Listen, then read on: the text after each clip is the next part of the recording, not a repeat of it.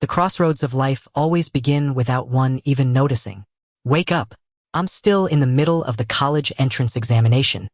Forcing his eyes open, Tang staggered and nearly lost his footing, only to discover that he was not sitting in the examination hall at all, but standing inside a circular frosted glass chamber. 8 spotlights above and around him shone down, their beams gradually dimming before finally going out. Directly ahead was an electronic screen displaying Talent Insight Rank Tier 0A Level 1. Candidates must keep their personal information confidential. With a sharp smack, Tang raised his hand and slapped himself across the face. I'm still dreaming. Hurry up and wake up. When Tang opened his eyes again, he found he was still inside the glass chamber. It's over. Did I transmigrate? Who in their right mind transmigrates during the very last subject of the college entrance exam? They promised that if I became the top scorer, the school would give me $300,000 in scholarship. Just then a shrill ringing sounded. An alarm blared through the room. No need to get so worked up just because you awakened, someone grumbled. A man in his 30s stood at the doorway, muttering under his breath before calling into the room. Classmate, you really have awakened a beast taming talent. Stop slapping yourself and come out already. Other people finish in a minute. You've been in there 10 minutes already. You're holding everyone up. Tang quietly opened the door and stepped out, murmuring a thank you to the middle-aged man at the entrance. Lifting his gaze, Tang saw the field ahead, teeming with students. Behind him, 10 glass chambers used for testing stood in a row, with 7 or 8 classmates still queued up outside each one.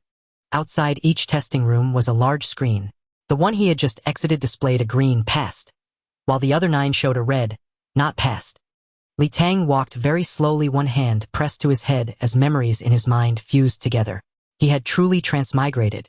Compared to his previous life as an orphan, the Tang of this world had family and friends. There were far fewer cold gazes and mocking words, and far more laughter and happiness. Even more astonishing, this was a world of beast tamers. Some humans would awaken beast-taming talents around the age of 16, contract spirit beasts, traverse mountains and seas, and thereby gain wealth, power, and status. Tanga, you actually awakened a talent, as expected of a genius. A burly youth burst out of the line and hooked an arm around Tang's neck. Tanga, why did your test take so long? Are you all right? There are only a bit more than 20 people before me. Now that you've awakened, if I don't awaken, don't you dare forget me if you get rich. We're the twin geniuses, so you're a genius too. Have faith in yourself. Tang remembered him. Yang Fan, his longtime buddy, tall and imposing. You're right, I'm a genius too. Haha, we'll go to the Beast Taming University together then.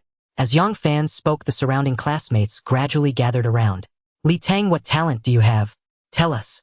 I didn't expect we'd only be classmates for 1 week. I heard those with beast taming talents will be placed into a separate class. Everyone quiet down. A striking woman in leather pants, leather jacket, and leather shoes strode over with her head held high and face set in a stern expression. Her lovely features and proud figure drew the eyes of the boys around her. Wang Jian, did you not listen in class? Beast taming talents are confidential. What are you prying into? Get back in line. Which other class acts like you lot? A few students hurriedly returned to their places. Tang, you have 5 seconds to get back in line. You took long enough with that test. Yes, teacher Zhou. Zhou Shumi looked at Tang, thinking to herself that this little rascal was unusually polite today. No chance to give him a kick, what a pity. Zhou Shumi was their homeroom teacher. Her figure was impressive, and so was her penchant for Hansen discipline.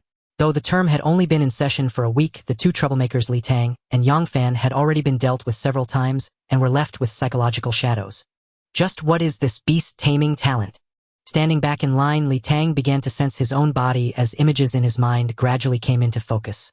Insight allows for in-depth viewing of information about opponents and spirit beasts and enhances vision. Sharingan. No, it can't even manifest Susanoo. At best, it's just a normal Byakugan. Looks like even after transmigrating, I'm only here to play a minor role. At the same time, a cubic space of about 1 cubic meter appeared in his mind. So this is what they call a beast-taming space. So small. How do I use this talent? I suppose I just look with my eyes. Let's try. Tang fixed his gaze on Zhou Shumi, who was maintaining order ahead, and silently chanted, Insight. Tang's eyes seemed to flash and information appeared before him. Name Zhou Shumi, age 28. Rank Tier 3. Level 6, talent damage amplification, number of spirit beasts 2 measurements. Zhou Shumi felt something and suddenly snapped her head around to glare at Tang. There were still some strange key details he hadn't clearly seen before he blacked out. This year our school's results are pretty good. Among the 1056 new students, we have 85 with talents. The one speaking was Teacher Zhou.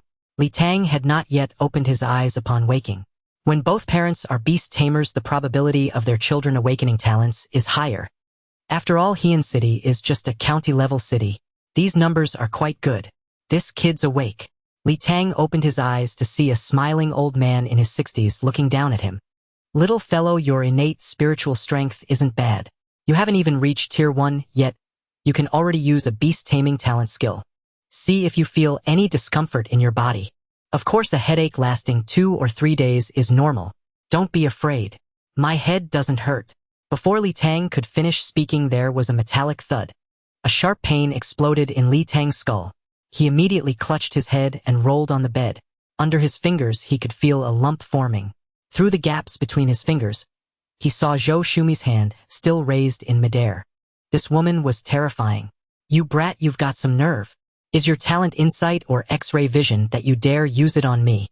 If I catch you doing it again, I'll break your legs. Zhou Shumi's face was full of indignation as her right hand kept making knocking motions toward Li Tang's head. One flick wasn't enough to vent her inner anger. The old man beside them only watched with a smile. He didn't even pretend to intervene. I was wrong. I don't dare anymore. Teacher Zhou, my ability is insight, not X-ray vision. Please calm down. Li Tang shrank back on the hospital bed, pulling his head away from the slender hand hovering above him. Insight is actually not bad. Though it's not a combat talent, it has strong support functions. The old man nodded in approval. This is Vice Principal Liu, who also serves as the director of the school infirmary, Zhou Shumi said with a pout. Elder Liu, you're too kind. Without the Beast Encyclopedia, insight would indeed be pretty good. But 30 years ago, after Master Qian Jinlai invented the Beast Encyclopedia, this talent basically became obsolete. As she spoke, Zhou Shumi raised her left hand, revealing an electronic device resembling a wristwatch. Presumably the Beast Encyclopedia. You girl, why are you blurting out such blunt truths? Vice Principal Liu said helplessly. The Beast Encyclopedia was also invented based on the Insight talent. Originally, Insight was rated as a B-level talent, but later it was downgraded to F-level talent. Vice Principal Liu suddenly withdrew his smile, glancing from Zhou Shumi to Li Tang. But you must understand that even with the same talent, there are strong and weak versions.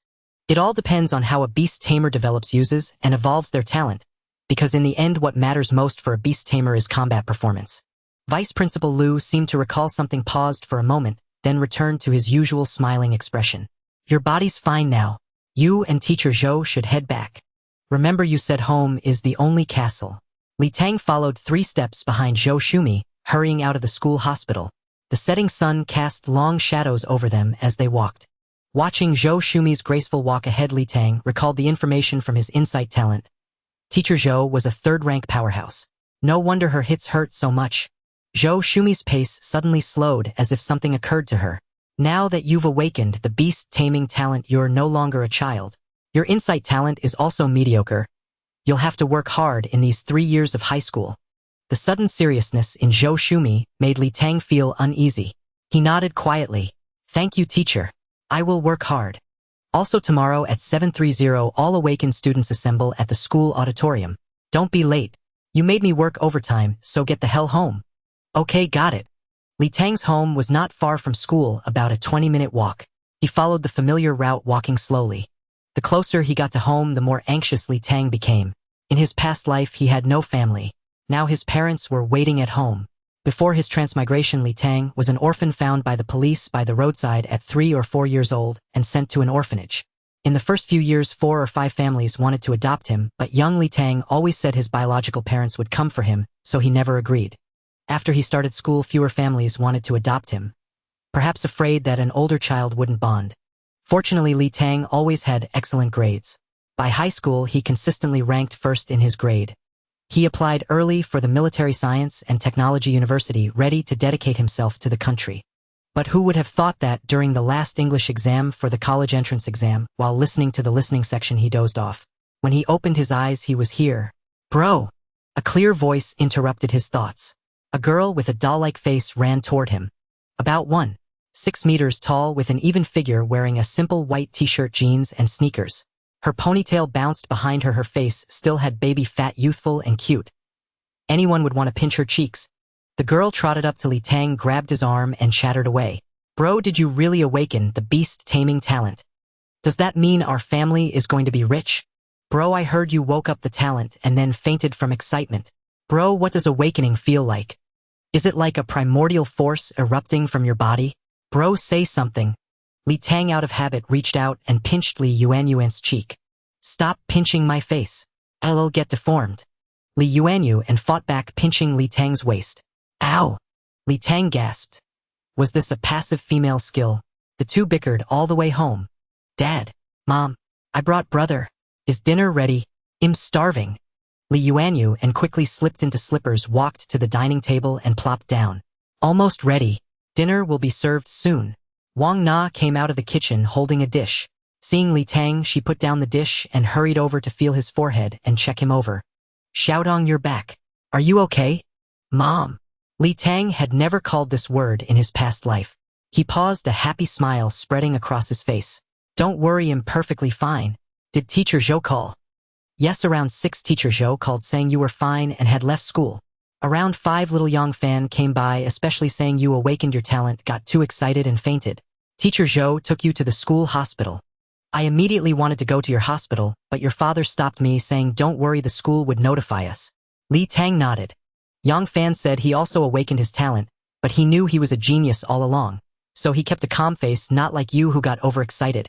Wang Na hadn't finished when Li Yuanyuan cut in. Bro, you're so weak. Tsh, that guy is shameless. Before the test, he said, if we get rich, don't forget each other. Ew, after the test, he said, I have the quality of an emperor. As they spoke, Li Shanpao came out of the study and sat down at the dining table. Dad. Someone in our family has awakened a talent. Xiaotong, from now on you need to be mature. Stop teasing cats and dogs. Cultivate seriously. Li Shanpao worked at the City Patrol Bureau, which had beast tamers on staff, so he knew something about them.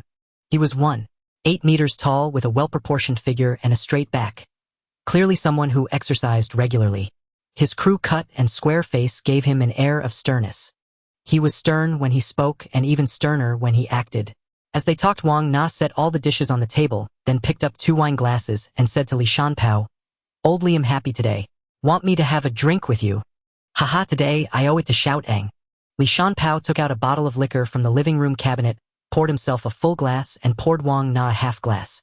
Come, let's all raise our glasses to congratulate Xiaotang on awakening his talent. Thank you, Mom, Dad, and Yuanyuan. Dad, I heard that beast tamers are a privileged class. The state gives them money, resources, and job placements. They say you even have to be a beast tamer to start a company. That's true, but with rights come obligations. 200 years ago, the 7 continents merged, cracks appeared in the sky, ferocious beasts surged out to attack humans, and the original animals on Blue Star began to mutate. Humanity on Blue Star faced a crisis. At that time, some people awakened the beast taming talent, contracted spirit beasts, gained powerful abilities, and waged a brutal war against the ferocious beasts. It took a full 30 years and countless sacrifices to seal the sky cracks, drive the beasts into the forests, and bring the peaceful life we have now. Li Shanpao clinked glasses with Wang Na, took a sip and looked at Li Tang. Li Tang, now that you've awakened your talent, once you contract a spirit beast, you'll be a beast tamer. Defending the country is your duty. When you go to the battlefield, don't be a deserter. At this, Li Shanpao's mood became somber and Wang Na fell silent. Li Tang, you must cultivate well. Not studying won't kill you, but not cultivating well will. Li Shanpao drained his glass and was about to pour another when he found the bottle missing. Honey, I'm happy today. 1 more glass. No way. You snore when you drink. 1 more and you're sleeping in the study. Bro, now that you've awakened, the state will support you. From now on, give me your allowance. Li Yuanyuan looked at Li Tang with a sly expression. I heard beast tamers make a lot of money, but cultivation and raising spirit beasts cost even more. Little Yuanyuan, I think your allowance might be cut in the future. Wang Na teased, reaching out and tapping Li Yuanyuan's head. I'm going to have to pay you instead. Li Yuanyuan looked helpless, then asked curiously, do they assign wives to beast tamers? I think my brother is so weak, he'll probably stay single forever. Nonsense, no one assigns wives. Li Shanpao scolded lightly and Li Yuanyuan stuck out her tongue. Li Shanpao looked at Li Tang. Xiaotong, focus on your cultivation. Tell us if you need anything. Our family has some savings. Li Shanpao quickly finished his bowl of rice. Xiaotong, rest early. Li Yuanyu, and go to your homework. They say a daughter is her father's lover from a past life. In your past life, were you just fixated on making your lover do homework? Li Yuanyuan finished and immediately ran to her room. Li Yuanyuan, are you itching for a spanking? Where is my? A journey through time and space had always been a dream I yearned to fulfill but never did. Li Tang, lying in bed, pondered over her day, feeling that everything was utterly surreal. From the college entrance exam venue to the awakening site. From vowing to dedicate herself to the nation to awakening the beast tamer talent, now she must serve her country. The memories of 2 lifetimes left Li Tang's mind in chaos. Had I traveled through time occupying this body and stealing another's life? Or was I still myself, merely burdened with an extra dreamlike memory? Who am I? Enough, the past cannot be pursued, and the future cannot be welcomed. Li Tang closed her eyes. The beast tamer talent and its spatial realm remained vividly clear. Since I've arrived in this world of beast taming, I shall carve out my own path. Having my family by my side is already a blessing. How does one cultivate as a beast tamer? How does one contract a spirit beast? Pondering these thoughts, Li Tang drifted off to sleep a dreamless night. At 6:30 the next morning, Li Tang woke and opened his eyes only to find himself still in the room. He had truly traversed realms. This was no dream. He closed his eyes again to inspect his beast tamer talent. Insight allows in-depth examination of opponents and spirit beasts, enhancing visual acuity. Synthesis evolution. 3 identical contracted spirit beasts of the same level can be fused for forced evolution. The beast tamer space provides 10 reserve slots for contracting spirit beasts. I possess 2 beast tamer talents. Has the transmigrator's golden finger arrived? Synthesis evolution and reserve slots. This is like the golden shovel merging 3 into 1 powerful entity. 10 reserve slots. Does that mean I can contract 10 spirit beasts at once? With no conditions, I shall fight 10. With conditions, of course, 10 shall fight 1. After a single sleep, I awakened a new talent. Will I awaken more later? I am truly the favored child of destiny. Li Tang. Li Tang. Get up. A knock echoed as Li Yuanyu and mumbled while brushing her teeth. I'm already up. Li Tang dressed quickly and opened the door. At the threshold, Li Yuanyu, and clad in a pink onesie pajama adorned with a bear, brushed her teeth with foam spilling from her mouth. She rolled her eyes at him, muttered softly, and walked away grumbling. You're in high school and still lazing in bed. How did you manage to awaken a talent? It's so unfair. I'll definitely surpass him in the future. Ah, right. At 7:30, Li Tang stood in the auditorium of Heen City No. 1 middle school, surrounded by 85 classmates arranged in a square formation. Yang Fan, taller in stature, stood behind Li Tang, leaning in with a mischievous grin. Xiao Tongzi, I told you I'm a genius. Let me tell you about my talent. 2 words, absolutely incredible. It's definitely grade talent. When no one's around, I'll secretly tell you. Our school doesn't have any grade talents this time. Most of us are between grade and grade. You 2 academic slackers, Li Tang and Yang Fan, actually awaken talents. It's so unjust. Before Yang Fan could finish, the chubby Wu Chong, standing to their side, interjected disdainfully. Wu Chong had attended the same middle school as Li Tang, and Yang Fan was the son of the middle school's disciplinary director, consistently excelled academically, and had a somewhat arrogant nature. Li Tang and Yang Fan had disciplined him a few times, gradually becoming friends. Yo, fatty Wu, did you eat gunpowder today? Why so fiery? Want to spar with me? Yang Fan, with his straightforward and hot-tempered nature, couldn't tolerate such provocation. Stopping Yang Fan from acting out, Li Tang interjected, Brother Chong, do you know the talent distribution for our cohort? Give us a hint. We're from the same middle school after all. The address Brother Chong made Wu Chong feel immensely pleased, and his expression softened considerably. I'll tell you secretly, our cohort has 4 grade talents, 16 grade talents, 26 grade talents, and the rest are ordinary talents. My dad has connections in the education bureau, so I managed to find out. Isn't it true that even within the same grade there are differences in strength? Li Tang asked. You know that? Then you should be aware that for beast tamer talents, the weak aren't necessarily weak, but the strong are undoubtedly strong. Wu Chong was somewhat surprised, paused, then whispered quietly, This time experimental high school produced grade talent. I heard it alarmed the provincial leaders, who ordered special nurturing.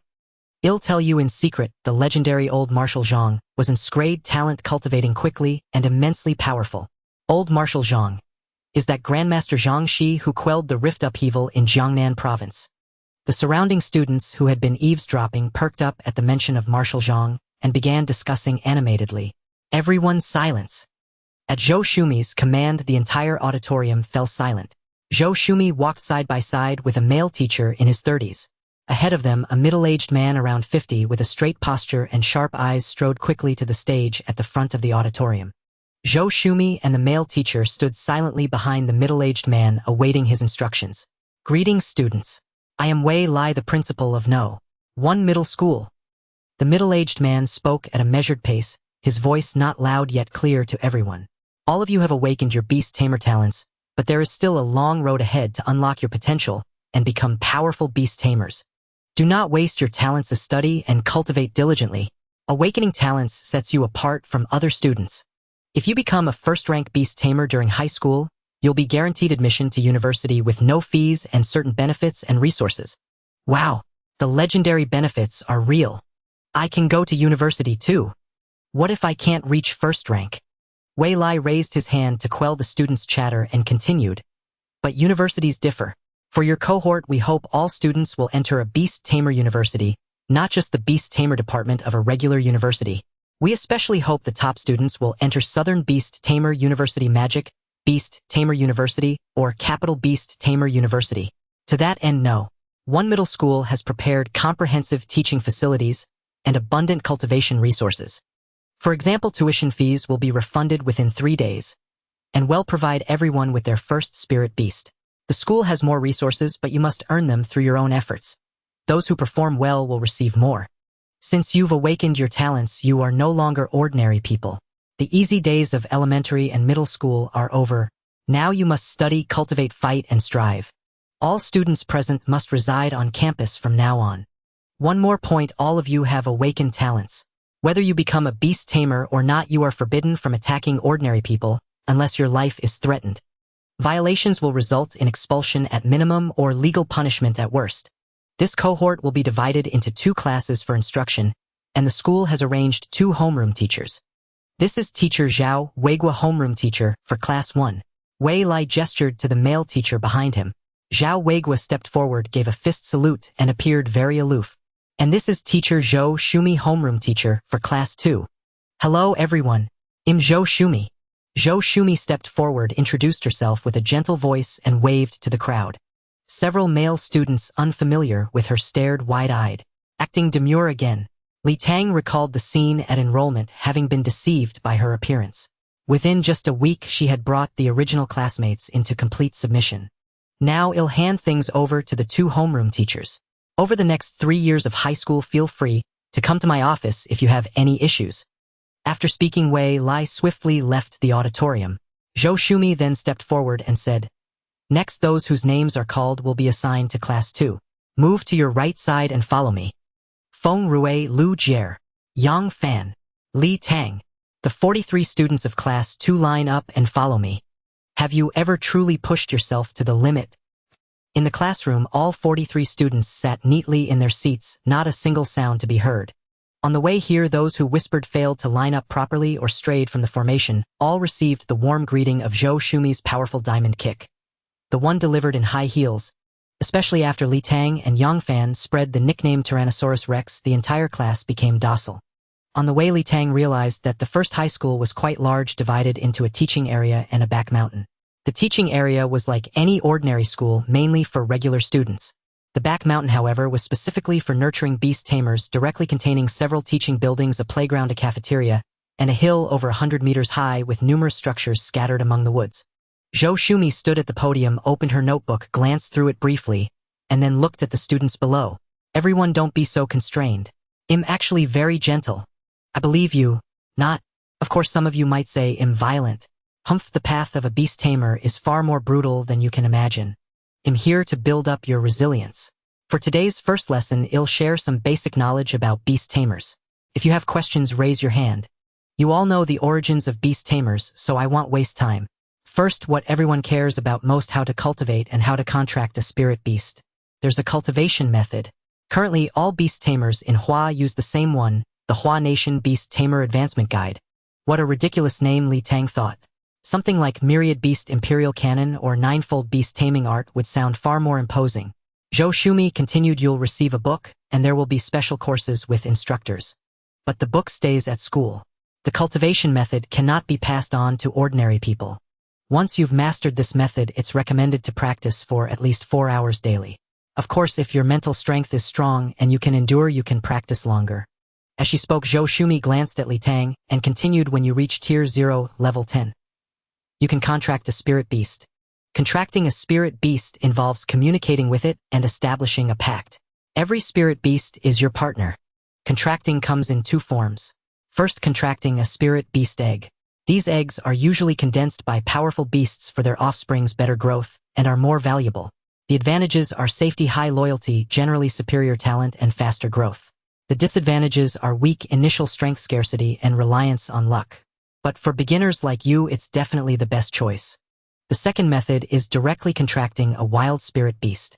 The advantages are stronger initial strength and observable talent levels. The disadvantages are the risks involved in the contract and the possibility of betrayal under special circumstances later. The levels of a beast tamer and their spirit beast are related but not absolute. Currently, there are 2 schools of thought among beast tamers. The first focuses on raising a single spirit beast. For example, if you contract an egg when your beast breaks through to Tier 2. You can also cultivate to Tier 2. The tamer and beast are roughly equal in strength. In this case, a high-quality first beast is crucial. The second approach involves raising multiple beasts. For instance, when you're at Tier 1 at Level 10, contracting another beast can also elevate you to Tier 2. Here, the tamer is generally stronger than each individual beast.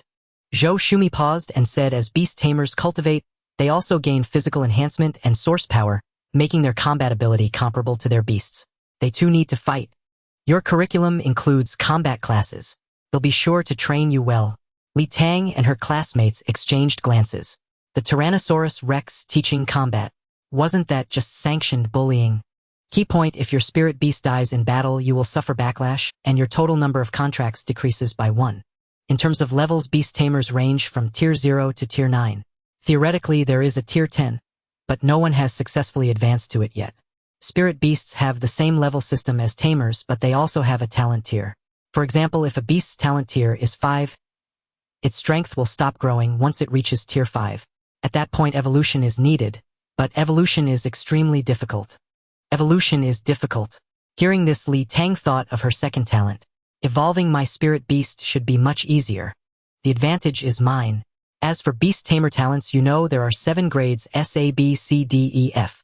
This classification is based on the strength of known talents, not real combat power. Zhou Shumi changed her tone. But the reason you're in Class 2 is that your taming talents are inferior to those in Class 1. Class 2 is what's called the slow track. However, I hope you'll all work hard and not embarrass me. If I'm embarrassed, you'll lose your lives. Li Tang curled her lips. In my past life, I lived fast and now I'm stuck in the slow class. Any questions? Teacher Zhou, can a beast tamer only have 1 talent? Li Tang raised her hand and asked. Hearing this question, Zhou Shumi raised an eyebrow, clearly surprised. After a moment's thought, she said, I know of only one special case. A pair of twins, one died in the womb. The surviving one awakened with 2 talents. He is incredibly strong. I'm a reincarnator, essentially 2 souls fused into one, so I have 2 talents, Li Tang mused. Teacher Zhou, when can we contract a spirit beast? I'm so curious about what my first one will be, asked Yang Fan, who sat behind Li Tang. It varies. On average, it takes about 1.5 years, around the 2nd semester of your sophomore year, to reach Tier 1. A playful smile crept across Zhou Shumi's face. But Heirace atop the school traditionally prepares 5 spirit beast eggs each year. This year should be the same, and it's first come first served. Each egg is worth over 1 million. The school is really generous. I'm a peerless genius. Only a spirit beast egg is worthy of me, declared Yang Fan with determination. The students below, dreaming of a bright future, began chattering excitedly. Now for the benefits. The school charges no tuition, provides room and board, and you get 2 days off each month. Those who haven't reached Tier 1 receive 1 low-grade source stone per month for cultivation. It's not much and it's barely enough. If you want more source stones, it's simple. I'm going to select 1 class monitor and 1 vice monitor to help manage the class. These two will receive an extra source stone each month. How will we choose them? Very simple. Right now, everyone will run to the Beast Taming Zone's playground and keep running. Anyone who falls 2 laps behind or can't continue is eliminated.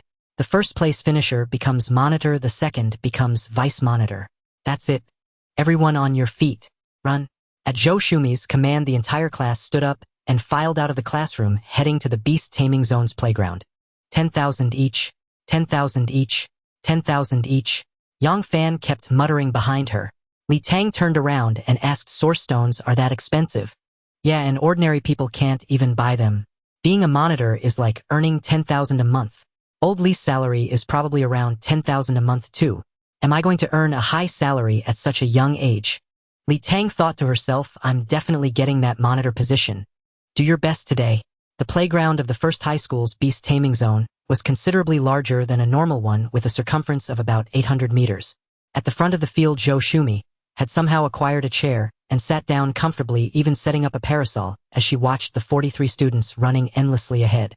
The running group was clearly divided into 3 clusters, 5 leaders at the front, a main pack in the middle, and 7 or 8 stragglers who had already fallen behind. Li Tang and Yang Fan were running within the main group. In this world, Li Tang, though average in academics, had always been fond of playing with cats and dogs and loved sports, so he was in decent shape and ran with ease. Yang Fan, tall and sturdy, naturally had even better athletic abilities.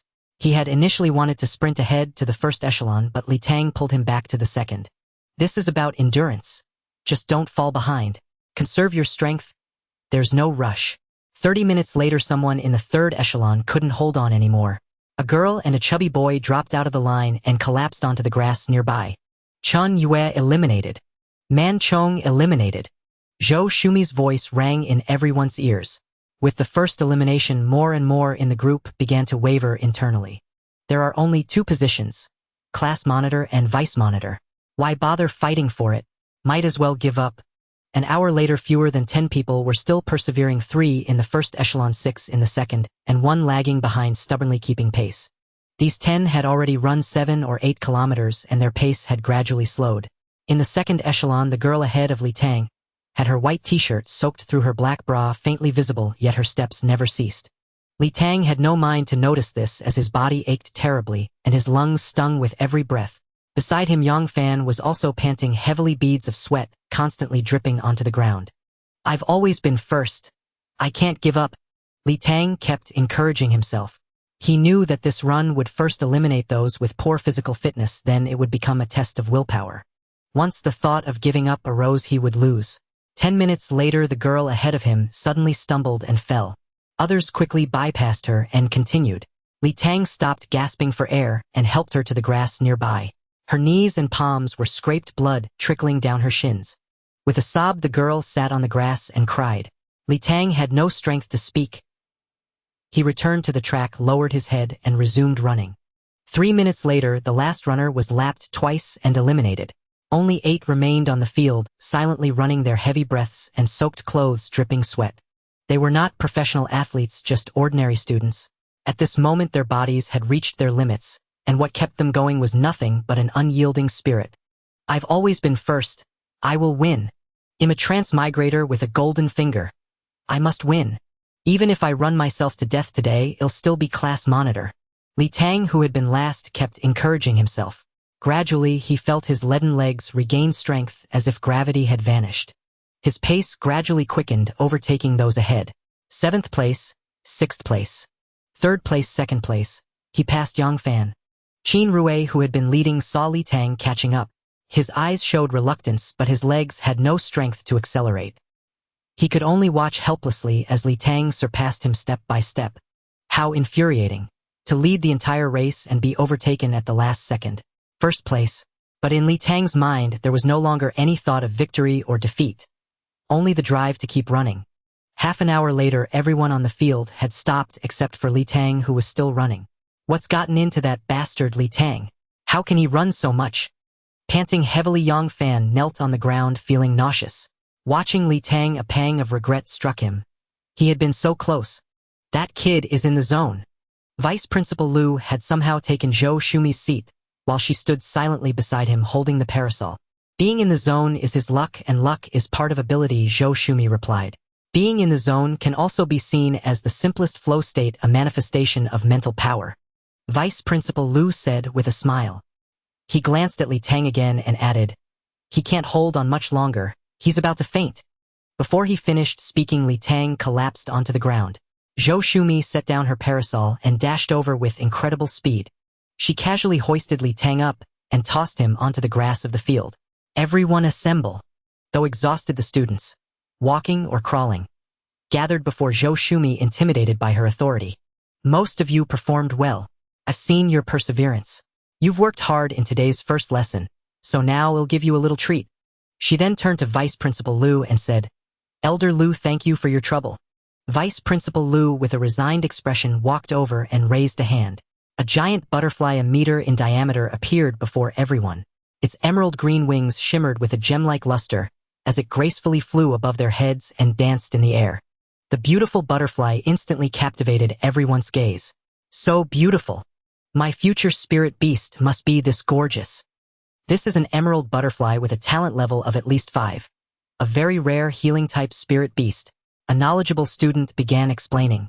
As the students buzzed with chatter, Elder Lu said softly, "Emerald butterfly use accelerated healing." With the fluttering of the emerald butterfly's wings, waves of green light radiated from its body. The injured student's wounds visibly healed at an accelerated pace. Yun Ziyuan, who had fallen earlier, stared in astonishment as her hands and knees fully recovered, leaving only traces of blood. Emerald butterfly use recovery. The butterfly circled above everyone, scattering sparkling green powder that settled on the students. They felt the soreness and weakness in their legs gradually fade, and soon their bodies were brimming with strength again. Li Tang slowly regained consciousness and sat up, gazing at the emerald butterfly in the sky as he felt his strength return. This was his first time seeing a real spirit beast. The beautiful emerald butterfly seemed like a lovely dream, one he wished could linger. So this is a spirit beast. So magical. In the future, he'll have many powerful spirit beasts. He'll be the king of beast tamers in this world. Emerald butterfly return. With Elder Lu's soft command, the emerald butterfly transformed into a beam of light and returned to his body. "You all have your lesson. I'm heading back to the hospital," he said, turning to leave. "Everyone thank Principal Lu." Zhou Shumi called out loudly. "Thank you, Principal Lu." "All right, based on the running results, the class monitor is Li Tang and the vice monitor is Qin Rue." Zhou Shumi pointed at Li Tang and Qin Rue, then continued. "Li Tang arranged for a few boys to go to the library, bring this semester's books to the classroom, and distribute them to everyone's seats. At 1:30 p.m., Li Tang organize everyone to the combat classroom. They'll teach you combat skills. Now dismissed. Go eat, shower, and rest." When heaven is about to place a great responsibility on a man, it must first strain his sinews and bones, strain his sinews and bones. Li Tang led the 10 boys, organized the books, and distributed them. After a morning of running, despite the recovery from the emerald butterfly, he was already starving. He quickly called out to Yang Fan and headed straight for the cafeteria. "In the morning, I was just one step away, but my leg cramped up at the end. Otherwise, the two of us, the class monitor and vice monitor, would be like a pair of dragons and phoenixes, unstoppable, peerless prodigies." On the way, Yang Fan began to explain himself. Li Tang had been too into the run to notice his situation, but he comforted him. "It's okay, Xiao Yang, with me, your great class monitor, helping you, can't you win back the vice monitor position? Brother Tang, you're right. No wonder you're my bro Tang, so far-sighted and never miscalculating." In the cafeteria, everyone had the same meal of 3 dishes and a soup. The food was exquisite, especially the braised pork, which was crystal clear and fragrant, making one's mouth water. This food must be delicious, but the portions look a bit small. The auntie serving the food was even grinning, telling me to eat, first saying there's definitely enough. "I'll definitely go for thirds." Yang Fan, tall and big, had a huge appetite. Li Tang saw Wu Chang sitting alone in a corner eating, so he pulled Yang Fan over and sat down. "Who's this? Isn't this our young master Wu? Why are you alone?" "Huh." Yang Fan started teasing as soon as they met, but before he finished, he saw a dark bruise around Wu Chang's left eye and asked in surprise, "Wu Chang, who hit you in the eye? You've got a shiner. Who bullied you? Well, get back at them for you." Li Tang, having been in the same middle school as Wu Chang and having a decent relationship, chimed in. "Don't even mention it. In the morning, when we were choosing the class monitor, our homeroom teacher directly made the boys and girls fight in separate groups. He said whoever was left standing would be the male and female class monitors. A bunch of people were fighting and I couldn't dodge in time. That big bear punched me right in the eye. Wu Chang said, somewhat annoyed. Li Tang thought to himself neither homeroom teacher was an easy one. Zhao Weiguo's brutality was no less than Zhou Shumi's. So you're a little chicken, huh? Lost a fight. If our class had fought, we'd definitely be the class monitor and vice monitor. Yang Fan said, his mouth full of braised pork and rice, chewing as he spoke. There are rules in a fight. No hitting the face. Who is this big bear? Why did he hit you in the eye? Li Tang asked while eating. Xiong Chu, our class male monitor. His talent should be a passive physical reinforcement type. He's both tough and strong, very formidable. Who's your class monitor? Sitting right in front of you. Class 2's great monitor, Li, and you didn't even know. Yang Fan introduced dramatically. Luck, just luck. Li Tang said modestly, but his gesture told Yang Fan to continue. In the morning, our brother Tang left everyone in the dust running until the whole class threw up, all conceding defeat. Humph, picking the tallest among the short. After all, it's the slow class. Wu Chang's habit of being a verbal bully flared up again, and with that one sentence Li Tang and Yang Fan put down their chopsticks. Little Chang, your eyes don't look symmetrical. Let me help you out. As he spoke, Yang Fan cooperatively hugged Wu Chang, locking his arms and upper body, while Li Tang pretended to throw a punch. I was wrong, please spare me, both of you. Don't waste this food. The ingredients should be from spirit beast meat, and the vegetables are probably spiritual plants rich in energy which can slowly nourish our bodies. Seeing the situation turn bad, Wu Chang quickly changed the subject. Li Tang stopped his movements, finished the last of his meal, and downed the vegetable and meatball soup in one gulp, immediately feeling a warm current flow from his abdomen to his limbs. And Yang Fan, who had claimed it wouldn't be enough, actually let out a burp. At 1:30 p.m. in the combat classroom. Though called a combat classroom, it was over 500 square meters with various training equipment placed around. The 43 students of Class 2 changed into training clothes in the adjacent changing room and lined up in a square formation by height. In front, Zhou Shumi had also changed out of her leather jacket and pants into a black training outfit, radiating an air of valor. Some might think that a beast tamer just needs to send their spirit beast to fight. That's a huge mistake. If a beast tamer is weak themselves, as long as the opponent isn't an idiot, they'll directly go for the beast tamer. So a beast tamer must possess sufficient combat ability themselves. Although a beast tamer's body gradually strengthens as their level increases, without proper combat skills, they're just brute force. Class monitor stepped forward. Here. Li Tang stepped out of the formation. Attack me however you like. Having said that, Zhou Shumi stood still, making no other move. Li Tang knew Zhou Shumi was powerful and surely possessed extensive combat skills. He thought to himself he should hold back and use some feints so as not to lose too miserably. Without hesitation, he sprinted forward, pretending to punch at Zhou Shumi's face, planning to pull back and switch to a sweeping leg kick the moment she reacted. But before he could even see Zhou Shumi's movement, his fist was caught in her palm. With a casual pull, Li Tang stumbled forward 3 or 4 meters, landing face first on the ground. Again. Zhou Shumi beckoned him with her finger. Li Tang wasn't one to back down. He got up and charged at her again, raising his leg for a side kick. But Zhou Shumi's foot struck first, landing right on his forehead. This is speed. She lowered her foot, walked over to get a thick padded shield, and tossed it to Li Tang. Hold it. Li Tang didn't dare be careless, holding the shield against his chest with both hands. Zhou Shumi then took a step forward and threw a punch, sending Li Tang flying. After flying low for 4 or 5 meters with a bang, Li Tang crashed into the sandbag behind him, which swung up into the air like a pendulum. Li Tang stopped on the ground, not feeling any pain, unaware that the sandbag was swinging back from its high point. It landed right on him, sending him face first into the ground again. She definitely did that on purpose. I'm the class monitor, not a punching bag. This is power. And I was holding back, otherwise that punch would have crippled him. Zhou Shumi then explained to everyone, in subsequent combat classes there will be many combat techniques, and even in senior year we'll teach you battle tactics. But the fundamentals of combat remain the same. Strength and agility are the 2 core elements. Specifically, it's about physical strength, endurance, speed, and flexibility.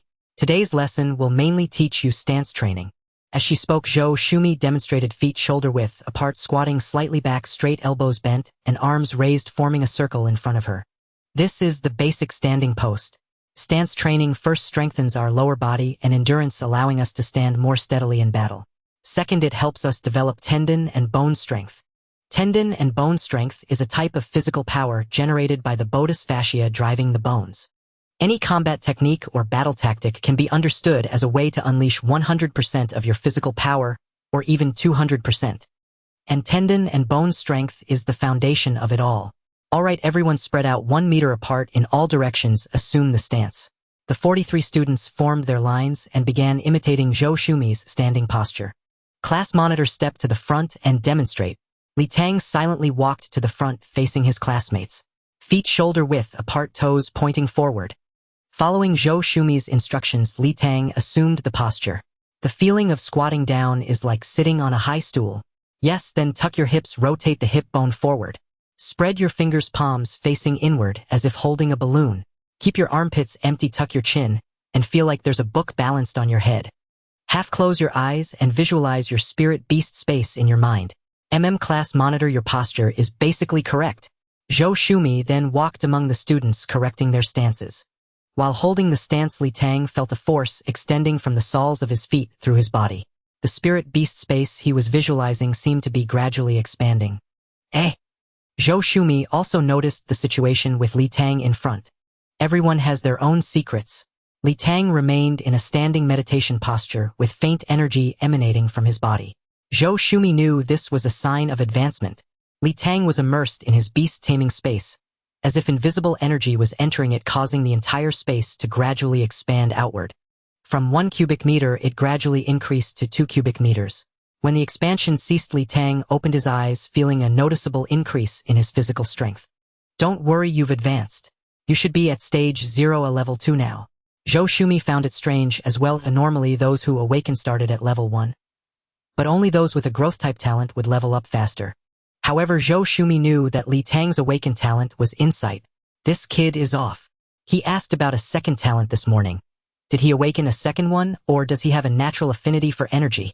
No one was a fool, as Zhou Shumi quickly formed a hypothesis. But beast tamers were combat professionals, who didn't keep a trick up their sleeve or hold secrets. Your class monitor is already at level 2. He's far ahead of you all and has a good chance of obtaining a spirit beast egg and his first powerful beast. You all need to catch up. Zhou Shumi dangled this prospect to motivate the other students in the class. Seeing Li Tang advance directly, the other students felt envious, and believing the standing meditation to be highly effective, began practicing it with great dedication.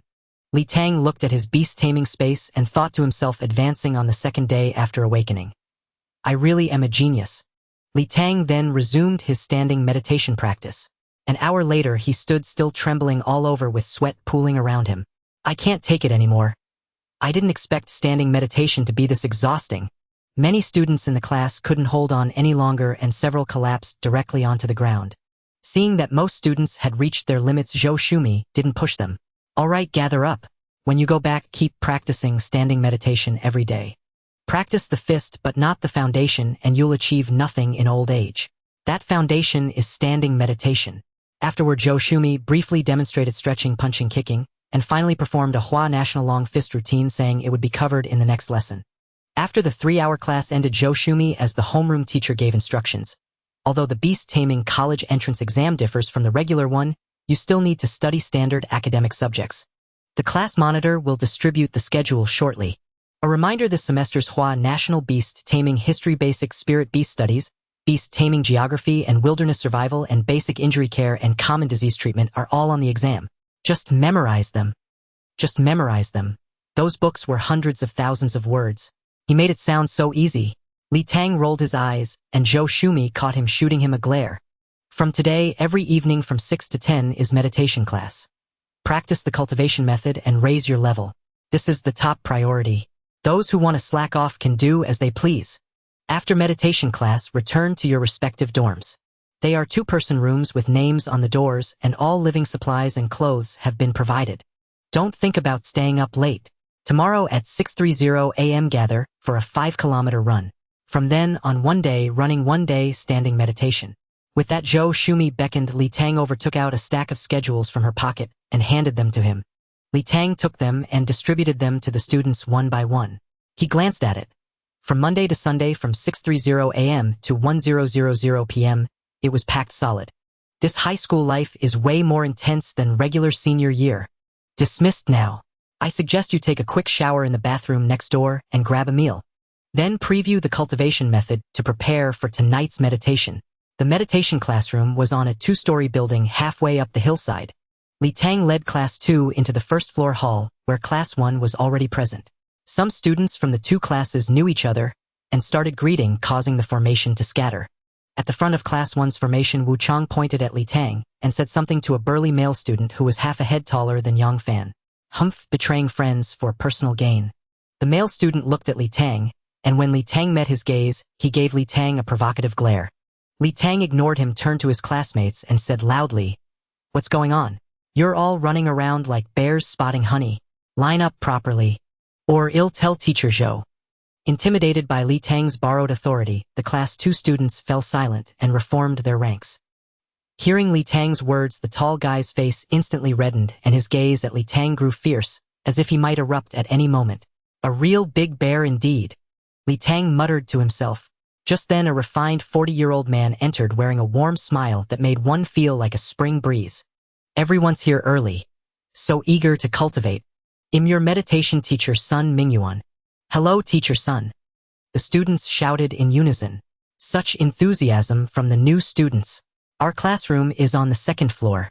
The 2 class monitors lead everyone in and have them sit down. Class 1 on the left, Class 2 on the right." The meditation classroom was nothing like the bright, clean ones elsewhere. It had no windows. Moreover, the door was 30 centimeters thick and very heavy. When Sun Mingyuan opened it, Li Tang could see he had to use force. The lighting inside was soft, and there were no desks or chairs, only meditation cushions.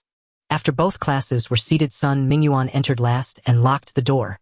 "Why can we cultivate?" Sun Mingyuan began with a question. "It's because the rifts brought source qi." Yun Ziyuan from Class 2 answered softly. Hearing her voice, Li Tang turned and glanced at her. She had an oval face with delicate features. Clean and very pretty. Sun Mingyuan nodded and said, "Right, so cultivation isn't as complicated as you might think. It's about absorbing source qi into your body to strengthen your beast taming space, which in turn nourishes your physical body. The cultivation method teaches you how to absorb source qi more efficiently, and how to use the source power fed back by the beast taming space to enhance your physique more effectively. You've all previewed this Hua National Beast Tamer Advancement Guide, haven't you?" Sun Mingyuan held up the book. Seeing the students nod, he continued, "The title may not sound impressive, but it was compiled by 9th stage grandmasters based on various cultivation methods. It's characterized by being steady, balanced in all aspects, and low risk. Does anyone notice anything different about this classroom?" Sun Mingyuan smiled and posed another question. "The air seems fresher here." A male student from Class 1 answered. "It should be that source qi is more abundant here." Li Tang thought for a moment and said, "Correct. This is a low-grade source qi room built at great cost by the school. The source qi here is at least 10 times more plentiful than in a normal environment. Does anyone recognize this little thing?" Sun Mingyuan held up a transparent cube inside which a liquid seemed to flow. "That's a source stone." Xiong Chu from Class 1 answered in his gruff voice. "Yes, correct. In ordinary cities, source qi is relatively thin, making cultivation slower. Cultivating in a source qi room is naturally much faster. But if you're in the dorm or at home, you can use source stones for cultivation." Next, the class monitors and vice monitors stepped forward to distribute the source stones to everyone. Li Tang and Qin Rui from Class 2 went up, while from Class 1 it was Xiong Chu and a tall hourglass-figured beauty. Each monitor and vice monitor gets 2 stones. Additionally, Li Tang, you get 3. As Teacher Sun finished speaking, the eyes of both classes were fixed on Li Tang, who was counting his source stones. So a single grain in spring reap 10,000 seeds in autumn. This is the reward for leveling up. Every time you level up from stage 0, you'll be rewarded with a source stone. Sun Mingyuan explained. Upon hearing this, Class 2 understood the situation, but Class 1 was still bewildered. Has Li Tang already reached level 2 this afternoon? Sun Mingyuan continued his explanation. That's not scientific. We haven't even started meditation class yet. And you're telling me someone has already leveled up? Is Li Tang a natural awakener? Definitely not. He awakened with us yesterday, don't you remember? It must be due to talent. The students of Class 1 buzzed with discussion. Sun Mingyuan pressed his hand down, put away his smile, and said seriously, "Beast tamers seek self-improvement. Others leveling up fast is their own business. Why do we say talents should be kept secret?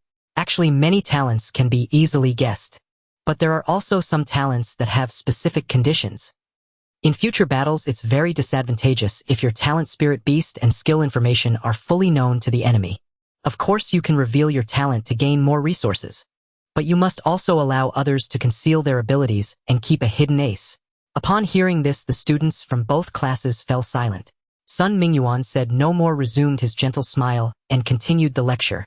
Earlier we mentioned that source stones can accelerate cultivation. Source stones are or formed from the condensation of source chi which we mine. They are quite precious. Although the one in your hand is just a small low-grade source stone. Once you absorb it, you'll almost be at level 2. The beast taming talent is everyone's apparent potential. Besides that, energy affinity, comprehension of techniques and battle methods, and command coordination with spirit beasts are also potential. Alright, when cultivating in the source chi room, you don't need to use source stones. The energy in the source chi room is sufficient.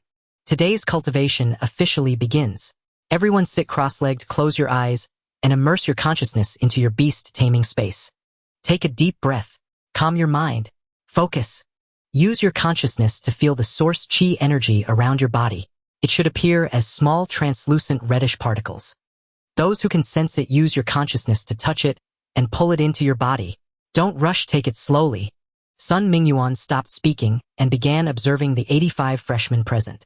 His eyes flashed with light as he activated his beast taming talent energy vision. Most of the Class 1 students had already drawn source chi energy into their bodies. When his eyes swept over Class 2, he froze. He saw that the energy around Li Tang was dense, with several wisps of source chi energy slipping into his body at once. Others absorbed them one by one, but you're absorbing 8 or 9 at once. You haven't even started cultivating and you've already reached level 2. Is this kid some big shot who transmigrated back to being 16 years old? Snapping back to reality, seeing that the students had all absorbed 1 unit of energy, Sun Mingyuan continued, "Everyone, here comes the important part. Sense the energy absorbed into your body. Don't let it linger in your flesh. Use your consciousness to transport it to your beast taming space. Transport a total of 10 source chi energy particles. Don't rush, take it slowly. Then use your consciousness to compress those 10 energy particles into a single droplet within the beast taming space. Bury this droplet of energy as a seed into the ground of the beast taming space. Continue absorbing surrounding energy, transporting it to the beast taming space, and let the seed absorb it. Imagine this seed sprouting. Roots and a stem emerge and a tender shoot appears. Let it grow gradually. The above is the introductory chapter of our Huaxia Beast Tamer Advancement Guide. Everyone's main task today is to cultivate this part. Everyone continue cultivating. Strive to make your seeds sprout. Having said this, Sun Mingyuan sat cross-legged at the front, took out a source stone of higher purity, and began to cultivate himself. At this moment, within Li Tang's beast taming space, the seed had already sprouted, continuously absorbing the energy particles within the space, and then put forth another leaf. At that moment, Li Tang sensed that the reserve seats of his second talent could also have seeds planted in them. No sooner said than done. In his little beast taming space, he dug and dug. Plant a little seed, grow a little sprout. The first reserve seat, the second, the 5th, the 10th. After planting seeds in all of them, Li Tang felt his absorption of source chi energy accelerate. Hundreds of energy particles surged into the beast taming space, absorbed by the 11 seeds. The seeds in the reserve seats were also gradually growing, sprouting, and putting forth a second leaf. Why are there no more energy particles? Some students in the classroom began to speak. Sun Mingyuan sensed the disturbance in the classroom, took a deep breath, and stopped his cultivation. Opening his eyes, he immediately saw what seemed like a vortex around Li Tang. Hundreds of source stone energy particles swooped into his body. A minute later, another hundreds of energy particles entered again. The energy particles around him were instantly depleted. What's going on? This absorption speed rivals that of a third-stage beast tamer. There's not enough energy in the classroom. Sun Mingyuan stood up, walked to the wall at the front of the classroom, and pressed hard on a section of it, revealing a hidden compartment. Inside the compartment were 10 small slots, each holding a low-grade source stone. Sun Mingyuan took a low-grade source stone from one slot, then pulled a brand-new medium-grade source stone from his pocket. With some reluctance, he placed it into one of the slots and pushed the hidden compartment shut. The classroom lights seemed to dim briefly to a reddish hue, and then the energy in the room was quickly replenished. It was 9:40 p.m. Sun Mingyuan roused the entire class and said, What I taught you today is the introductory chapter of the technique. The seed within your body is called the beast taming tree. This is the core of our technique. We nourish it with energy particles and dew will condense on its leaves. This dew is source power. Source power has many uses, including nourishing the beast taming space, allowing us to level up.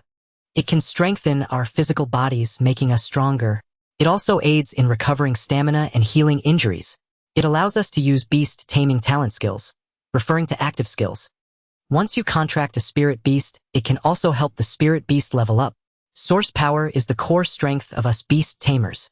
Sun Mingyuan paused at this thought, glanced at Li Tang again, and then said, at stage 0 a source power is mainly used to upgrade the beast taming space. Once you reach stage 1, the beast taming tree will be mostly grown, you'll have more source power, and there will be more uses for it. We still have a few minutes. Does anyone have any questions? Teacher Sun, my seed didn't sprout during this class. Can I continue cultivating when I go back? A tall thin boy from class 1 asked. Not sprouting in one class is normal. It's fine if it sprouts within 3 days. The source stones I gave you are for you to cultivate on your own when you go back. Just hold it in your palm while meditating. One important point here, meditation consumes mental energy. When you feel drowsy, go to sleep obediently. Don't force cultivation. Trying to make things grow faster will only result in loss. Money is a bastard. If you lose it, just earn it again. At 10:30 in the evening in room 603 of the first high school's beast taming district dormitory, the living conditions were excellent. Although it was a double room, it was actually a two-bedroom, one living room setup with a private bathroom. Li Tang looked at Yang Fan, who was eating a late-night snack on the sofa, utterly speechless. This guy had held it in all day and couldn't resist anymore. As soon as he got back, he stealthily told Li Tang that his talent was digestion enhancement. Specifically, it increased the digestion and absorption rate of food energy for him and his spirit beast by 10%. Taotai, how impressive. Li Tang finished playing the straight man, but upon thinking it over he realized something was wrong. This was clearly and frank talent. First of all, beast tamers cultivate through meditation. What use was eating? You couldn't swallow source stones into your stomach.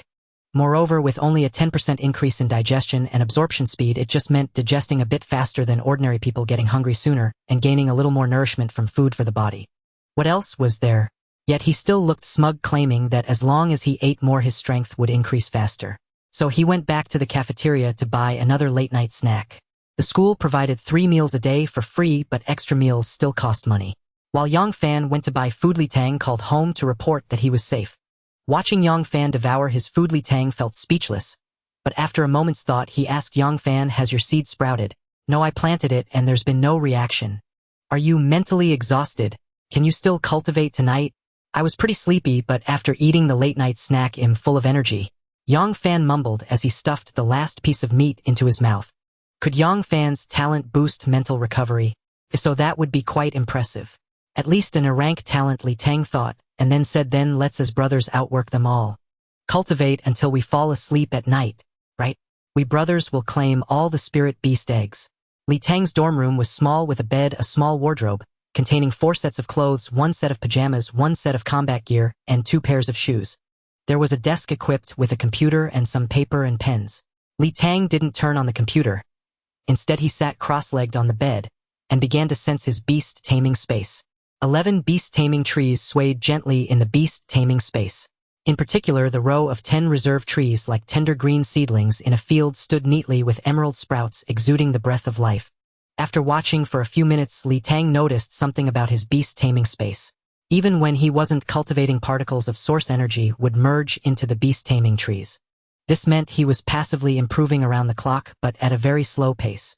The speed increased slightly when he internally observed the beast taming space, and it was even faster during active cultivation. When I awakened my second talent, there should have been an energy feedback. At that point, I was probably close to level 2. Because of the automatic cultivation, I was internally observing the beast taming space during the morning stance training, so I leveled up directly. Then Li Tang held a source stone in his palm and began to practice his cultivation technique. The source stone turned into source energy, entering Li Tang's body through his palm, and he guided it into the beast taming space. The source energy that arrived in the beast taming space split into 11 parts, nourishing the 11 beast taming trees. The second leaves of these sprouts were gradually growing larger. Inhale, transfer, nourish, inhale, transfer, nourish. 2 hours later, at 1 in the morning, with a thump, Tang collapsed onto the bed from exhaustion and fell asleep, which beast tamer didn't push themselves to the limit. In the Beast Taming District's freshman dormitory, many students like Tang practiced until they passed out. On September 10th, 201, a Tuesday at 6:20 in the morning, Tang was woken by his alarm clock and stretched lazily. Suddenly, he realized his hands were empty. With a start, Tang jumped out of bed and flung the blanket into the air. Nothing. He then dove to the floor using his phone's flashlight to check under the bed. Nothing. He leaped up, scanned the room. Still nothing. He grabbed yesterday's clothes and pulled only 2 source stones from the pocket. Tang's handsome face twisted slightly. Where are my source stones? Where are my source stones? The door was locked. He closed his eyes and internally observed the beast taming space. The second leaves of the beast taming trees were nearly as big as the first. Absorbed all of them in one night.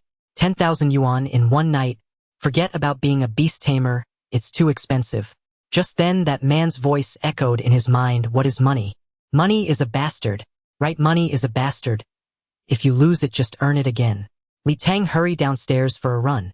Tang opened the door and dashed downstairs with Yang Fan sprinting all the way. As class monitor, I get 1 source stone a month. Can't let Zhou Shumi catch me slacking. At exactly 6:30 they arrived at the track. The classmates were all there. Start running. Tang didn't stop his pace and gave the command. The whole class began to run. He couldn't give Zhou Shumi any time to react. During the run, Tang asked Yang Fan beside him, Yang Fan, how much of your source stone did you absorb last night? Yang Fan pulled out his source stone from his pocket. It didn't seem to have changed much, just a slight reduction around the edges. Putting on a pained expression, Tang sprinted across the track. My second talent absorbs more energy, so it'll definitely have more source power in the future with advantages in leveling speed and combatability. The downside is it's too expensive. With classes from morning till night, I have no chance to make money. At 7:15, the whole class had finished running 5 kilometers. Tang dismissed the team, returned to the dorm for a quick shower, grabbed 3 big meat buns from the cafeteria, and brought 4 for Yang Fan, eating them on the way. The morning classes were regular cultural subjects, Chinese, math, biology, and chemistry. Tang opened the Chinese textbook and flipped through it from the beginning, then moved on to math, biology, and chemistry.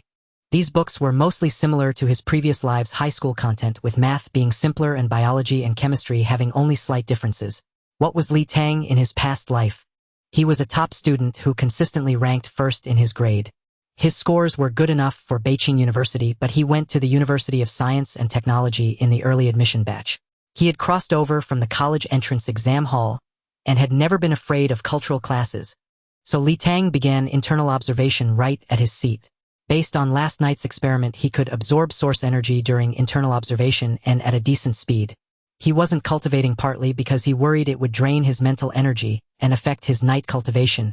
On the other hand, he wanted to show the teacher some respect since class was in session. In the Chinese class, the teacher glanced at him but just continued teaching silently.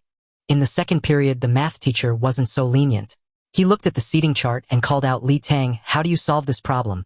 Draw an auxiliary line from point C to AD, then through. You can deduce. And finally get the answer as 3 times the square root of 3. Tang stood up, looked at the problem for 5 seconds, and then spoke fluently. All right, sit down. Why have you been keeping your eyes closed in class? Teacher, listening is enough for understanding. Why do you need to see? After a whole morning of internal observation, Tang did some calculations. In the low energy density of the classroom, without internal observation, each tree in the beast taming space automatically absorbed 1 source energy particle every 5 minutes. During internal observation, each tree absorbed 1 particle per minute. During cultivation, each tree absorbed 5 particles per minute. In summary, 5 hours of internal observation equaled 1 hour of cultivation. Without internal observation, 10 hours of passive absorption equaled 24 minutes of cultivation. Thinking this over, Tang formulated a plan in his mind. Tang thought it through clearly. All his time in ordinary cultural classes must be used for internal visualization. It would be best to cultivate for 10 minutes every hour, totaling about half an hour in a morning. However, cultivation cannot be stopped abruptly like internal visualization, so plans must be tailored to different teachers. The problem was that cultivating in the classroom in the morning was inefficient due to the low density of environmental energy, far inferior to cultivating in a source chi room or using source stones. Therefore, he needed to experiment with how long he could cultivate during the day without affecting his evening practice, observing the recovery of his spiritual power. As for exam results, simply reviewing the textbooks from cover to cover should suffice for the ordinary cultural classes. After all, he had been a top student before. For the specialized courses in beast taming, reading the textbook 5 minutes before class and cramming before exams would ensure satisfactory grades. There was no such thing as a true top student. Only those who worked harder than others, outpace others on their path until they have no path left to tread. The main issue with internal visualization during beast taming specialty classes now was the teacher. After all, ordinary cultural classes were taught by ordinary teachers. If you didn't show respect, they usually endured it. Even if they disapproved, they might just ask a question, and if you knew the answer, they'd let it go.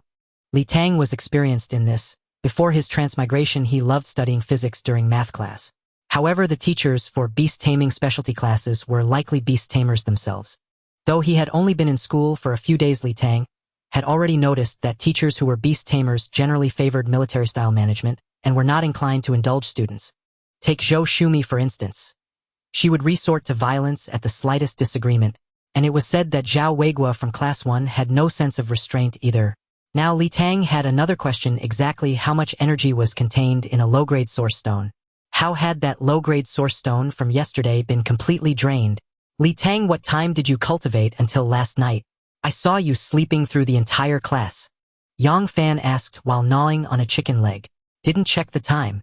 I just kept practicing until I was too tired to stay awake, then collapsed into bed and fell asleep. Tang took another big bite of his rice and ate voraciously. How did you solve that math problem this morning just by looking at it once? I hadn't even figured it out and you already had the answer. Can we still be friends? I feel like becoming a beast tamer has boosted my intelligence. Didn't you get that? Tang threw out a casual misdirection, and Yang Fan sank into deep thought. What else could he say? He couldn't exactly admit to being a transmigrator. Spotting an acquaintance in the distance, Tang stood up and called out, "Wu Chang, there's a seat over here." Wu Chang, upon hearing the call, reluctantly carried his tray and sat down beside them. I can't beat Xiong Chu and I still have to stay in Class 1. And I only mentioned that you're the Class 2 monitor and that we went to the same middle school. Outpace others on their path until they have no path left to tread. Wu Chang took the initiative to explain, leaving Tang with no retort. I understand. Wu Chang, you went back to cultivate last night, didn't you? How much of your source stone did you use? About a 15th. I asked some seniors before. A low-grade source stone usually lasts about half a month. After level 5 it lasts about 10 days. Others use it for half a month. He used a whole one in a single night. Tang once again put on a pained expression. I see. So what do you do for the remaining days each month? The homeroom teacher and the beast taming specialty teacher both have reward privileges based on performance. Those from well-off families can also buy from the school. I heard that in big cities there are beast taming homes which are stores specializing in beast tamer-related goods. I've heard they even sell pet eggs. Our small city is just too inconvenient. As they spoke, Yang Fan went for another serving of rice and added some dishes. Under Wu Chang's astonished gaze, Yang Fan forced the food down, then slumped back in his chair, patting his stomach. He's in a bad mood, drowning his sorrows in food.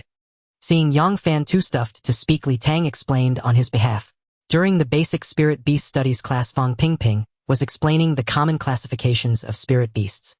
Tang had shed his morning lethargy, sitting upright in his seat, his eyes fixed on the teacher. As the teacher lectured, he unconsciously nodded in thought. When the teacher asked a question, Tang immediately raised his right hand high, leaning forward so eagerly that his bottom left the seat. His enthusiasm was so intense that it would have been a crime for the teacher not to call on him. Is this Tang, the monitor of Class 2? The first one to reach level 2 in this cohort? With this attitude in class, he's truly an exemplary student. Fang Pingping had been teaching beast taming specialty courses for over a decade, and had rarely seen such an enthusiastic student in spirit beast studies. Should I give him a reward? Better wait until after the first class. Life is but a stage and all depends on acting. After class, Tang immediately approached and asked, Teacher Fang, your lecture was truly brilliant. Profound yet easy to understand. May I ask you a question? How satisfying.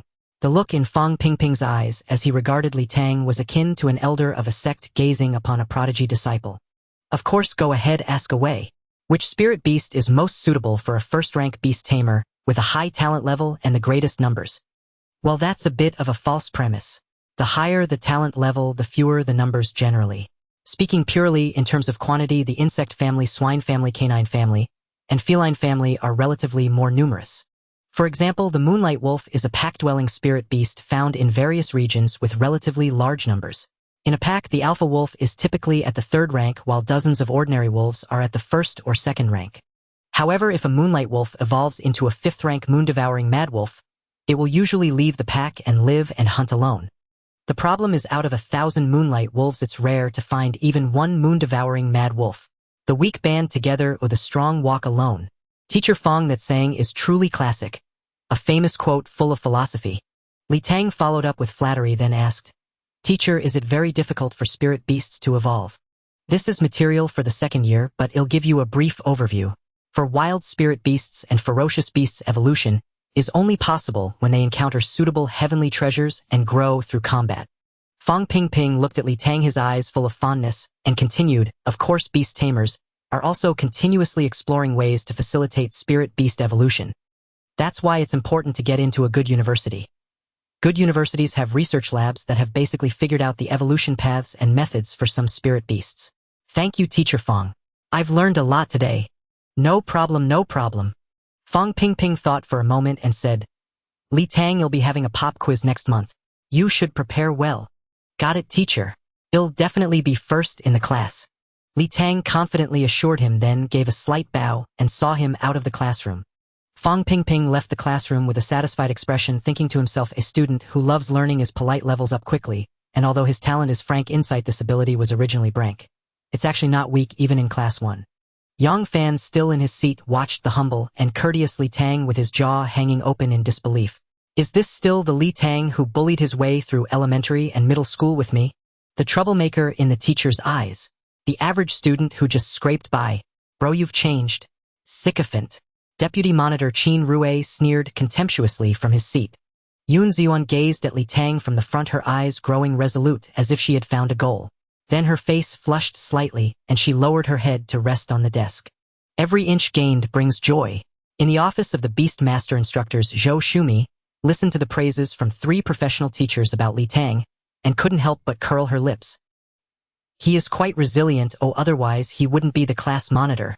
After all, he is a student from her class, and the monitor Zhou Shumi couldn't undermine her own student. Zhou Shumi couldn't help but recall the first day of high school, when she first met Li Tang, who led the class in whistling. Then, during the first week of military training, he was the first to demand a break. Later, he rallied the entire class to compete in talent shows and encouraged the girls to dance. After being beaten by her twice, he became much more obedient, but he clearly was a troublemaker. A troublemaker has changed his ways, probably needing something from someone, but he has 3 spirit stones, which is enough. At this moment, Sun Mingyuan walked to her desk and pulled out a chair to sit down. "Teacher Zhou, I need to discuss something. The Li Tang from your class absorbs energy during cultivation at nearly 10 times the rate of other students. Yesterday, the energy in the source energy room couldn't keep up with his absorption rate, and I was forced to switch to mid-grade spirit stones. At this rate, he should reach the 3rd level very quickly.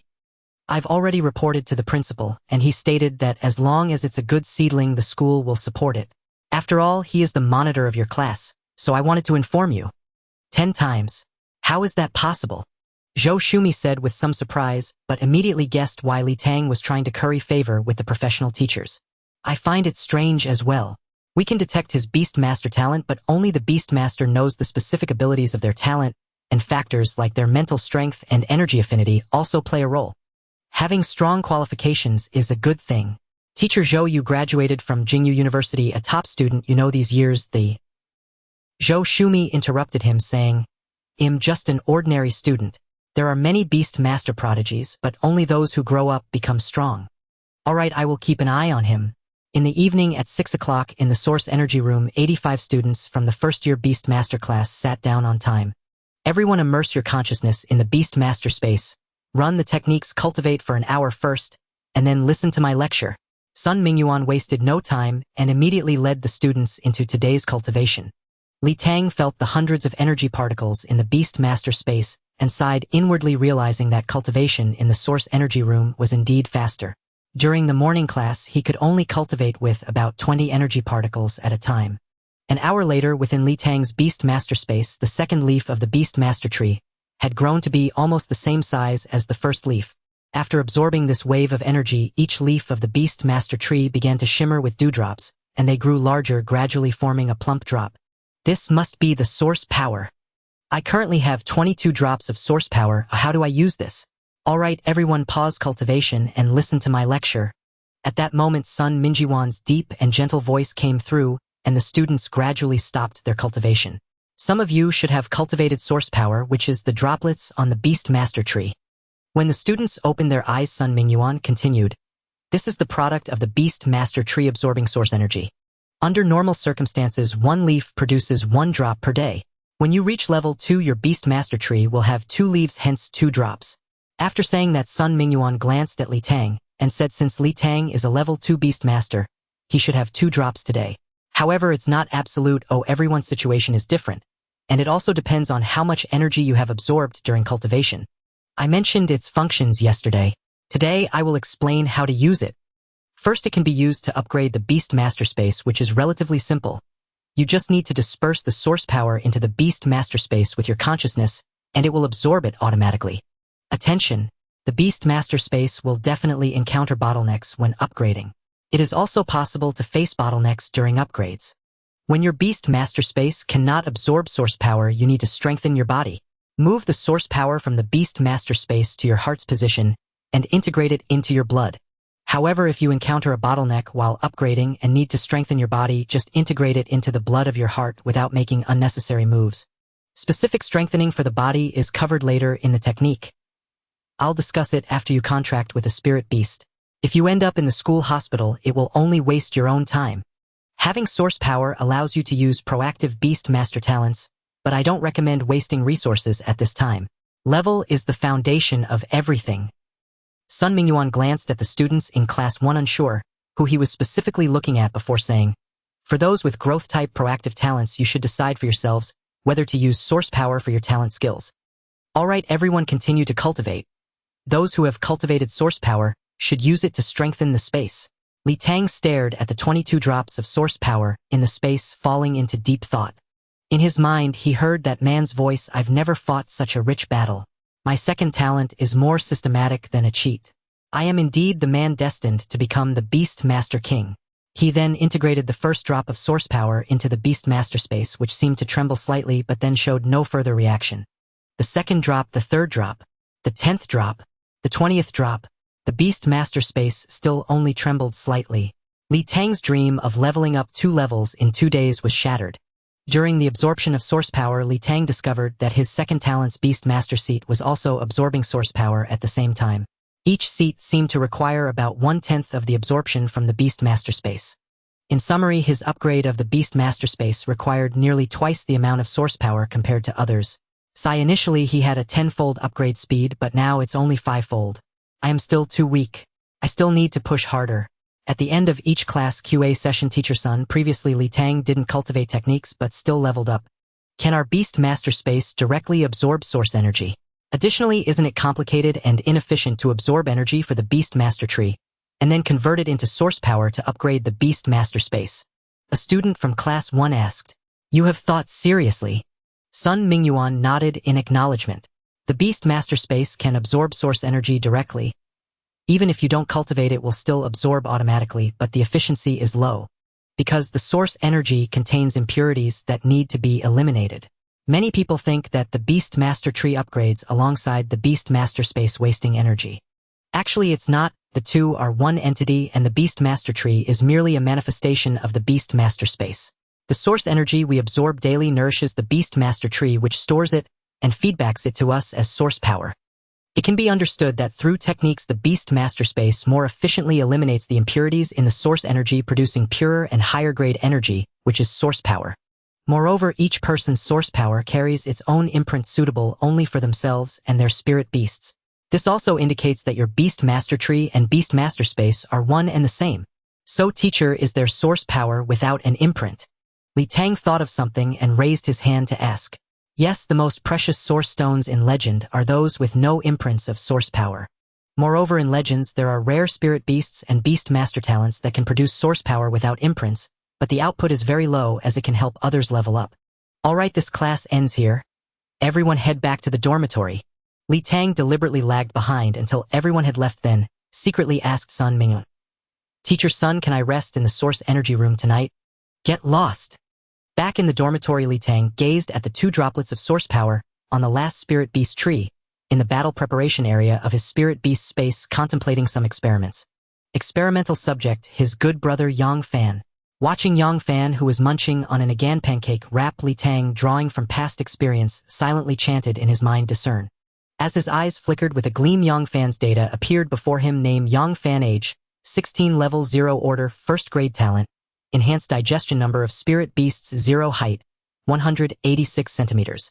Last time he checked Zhou Shumi, wasn't it her measurements? Why was it just height for Yang Fan? He quickly jotted down the insight: the last data entry is random. Still 186. Yang Fan had grown taller.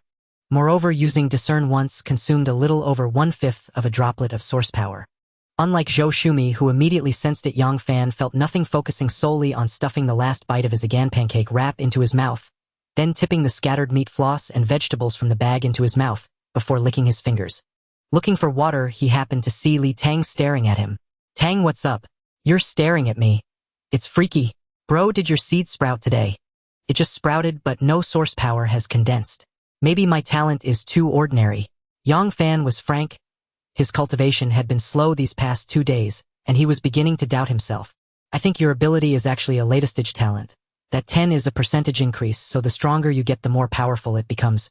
Li Tang comforted him, then said, Fan, I think what you're eating is just food. It's too limited. Then what should I eat? How about trying to gnaw on a source stone to see if you can digest it? Just a tiny bit. That's a rock. Yang Fan's face showed astonishment. Let me be clear, I'm not sure either. But the teachers all say that a spirit beast master's talents need to be constantly developed. I think it might be a bad idea too. Tang, maybe you'll give it a try. Alright, but be careful. Only a tiny bit of powder. If it doesn't work, it won't hurt you. Okay. The 2 acted on it immediately. Yang Fan pulled out a low-grade source stone, and together they smashed it hard with a table leg. The low-grade source stone shattered into countless small pieces. Since it was to be consumed, they only selected some of the powder, cautiously grinding it further with a spoon to avoid any mishap. Yang Fan held some powder in one hand and a cup of water in the other. With a grit of his teeth, he tipped the powder into his mouth and swallowed it down with a gulp of water. Quick, meditate and try to activate your talent skill. See if you can digest it. Yang Fan sat cross-legged and began to look inward. Li Tang knew he was taking a risk, and he grew anxious on the sidelines. It works. It really does. A few minutes later, Yang Fan's eyes snapped open, and he bear-hugged Li Tang, leaning in as if to kiss him. Seeing this, Li Tang quickly freed a hand to block Yang Fan's advancing head. Just tell me what happened. Alright. Yang Fan released Li Tang and said, part of the source stone I ate was absorbed through cultivation and part was digested and fed back to me. And I got lucky. The first leaf on my spirit beast tree has already grown. Tomorrow I'll be able to condense my own source power. Li Tang was quite pleased with Yang Fan's description. Yang Fan, this means your cultivation efficiency will be much higher than others. You're truly a genius. This is your little secret. Don't tell anyone, and I won't either. Thanks, Tang. Li Tang also drew some conclusions today. His discern talent had a low consumption rate, and when used on someone of a lower level, the target wouldn't notice. Other functions needed further development. As for his second talent, synthesis evolution, it was far beyond its rank. It might be an unparalleled SS rank talent. Not only could it form 10 spirit beast trees, accelerating cultivation speed, but the source power it condensed was precious, attributeless source power, though he didn't yet know how to use it. The key point was that after contracting spirit beasts, merging 3 into 1 to force an evolution was undoubtedly a divine skill any spirit beast master would dream of. Tang, are you short on source stones? Yeah, I absorbed them fast, so I'm a bit lacking, but it's fine. I'll earn them back at school. Wait for me. Yang Fan dashed back to his room, grabbed his wallet, and placed all 5,000 yuan directly into Li Tang's hands. Tang, I know money is a bit tacky and we brothers shouldn't talk about it, but you treat me like a brother, and you just helped me discover how to use my talent. A Yang Fan can't let you lose out. We've grown up together. Why say that? Li Tang frowned, refusing to take the money. In this world, Li Tang and Yang Fan had lived in the same neighborhood and were the same age. They had played together since childhood, shared the same interests, and were truly inseparable friends. Even after Yang Fan moved away, they still studied together, and their bond grew even stronger. You know, my old man left his government job to go into business, and he's done pretty well. But he's not satisfied. Because he's not a spirit beast master, he can't expand the business, and he has to list a third-order spirit beast master as the legal representative, giving up a big chunk of the profit every year. The day before yesterday, I awakened my talent, and that night he got dead drunk at home. The next morning he gave me a card and said he knew that leveling up as a spirit beast master was tough and many problems couldn't be solved with money. But all he could give me was money. Even after just 2 days of cultivation, I know I'm no genius. My talent might be really low. In the future, I might only get into an ordinary university's spirit beast department. But after you awakened, Tang, I felt you'd changed. Your talent must be incredibly high, you might go far. Today, even though you only said a few words, they meant a lot to me. You'll remember this kindness. If anything comes up, I'll have your back through thick and thin. Take this few thousand yuan, Tang, don't worry. It's all I've got. Just money. Yang Fan's heartfelt words stirred a ripple in Li Tang's heart, touching a tender spot. Having transmigrated, Li Tang had merged with this world's Li Tang's memories, but his past life as an orphan made him keep a certain distance from others. He had held back even with Yang Fan, but Yang Fan's words made him realize this was a brother who would stand by him through fire and water. How much did your dad give you? There's 1 million in that card. Yang Fan, what's wrong with you? Godfather told you to give me 5,000. Why are you only handing it over now? Sorry bro, my bad. Yang Fan laughed, seizing the chance to tease. Alright, I'll take the money. I burned through source stones fast, so I'll save up to buy more. I'll pay you back when I can. Li Tang didn't stand on ceremony and pocketed the 5,000 yuan. Okay. That night Li Tang cultivated until 1 in the morning before his energy gave out, having consumed more than half of a new source stone. He kept the remaining source stone in his hand and went straight to sleep. Yesterday the whole stone disappeared. I absorbed it all anyway, so no loss. Let's try again today. Before finishing his thoughts, Li Tang drifted into a deep sleep. A dreamless night passed. Time is power. When Li Tang woke up the next day, he found that the origin stone in his hand had only shrunk slightly with no significant change. What's going on? Why did the whole piece vanish on the first day? Li Tang speculated that after awakening his second talent and leveling up to 2, his body might have been starved for energy. Never mind, head, figure it out later. Time for morning practice. High school life was busy and routine. A month passed in a flash, and a 2-day break was just around the corner. On the night before the holiday, Li Tang finally broke through to level 5. His beast taming space had grown to over 100 cubic meters, with 11 beast taming trees stretching taller, adorned with 4 large and 1 small leaf, lush and verdant. During this month, though Li Tang faced no bottlenecks, he tried using origin force to strengthen his body. As the origin force merged into his heart and coursed through his veins, a shiver of pleasure ran through him. The effect was undeniable. Morning runs no longer left him breathless. Stance training grew more enduring, and even taking hits felt more invigorating. Still, he dared not overdo it, using only 1 drop per week. Meanwhile, the students of this cohort were no longer fresh initiates. All 85 had reached at least level 2. The female class monitor of class 1 had even ascended to level 4 a couple of days ago. Rumor had it her talent was energy affinity, and a prime one at that. Not only did it boost her absorption of source chi for cultivation, but it also enhanced her affinity with other energies, aiding in combat. 33 other students had advanced to level 3, with 20 from class 1 leading the pack. Li Tang had no choice but to borrow 30,000 yuan from Yang Fan, who handed it over without a second thought. A man paying up like that, truly dashing. With the 30,000 in hand, Li Tang nervously approached Zhou Shumi and exchanged it for 3 low-grade origin stones. He expected a grilling, but Zhou Shumi simply ignored him, tossed him the stones, and told him to scram. That month, Li Tang spent money like water. His September and October allotment as class monitor totaled 4 stones. Level-up rewards gave him 3 more, though his recent level 5 reward remained unclaimed, plus the 3 he exchanged, making 10 origin stones in all. Every single one used up. Now Li Tang had only 1 stone from a pop quiz in his specialized course, and another pending for reaching level 5. His rapid advancement made him the center of attention in class.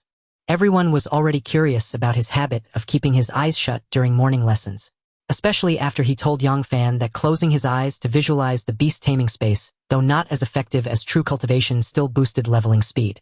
Before class, Yang Fan would snort a pinch of powder and then close his eyes. With 2 students in class doing the same, their peers quickly guessed this was Li Tang's secret to fast leveling and began to imitate them. At first, some remained skeptical. But when Yang Fan hit level 3 and smugly said, "This is a little secret between Brother Tang and me," there was indeed a secret, but after everyone assumed it was about using class time to cultivate, the atmosphere shifted. In the morning, when the culture teacher walked into the classroom, it was dead silent. All students sat upright with eyes closed meditating. An eerily bizarre scene. No whispers, no sleeping, no sounds, no eye contact. Just the teacher lecturing in solitude. Some students even cultivated outright refusing to stand when called on. The teachers were furious. Knowing anger was useless, they banded together and complained to Zhou Shumi. She didn't scold or punish them, but simply offered the teachers a suggestion. The next day, the teachers sprang a surprise exam and announced that anyone who failed would lose their low-grade origin stone allotment, with the class supervisor's approval. Groans filled the room. The instigator Li Tang finished his paper in 15 minutes and resumed visualization, determined to grind every second. His classmates glared at him while writing their exams, grinding their teeth in frustration. As a result, many lost their stones. Yang Fan among them. This measure effectively curbed the unhealthy trend and restored classroom harmony. At the same time, it only drove Li Tang to grind even harder. As class monitor, Li Tang had to cooperate with the teachers and maintain order. He warned the class, "Closing your eyes to visualize the beast taming space does absorb source chi and speed up leveling." But both culture and specialized courses require diligent study and solid mastery. I hope you'll take me as your model.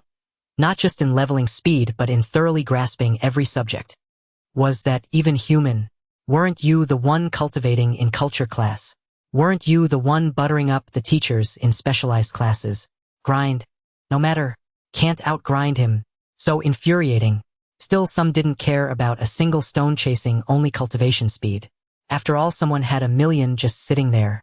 In specialized courses, Li Tang earned the genuine affection of most teachers. Humble, polite, hardworking, eager to learn, talented, and fast at leveling. Who wouldn't love such a student? Sun Mingyuan didn't. In fact, he was starting to find him annoying. The reason? Li Tang was simply too wasteful with origin stones. Due to excessive consumption in the source chi room, Sun Mingyuan had submitted 3 reports to the logistics department and given 2 explanations to the principal. Luckily, Li Tang's leveling speed was fast enough to justify it. Before the holiday, during the last class, Sun Mingyuan watched the students cultivate with a restless mind. Glancing at the clock, 9:30.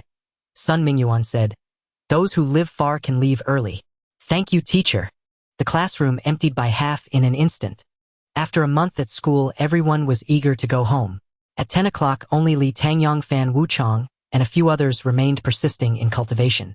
After Sun Mingyuan urged them a second time, they finally snapped out of it. "You lot, that's enough." Sun Mingyuan's scholarly face twisted as he gritted his teeth. "It's the holiday tomorrow, so get going." "All right, Teacher Sun."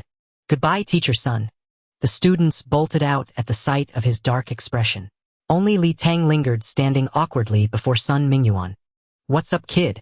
Stuck on cultivation?" "No. Teacher, I've reached level 5. I'd like to collect my origin stone reward." "You leveled up again."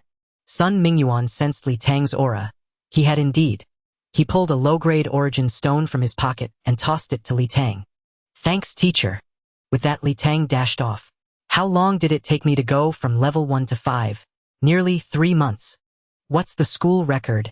I'll check next time." At the classroom door, Yang Fan waited for Li Tang, and they walked toward the school gate together. "Brother Tang, does it even matter that we dawdle in the source chi room every day?" Teacher Sun seems annoyed. "Of course it does. Let me break it down. Meditation cultivates 5 times faster than internal visualization. 5 extra minutes of dawdling equals 25 minutes of visualization, right?" "Yeah, that's right. The source chi room has higher energy density, 4 or 5 times faster than the classroom. So 5 more minutes of meditation, there is like 2 extra hours of visualization in the morning. And little by little it adds up. 5 minutes a day means 2.5 hours more in a month. Over a year, that's 30 extra hours of cultivation." Li Tang's mental abacus was flying. "That doesn't add up, Brother Tang." "Why not?" Yang Fan thought for a moment and said, "Everyone's daily meditation time is fixed. After class, we still cultivate in the dorms. So dawdling in the source chi room doesn't increase total cultivation time. It's just mooching off the school to save our own stones, right?" Well, had been found out. Every man thinks his own geese swans. At the school gate, a luxury car pulled up in front of Li Tang and Yang Fan. A middle-aged man stepped out of average height and slightly plump with a neat hairstyle. His calm eyes contrasted with the habitual smile plastered on his face. Dad! Uncle Yang! Li Tang and Yang Fan hurried over upon seeing him. Though 2 years had passed, Li Tang recognized him as Yang Fan's father Yang Weidong. Seeing his son, warmth filled Yang Weidong's eyes and his smile broadened. He took a few quick steps intending to embrace Yang Fan, but stopped when he saw his son was half a head taller, instead patting him on the shoulder. Xiao Fan, you seem taller than a month ago. Then he turned to Li Tang. This must be Xiao Tang. It's been a few years. Yes, uncle. Last time we met was in 8th grade when you were both called to school because of us. Haha, you two rascals were always causing trouble in middle school. Yang Fan told me you've awakened too. That's great. You two should cultivate well together and venture out into the world someday. Don't end up like us elders stuck in this small city for life. Then Yang Weidong, holding Li Tang with one hand and Yang Fan with the other, guided them to the back seat of the car. Get in, I'll drop you off at your neighborhood. Li Tang's home was close to the school. Before Yang Fan and Yang Weidong could finish boasting about reaching level 3, they had already arrived at Li Tang's doorstep. Give my regards to your dad. I'll find him for a drink in a couple of days. Okay, uncle. Li Tang took out his keys, and just as he was about to open the door, Wang Na had already opened it. Son, you're back. Come in quick. Your sister went downstairs to find you. Didn't you two run into each other? Wang Na then called into the house. Old Li Kalyona, her brother, is already home. Wang Na looked Li Tang up and down, her eyes crinkling into slits. Li Tang had never been away from her side for so long since he was a child. School life must be tough. You look thinner. You must be hungry. I saved some dishes for you. Eat a bit. The 3 of us have already eaten. With that, Wang Na pulled Li Tang to the dining table. Li Shanpao also came out of the room with his phone and sat down at the table. Li Tang was a little uncomfortable with Wang Na's enthusiasm. Overcoming this feeling, a happy smile spread across his face. Mom! Dad! You two eat some too. I already ate at school. I can't finish it alone. Mom, don't worry. I'm a beast tamer. The school provides special meals made from fierce beast meat and spirit plants. They're very nourishing. But the taste is far inferior to yours. Oh, Dad. When school let out this evening, I happened to run into Yang Fan's dad picking him up, and he gave me a ride to the neighborhood entrance. Dad, Uncle Yang said to send his regards and that he'll find you for a drink. Li Shanpao was surprised to hear about Yang Fan's dad. Old Yang. I'll call him tomorrow. Your Uncle Yang has a sharp mind. He quit his job to start his own business. I hear his business has been growing bigger and bigger these past few years. Wang Na chimed in. As they spoke, Li Yuanyu arrived home and opened the door. Before she even emerged from the entranceway, her clear voice reached the dining room. Bro, where did you go? I almost walked all the way to your school. Let me tell you, there were so many patrol cars outside just now. One of them even yelled at me to get home and stop wandering around. Scared me to death. Let me make a call. Li Shanpao was on the patrol team and sensed something was wrong. He went into his room alone. Bro, what level are you? Have you contracted a spirit beast? Summon it and let me see. I've never seen one in person. Li Yuanyu pressed close to Li Tang, asking coquettishly. Li Tang casually pinched Li Yuanyu's cheek and said with a chuckle, I'm only level 5.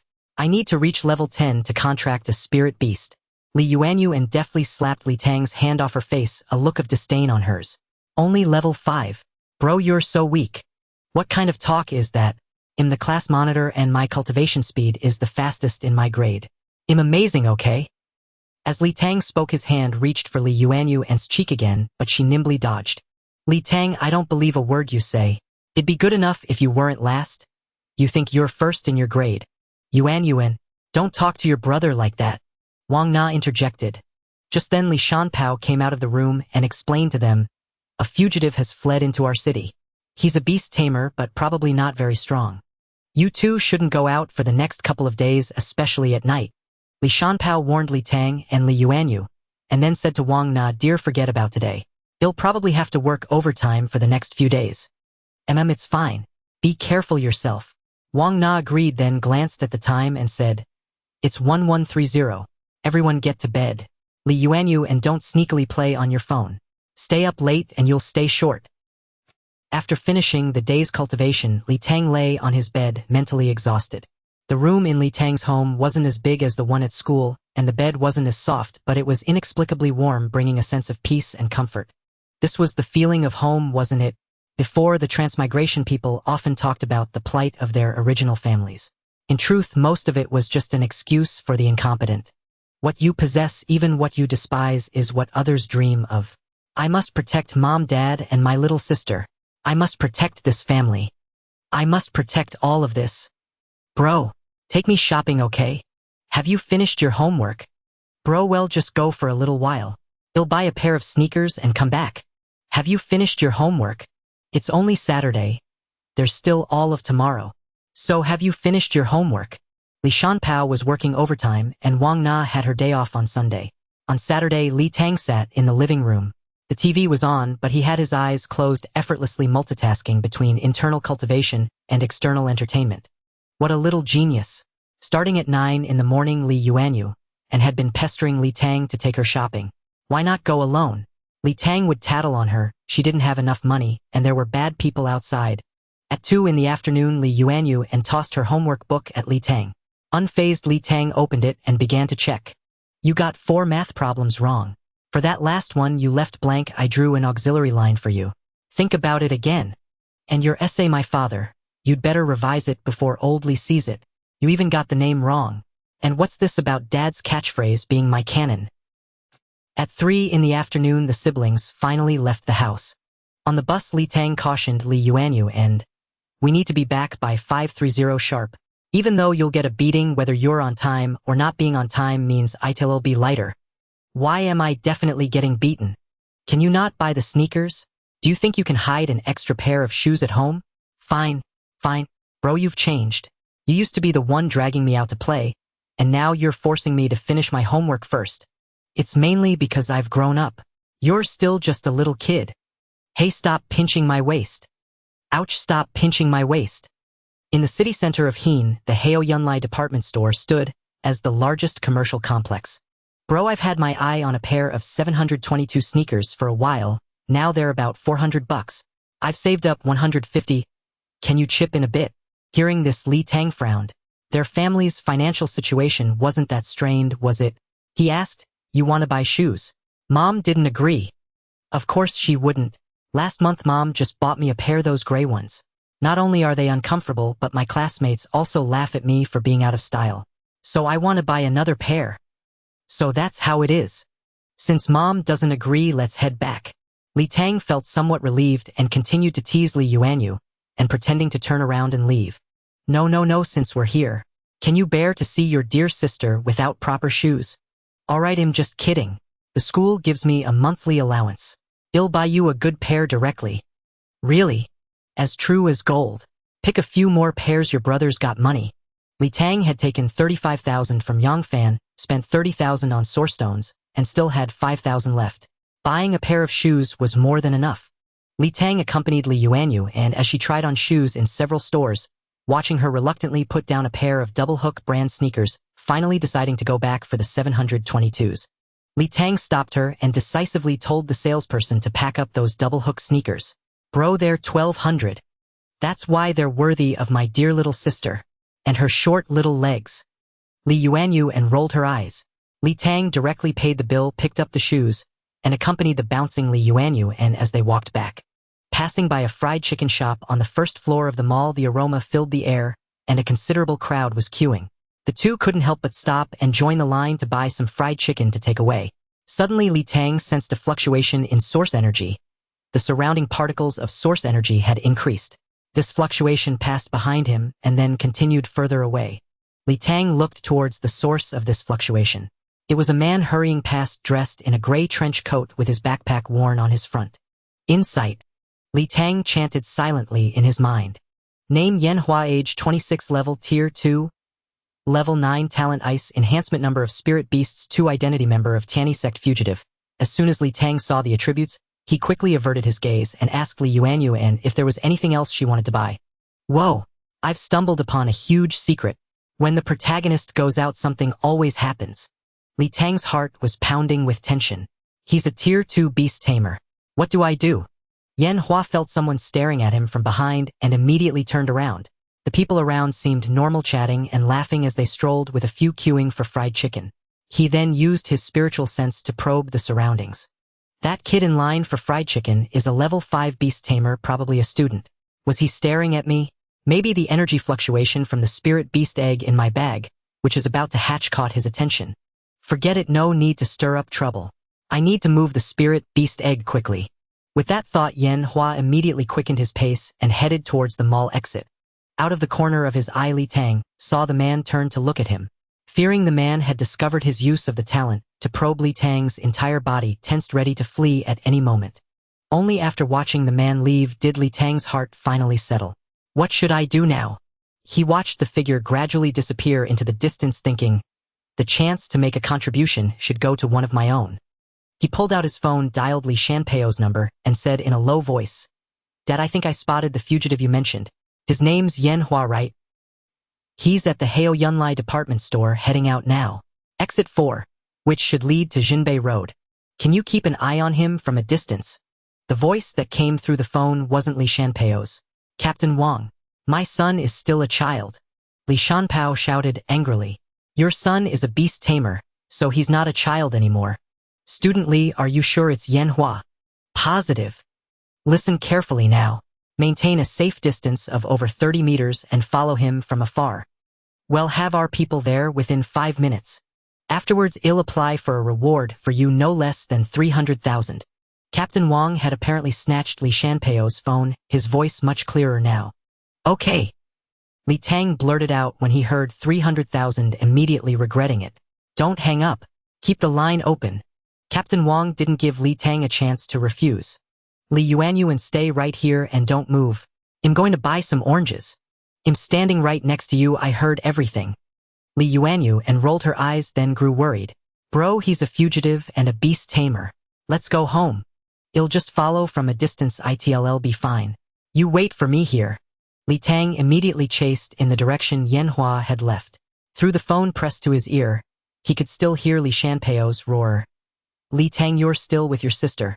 How dare you chase a fugitive? Get home immediately. Wang Due, I will definitely complain to the director about you. Captain Li, I'm just asking your son to follow from a distance.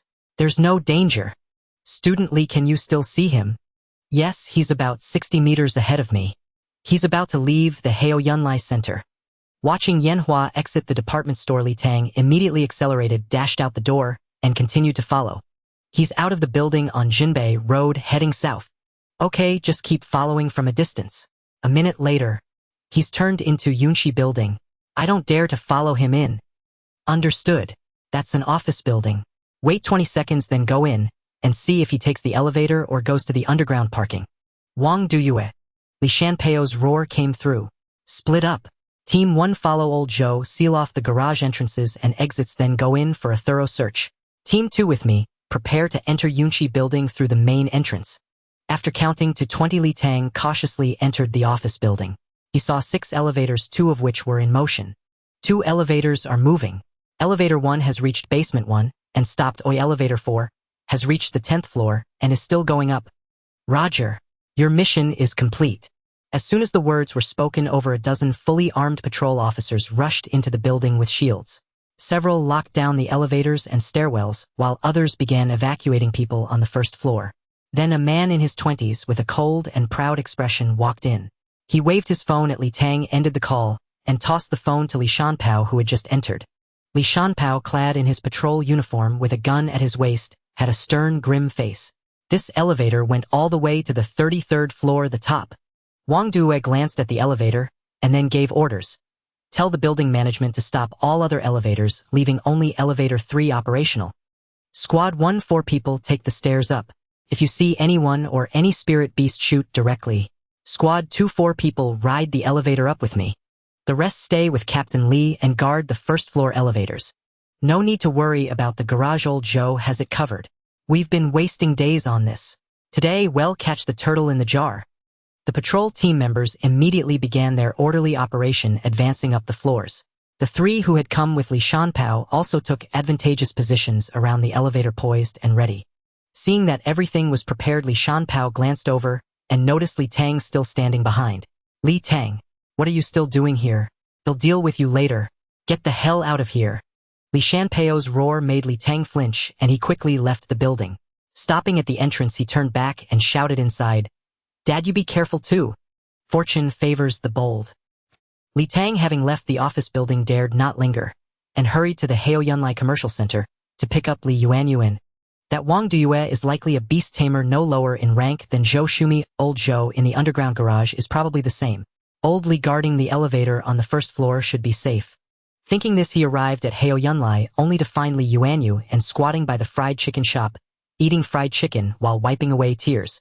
Many passers-by curiously watched her, but seeing her fiercely bite into a drumstick, no one approached to speak. Li Tang felt both touched and amused and quickly walked over. "Why is my little chubby girl crying like a little tabby cat?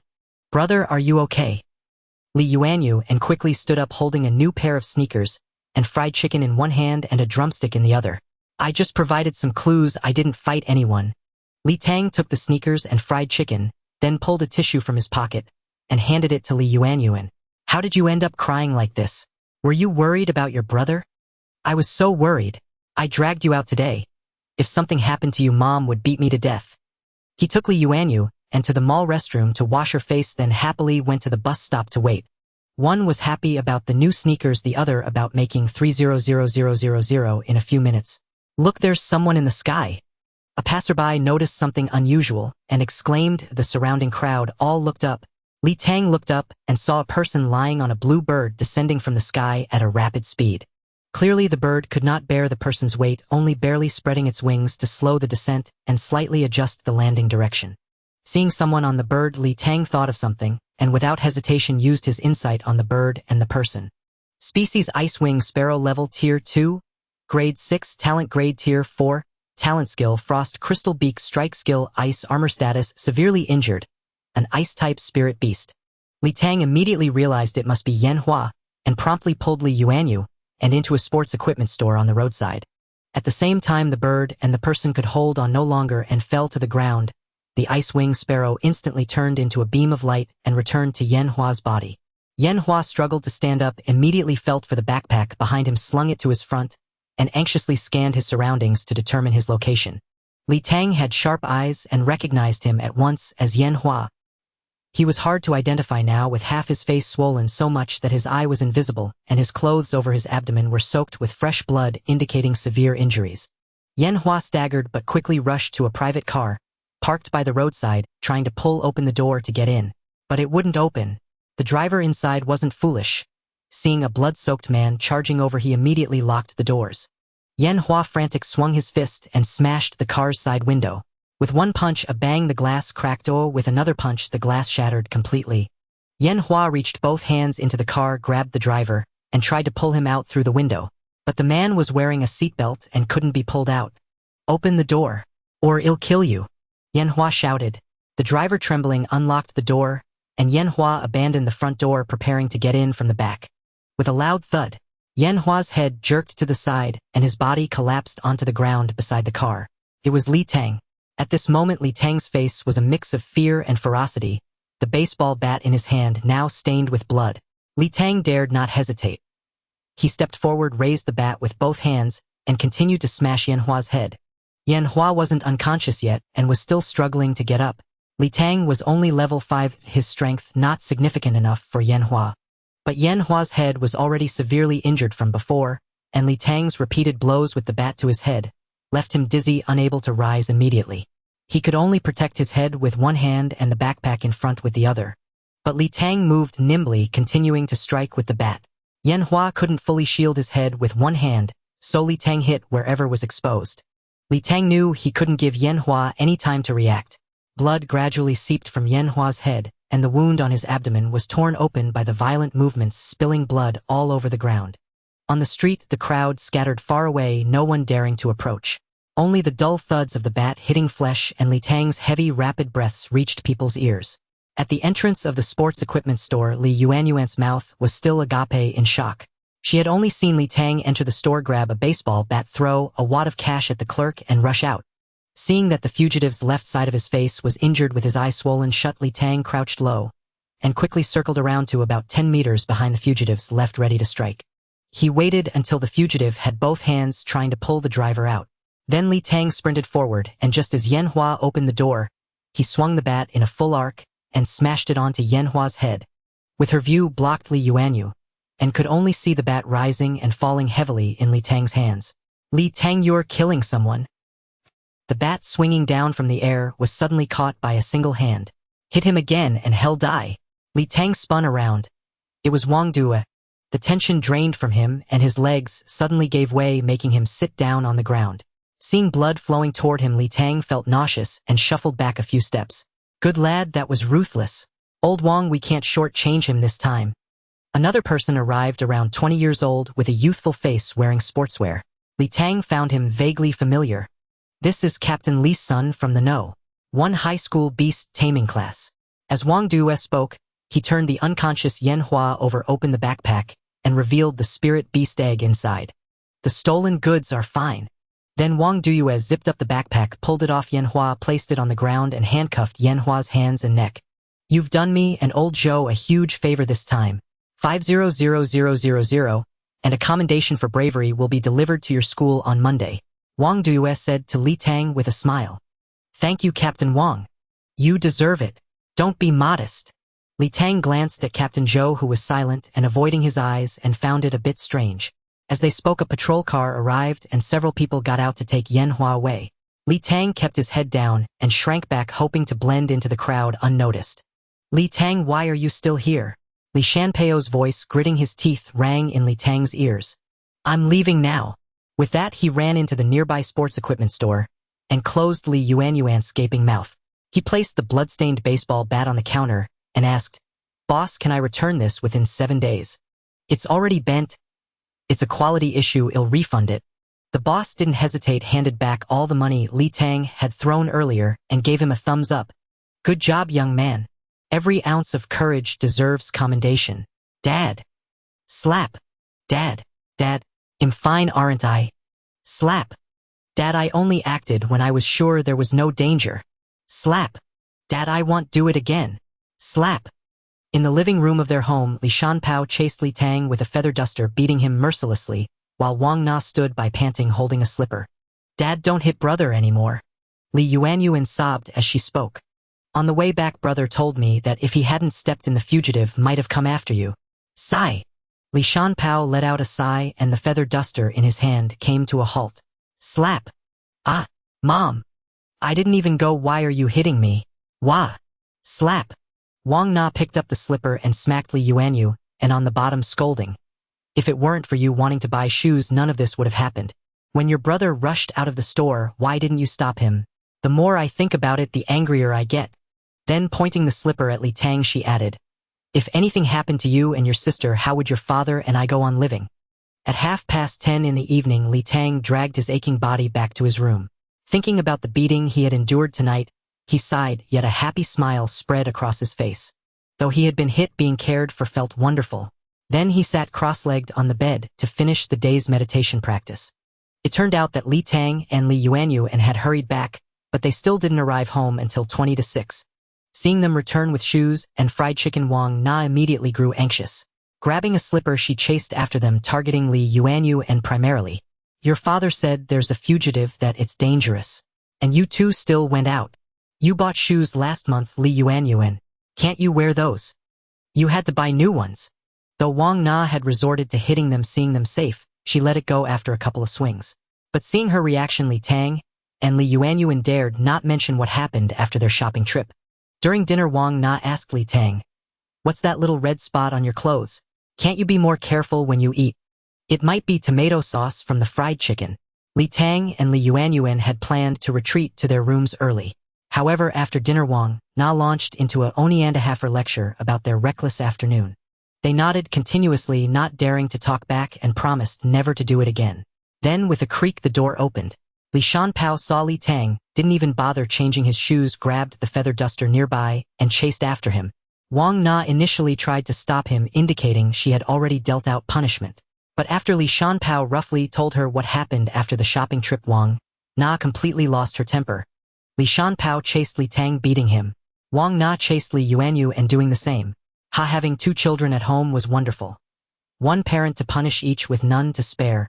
After the beating came another 2-hour lecture, and it wasn't until 10:30 that they were allowed back to their rooms. On Sunday during the day, the siblings exchanged silent glances, only helping Wang Na with chores and pleading with her not to be angry anymore. Wang Na was successfully appeased. At dinner that evening, the three of them dared not speak much, facing Li Shanpeo's gloomy expression. After the meal, Li Tang had to return to school, giving Li Yuanyu and a look that said, "You're on your own." Before he left, Li Shanpao called him over and pulled a card from his pocket. "There's 150000 in this card. It's not much, but use it for now. Your mother and I have some fixed deposits that we'll give you once they mature." "Dad, I don't need it. The school provides subsidies." Li Tang didn't take it and quickly explained. "Humph. I spoke with Uncle Yang on the phone. The free resources at school aren't nearly enough for cultivation. With some help from home, you can cultivate faster and get into a top imperial university in the future. I'm different from Yang Fan. I'm the class monitor, so the school gives me more resources. Besides, I still have 500000. Upon hearing 500000, Li Shanpeo's expression darkened a little more. "That's what you earned yourself. This is what I'm giving you as your father. Take it." Li Tang took the card. Though light, it carried the weight of deep love, and his eyes involuntarily reddened. "Dad, I'll cultivate diligently. I'll get into the best imperial university. Get lost, go to school. Teacher Chi, sorry to bother you. Li Tang, come out here." On Monday morning during Chinese class, Zhou Shumi suddenly appeared at the classroom door, calling Li Tang out. "After 2 days off, you've been living quite an exciting life." Zhou Shumi looked at Li Tang, who followed her obediently, and said, "The commendation order has arrived at school, and people from the patrol team are here. Go meet them." "It was nothing. As your student, when faced with a criminal, I had to step up without hesitation. At least you've got some spirit." Zhou Shumi praised him. She acted a bit smug. Inside the principal's office, Wei Lai was chatting with 3 people. Seeing Zhou Shumi enter with Li Tang, he stood up, a smile spreading across his face.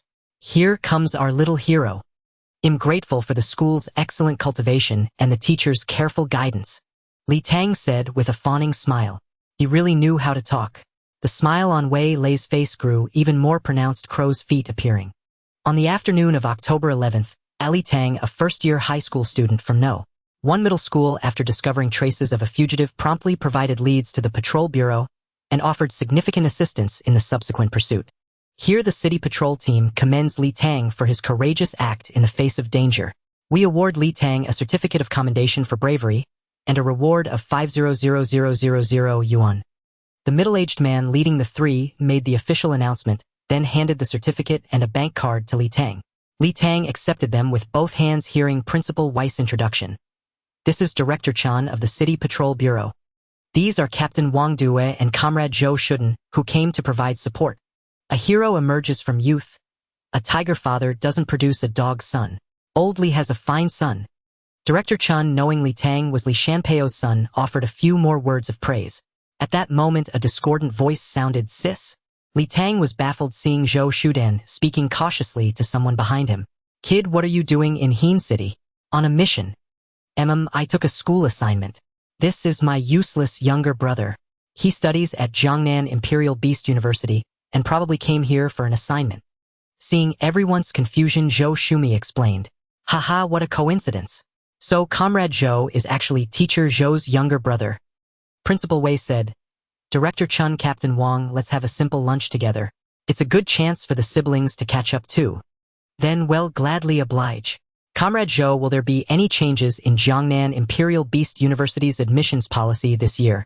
They began chatting, and Zhou Shumi gave Li Tang a look. He understood, a signal to scram. "Leaders, Principal Teacher Zhou, I'll head back to class now." Good. Keep it up, little hero.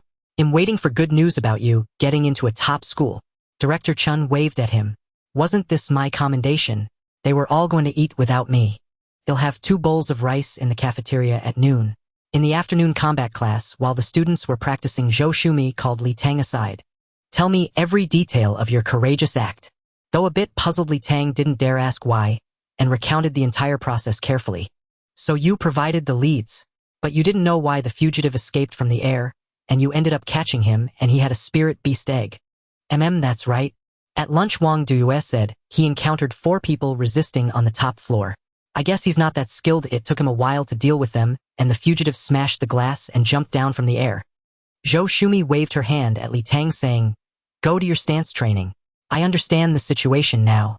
Wait for my news tomorrow." "What news?" "Get lost. The martial world is not all about fighting and killing. It's about human connections and worldly wisdom."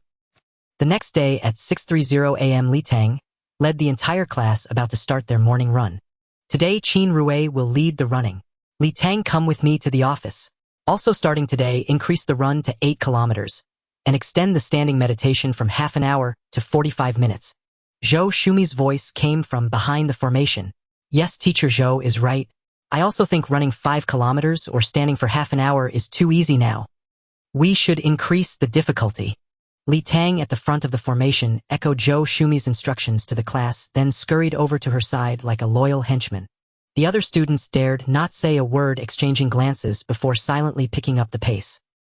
In the office, Zhou Shumi pointed to the chair in front of her and said to Li Tang standing before her, "Have a seat. Do you want medium-grade source stones or low-grade source stones?" "Ha! What do you mean?" "That fugitive you caught yesterday. The government reward for providing a lead is 100,000 to 300,000, and for capturing the fugitive 500,000. Zhou Shumi took a couple of sips of tea and explained, "The patrol team sent that money to you yesterday, no issues there. But you're a beast tamer." Seeing Li Tang's confusion, she continued, "Except for work or group operations, a beast tamer keeps the spoils of battle for themselves. That's the rule among beast tamers. You also saw that fugitive had a spirit beast egg. Based on your contribution yesterday, taking half is only fair, isn't it? After hearing your account yesterday, I called my brother in the afternoon. He first said you weren't awakened yet and not a beast tamer, then passed the buck to Wang Due over there. So I went to the City Patrol Bureau and had a good talk with Captain Wang. Captain Wang was quite reasonable. The fugitive's loot was worth about 1.8 million, and he agreed to give you 800,000. Zhou Shumi pursed her lips and asked, "That totals 1.3 million. Should I exchange it all for medium-grade source stones?" 800,000. Li Tang's face lit up with joy, then he exclaimed, "Long live Teacher Zhou. Teacher Zhou, you're formidable and awe-inspiring." Zhou Shumi was unimpressed, her expression growing impatient. Li Tang suddenly thought of something and said, "Wait. Teacher Zhou, if I take so much, won't your brother get less?" "Teacher Zhou, are you upholding justice over family? How noble." "You're my student. Besides, there are 4 criminals upstairs and he gets academic credits from the school. All told, he's getting far more than you," Zhou Shumi said disdainfully. "And he didn't even lift a finger. He was just there to oversee. If I were him, I'd be too embarrassed to take the money. This trip was pure tourism for him. He's been in Heen City for 3 days and hasn't even bothered to come see me." Li Tang felt that not visiting Teacher Zhou was the real issue. "For the 3rd time, do you want this money in medium-grade or low-grade source stones?" Zhou Shumi was on the verge of losing her temper, her impatience evident, as if Li Tang were a fool. "Teacher Zhou, don't rush. What's the difference between medium and low-grade, and how much does one cost? Don't you read the books? Didn't Sun Mingyuan teach you in class? A medium-grade source stone has 10 times the total energy of a low-grade one, but with higher purity and faster absorption. The school sells them to you at 150,000 each, or outside you won't find one for under 180,000. Zhou Shumi composed herself and said, "You weren't originally allowed to exchange for medium-grade source stones, but the principal made a special exception, giving you a quota of 10. I suggest you take all medium-grade." Hearing this, Li Tang immediately pulled out 2 cards. "Teacher Zhou, I have 650,000 here. Adding your 800,000, that's 1.45 million. I'm still short 50,000. I'll borrow it and give it to you. I won't breathe a word about how you helped me get the reward. No need for the money. Just 1.45 million. I'll write a note to the principal to explain." Zhou Shumi gave Li Tang a knowing look, then took a small pouch from her drawer and tossed it to him. "Here, take the medium-grade source stones. You're really loaded. I was only going to ask for 1.3 million, but you offered 1.45 million yourself." Having lost 150,000, Li Tang walked out of the office with a pained expression. But on second thought, he cheered up. This money was secured by Teacher Zhou. It was already a gain. And if the principal didn't approve the note, There was a chance she might cover the difference herself. Li Tang suspected that Zhou Shumi might have personally made up the shortfall. From Zhou Shumi's words, Li Tang also deduced that Wang Due, being from the patrol team, couldn't keep Yan Hua's stolen goods. So in his report, he likely downplayed Li Tang's role, crediting Zhou Shudan with the main achievement. Zhou Shudan had come on a mission to assist. If he took the resources without handing them over, the patrol bureau could hardly object. After hearing Li Tang's story, Zhou Shumi knew the credit was all his, especially since Zhou Shudan hadn't acted and realized Zhou Shudan and Wang Due had colluded. If Zhou Shumi or Li Tang reported it, they'd lose everything and Wang Due would face consequences. So it was better to cut Li Tang in on the money. By doing this, Zhou Shumi ensured fairness for Li Tang while indirectly protecting her brother. So-called fairness is all about negotiation. Did you really think a month of teacher-student bond was worth 800,000? Think again. Regardless, Li Tang's gratitude toward Zhou Shumi was sincere. After all, it was an extra 800,000, and Zhou Shumi even offered to cover 200,000 for him. Speaking of which, life truly is about striking it rich through unexpected windfalls. A little stroll and a small move netted 1.3 million easily. Thank you, Yan Hua, the gift giver. At 6 p.m., the Source Energy Room was unusual, with 3 teachers, Zhao Weigua, Zhou Shumi, and Sun Mingyuan, standing at the front. The students were puzzled, but under the imposing presence of Zhao Weigua and Zhou Shumi, no one dared to whisper. Sun Mingyuan stepped forward and said cheerfully, "Today the 3 of us are here to commend Li Tang from Class 2. On the afternoon of October 11th, disregarding his own safety, Li Tang used his intelligence and courage to assist the City Patrol Bureau in capturing a second-tier beast tamer fugitive, preventing harm to residents' lives and property. Let's all applaud his bravery." Applause rang out across the class. Acts of courage always deserve respect. The students clapped enthusiastically, with a few boys from Class 2 shouting, "Our class monitor is awesome." Several girls looked at Li Tang with stars in their eyes. Sun Mingyuan gestured for quiet, and the class fell silent. He continued, "In recognition, the school awards Li Tang 10 low-grade source stones for his noble act of bravery." Sun Mingyuan casually tossed a small pouch to Li Tang and added, "Let all students take Li Tang as your role model. Learn from his heroic spirit of stepping forward, his virtue of self-sacrifice, and his sense of responsibility. You are all beast tamers. You will face many challenges and choices. Remember the courage of your classmate Li Tang, who dared to draw his blade against a powerful enemy, even in his weakest state." In the dormitory, under Yang Fan's admiring and envious gaze, Li Tang vividly recounted how he meticulously spotted the fugitive, outwitted him in a battle of wits, and finally subdued him at the critical moment. Yang Fan gasped in amazement repeatedly. Of course, Li Tang didn't lie in his account. After all, with Wang Du's version out there, Li Tang's version existed too, just with different emphases. Naturally, he kept the patrol team's reward a secret, not to hide it from Yang Fan but from others. After all, how could Yang Fan resist spreading the thrilling details of Li Tang's heroic battle? First-hand gossip. And Li Tang thought returning home in riches without showing off is like wearing fine clothes at night. Being awesome without flaunting it only means you're not worthy. Hands are like 2 doors and the feet are rooted like a tree. Having satisfied Yang Fan's curiosity and his own urge to show off at 11 o'clock at night, Li Tang sat cross-legged on his bed, beginning to take stock of the resources he currently held. He now had 10 medium-grade source stones, 11 and a half low-grade source stones, the half being the remainder from yesterday's use, and a little over 3,000 in cash. With these resources, I should be able to cultivate up to the 1st rank. Once I reach the 1st rank, I can contract a spirit beast, and my golden shovel talent can truly unleash its power. For now, my goal is to reach the 1st rank, and all my time must yield to cultivation. Let me first test the cultivation speed of a medium-grade source stone. An hour later, Li Tang couldn't help but sigh. Expensive things aside from their price truly had no other flaws. Using the medium-grade source stone this time allowed him to experience the limit of his current cultivation speed.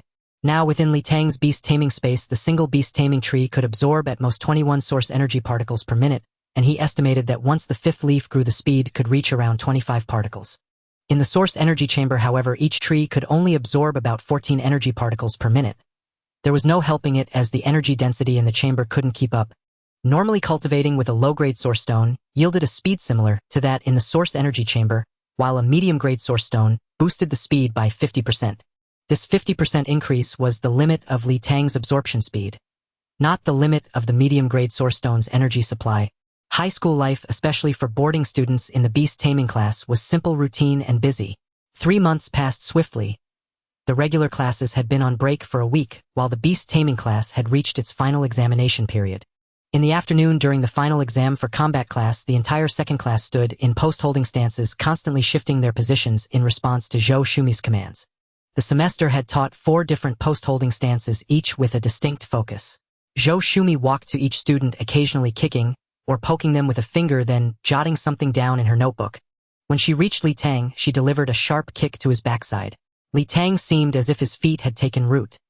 Though his body leaned forward, his feet didn't budge, and after dispersing the force, he regained his stance. "Not bad, you're starting to get the hang of standing firm like a rooted tree." Zhou Shumi nodded and offered a rare word of praise. Many students weren't so fortunate, however, as a simple poke from her sent them stumbling. In truth, Zhou Shumi's pokes and kicks were highly skillful, targeting each person's center of gravity after they assumed their stance to test their control and reaction to force. As Zhou Shumi tested each student, she approached Yang Fan and gave him a shove. He didn't budge at all. Then she delivered a kick and Yang Fan fell to the ground, rolling twice. "Yang Fan, what have you learned this semester? I told you to relax in your stance and feel the power in your feet. Who told you to use brute force to resist me?" Yang Fan didn't dare utter a word and obediently resumed his stance. Next came the routine practice of the Huagua long fist, with each student performing it once before Zhou Shumi. When it was Li Tang's turn, he bowed to Zhou Shumi and then launched into the sequence. From lazy robe, golden rooster stands on one leg and reconnaissance hand, all the way to flag and drum posture.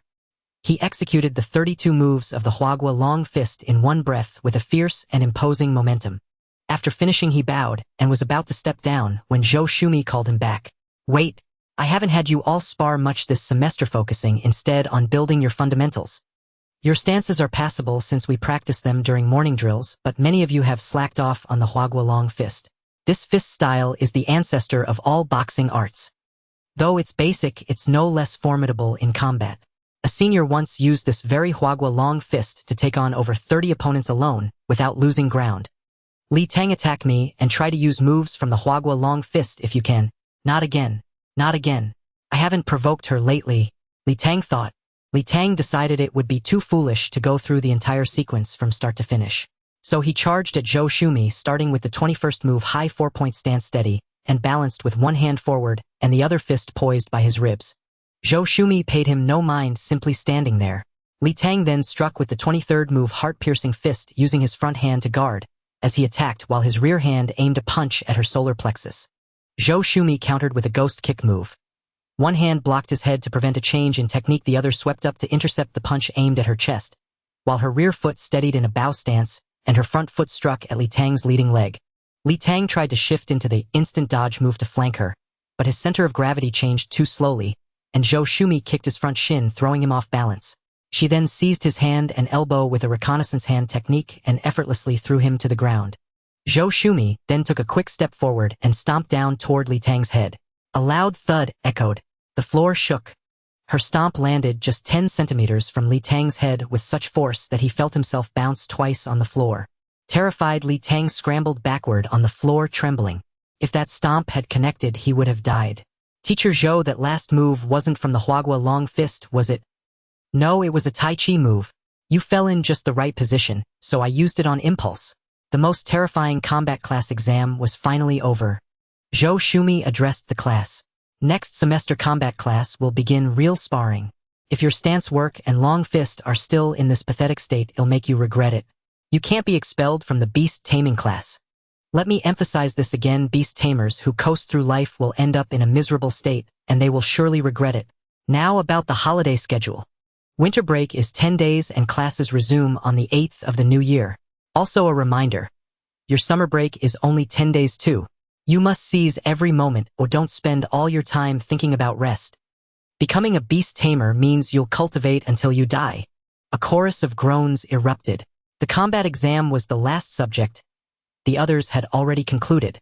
As for his cultural exam results, Li Tang had already learned from Fang Pingping, the professional course teacher for basic spirit beast studies, that he had achieved nearly perfect scores in both general arts and specialized subjects, securing first place in his grade. Why did Li Tang want to know his results early? Naturally, to identify any weak points in his studies. As a lover of knowledge, he couldn't abide any gaps in his understanding. It certainly wasn't because of the 5 low-grade source stones awarded for being first in the grade. Didn't you see the look in Fang Pingping's eyes when Li Tang gave his explanation? Practically pulling strings. The meditation class was even simpler. Exam results were directly tied to cultivation level. Li Tang dominated the entire grade with a level 8 score, as the next highest was only at level 6. And that was a recent breakthrough. The rest were generally around levels 4 or 5. How lonely it is to be unmatched. Amidst the crackling of firecrackers, the old year faded away, and the spring breeze brought warmth to the Tusu wine. Li Tang felt that the beast taming class, with only 20 days of winter and summer vacation combined, was already quite miserable. After all, the only leisure time at school was probably just a few jokes with classmates during breaks. But no sooner had Li Tang arrived home than he felt even more miserable. With only 3 days left until the new year, the tasks of spring cleaning and preparing New Year's goods had somehow fallen on his shoulders. Li Yuan, you've been on break for a whole week and haven't lifted a finger with the housework. You had to wait until I got back. After receiving the tasks assigned by Wang Na, Li Tang was so furious that he grabbed Li Yuan's cheeks and demanded an answer. I died too. Li Yuan struggled free from Li Tang's clutches and said, Who says I didn't? Who says I didn't? I bought the spring festival couplets and everything. I bought the New Year's dishes too. And the new clothes for the new year, I bought those. You spent 6 days just picking out new clothes for yourself, didn't you? That's not the point. The point is I bought you new clothes and new shoes. I don't believe you. It's true, Yuan, and I picked them out for you. Perfect timing, try them on to see if they fit. If not, there's still time to exchange them. Wang Na heard their bickering and came out of the kitchen with a smile. Just then Li Yuan ran into the room and brought out a set of clothes, handing them to Li Tang. After changing, Li Tang looked in the mirror. Standing at 180 centimeters, dressed in a long bright red down jacket, blue jeans, and a pair of black-ended sneakers, he looked so festive that his handsomeness was overshadowed. Isn't this a bit too festive? Isn't the new year all about festivity? Xiao Tang, you always wear your school training uniform, which is mostly black and white. Too plain. Mom has great taste. You two will have to work hard these couple of days. Your father and I won't be off until New Year's Eve. I'll cook the New Year's dishes when I get home from work, but the rest of the housework is up to you two. On the first day of winter break, Li Tang woke up at 6:20 out of habit, got dressed, and went downstairs to stand in a stance and practice his boxing. At 7:30, he went back upstairs, washed up, and joined his parents for breakfast. At 8 o'clock, after seeing his parents off, Li Tang woke Li Yuan up. Then, while engaging in internal observation, he waited for Li Yuan to wash up and eat breakfast. Starting at 8:30, Li Tang and Li Yuan engaged in a heated debate over who should be in charge of the housework. In the end, Li Tang secured dominance through his superior martial prowess. Attention everyone, listen to my orders. Li Yuan, and you first take off the sheets and pillowcases, throw them in the washing machine, and then take the comforters outside to air. Then dust the ceilings and light fixtures. After that, clean the windows. Finally, scrub the bathroom clean. Li Yuan gritted her teeth and said, Li Tang, what are you going to do? My job is to supervise you. I'll fight you. Li Yuan charged at him with claws bared. Oh, come on, I was just kidding. So I'll be in charge of buying the New Year's goods. Li Tang, how dare you? Li Yuan prepared to continue the fight.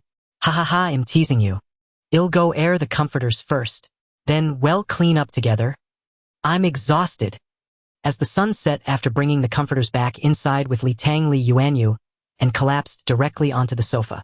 You need to exercise more. You're so physically weak. How come your legs are still so thick? Li Tang, just wait until I awaken my beast taming talent. Then you'll see me administer justice even to my own kin. If you want to talk about that, I'm all ears. Before you awaken, seeing me is like a frog at the bottom of a well seeing the moon. After you awaken, seeing me will be like a mayfly seeing the sky. How do you think I managed to top the entire grade? An old cow flying in the sky. You're just blowing smoke. Li Yuan's mention of awakening reminded Li Tang what would happen if he used his insight talent on an ordinary person. A gleam flashed in his eyes and information appeared. Name, Li Yuan, age 14, level 0, tier 0, talent. Not awaken, number of spirit beasts 0, weight 52 kilograms. Li Yuan, you're so short. How do you weigh over 100 gene? No wonder your legs are so thick. Li Tang, when did you sneak a peek at my weight? Today, I will definitely vanquish you. At 7 p.m., Li Tang went to his room to begin the day's cultivation.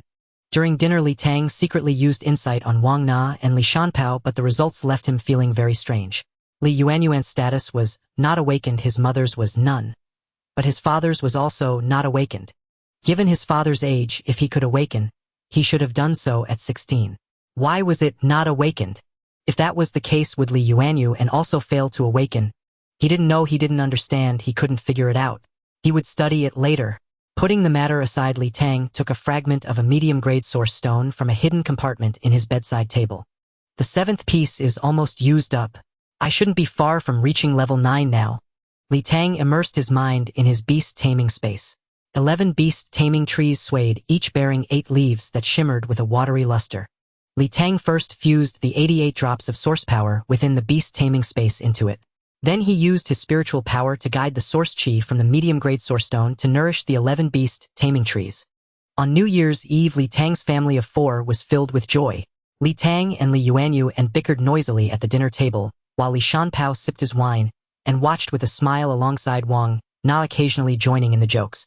Knowing that New Year's Eve meant staying up late, Li Tang finished his morning training and then locked himself in his room to cultivate early.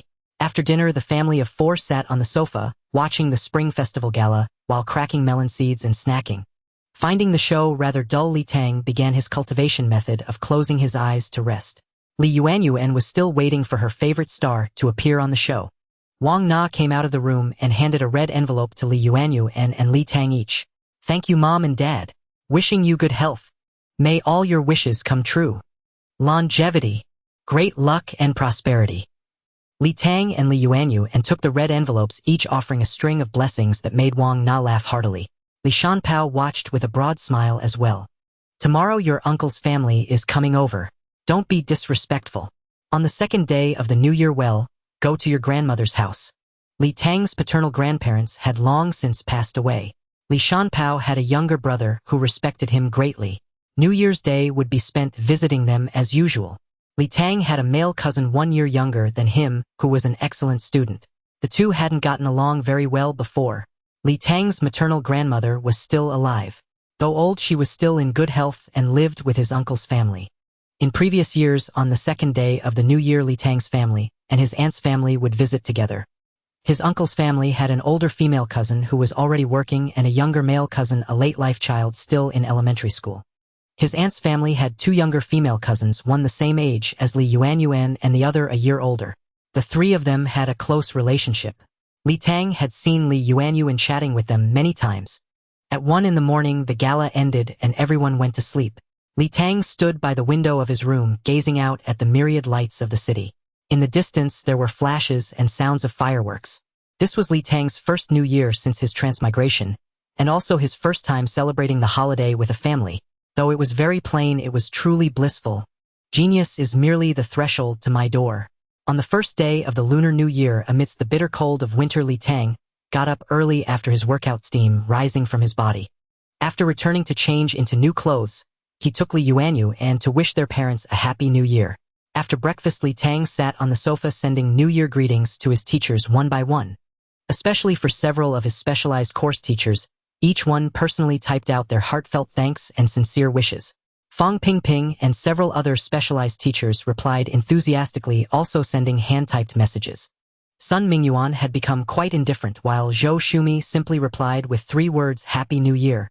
Next, Li Tang directly dialed Yang Fan's number. Comrade Yang Fan, Happy New Year. You didn't even wish the class monitor a Happy New Year first. On the other end of the line, Yang Fan's voice came through. Li Tang, open the door. I'm at your doorstep. You came to my house. Li Tang immediately got up to open the door, and Yang Fan, dressed in new clothes, was carrying several high-end gift boxes and fine liquor, her tall figure blocking the doorway. Li Tang, your down jacket is really festive. It's the 1st day of the Lunar New Year. Why are you at my house? My dad came with me. He walks slowly and will be here soon. I was just about to knock when your call came. Happy New Year, Uncle Yang. Wishing you prosperous business and wealth. Uncle Yang, who probably hadn't exercised in a while, came huffing up the stairs to Li Tang's house. Uncle Yang and Yang Fan, please come in. Li Tang quickly stepped aside and handed over slippers he retrieved from the entrance, then called out to the house, Dad, Mom. Uncle Yang and Yang Fan have come to wish you a Happy New Year. Li Shanpao came out from the room, and Wang Na also walked out from the kitchen, both surprised to see Yang Weidong. Old Yang, Happy New Year. What's going on today, bringing such heavy gifts? Li Shanpao, being from the inspection team, was straightforward, guiding Yang Weidong and Yang Fan to sit down, giving Wang Na a glance to help with making tea, then directly asking, "Oh, Captain Li, why are you being so formal with me? Did an old colleague resign, and now you can't come to wish me a Happy New Year? I welcome Uncle Yang's New Year greetings, but I can't accept such precious gifts. Please take them back with you." Seeing Yang Weidong's somewhat ambiguous expression, Li Shanpao did not relent. "It's not for you. I'm here mainly to thank Xiao Tang." Yang Weidong nodded towards Li Tang, moving on to the main topic. This time Yang Fan's Beast Tamer level has already reached level 5. I didn't think much of it at first, but then my Beast Tamer friend told me that Yang Fan's training speed is already quite exceptional. A parent knows their child best. Upon asking, Yang Fan mentioned that his rapid progress was all thanks to Li Tang's help. Without Li Tang, he would probably only be at level 4. Yang Fan, sitting beside them, scratched his head and smiled at Li Tang, who looked gloomy. Yang Weidong, being a seasoned veteran, immediately picked up the conversation. As for how he helped, Yang Fan said, "It's a secret. I didn't ask further. Old Li, you like me have contact with beast tamers in your work, so you should know that helping a beast tamer level up is a great favor. Even a few more levels make a huge difference between an ordinary university and a beast tamer university. The future development is worlds apart. So I came early this morning to wish you a Happy New Year. Thank you for your help with Yang Fan." Xiao Tang. "Uncle Yang, you are too polite. Yang Fan and I grew up together, helping each other is only natural." Li Tang said modestly. "I know you're a loyal kid, but there's no should about it. I'm here to consult your opinion as well. You know the store in the provincial capital that specializes in Beast Tamer products, Beast Tamer Home, right?" Li Tang nodded as Yang Weidong continued. "They have activities during the new year, and it's said that many spirit beast eggs and some rare resources have come in. I've turned down other matters and am preparing to take Yang Fan over. I wanted to ask your situation as well. If we're going, we should leave now. We'll be back on the 4th or 5th day of the new year. I won't agree directly." I looked at Li Shanpao. Yang Weidong continued, "Let me make it clear. I will definitely cover the food and lodging, so don't fight me over it. It won't cost much. If there are suitable items within a reasonable price range, I can lend them to Li Tang, and he can pay me back in the future. If there's nothing suitable, then it's just a trip to the provincial capital to broaden horizons, see the world, and understand the situation of beast tamers there, which is also beneficial. Well, Li Tang, you should go with Uncle Yang to have a look. Staying at home for the new year is just eating and drinking."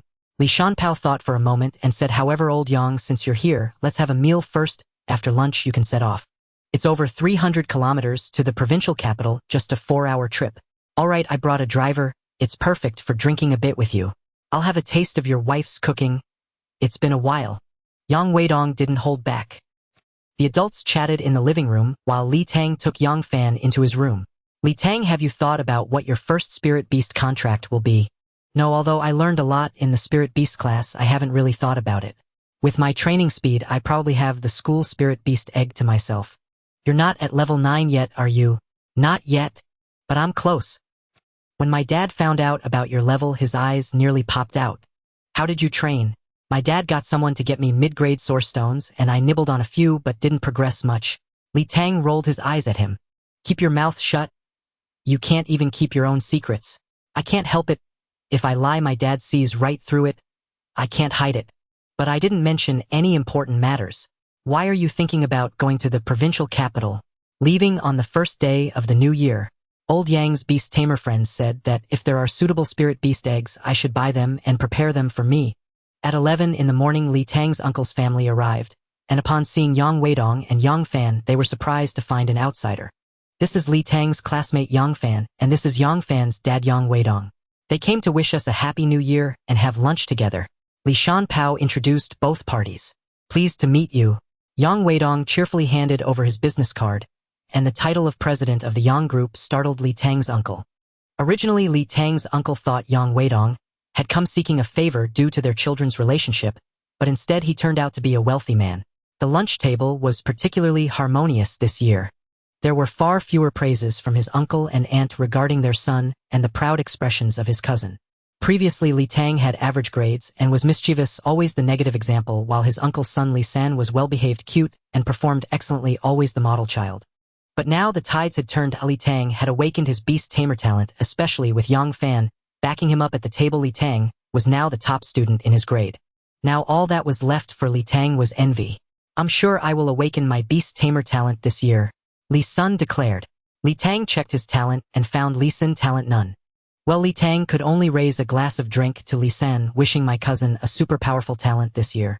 I'll awaken a super powerful talent in a couple of years, one that's even better than yours. Li Yuanyu and also made a grand declaration. Great. I also wish you awaken your super talent soon. Humph, comparing talents with a transmigrator. Mountains and rivers may not be of great importance, but meeting a noble person is. On the highway, a black luxury car sped past. Inside, Yang Weidong sat in the front passenger seat soundly asleep. At noon, while they discussed drinking less, the Li brothers Li Shan and his companion both had good alcohol tolerance, resulting in Yang Weidong having a bit too much. In the back seat, Li Tang and Yang Fan, two good brothers, closed their eyes together in silent introspection. To ensure the speed of their cultivation, one of them held a source stone in his hand. By 6 in the evening, the group arrived in the provincial capital, Nandu City. Nandu City is the capital of Jiangnan Province and the center of its political, economic, and cultural strength. Among them, Southern Beast Tamer University is a well-known institution for beast tamers and the first choice for beast masters in Jiangnan Province. The city's population is nearly 20 million, incomparable to the 1 million of Hien City. The vehicle stopped at the entrance of a 5-star hotel. The three of them got out and Yang Weidong led Yang Fan and Li Tang into the hotel, collected the room keys, and arranged one room for each of you. Xiao Tang, Xiao Fan, go rest for a bit. Then we will have dinner at the buffet on the 6th floor. I have an appointment tonight, so I won't be joining you. Don't wander around. We gather at 9 tomorrow morning to head to the beast tamer's home. Yang Weidong left while Yang Fan and Li Tang went to the 18th floor together. When Li Tang arrived at the room, it was about 30 square meters. But the concentration of source energy inside was surprisingly higher than outside, likely specially prepared for beast tamers. After placing his backpack, Li Tang went next door to call Yang Fan to go to the 6th floor for dinner. With the room key in hand, the two entered the buffet restaurant on the 6th floor, where a variety of delicious foods filled the space, tantalizing their appetites. The food in front of Li Tang was relatively normal, while Yang Fan's plate was piled high like a small mountain. They both ordered the beast tamer set meal, and during the meal the waiter even brought roasted ferocious beast meat and roasted spiritual plants, but unfortunately they were limited in quantity. In Hien City, aside from at school, Li Tang rarely saw any beast tamers. Yet now, just in this buffet restaurant, Li Tang sensed at least 20 beast tamers surrounding him. This time at the beast tamer's home New Year auction, they are bringing in a spirit beast egg with dragon bloodline. I am just about to advance and must get it. This dragon-type spirit beast egg is probably the highlight. We might not be able to handle it. Then let's go gamble on eggs first and earn some money. This time I must contract a spirit beast with a talent level of 6 or above, otherwise it will affect my upgrade. Nearby, at another table, 3 or 4 young men chatted while eating, exuding a strong sense of power. Li Tang had learned in class about dragon bloodline spirit beasts, which have a minimum talent level of 5. Purebloods can reach 9, making dragon bloodline spirit beast eggs even more precious. As for gambling on eggs, Li Tang was completely in the dark. He looked at Yang Fan, wanting to see if he knew, but Yang Fan was focused on his food, completely oblivious to the conversations around him. Ever since Li Tang analyzed that Yang Fan's talent of enhanced digestion was a latest-stage talent, his cravings for food had increased. After all, while the talent seems straightforward, behind every talent lie hidden abilities that need to be developed and discovered.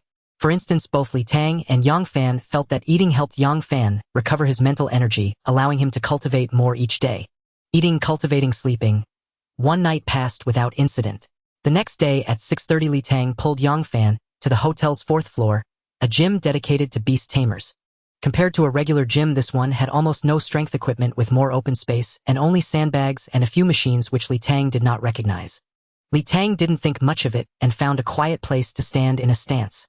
After 45 minutes, Li Tang was nearing his limit and began to gather his energy, relaxing his muscles. Little friend, not bad. You're almost at the first stage of your stance. Suddenly a voice appeared nearby, startling Li Tang into a cold sweat, as he hadn't sensed anyone beside him. Turning his head, Li Tang saw an elderly man in his 60s, dressed in plain training clothes with gray hair and a kind face, seemingly practicing Tai Chi while nodding at him. This old man is quite powerful. I also came here for morning practice. Did I scare you? Not at all. Happy New Year, Grandpa. I apologize for startling you. Li Tang immediately switched to his performance talent, adopting a good student demeanor. Which high school in Nandu City do you belong to? I'm from Hien City's first high school, not a local. I came to the Beast Tamer's home to visit during the New Year holiday. Heen City's first high school. Isn't Lu Yongling retired at your school? You mean Vice Principal Lu? His spirit beast is the Emerald Phoenix Butterfly. Yes, that's right. The Emerald Phoenix Butterfly is his auxiliary spirit beast. My surname is Huang and I am an old friend of his. He insisted on retiring in Heen City a few years ago. I haven't seen him in a long time. Hello, Grandpa Huang. Vice Principal Lu is in great spirits. He also serves as the director of our school hospital and helped us with recovery last time. Li Tang thought for a moment, having a question that he wanted to ask. Grandpa Huang, you mentioned the first stage of the stance. Is it the rooting stage? Could you explain it to me? Our teacher didn't elaborate on this. Huang Jueming nodded and patiently explained. Your teacher is probably worried you might aim too high. Standing in a stance is to control the strength of our bodies. Your teacher should have mentioned that when standing in a stance you need to sense your muscles and bones. The force starts from the soles of your feet. When you apply this force in battle, that is the first stage of rooting. Your muscle and bone strength is already emerging. With more practical combat you will master it soon. Yes, we will have practical combat next semester. The teacher must have considered it from certain aspects. Li Tang nodded while inserting a comment. Huang Jueming nodded and continued. The second stage is the knowledge and strength stage. The first stage involves the rudimentary application of muscle and bone strength, while the second stage requires one to actively unleash every ounce of strength from their muscles, fascia, bones, and even internal organs.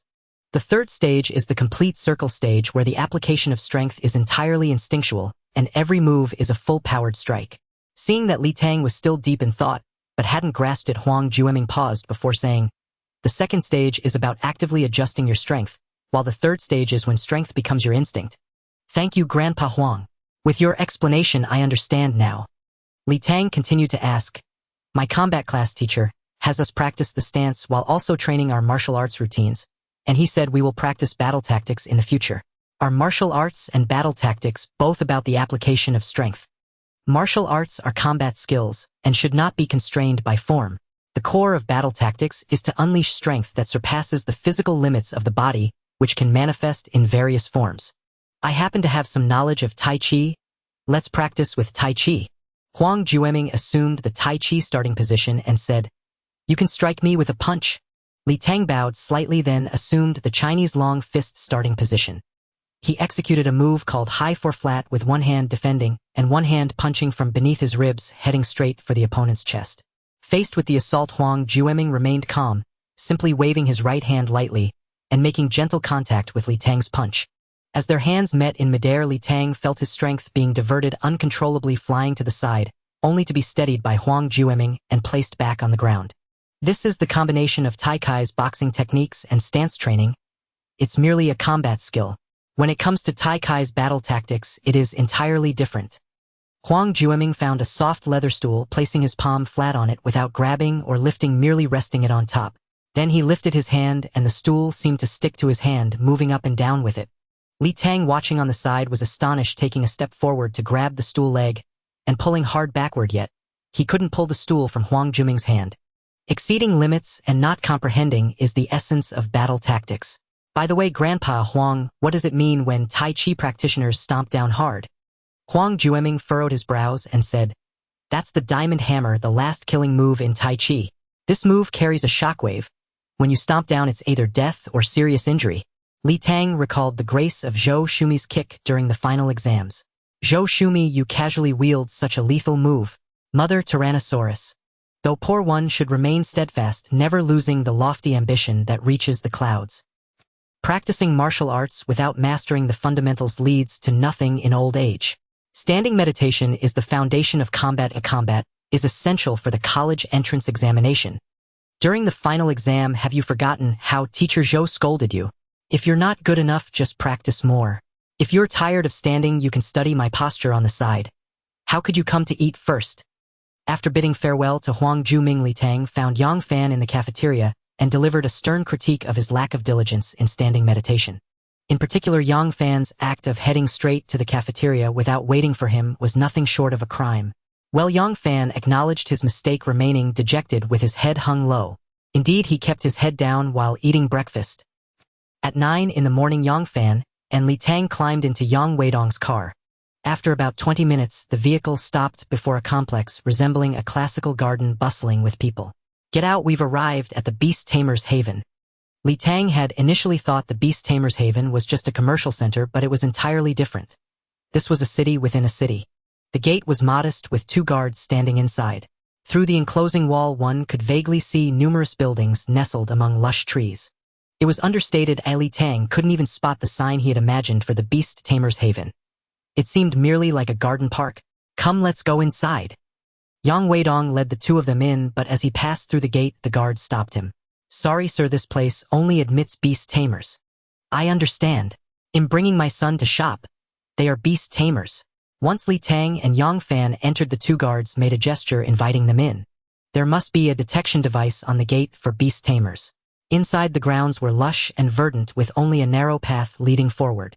After walking for a few minutes, Li Tang and his companions spotted a pavilion with several people standing beneath it, all dressed in uniform black work attire. Seeing Li Tang's group, the person in the middle hurried over. "3 distinguished guests, I am Guide 0251. What brings you to the Beast Tamer's Haven today?" "Hello, sir. It's my first time here. Could you give me an introduction?" "This is the Beast Tamer's Haven, serving beast tamers. If you wish to purchase items, there is a trading hall inside offering spirit beast eggs, pills, spirit beast feed equipment, and more. If you seek cultivation, we have source energy chambers of high, medium, and low grades. If you want to watch or participate in competitions, we have the arena. If you crave fine dining, there's a gourmet city. We also have an exchange zone. If you're short on source stones, you can exchange for some there first." "I heard there's an auction here?" Li Tang inquired. "Yes, there are auctions every day in the auction hall. You've arrived at a fortunate time. Today and tomorrow are the Spring Festival auction, the biggest one in the past 6 months. Do you have invitation letters, esteemed guests?" Seeing Li Tang's trio shake their heads, the guide continued, "No worries. For 1 low-grade source stone, each you can enter the general admission area. If you wish to participate in the bidding, a bidding paddle costs 1 mid-grade source stone, with a deposit of 10 mid-grade source stones. The deposit is refundable. Once registered, the bidding paddle can be used indefinitely." "That's exorbitant.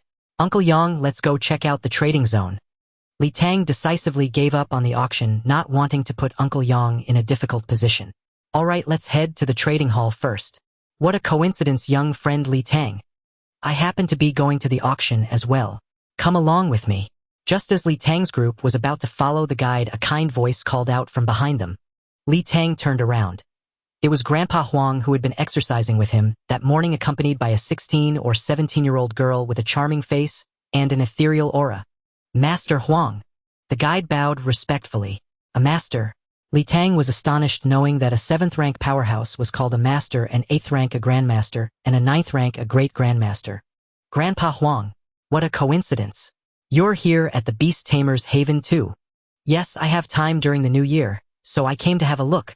Huang Juming was in high spirits, his face beaming with smiles as he made introductions. "This is my granddaughter Huang Shuxian. She's also in high school, a sophomore." "Hello, I'm Li Tang, a freshman. This is my classmate Yang Fan and his father." "Hello." Huang Shuxian greeted them. "Young friend Li Tang, come with me. The auction is about to start." The group of 5 followed a winding path on the left. Though it was winter, the flower beds on either side were a riot of colors, while in the distance various trees stood lush and verdant.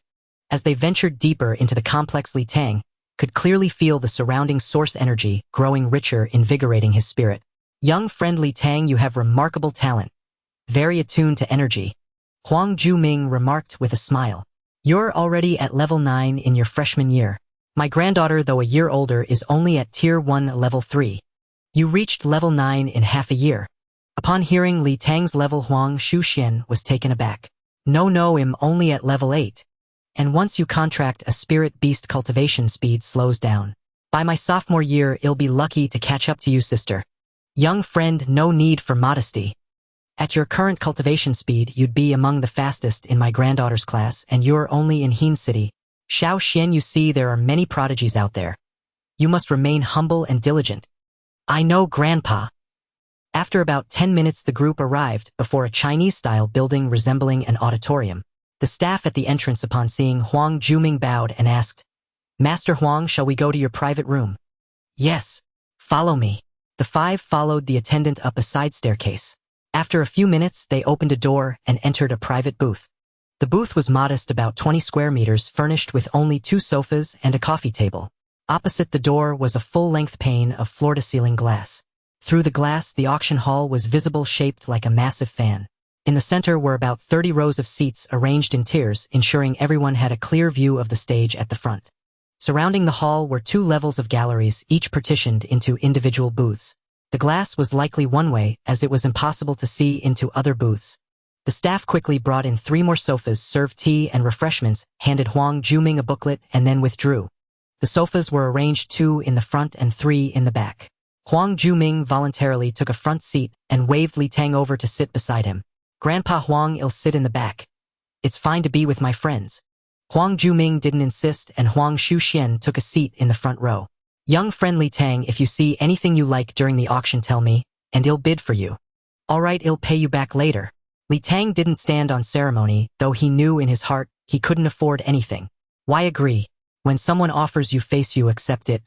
By the way, Grandpa Huang, everyone at the Beast Tamer's Haven knows you. You must be a local. Why are you staying at a hotel?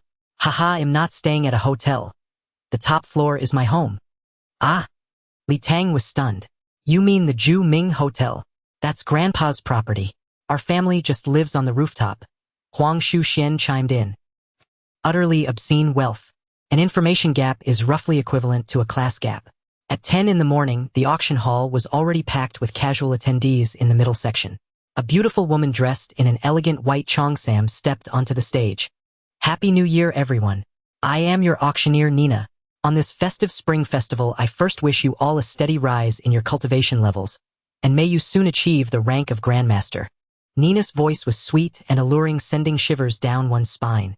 Many in the inner hall fixed their gazes on her, their eyes growing increasingly fervent.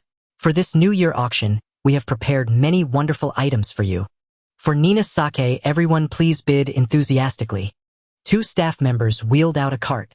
Nina lifted the red cloth covering it and announced, "Today's first item is a small gift from our beast taming house." Nina picked up a small bottle from under the cloth, opened it, and poured out a pill. This is a second-grade condensing chi pill, which can accelerate the absorption of source energy and the condensation of source power. A second-grade condensing chi pill can hardly be called a gift, of course. These 10 pills are rare top-grade elixirs with effects comparable to third-grade pills. Perfect for the younger members of your family. The starting bid is 10 low-grade source stones. Pills? Can they really boost speed? Yang Fan exclaimed from the back. Doesn't your school issue the corresponding pills for each rank? Huang Shuxian asked curiously. An unintentional flex was the deadliest. How infuriating. Xiaoshuan pills are very precious. Li Tang and Yang Fan are from Heen City No. 1 high school. Even in Nandu City, only your school distributes pills to first years. Huang Jueming chided Huang Shuxuan, who playfully stuck out her tongue. Huang Jueming then explained, "Young friends, every rank of Beast Tamer has corresponding pills. At the Zeroth rank, there's the condensing chi pill to accelerate cultivation. After the first rank, there are meridian cleansing pills and acupoint gathering pills to dredge meridians and condense energy in acupoints. These 3 are for cultivation, while others have special effects like healing injuries or boosting explosive power. You can go to the exchange later and buy some 0-grade condensing chi pills. They're not expensive." As they spoke, the bid had already been driven up to 230 source stones, and was finally won by a middle-aged man in the hall for 245 low-grade source stones. 2,450,000 yuan. 10 pills cost more than his entire family's wealth. I am a pauper. Next up is a long blade forged from crade metal. Don't miss out, blade enthusiasts. 800 source stones. Next we have 10 kilograms of 4th-grade carnivorous spirit beast feed, mixed with high-quality canine beast meat, which can promote evolution. Starting bid 100 low-grade source stones. 250 source stones. Next is the third-to-last item of today. A cage was wheeled onto the stage. Nina lifted the red cloth, revealing a curled-up pure white fox with a single drop of red fur on its forehead like a water droplet. What amazed everyone most was that it didn't have 1 tail but 3. A 3-tailed spirit fox. Many in the audience exclaimed in awe. Some friends have already recognized it. This is a 3-tailed spirit fox. An ordinary 3-tailed spirit fox has a talent rank of 5, but this one is rank 6. As you know, its evolution path is quite clear. and it can likely be cultivated into a 9-rank 6-tailed spirit fox. Its innate skill spirit eye which can see through illusions and create them. This was the third spirit beast Li Tang had seen, and she immediately used insight to examine it. Species 3-tailed spirit fox level 1st rank level 6 talent rank 6 innate skill spirit eye skill bite emotion hostile toward humans cannot be contracted. The moment Li Tang used insight, the 3-tailed spirit fox in the cage stirred, opened its eyes and glanced in her direction. At the same time, Huang Jueming and Huang Shuxuan sitting in front immediately sensed Li Tang's activity. Huang Jueming said with a chuckle, "Young friend Li Tang, your talent is actually of the detection type. I always assumed it was one for accelerating cultivation. Your cultivation talent is even stronger than I imagined." Li Tang had a second talent, so revealing her first one didn't matter. She said, "Grandpa Huang, my talent is insight. It's pretty useless. Young friend, your frankness leaves me a bit embarrassed. The insight talent has always been outstanding among detection-type talents. Our understanding of spirit beasts and ahem of spirit beasts comes from data collected by seniors with the insight talent over the past 200 years. The beast taming compendium, after all, only relies on energy intensity and existing data, so it's often not as convenient as insight. It's also a mistake to think insight is an frank talent. As far as I know, insight is one of the few talents with clear gradations. Most users can only see 3 pieces of information, which is indeed useless. Seeing 4 qualifies as a drank talent, and 5 makes it a brank talent. 1, 2, 3, 4, 5, 6. Li Tang realized her insight talent revealed 6 pieces of information. Could this be srank? She couldn't go around saying that. Young friend Li Tang, a word of advice in non-combat situations: it's best not to use insight on others or spirit beasts. If you must, try not to be discovered. Grandpa. Seeing her grandfather still chatting, Huang Shuxian grew anxious. Don't worry, there's time. Huang Jueming picked up a tablet from beside his seat and tapped it. Booth 36 bids 130 medium-grade source stones. Nina's sweet voice rang out in the hall. Damn, that's 20 million. Li Tang marveled at Huang Juming's extravagance. Grandpa Huang, is this 3-tailed spirit fox for Sister Xianxian? Yes, this 3-tailed spirit fox complements Zhuangshuan's talent quite well, and its quality is excellent. I plan to prepare it for her in advance. This fox is quite hostile toward humans, so it won't be easy to contract. Huang Jueming gave Li Tang a deep look, then said to Huang Shuxuan, Xiaoshuan, let's give up on this 3-tailed spirit fox. There's no rush, I'll find you another suitable one. Congratulations to the honored guest in booth 98 for successfully winning our 3-tailed spirit fox. Nina then held up a small glass bottle on stage and addressed the audience. The second to last item is the Fountain of Life produced by the Tree of Life in the Rift, 10 milliliters in total. Starting bid 100 medium-grade source stones. It's actually the Fountain of Life. Huang Jueming was surprised to hear that. Grandpa, what is the Fountain of Life? Huang Shuxian asked curiously. In the aerial rift world of Jiangnan, there is a 9th-rank Tree of Life. Although it has no offensive power, it is jointly protected by beasts and humans. Because it brings more life energy to the world. The Fountain of Life is a product of the Tree of Life. Think of it as attributeless source energy rich in life energy. Not only does it rapidly restore strength and accelerate cultivation, but the life energy it contains can heal injuries and even prolong life. As Huang Jueming explained, he was also raising his bid on the tablet. Grandpa Huang, what's the typical price for attributeless source energy? Young fans sitting behind heard the term and asked curiously. Attributeless source energy is also very rare. It's mainly used to quickly boost strength and recover energy. About 1 medium-grade source stone per milliliter. Li Tang perked up her ears.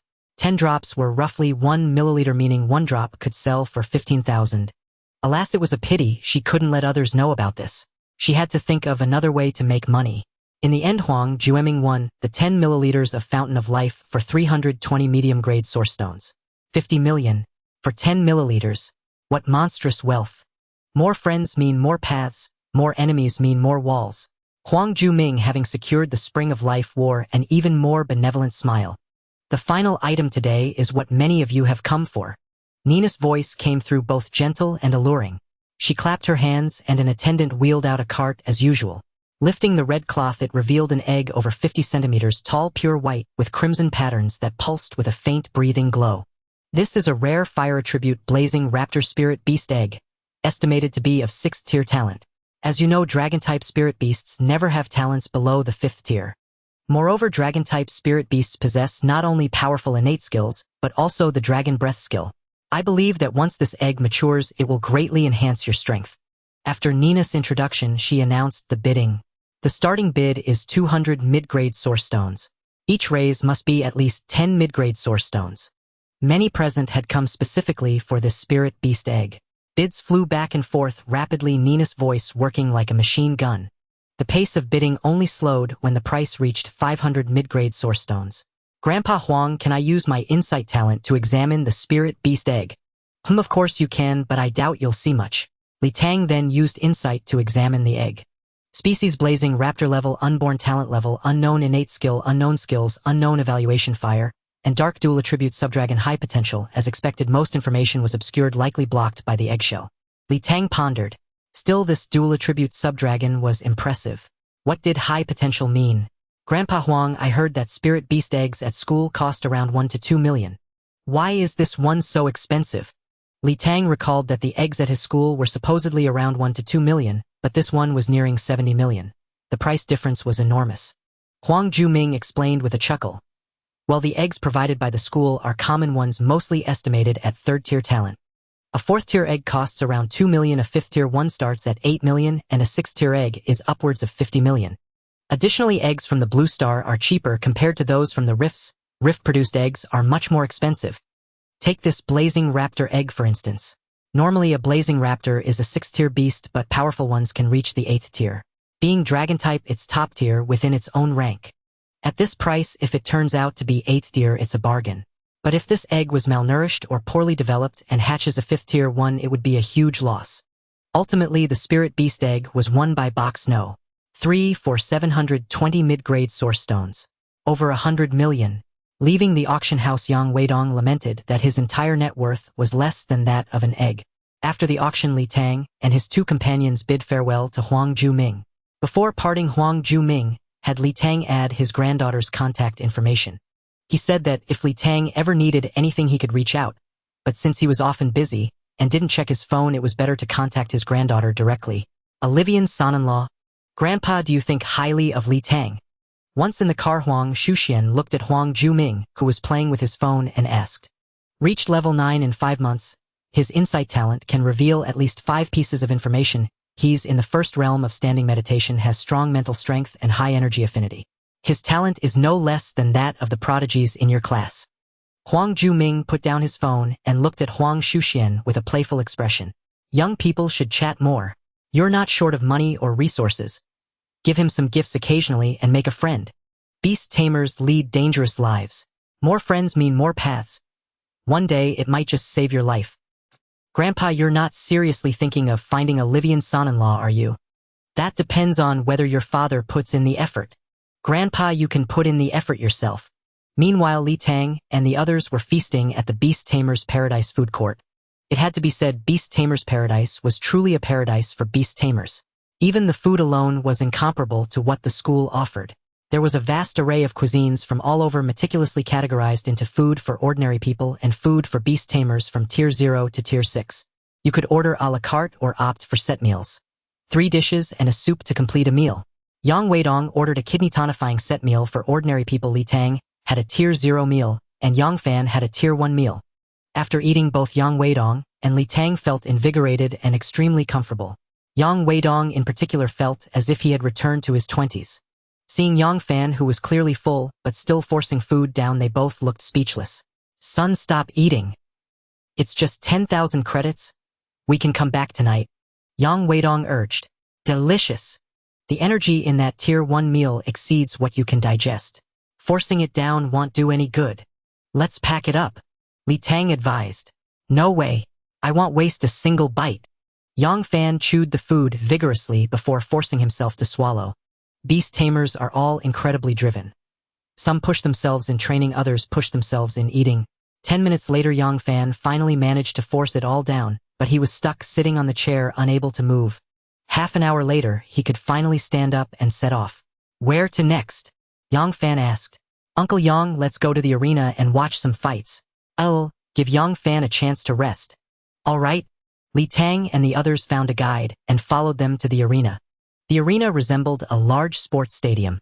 Inside, there was a grand hall with a massive screen displaying different match times and their respective venue numbers. There was a complete variety of battles ranging from Tier 1 to Tier 6, each marked with the fighting style martial combat, spirit beast combat, or combined combat. A single ticket cost 1 low-grade source stone, but it only allowed entry to one venue with viewing time until 10 p.m.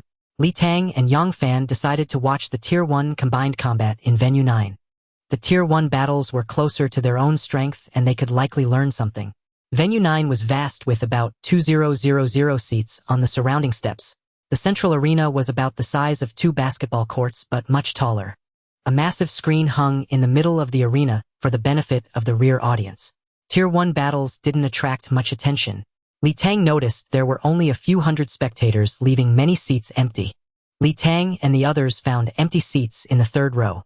Next up we have Tier 1 Level 8 Wolf King Gale versus Tier 1 Level 7 Mightiest Cutie. Let's welcome the contestants. The announcer's voice came over the speakers, though the announcer himself was nowhere to be seen. What kind of ridiculous names were these?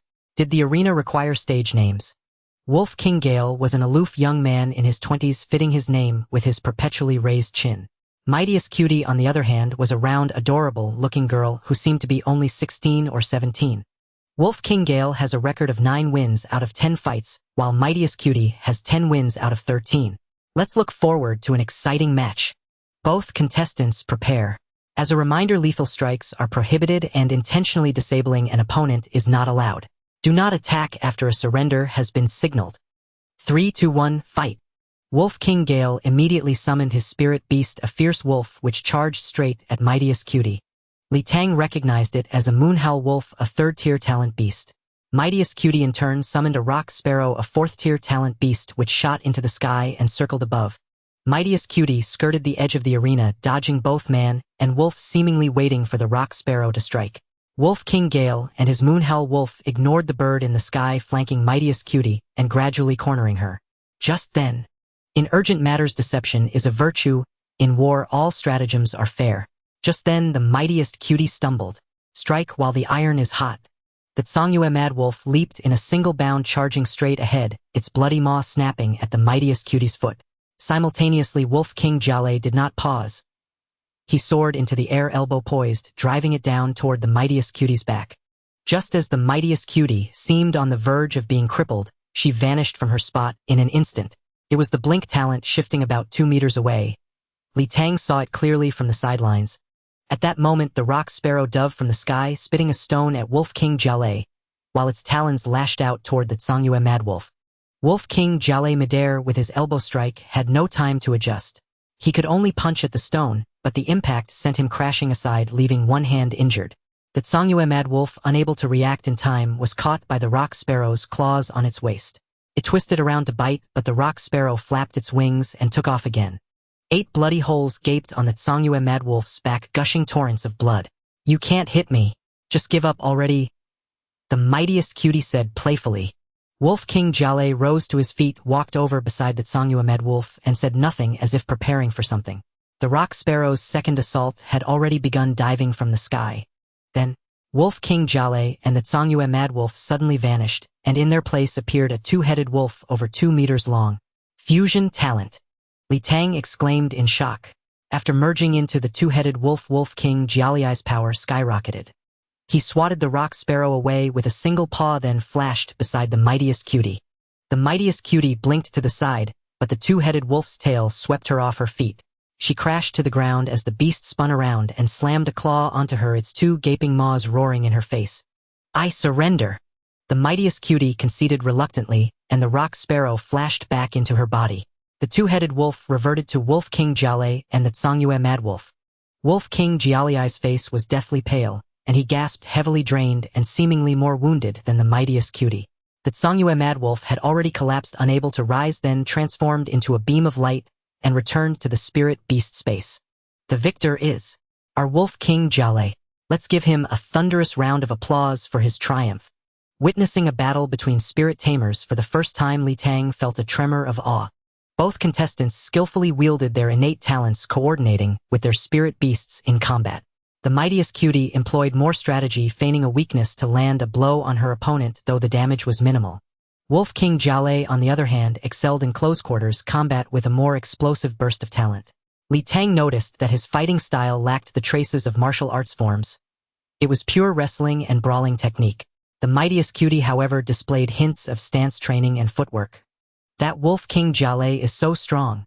I want to fight like that someday. Yang Fan's eyes sparkled as he gazed at Wolf King Jiale.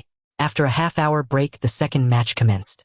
Match after match unfolded as a dazzling array of spirit beasts took the stage. Spirit tamers, and their beasts battling with desperate ferocity within the arena. One bout in particular stood out. Two burly men devoid of any finesse simply pummeled each other face-to-face, while their spirit beasts tore at one another on the side. It was a brutal flesh-to-flesh brawl, the arena floor awash with blood. The spectacle was enough to make one's blood race and heart pound with terror. Li Tang and her companions watched the fights until 6 in the evening. Seeing that it was getting late, they left directly. There was no helping it. Li Tang and Yang Fan still had their meditation practice to complete for the day. On the way back, Yang Weidong's earlier astonishment and excitement gradually gave way to worry. Sun Xiao Tang, will you two have to fight like this in the future? One wrong move and you're covered in wounds. Li Tang and Yang Fan said nothing in reply. They were still weak and had no idea what the true path of a spirit tamer held in store. Perhaps battle was the very destiny of a spirit tamer. They returned to their cultivation and the night passed without incident. Early the next morning, after their training session, the trio headed straight for the spirit beast home. Today Huang Jiaming was not there to guide them and they skipped the auction. After all, they couldn't afford it anyway. They went directly to the exchange. The exchange was somewhat like a commercial center spanning 6 floors, each one immense. Rows upon rows of shops lined the interior, their counters overflowing with a dazzling array of goods. Li Tang and Yang Fan were, after all, just 16-year-old kids, and they spent the entire time exclaiming, "Wow, look at this!" and "Wow, look at that!" Yang Weidong was far more composed, though the shock in his eyes was still unmistakable. The first floor was primarily the Spirit Beast Home's exchange office, where cash could be converted into source stones. The standard rates were 10000 for a low-grade source stone, 200000 for a mid-grade one, and a staggering 300000 for a high-grade source stone. The school's prices were far more reasonable. Apart from that, the first floor also housed a mission hall for the Spirit Beast Home, which required a minimum strength of Tier 1. Li Tang couldn't enter, but she peered inside and saw quite a few people. Aside from the 2 Spirit Beast Home outlets, all the other stores were service halls for various Spirit Tamer associations requiring relevant identification, so they couldn't enter those either. As the trio stepped onto the second floor, the fragrance of medicinal pills was so invigorating it refreshed the spirit. The second floor was mainly for trading pills and herbs. Li Tang inquired at the Spirit Beast Home's official store. A Tier 0 Qi condensation pill cost 1 low-grade source stone per pill. It wasn't expensive, but she had no idea about its efficacy. Other private shops generally offered the same price. They didn't linger long here and headed straight to the third floor. The third floor was primarily for weapons and equipment along with various material trading venues. Li Tang had no use for weapons yet, so she wasn't particularly interested. Yang Fan, however, was extremely fascinated by weapons and armor. He visited several stores trying out various arms, and eventually pestered his father into spending 300000 cash to order an F-grade metal spear, asking the shopkeeper to mail it home. The official store wouldn't accept cash, but ordinary shopkeepers were willing to be flexible for the sake of business. The fourth floor mainly housed spirit beasts and their feed shops. A few spirit beast stores had several common cat or dog-type beasts on display, but most shops had none at all. Li Tang went in and asked the owner what was going on. The owner replied disdainfully, "Keeping them here. The smell would be unbearable. Besides, it's not good to keep spirit beasts cooped up in cages all the time. Then how do you buy a spirit beast? We all have spirit beast manuals. You can browse the manual first, and if you find one you like, well, take you to see it." It had to be said, the Spirit Beast Home was far more resourceful. Their official Spirit Beast manual was as thick as an encyclopedia, featuring beasts with talents ranging from Tier 2 to Tier 6, with prices spanning from tens of thousands to tens of millions. But Li Tang hadn't yet decided on which spirit beast to contract. She sat in the shop for a while, flipping through the manual, hoping to find a beast that caught her fancy. Yang Fan was also searching, looking for a spirit beast that could eat as much as he could. Time slipped away, and before they knew it, it was noon. The three headed to the food court. For lunch, Yang Fan dared not order a Tier 1 meal again. He obediently chose a Tier 0 set and added a single dish of Tier 1 braised pork, eating until his mouth was slick with grease. Life is like a gamble. Sometimes you have to stake everything. That afternoon, Li Tang and two others arrived at the 5th floor of the exchange. The 5th floor primarily dealt in spirit beast eggs. Unlike the completely empty 4th floor, every shop here was filled with spirit beast eggs. Particularly in the official store of the Beast Taming House, the eggs were categorized based on their estimated talent grade. Most were of the 2nd and 3rd grades, about 500 eggs in total, priced between 500,000 and 1.5 million. There were far fewer 4th grade eggs, only about 70, with prices ranging from 2 to 3 million. There were only a few 5th grade eggs priced between 8 and 20 million, and only one 6th grade egg priced at 55 million. Each egg had a tag. Those from rifts were noted and their prices were higher. While Li Tang was considering using his insight talent to see if there were any special spirit beast eggs, he overheard a conversation nearby. "Brother Chong, last time you helped us earn 3 million. Let's keep it up today." "Yeah, same as before. We put up the money, you provide the expertise. If we profit, we split it evenly. If we lose, we take the hit." "All right. My knowledge of spirit beast eggs comes from my old man, so it'll definitely help you make money. Thanks, Brother Chong." Then a capable-looking young man took out a magnifying glass and began examining the eggs one by one, while the other three gathered around him. Over 20 minutes later, the capable young man spoke. "I think we should pick from these 3 eggs. None of them should be a loss." While they were selecting, Li Tang didn't rudely interrupt. Instead, he went directly to a shop assistant and asked, "What's this about betting on eggs to make money? I don't see that service in the store." The assistant patiently explained, "It's not a service we offer.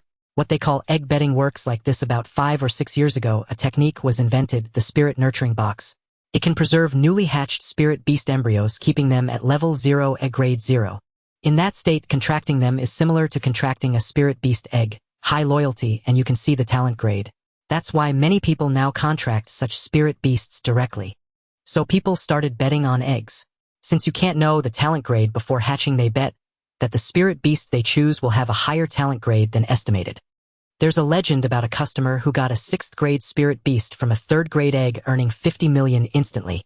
Of course, our beast taming house doesn't support this, but we can't stop it. We still recommend that beast tamers contract the eggs directly. Nurturing them with your own source energy helps the spirit beast develop better. So many shops on the 4th floor sell spirit beast manuals because there are many of these kinds of spirit beasts. Not many. The spirit nurturing box can usually preserve a spirit beast for a year. Currently, spirit beast embryos are in high demand and sell quickly. They won't mention it unless you ask." As they spoke, the young men had made their decision and bought a spirit beast egg with dark green patterns. Li Tang saw the tag, labeled it as a green forest giant serpent egg.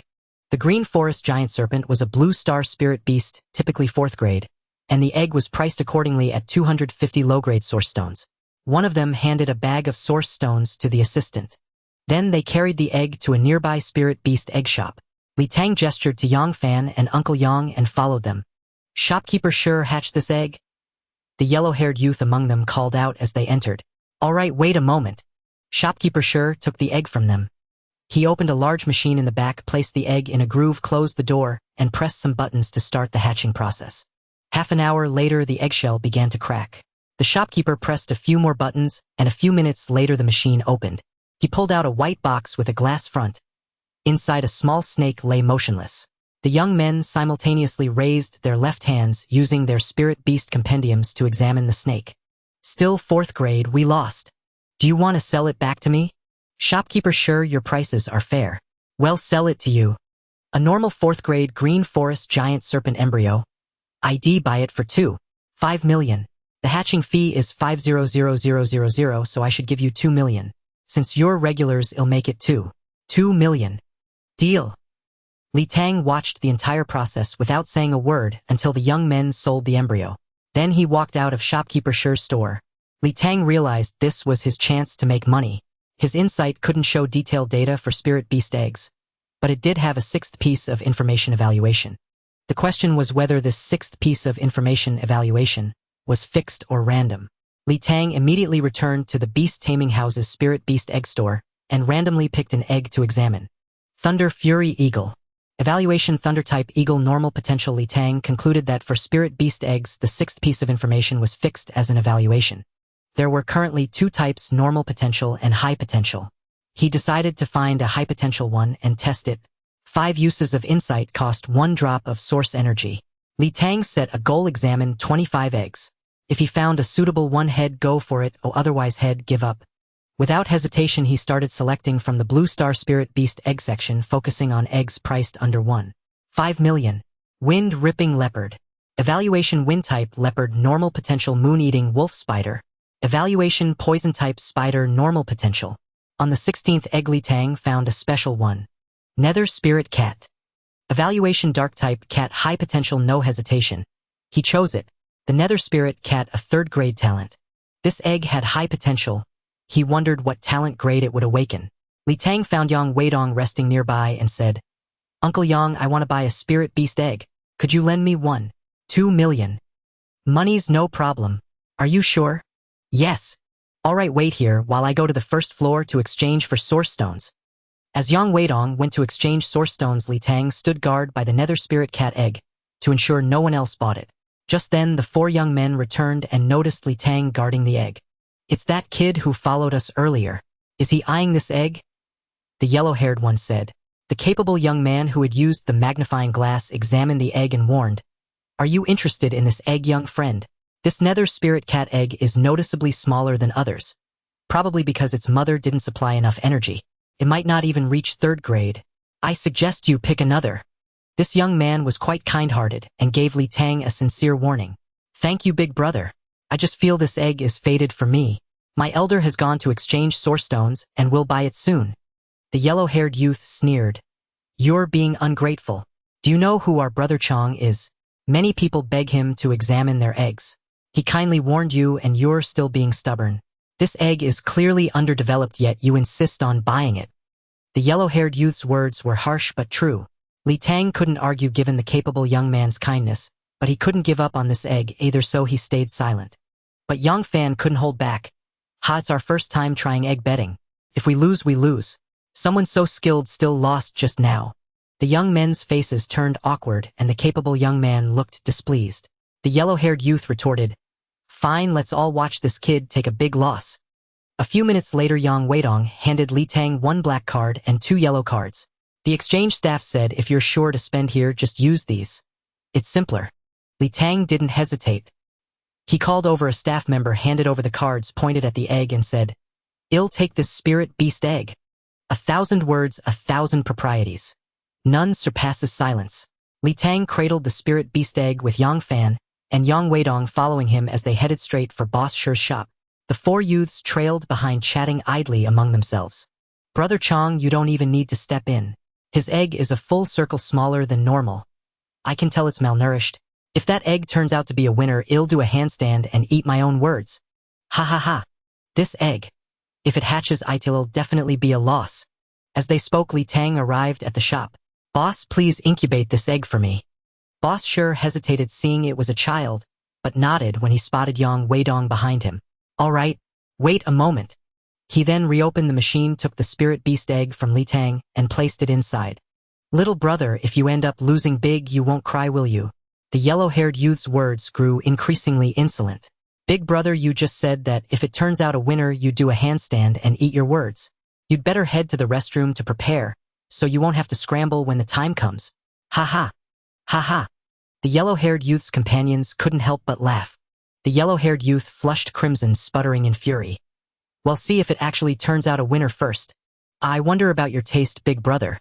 Do you prefer rice or porridge?" Knowing that to provoke someone you mustn't take their bait, but instead attack their weak points relentlessly, Li Tang said to Yang Fan beside him, "Fancy you ate a lot at lunch. Start brewing. In case the yellow-haired brother isn't full." "Aye. You little brat, you're asking for it." The yellow-haired youth, seeing he was losing the verbal spar, jumped up to strike but was restrained by his friends. "Haha, yellow hair, you asked for it with that loose tongue. Now you've been put in your place. Calm down, calm down. Wait until the little brother's egg hatches before you get excited. Haha, you're actually hoping the little brother's egg turns out a winner. Don't you want to see yellow hair eat that? You know, and in a handstand. Haha." As the crowd around him began to mock him, the yellow-haired youth, shrewd enough to know when to retreat, snorted and walked aside, falling silent. Half an hour passed quickly. The boss emerged from the machine carrying a white box. Several youths began inspecting it with their spirit beast tomes, but Li Tang, lacking a tome, used his insight instead. Species: Nether Shadow Spirit Cat, Level 0, Tier 0, Talent Grade 5th Tier, Talent Skill, Nether Shadow Strike Skills, None Identity, Nether Shadow Spirit Cat, Royalty, 5th Tier. It's actually 5th Tier. A winner! A cry of astonishment drew the attention of everyone nearby, and even customers who heard the news rushed into the shop to see. This kid hit the jackpot. This haul is worth at least 10 million without a problem. A Nether Shadow Spirit Cat with 5th Tier. Beside Li Tang, Yang Fan suddenly heard 5th Tier and hugged Li Tang in excitement, shaking him. Brother Tang, we made it. We made it. Then Yang Fan remembered something and said, a double blessing. Not only did the egg gamble pay off, but we also get to see a show. Where's our yellow hair brother? Yang Fan turned to search the crowd, but the yellow-haired youth wasn't foolish. Upon hearing 5th Tier, he had already slipped away. Congratulations, young friend. This is a huge win. Will you sell it back to me? Sure, uncle. What's your buyback price? A 5th Tier Nether Shadow Spirit Cat is quite rare. I'll offer 12 million. Does that work? After all, it's a blue star spirit beast, not as good as those from the rifts. Then can you waive the incubation fee? Alright. Wait, I'll offer 15 million. I happen to need this Nether Shadow Spirit Cat. As Li Tang and Boss Sher were negotiating, someone interjected. Li Tang turned to see a handsome young man in his 30s. He said nothing, merely looked back at Boss Sher. Young friend, don't worry. We haven't signed any contract. It goes to the highest bidder. As a businessman, I truly can't match 15 million. Thank you for your generosity, boss. The handsome young man bowed to Boss Sher, then pulled out 15 black cards from his pocket and handed them to Li Tang. Little brother, thank you. I'll cover the incubation fee too. He then took out 5 yellow cards and gave them to the boss before taking the spirit beast container from him. The handsome young man moved so swiftly that Li Tang hadn't even registered it before finding 15 million in his hand. The 3 youths still in the shop stared in astonishment. One of them said, my God, it really did turn out a winner. This kid's luck is just too good. Brother Chong, I noticed he didn't use a spirit beast tome earlier. He must have a detection type talent skill. He might have seen something. I'm not sure. That shouldn't be possible, said the composed Brother Chong. Nonsense. No one knows what's inside an egg. Countless masters have looked, and it's just this kid's good luck. None of that matters. Hey, where's yellow hair? I want to see him do that handstand. Yang Fan wanted to keep showing off in the shop, but Li Tang and Yang Weidong quickly dragged him away. After all, news of a spirit beast egg turning into a 10 million plus prize would spread like wildfire. If too many people came, Li Tang and his 2 companions, being weak in strength and without backing, might face trouble or awkward situations. When it came to making money through such underhanded means, one must keep a low profile and amass wealth in silence. Li Tang took Yang Fan to a pill shop on the 2nd floor, where he bought 60 zero-tier chi condensation pills on the spot and gave 30 to Yang Fan. Then he handed 1 black card and 2 yellow cards to Yang Weidong. Xiao Tang Yu. Uncle Yang, thank you for lending me 2 million.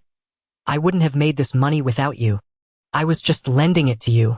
Uncle Yang, I'll reach level 9 in a couple of days, and I can get to level 10 within a month. I need to save this money to prepare for contracting a spirit beast in the future. Today, I can only give Yang Fan some pills. I'll find a way to compensate him later. You're just a kid, but you understand the ways of the world better than I do. Alright, I won't be overly sentimental. That evening in his hotel room, Li Tang held a mid-grade source stone in one hand and a chi condensation pill in the other. He looked at them, then swallowed the pill in one gulp and closed his eyes to begin cultivating. The pill's effect was indeed potent. Li Tang's perception of source energy became sharper, and the spirit beast tree absorbed spiritual energy about 10% faster. Suddenly, Li Tang opened his eyes and cursed, liar. I want a refund. They said 1 pill would last 4 to 5 hours depending on one's constitution, but it wore off in just half an hour. Then it dawned on him.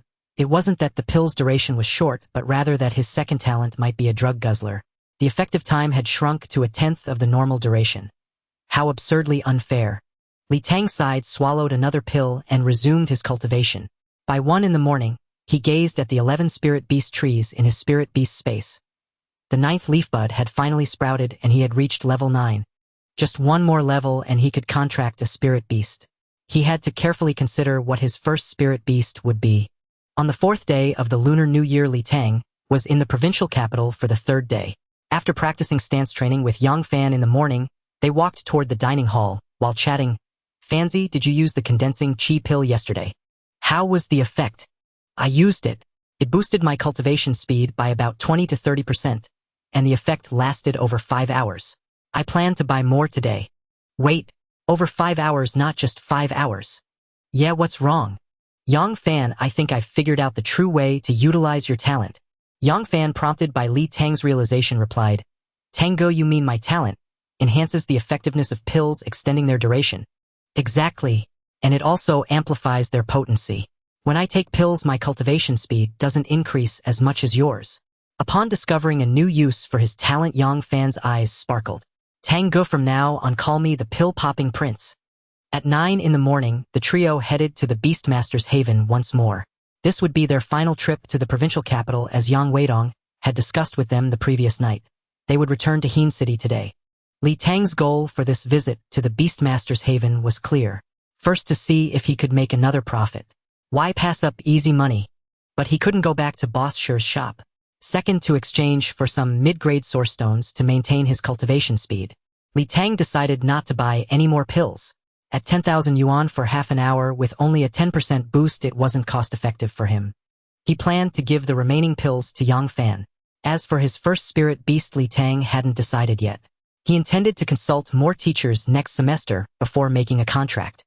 After all, his second talent allowed evolution, but the effects such as the reserve slot contractability were still unknown and required experimentation. At the Beastmaster's Haven, Li Tang headed straight for the exchange, but first to the 6th floor. He had planned to check it out earlier but had been delayed. Upon reaching the 6th floor, Li Tang found it to be the VIP area of the Beastmaster's Haven, lavishly decorated. However, he couldn't enter, guessing it was reserved for experts above the 7th rank. Other shops only served customers with appointments, so Li Tang had to return to the 5th floor. At the official Spirit Beast Egg Shop on the 5th floor, he continued browsing from where he had bought the Netherworld Spirit Cat the day before. After using the Insight ability 23 times, he discovered a pleasant surprise. Species Flying Mantis level, Unborn Talent level, Unknown Talent skill, Unknown skills, Unknown evaluation, Wood Element Insect, High Potential Flying Mantis, a 3rd-tier talent Spirit Beast Egg. Li Tang bought it for 1 million without hesitation, not going to Boss Sher's shop. Walking a bit farther, he spotted a shop called Zhang Brothers Spirit Beast Eggs and entered. The owner, a burly man with a crew cut, sat behind the counter playing on his phone. Li Tang asked directly, Boss, do you offer egg gambling? Yes, do you want to see the eggs or hatch one? Hatching costs 500,000, non-negotiable. The owner looked up, surprised to see a high school student. Li Tang handed over the Spirit Beast Egg.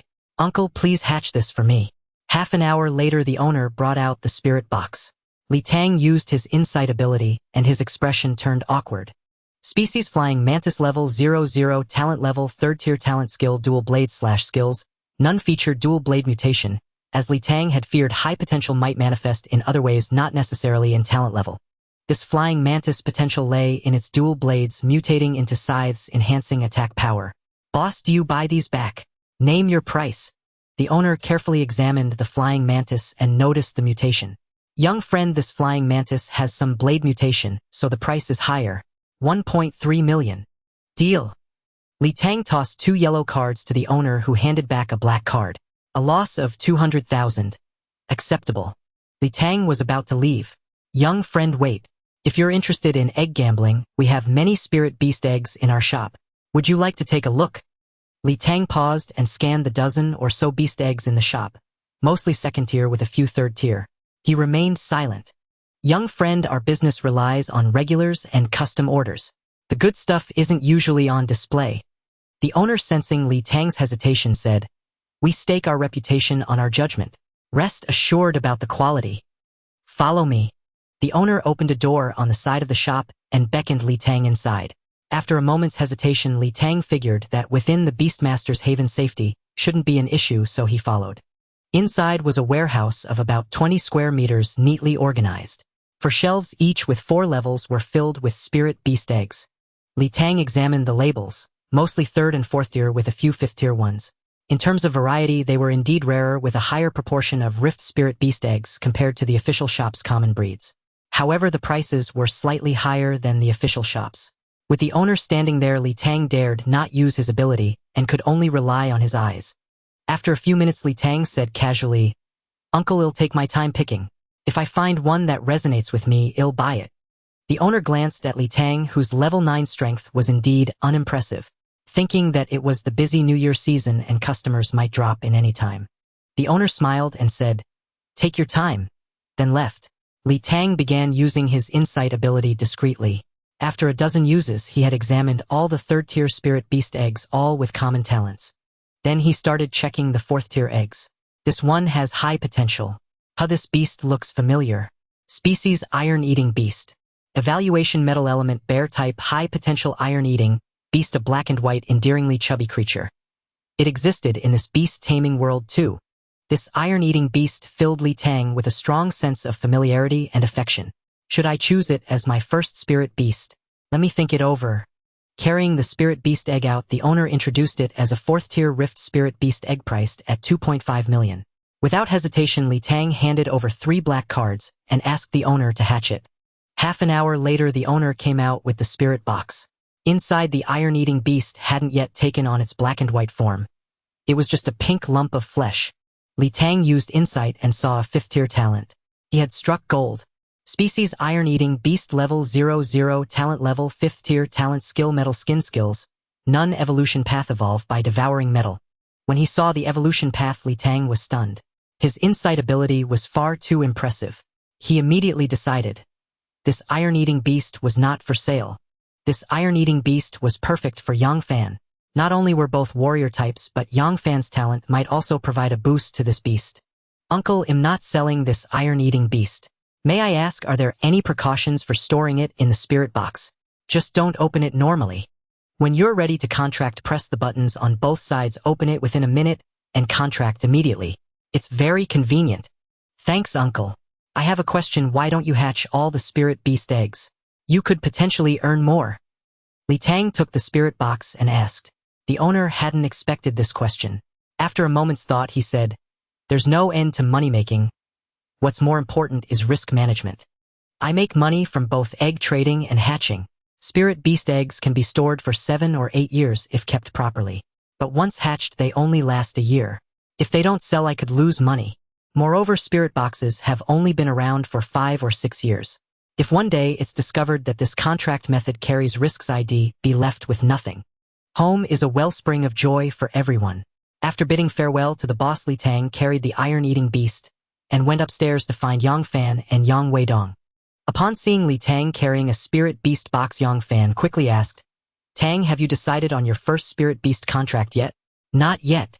This beast is for you." "Me?" Yangfan pointed at himself and said, "Tang, I'm only at level 5. Who knows when he'll be able to contract one?" Tang didn't respond. He pulled Yangfan to a secluded spot, not even bringing Yang Weidong along. "Fan, this beast is perfect for you. Let me introduce it first. See if you like it. If not, I'll sell it." This is an iron-eating beast, a 5th-tier talent native to the Rift world. Its talent skill is Metal Skin, a defensive ability. It's bred for a warrior tank path, which fits your future development perfectly. The key point is its clear evolution path. It evolves by consuming metal. Imagine, combined with your enhanced digestion, its evolution speed will accelerate. After evolution, it could become a 7th or 8th tier spirit beast. Plus, its black and white appearance is adorably charming. Any girl would want to hug it. In summary, powerful, fast evolving, and attractive to girls. After Tang finished, he saw Yangfan's eyes gleaming, his mind likely wandering through some strange fantasies. "Yes or no?" "One word." "Yes, absolutely. From now on, call me the Iron-Eating Beast Knight." After Yangfan confirmed, he snatched the spirit beast box and hugged it tightly.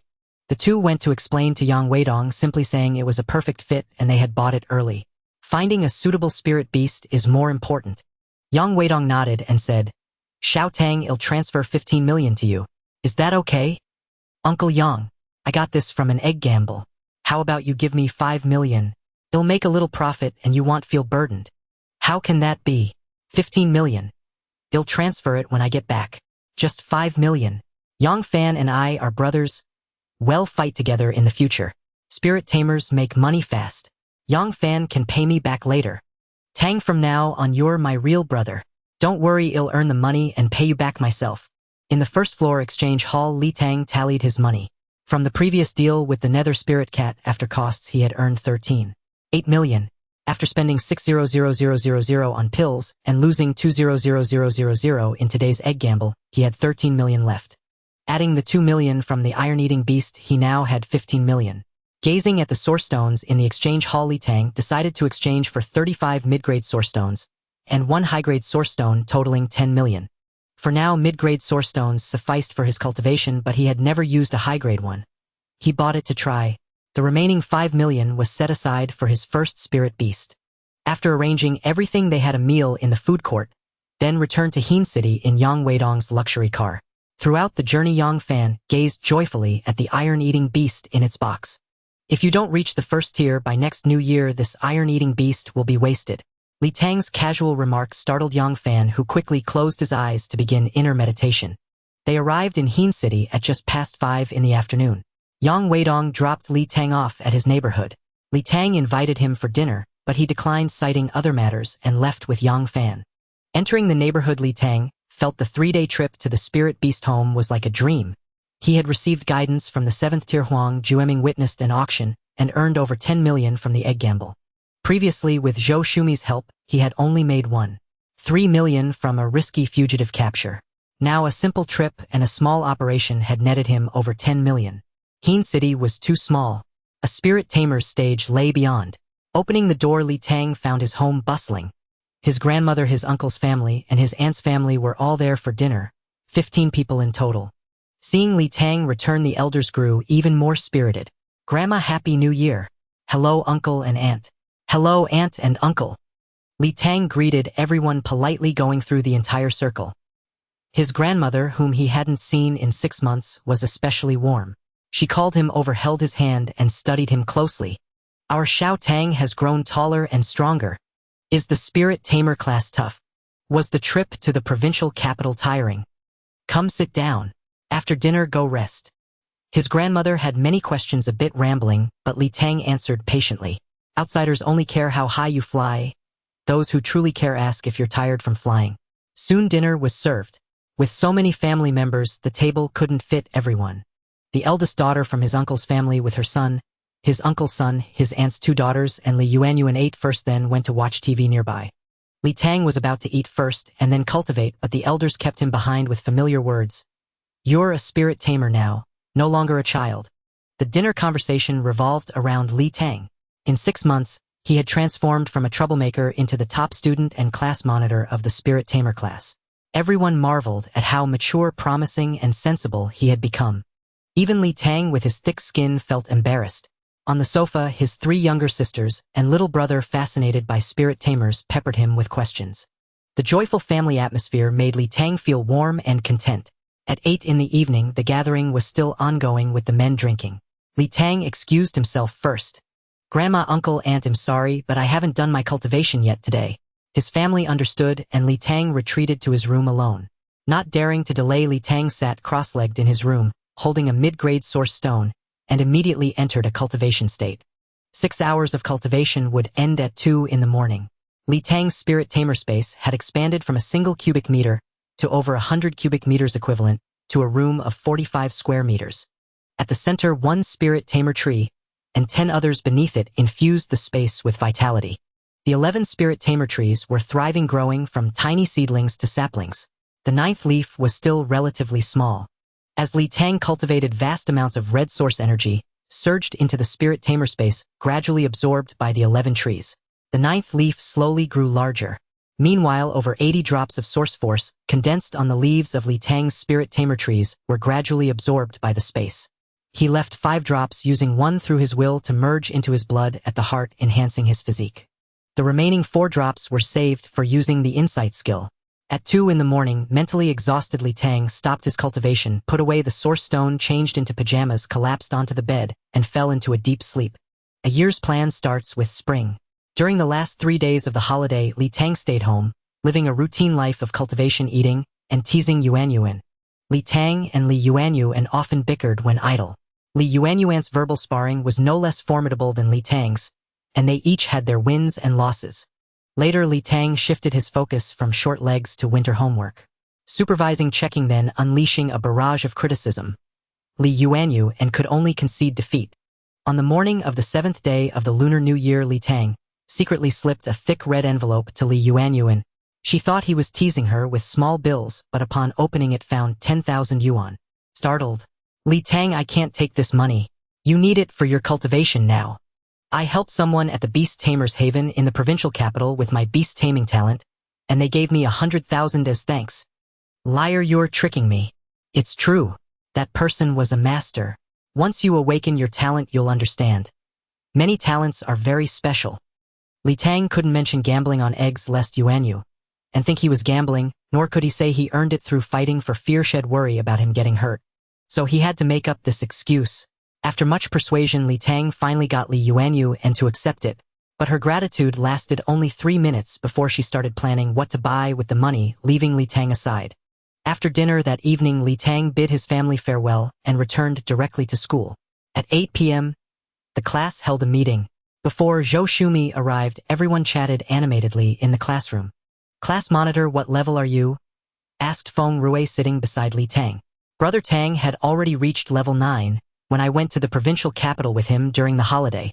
At the Beast Tamer's Haven I also got. Yang Fan sitting in front of Li Tang turned around and joined in. My god, I'm only level 4, and the monitor is already level 9.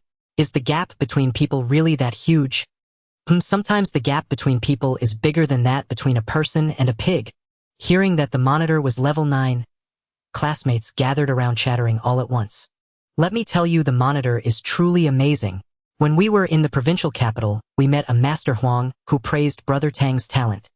And at the Beast Tamer's Haven I obtained. Yang Fan kept trying to mention his spirit beast, but was repeatedly interrupted. So you'll be contracting a spirit beast soon. Man Chong from the other side also came over. Right. Have you decided what your first spirit beast will be?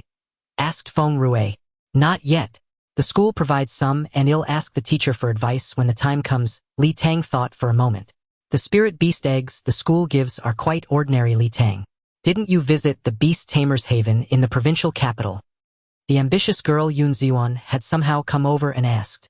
I did go, but I still haven't decided. Xiao Yun, you've been to the Beast Tamer's Haven too? I went during the New Year too. If I'd known you were going, I would have asked you to come along. Yun Ziyuan, are you inviting Li Tang? A girl nearby chimed in.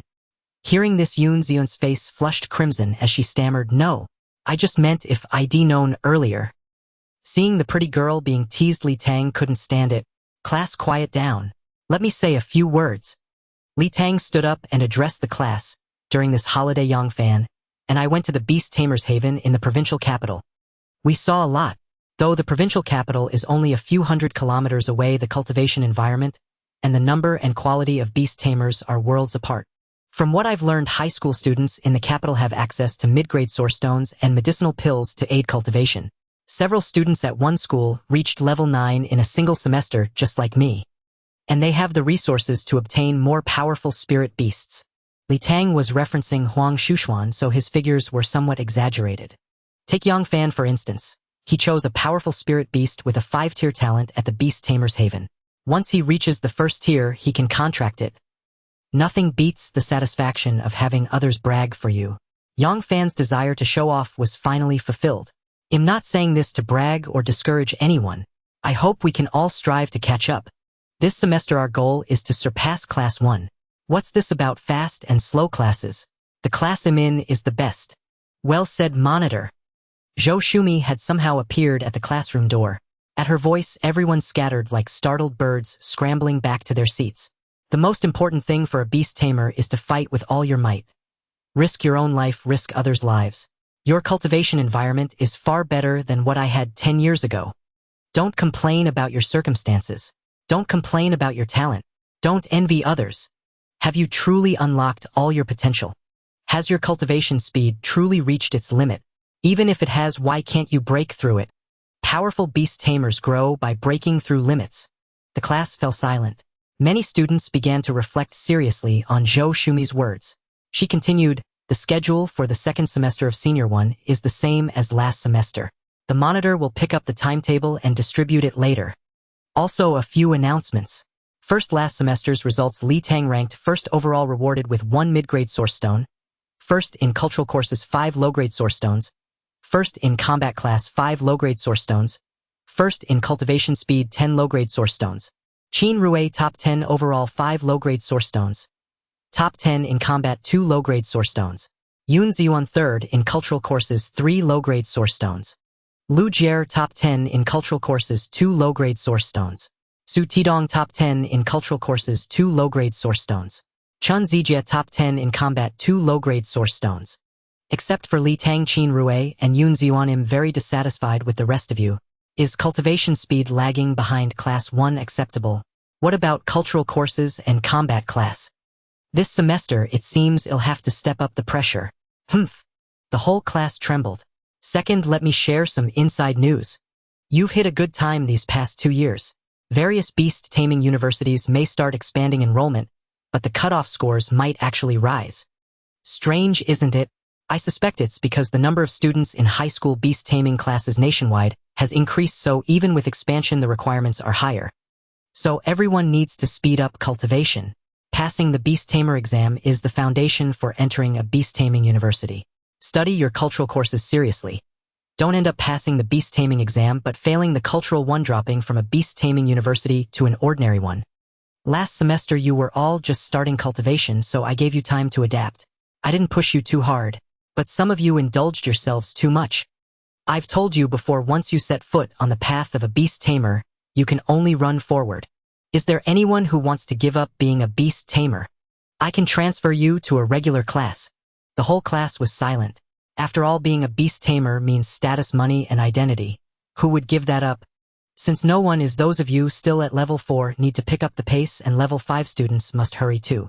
After all, we already have a level 9 classmate. With unyielding effort and a life free from idleness, the class meeting concluded. Li Tang was summoned by Zhou Shumi to the office, assuming it was to collect the timetable and textbooks. To her surprise, Zhou Shumi gestured for Li Tang to sit beside the desk. Lost in thought, Zhou Shumi remained silent, and Li Tang dared not disturb her. Ever since Huang Jueming revealed the story behind Zhou Shumi's formidable golden hammer strike, Li Tang's respect for her had deepened. A woman who could unleash a lethal move without hesitation was truly terrifying. You're at level 9 now. How long until you reach level 10? Zhou Shumi looked up and asked. I should be able to advance to level 10 within this month. Li Tang replied with confidence. Today is February 10th. Leaving 20 days. Zhou Shumi nodded and continued. I overheard outside the classroom that Yang Fan has already chosen his first spirit beast. Haven't you selected one for yourself? Yang Fan has reserved a 5th-tier iron-eating beast, which complements his talent well. The iron-eating beast. That black and white bamboo-loving fat bear. It's fairly durable. Zhou Shumi seemed somewhat dismissive of the iron-eating beast. After a moment's thought, she asked, how can you be sure it's 5th tier? You bought a spirit beast egg, didn't you? How do you know it suits Yang Fan? It's a spirit containment box. Li Tang evaded the question by focusing on a minor detail. I see. So you gambled on an egg. Your insight ability works on spirit beast eggs. In just a few words, her secret was uncovered. Facing a knowledgeable expert, a novice's secrets were impossible to hide. What could Li Tang say? Denial was futile. Zhou Shumi could simply summon Yang Fan to confirm. So she remained silent. I'm just guessing. It's common knowledge that spirit beast eggs reveal no information. I suspect your insight ability only offers vague hints. Li Tang continued her silence. There was no way she would admit to that. So you haven't secured a spirit beast for yourself? Zhou Shumi pressed, not dwelling on the egg matter.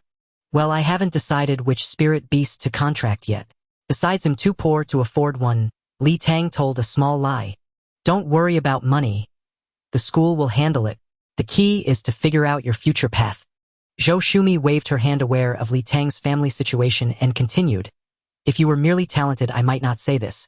But given your extraordinary potential, your first spirit beast is crucial. Do you know about the Capital Beast Tamer University and the Magic Capital Beast Tamer University? Li Tang nodded. These are the 2 best beast tamer universities in Huaxia, each admitting only 10,000 students annually. Every student admitted is a genius from their high school. Do you know how these 2 universities recruit? Li Tang shook her head. Both use special admissions. In the second semester of senior year, they hold special admission meetings. Only by securing a spot there and meeting the college entrance exam requirements can you enter. Of course, exceptionally outstanding students can be directly admitted without exams. Given your current talent, barring any mishaps, you should have no problem getting in. Perhaps even with a direct offer. Having students admitted to these two schools has always been Principal Weiss's dream. Hearing this, Tang felt elated. A guaranteed spot at a prestigious university. Yet she found it odd. That was a matter for senior year still far off. You might be thinking, him only a freshman, why talk about senior year? Zhou Shumi read her mind. Now comes the main point. You know that both schools have a genius class. Genius class students are the cream of the crop, true prodigies. The genius class is the cradle of grandmasters. With that single sentence, Tang understood its weight. This class nurtured ninth-tier powerhouses. There are two ways to enter the genius class. The first is through the special admission meeting. If you perform exceptionally, you may earn a chance to be assessed. The second is via a recommendation from someone qualified, followed by a separate assessment. In the entire Heen City, only I have the authority to recommend. Tang stared at her in astonishment. She had used her insight on Zhou Shumi and even been beaten by her. Ma'am, you're only at the third tier. How can you have such qualifications? Zhou Shumi, sensing her doubt, replied with slight embarrassment. Because I graduated from the genius class of the capital Beast Tamer University. Then you. Tang was even more bewildered. A cradle of grandmasters, yet you're only at the third tier. My situation is special. Zhou Shumi shot her a glare, collected her thoughts, and continued, my recommendation hinges on you possessing sufficient strength. Enough to dominate your peers. Raise my standard: by the end of May you must contract a powerful combat spirit beast and elevate it to the first tier. That's the baseline. Meanwhile, your combat skills must improve, your spirit beast's battle prowess must grow, and your academic performance cannot suffer. Achieve all this and I will recommend you. Know this: the resources of the genius class surpass even those of ordinary university students, let alone regular high schools. I have only one recommendation chance. I didn't even use it for my brother Zhou Shuden. If I recommend you and you fail to gain admission, you'll never have another opportunity. Teacher Zhou, if I meet your conditions, what are my chances of entering the genius class? Tang asked. About 10%. The recommendation assessment is even stricter. A 10% chance, so low? This is a chance. It's like having two opportunities to strive for the genius class. I have one condition for my recommendation: when you become strong enough, I hope you'll help me accomplish something. Of course, whether you agree or not, as long as you're strong enough, I'll still recommend you. With Zhou Shumi having said so much, what could Tang do but agree? Teacher Zhou, rest assured. When I grow powerful, I'll go through fire and water to complete your task. Tang pledged solemnly. Hamen's words are all lies. You don't even know what it is, yet you agree so quickly. At such a young age, you're already full of deceit. Men are all the same. Zhou Shumi rolled her eyes at Tang, who shrank back afraid to respond. Wait until you reach the 7th tier. By then, don't pretend you don't know me. Starting tomorrow, skip your morning run and train with me instead. Now get out. Back in her dormitory, Tang lay quietly on her bed, still pondering Zhou Shumi's words. She had to fight for a place in the genius class. In this world of beast taming, she must grow strong. Only strength could ensure her survival and her ability to protect her family. Tang had always harbored doubts. With Waxia's population of 1 billion and a 10% awakening rate, there should be 100 million beast tamers. Yet the proportion she encountered seemed far too low. Either not that many had awakened, or the world of beast tamers held many secrets still. Before learning to strike, one must first learn to take a blow. On the first day of the new semester, Tang gathered the classmates on the playground and began arranging them for stance training. Then Tang silently walked to the center of the playground, where Zhou Shumi was waiting for him while looking at her phone. Couldn't they find a more secluded spot, right in the middle of the playground? How embarrassing. What are you dawdling for? Get over here quickly. Zhou Shumi called out to Tang, a hint of impatience in her voice. Tang hurried over. Zhou Shumi wasted no time and began explaining the plan. Today I will be giving you special training, focused on your combat abilities. Stance training is the foundation of combat. There are 3 realms of stance training. The first is the rooted realm, which involves applying the strength of sinews and bones to. Teacher Zhou. Let me interrupt. I know the 3 realms. The first, the rooted realm, applies sinew and bone strength to actual combat. The second, the power awareness realm, unleashes all the Bodhi strength. The third, the harmonious realm, transforms initiative into passivity, turning power into instinct. Not bad, you've summarized it quite succinctly. I don't recall teaching you this, did I? I met a master in the provincial capital during the new year who gave me some guidance. Now I just lack actual combat experience to reach the first realm. Seeing the subtle truth, Zhou Shumi nodded and said, that master has a deep understanding of combat. Our goal for these 3 months is for you to step into the second realm of stance training, or at least touch its threshold. Zhou Shumi continued. Starting today, we'll have practical combat here every morning. You attack, I defend. You need to apply the strength of your sinews and bones to every offensive move. First, stand in your stance for 10 minutes to feel the strength of your sinews and bones, then launch your attacks against me.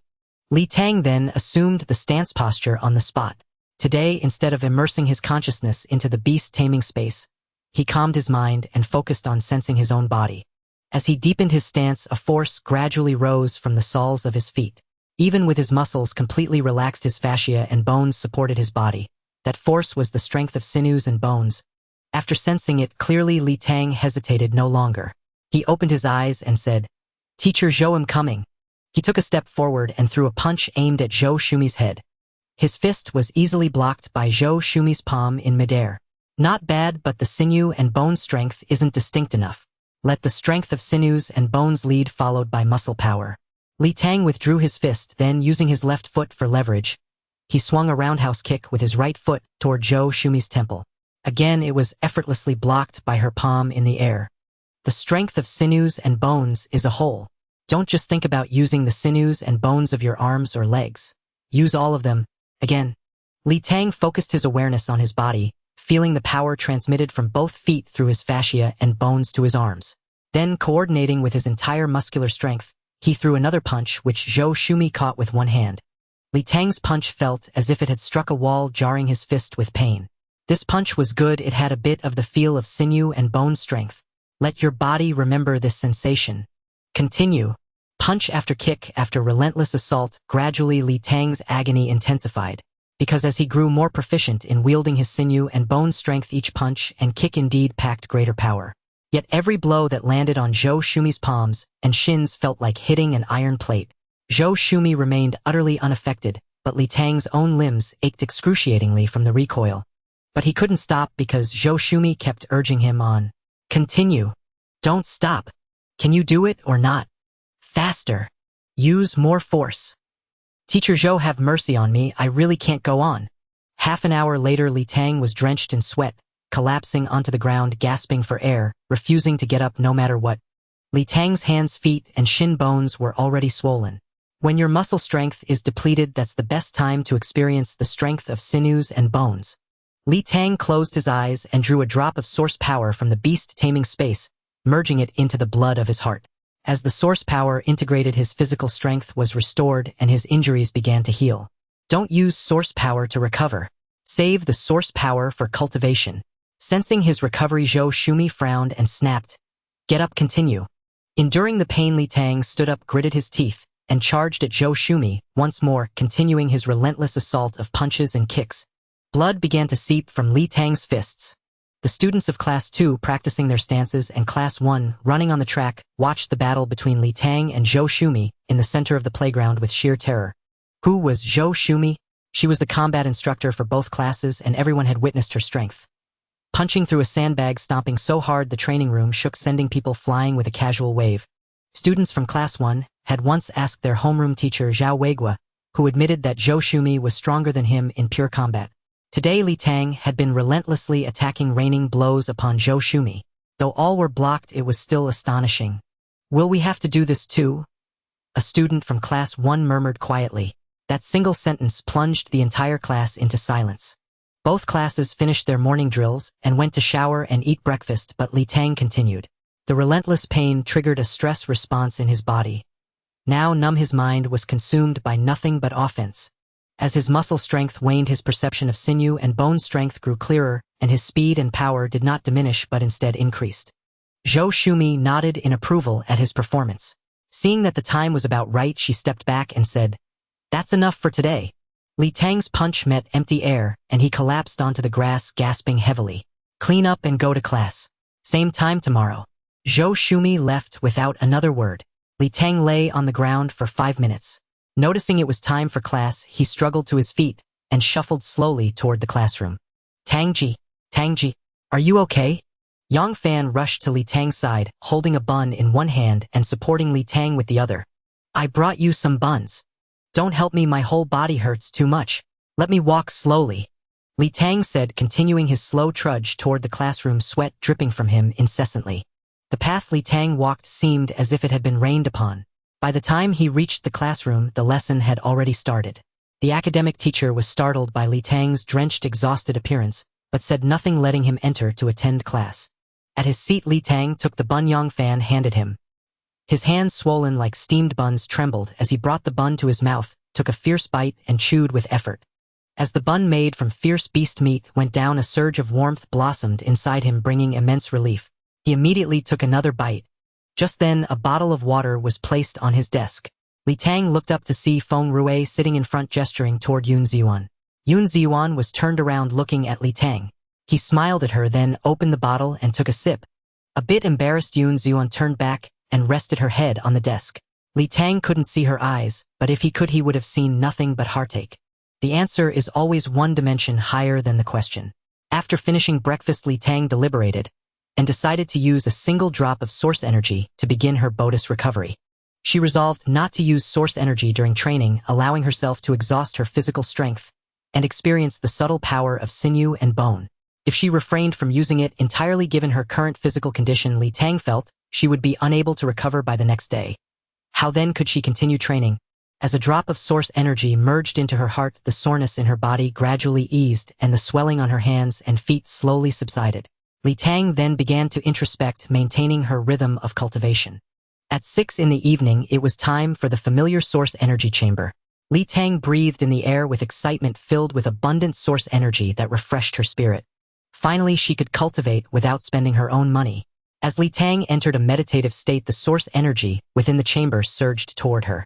Hundreds of source energy particles gathered in her beast taming space, gradually absorbed by the beast taming tree. Sun Mingyuan watched the rate of energy consumption in the chamber and silently slid open the hidden compartment containing source stones, replacing the second medium-grade source stone inside. Before cultivating, Yang Fan quietly slipped a condensing chi pill into his mouth. Not far away, Yun Ziyuan, glancing around to ensure no one was watching, also secretly consumed a pill.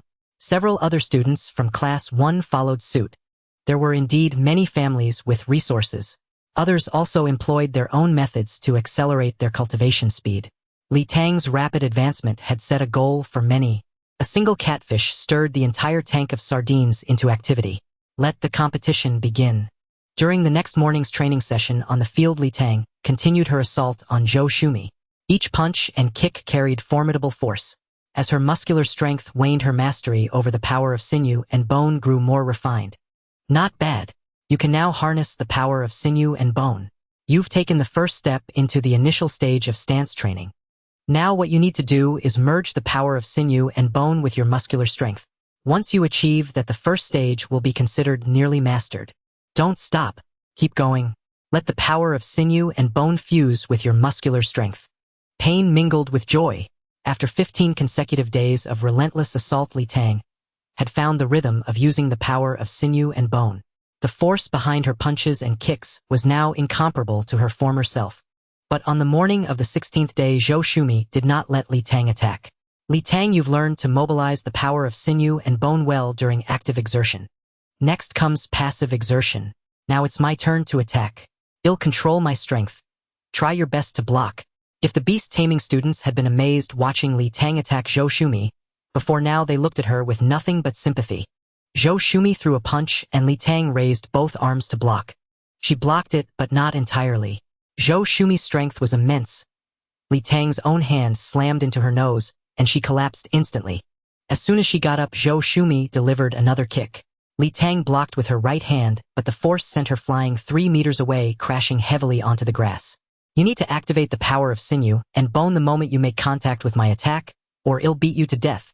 Zhou Shumi offered a kind reminder, but her strikes showed no mercy. Zhou Shumi threw another punch aimed directly at her eyes.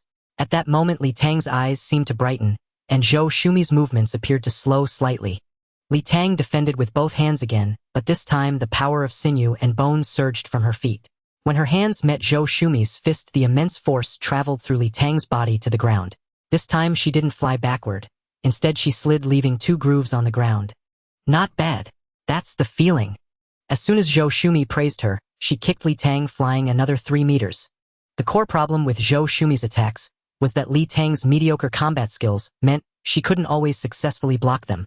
Her eyes were swollen, her thighs bruised, and her chest had taken 2 punches and a kick, turning purple. As for her hands and feet, they were even worse.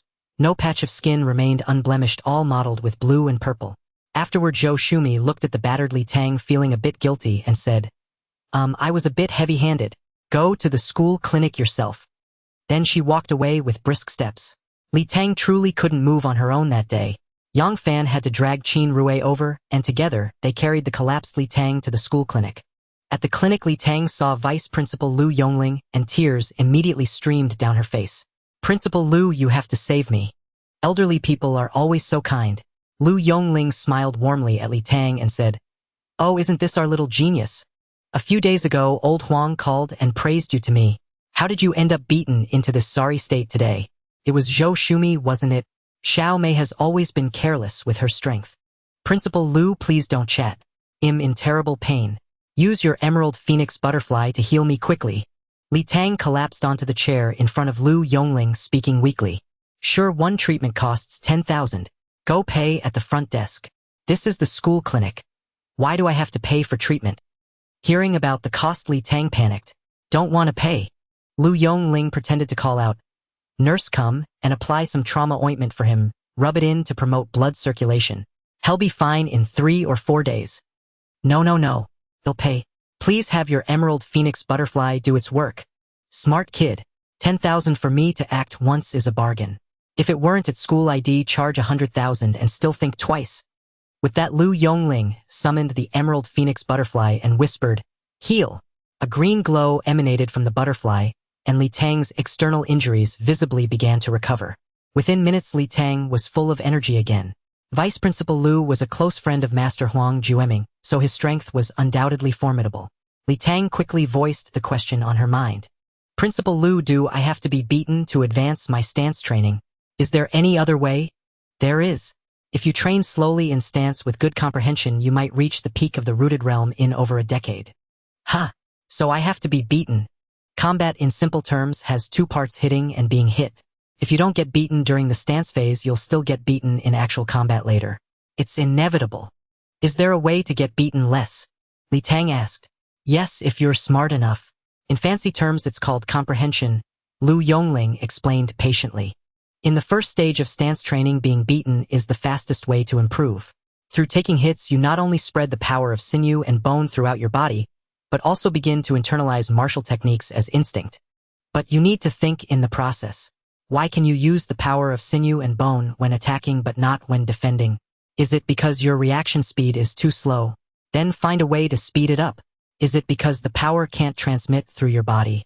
Then practice until it can. As for martial techniques, they are endless and countless, but the core principle is the same: to defeat your opponent with minimal cost. All offensive moves are feints designed to find your opponent's weakness.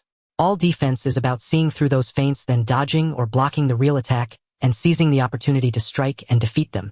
Knowing is one thing, or doing is another. Only through constant practice, relentless attacking, and taking hits can it become instinct. Only then can you truly grasp it and form your own combat style. When it comes to combat, if you understand, you understand. If you don't know, amount of talk will help. Back to the point. When Zhou Shumi told you to defend, did you just stand there and take hits? Did you think about dodging? Did you think about counterattacking? Did you consider using Zhou Shumi's attacks to fuel your own offense? Your goal in the first stage of stance isn't to get beaten. It's to spread the power of sinew and bone throughout your body. As long as you can mobilize the power of sinew and bone with every muscle, what difference does it make whether you're attacking or defending? Broaden your perspective. A single leaf before the eye can obscure Mount Tai. Leaving the school infirmary, Li Tang's head was still buzzing. Not because Lu Yongling was long-winded, but because the vice principal's words were so profound that they struck Li Tang like a bolt of enlightenment. Walking to the classroom, Li Tang kept pondering. From before his transmigration to after, he had always considered himself exceptionally clever, especially after crossing over where his talent in beast taming was outstanding. Truly, he was a favored child of heaven, the protagonist of the story. But after hearing Lu Yongling's words, he realized he had taken things for granted. He knew he had grown lazy. This laziness wasn't about slacking off during training, but about being too indolent to think, to summarize, and to reflect. Brief success had blinded him, trapping him in the technique like a leaf before the eye, preventing him from stepping back and contemplating from the perspective of the Tao or a higher level. Vice Principal Lu was right. Not just combat skills, but also beast tamer cultivation, contracting spirit beasts, and the battle arts yet to be learned all ultimately serve one purpose: to gain power, vanquish foes, and preserve oneself. As for the immediate predicament in his duel with Zhou Shumi, Li Tang's physical reaction speed was insufficient. This lack of speed stemmed from his unrefined mastery of sinew and bone strength. To master this power was simple. From now on, let every action engage the sinew and bone force. Why only use it in battle? Could be employed in daily life as well. As he spoke, Li Tang's gait began to change. If anyone were nearby, they would notice he seemed to have forgotten how to walk properly. Each step was excruciatingly slow as he focused on merging the sinew and bone force with the muscle strength in his legs. Gradually, Li Tang walked faster, his pace and stride returning to normal. Yet a keen observer would see that his movements had become lighter, as if he were about to float. Throughout the day, Li Tang worked from the leg muscles to the abs, waist, back, arms, and neck, feeling every inch of flesh merge with the sinew and bone force. Yang Fan accompanied Li Tang that day, watching him act like a fool. Lifting a leg, bending over, twisting his neck, then suddenly throwing a few punches into the air. I dared not ask, dared not speak. In my heart, I concluded that Li Tang had been beaten silly by Zhou Shumi. The next morning, the fight between Li Tang and Zhou Shumi resumed. Zhou Shumi threw a punch. Li Tang sidestepped, dodging it, then lashed out with a whip kick aimed at her knee. Instinctively, Zhou Shumi lifted her leg and forcefully kicked Li Tang's strike aside. Leveraging the force from Zhou Shumi's kick, Li Tang spun his whole body and launched a flying kick toward her head. Zhou Shumi raised her right arm to block. Because Li Tang had borrowed Zhou Shumi's power and added his own waist and leg strength, the force was considerable. Zhou Shumi dared not counterattack and could only brace herself. This kick forced Zhou Shumi to take a step sideways. Li Tang didn't dare stop. He pushed off with his other leg and delivered another flying kick toward Zhou Shumi's head. Reacting in time, she caught his leg and threw him. Li Tang rolled on the grass, dissipating most of the impact. Not bad, kid. You've had an epiphany in just one day and can now trade blows with me. Zhou Shumi felt a bit embarrassed and laughed in frustration. Turning defense into offense, your application of sinew and bone force is decent. Let's train some more. Zhou Shumi threw another punch at Li Tang. As he moved to dodge right, her fist turned out to be a feint and she whipped a kick toward his calf. Caught off guard, Li Tang could only shift from standing to a lunge, using his shin to meet Zhou Shumi's kick. It hurt, but thanks to the lunge, Li Tang withstood the blow. Without pausing, he pushed off his back foot and threw a punch straight at Zhou Shumi's chest. Normally, Zhou Shumi would have blocked the punch with one hand and countered with the other. But since this was only a spar, afraid of injuring Li Tang, she extended a palm to catch the strike. Unexpectedly, Li Tang had learned from her. This punch was also a feint. He pulled it back midair and swept his leg toward Zhou Shumi's ankles. This caught Zhou Shumi off guard. Li Tang was crouched low and she couldn't grab him. In a real fight, she would have stomped down to cripple his leg. But since this was a spar with a student, she could only step back to avoid the move. Li Tang pressed his advantage, lunging forward with a monkey steals the peach attack aimed at her lower region. Zhou Shumi frowned. By nature, she would have kicked him in the chest to leave him incapacitated. But as a teacher in a spar, she held back and stepped back again. Li Tang pushed off his back leg again, following up with a black tiger rips out the heart. One hand blocked Zhou Shumi's downward grab, while the other formed a fist and struck at her abdomen. In that instant, Zhou Shumi had only two choices: kick Li Tang to death or step back again. With no other option, she retreated once more. Wow! Wow! Wow! Am I seeing this? Li Tang pushed teacher Zhou back 3 steps. Li Tang is mighty.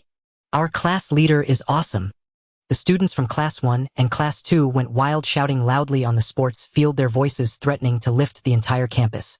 The beast taming class had long suffered under Zhou Shumi. Every morning during training, they had only seen Li Tang getting beaten mercilessly. They knew that today's Li Tang was their tomorrow. Li Tang's 3 consecutive attacks forcing Zhou Shumi back 3 steps filled them with immense confidence. They too would become as strong as Li Tang one day. At that moment Li Tang had already been kicked to the ground by Zhou Shumi lying there gasping for breath. The reason he could lie there breathing was that Zhou Shumi had heard the cheers around them. She stopped and looked at the students who averted their eyes. Some went back to running, others closed their eyes while practicing stances. Zhou Shumi turned her gaze to Li Tang. After a few seconds of silence, she said calmly, "You're really not bad. Although your first stage of stance training isn't perfect, your application of sinew and bone force is up to par. Just practice on your own. For subsequent training, teacher Zhao Weiguo will take over. The second realm of stance training, Zhao Weiguo's methods should suit you better." Li Tang lay on the ground smiling happily. "Thank you, teacher Zhou." Humph. Zhou Shumi turned and left her pride intact. As soon as Zhou Shumi left, all the students from class 2 rushed over. "Long live our class leader. Our class leader is mighty.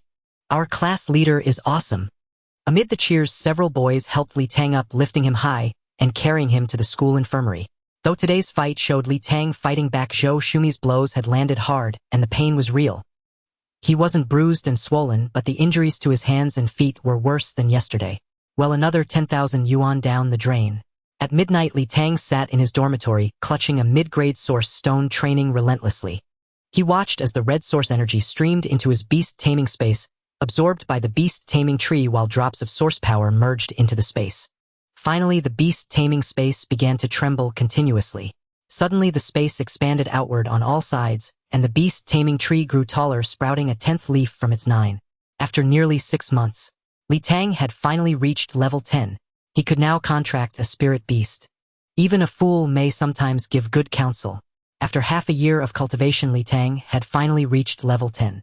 Though not yet perfected, he could clearly sense that he was now able to contract a spirit beast. It was an inexplicable, instinctual intuition. What concerned Li Tang most now was how to utilize his second talent. Synthetic evolution. 3 identical contracted spirit beasts of the same level can be fused for forced evolution. The spirit beast space provides 10 reserve slots for contracting spirit beasts. First, Li Tang wondered if the spirit beasts contracted into his reserve slots could engage in battle.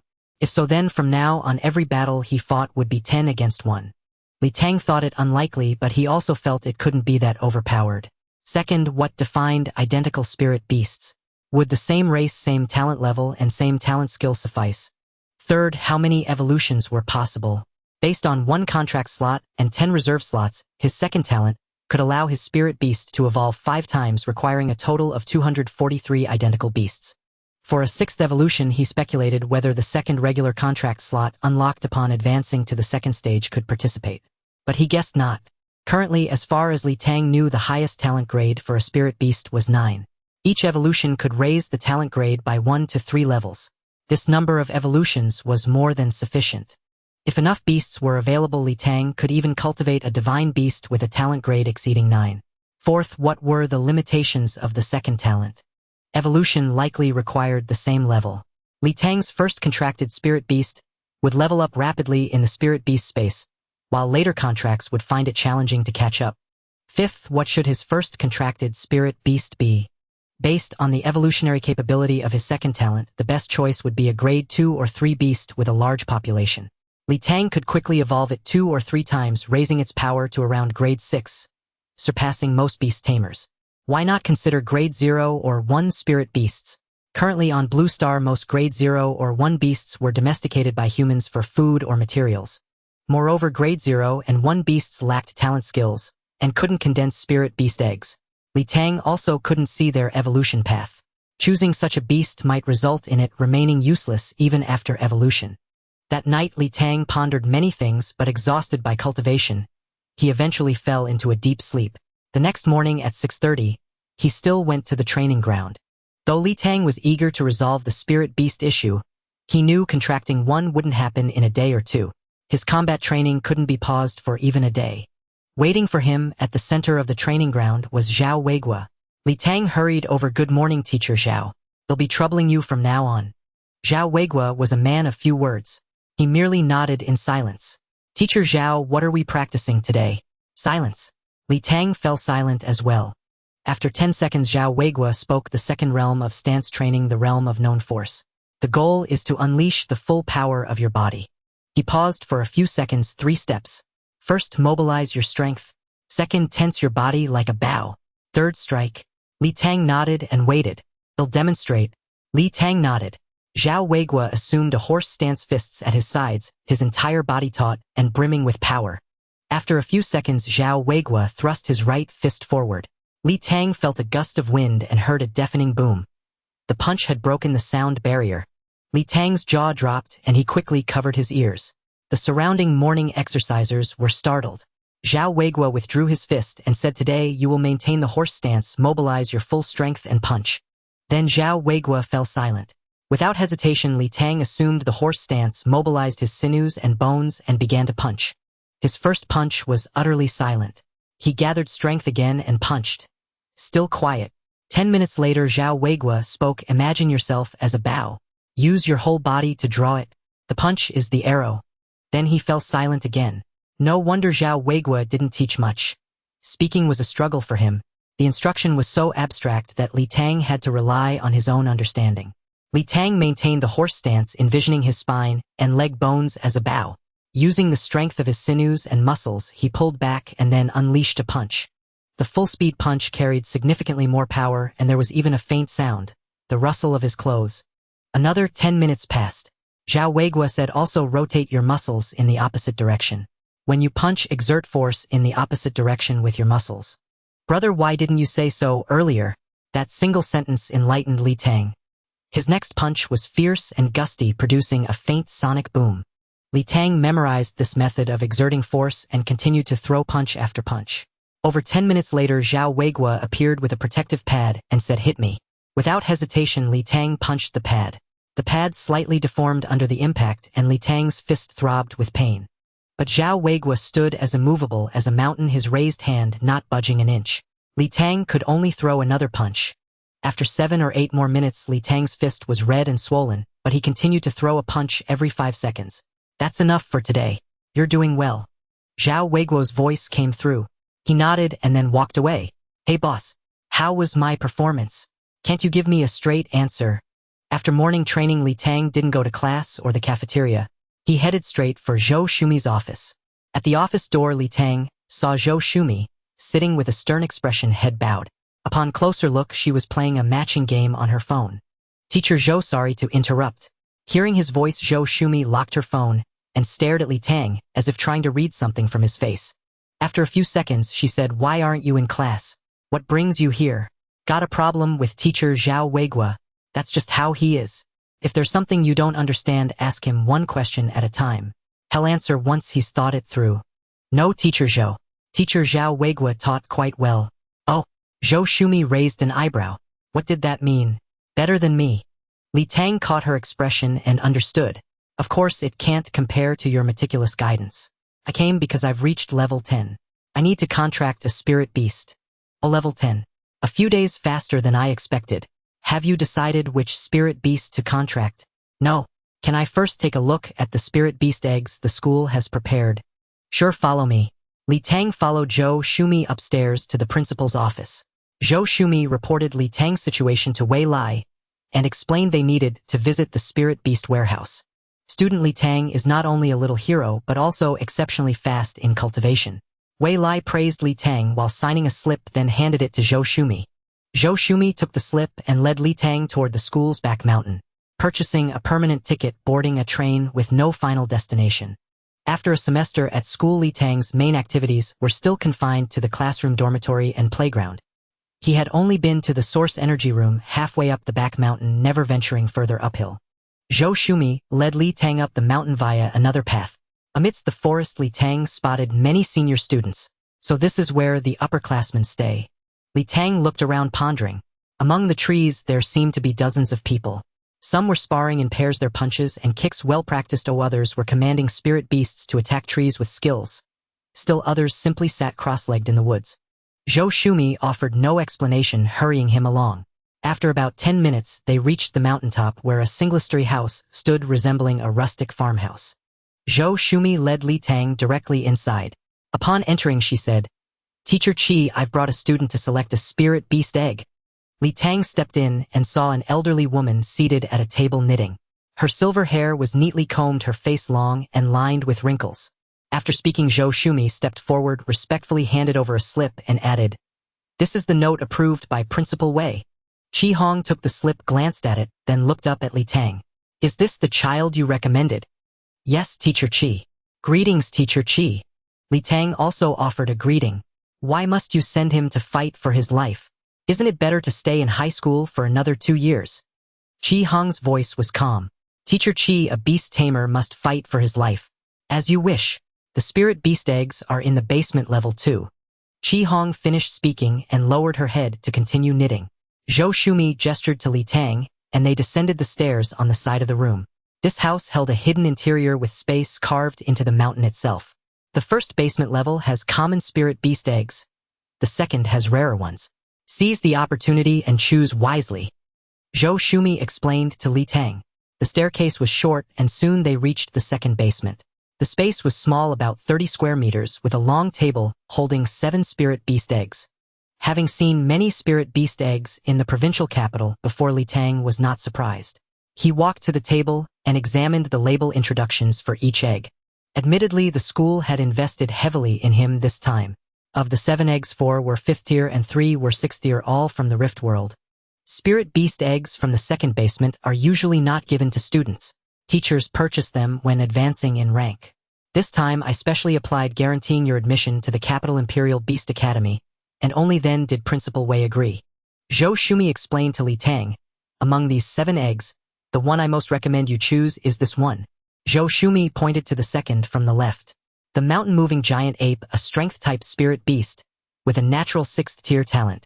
Its attack and defense are formidable, and it has a clear evolutionary form, the Titan giant ape with 9th tier talent. Though evolution is difficult, having a goal gives hope. Who knows what the future holds? Li Tang remained silent, standing there lost in thought. To fully utilize my second talent, I can only choose an ordinary spirit beast. If I pick a 3rd tier one, find 27 of them, and evolve it 3 times, I might obtain a 7th tier talent spirit beast. If I choose the mountain-moving giant ape, its advantage is its inherent 6th tier strength, but the drawback is that I likely won't find 2 more to evolve it in a short time. Teacher Zhou, why aren't there any 7th tier spirit beast eggs? I've never seen them at the beast taming house either. They exist but are extremely rare. 7th tier and 6th tier spirit beasts are on completely different power levels. Their immense strength affects their reproductive capabilities. Also, most spirit beasts you might encounter in the future, say a 7th or 8th tier mountain-moving giant ape, may have a natural 6th tier talent, but through years of cultivation and battle they have barely broken through their talent's limits. But their spirit beast eggs remain 6th tier. What if they evolve? Li Tang asked. Breaking through is easier than evolving. Evolution is the sublimation of a life form's race. If a Titan giant ape had a spirit beast egg, it would be at least 7th tier, possibly even 9th tier. So 7th tier eggs are scarce, and if anyone truly obtains one, they won't sell it, let alone allocate it to a high school. Have you decided? I suggest you go with this mountain-moving giant ape. Zhou Shumi urged. Teacher Zhou, may I ask, if I don't choose the school's spirit beast egg, can it be converted into cash? You're only level 10. Don't be overly ambitious. You look down on the mountain-moving giant ape. In the principal's office, Wei Lai and Zhou Shumi were still earnestly trying to persuade Li Tang, or rather scolding him. Zhou Shumi, with a look of frustration, said, Do you know how much effort the principal put into acquiring this egg for our school? Do you realize that if this egg went to auction, you wouldn't even think of getting it for under 150 million, and you still look down on it? Who do you think you are? Li Tang dared not talk back, knowing Zhou Shumi was right. At the beast taming house auction, that dragon egg had sold for over 100 million. The problem was he couldn't tell anyone about his second talent. All right, Teacher Zhou. Forget it, people have different aspirations. You've guessed that Li Tang's insight talent might be special. He probably wants to take a gamble at the beast taming house. Wei Lai calmed Zhou Shumi down and said to Li Tang, As for converting it to cash for 100 million, don't even think about it. Student Li Tang, the most I can offer is 15 million. If this mountain-moving giant ape egg doesn't find a suitable contractor, he'll have to return it to the Education Bureau. Principal, you guessed I want to take a gamble. 15 million is just the price for a 5th-tier egg. That's not enough for me to take a chance. How about 50 million, take it or leave it? Seeing Wei Lai relent, Li Tang immediately pressed his advantage to ask for more money. Impossible. 15 million, not a single cent more. Even with this 15 million, if you don't get into the Capital Imperial Beast Academy, you'll have to cover the deficit. Principal, even if I don't make it into the genius class, getting into the Capital Imperial Academy is a sure thing for me. Ill compromise. 30 million giving me 2 chances to gamble on a 5th tier becoming 7th tier. Wei Lai sighed. Fine, 20 million. Take it or leave it. Our school hasn't had a student get into the Capital Imperial Academy in years, but we've managed. If you keep arguing, you'll wait a few more years. This world doesn't have only one genius. All right, thank you, Principal. Please transfer the money now and I'll head to the provincial capital today. Li Tang also took care of his leave request in the principal's office. Li Tang had made up his mind for his first spirit beast. He would choose a common 3rd tier one. He would find at least 9, evolve it twice, guaranteeing a 6th tier talent, and strive for 7th tier. This time, without Yang Weidong's luxury car to pick him up, Li Tang bought a train ticket online. Returning to the dormitory, he packed a few changes of clothes into his backpack. The key was to put the source stones and bank card into a small pouch. He initially planned to tuck it in his underwear, but the source stones were too many and too bulky. With no other choice, he hung the bank card around his neck and stuffed the source stones at the very bottom of his backpack. After preparing, Li Tang left school and hailed a taxi to the train station. The train was at 2 in the afternoon, expected to arrive at 7 in the evening. Thick-skinned as ever, Li Tang sent a message to Huang Shuxian from the taxi. Sister Xian, I'll be arriving in the provincial capital tonight. Could you book a room at the Jueming Hotel? Half an hour later, Li Tang had already arrived at the train station. Huang Shuxian replied, What time do you arrive at the station? 7 o'clock at the South Station. I'll arrange for someone to pick you up. We'll have dinner together. We can talk about things when you get here. Great, thank you, Sister Xian. No problem, you're welcome. Grandpa has been asking about you too. He might come by in the evening. Few are the noble souls who offer charcoal in snowy weather, but many are the petty ones who add flowers to brocade. For Huang Shuxuan, Li Tang could only sigh such extravagant generosity. At 7 in the evening, just as Li Tang stepped off the train, he spotted a man in a suit and sunglasses holding a printed sign standing ramrod straight beside the railway car. The sign read, Warmly welcome, Mr. Li Tang to Nandu City. How mortifying. Li Tang wished he could find a crack in the ground to crawl into. Passers-by pointed at the sign and whispered among themselves. Which celebrity is Li Tang? Never heard of him. Could he be some big shot? Li Tang quietly approached the man in the suit and said, Li Tang, please put that sign down now. Hello, Mr. Li Tang. Master Huang sent me to pick you up. They're waiting for you in the hotel banquet hall. Let's go quickly. The onlookers were disappointed to see it was just an unknown young man and speculated that he must be some privileged scion.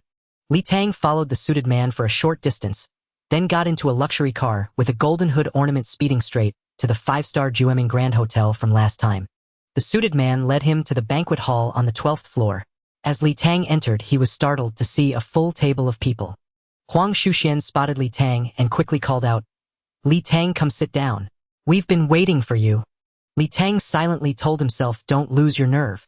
Good evening, Sister Shuxian. Good evening, everyone. Sorry for the trouble. Li Tang strode and clasped his fists before the table and performed the beast tamer's salute.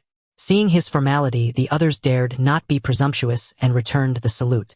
Huang Shuxian took the head seat and pointed to the spot beside her, saying, Li Tang, sit next to me. Li Tang didn't stand on ceremony, setting his backpack aside and taking his seat. Since you're here, I thought I'd gather my classmates for a reunion.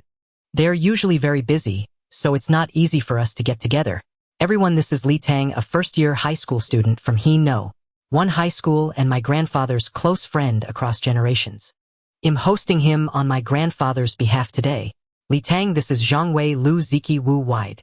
And this is our class monitor Shangguan Mingtang. Huang Shuxian introduced each person one by one, and Li Tang greeted them in turn. With a wave of her hand, the waitstaff served the prepared hot dishes in succession. The dishes were made from various beast meats and spiritual plants, exquisitely prepared and surprisingly delicious. Just a few bites made Li Tang feel a warm current rising from his abdomen. None of them were of age, so they didn't drink alcohol. Instead, they had a beverage that was sweet and tangy with the first sip yet invigorating. Li Tang's knowledge of beast tamer cuisine was mostly limited to the school cafeteria. He had no idea what most of the dishes on the table were made from, let alone their names. To avoid embarrassment, Li Tang ate slowly, watching how others ate and copying them. Li Tang didn't initiate conversation, savoring the food while listening to the table's chatter. The topics revolved around beast tamer gossip, who had leveled up what spirit beast someone had contracted whose combat skills were formidable.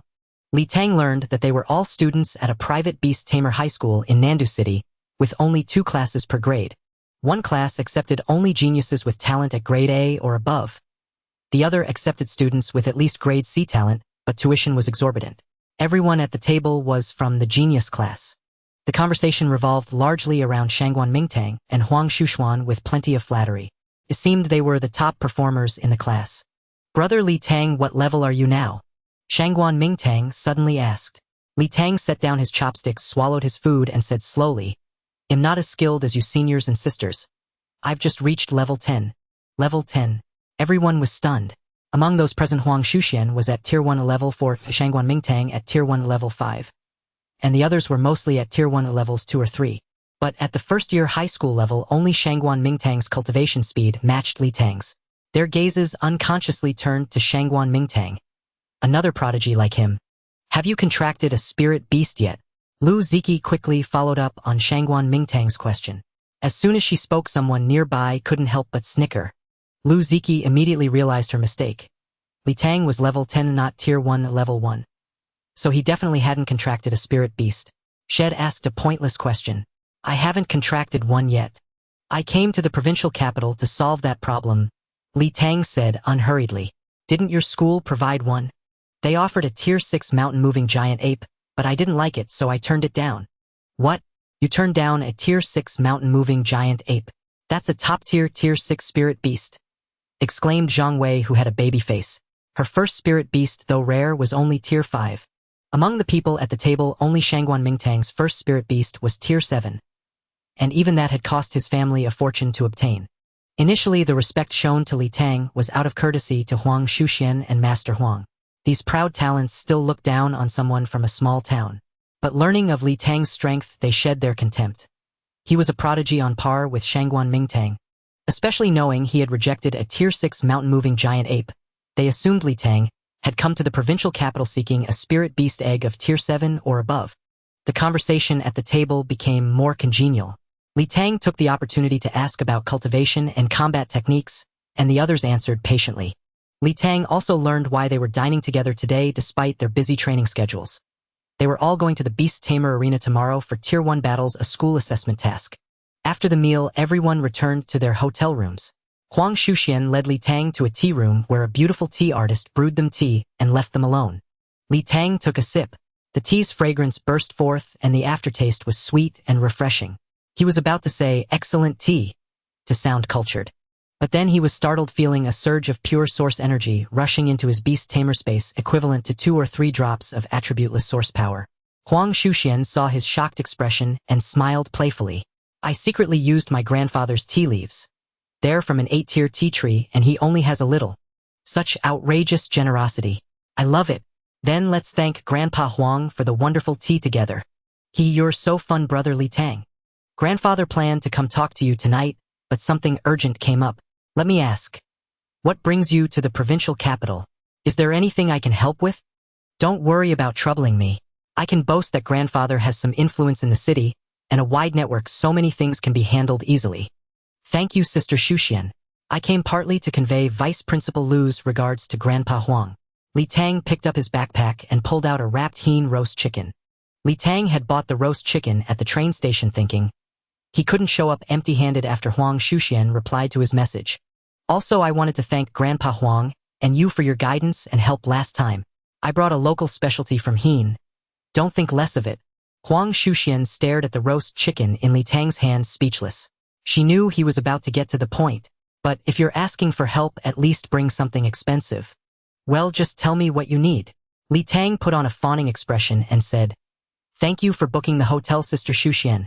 Could you maybe give me a discount on the room rate?" Huang Shushuan was even more exasperated, her tone stiff. "That's all you want? A discount? Just stay here for free these few days." "You're so generous, Sister Shushuan. I'll pass on Vice Principal Lu's regards. And I'll take your roast chicken too." Huang Shushuan stood up to leave, saying, "I'll be at the Beast Tamer Arena these days. Make sure to come watch my matches." "Of course. I'll definitely come cheer you on. Choice outweighs effort. Doing the right thing is more important than doing things right." Li Tang bid farewell to Huang Shuxian and went to his hotel room on the 18th floor. Li Tang understood Huang Shuxian's kind intention of offering timely help, but he simply couldn't discuss this matter with anyone, especially since Huang Shuxian knew him inside out. If he asked her to find multiple identical spirit beast eggs today, she might guess tomorrow that he could synthesize and evolve them. After all, could Li Tang keep his spirit beasts hidden forever? What if Huang Shuxian asked Li Tang, "Can you help evolve my spirit beast?" What would Li Tang do then? The talent he had already displayed was monstrous enough. His reminder at the last auction had likely led Huang Jueming to guess that Li Tang's insight talent could see the sixth piece of information. If he exposed his second talent, what if someone envious of his abilities came to pick a fight? He was still weak now. There was no need to flaunt himself.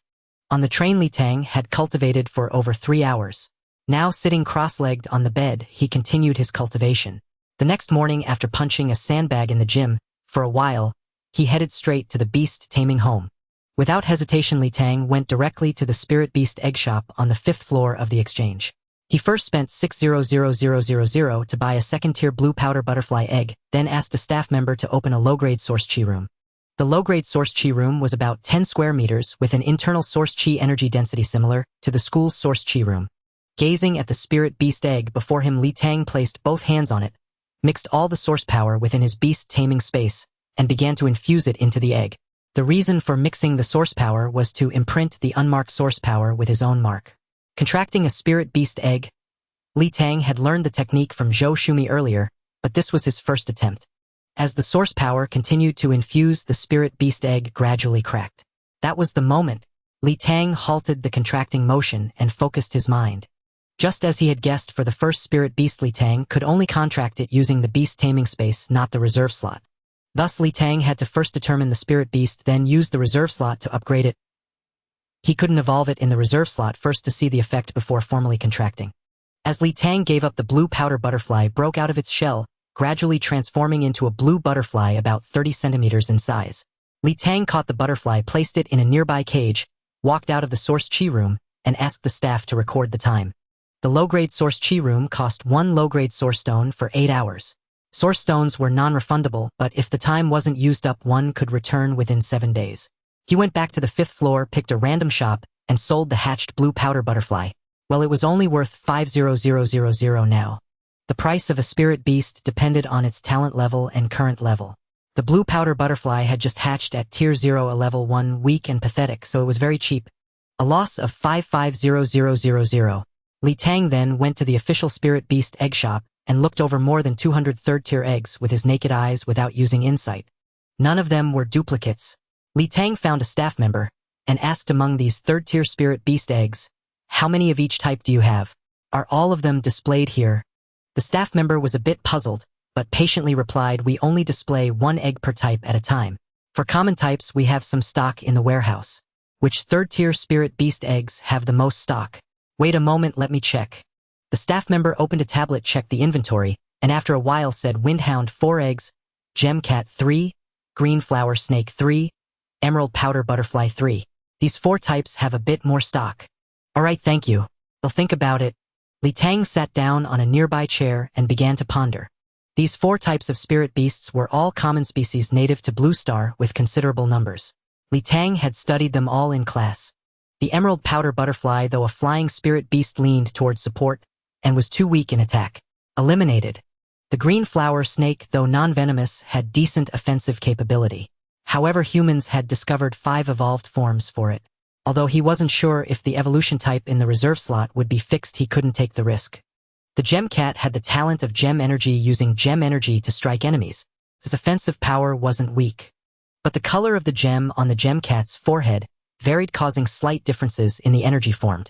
He didn't know if it could undergo synthetic evolution, and only 1 evolved type was known. The Windhound had the talent of Wind Blade, forming a wind attribute blade to attack enemies. It had a keen sense of smell and was fast. The shop had 4 eggs, so the first evolution was no problem. The downside was that the Windhound was a small breed with relatively weak offensive power, and 2 evolved types were known.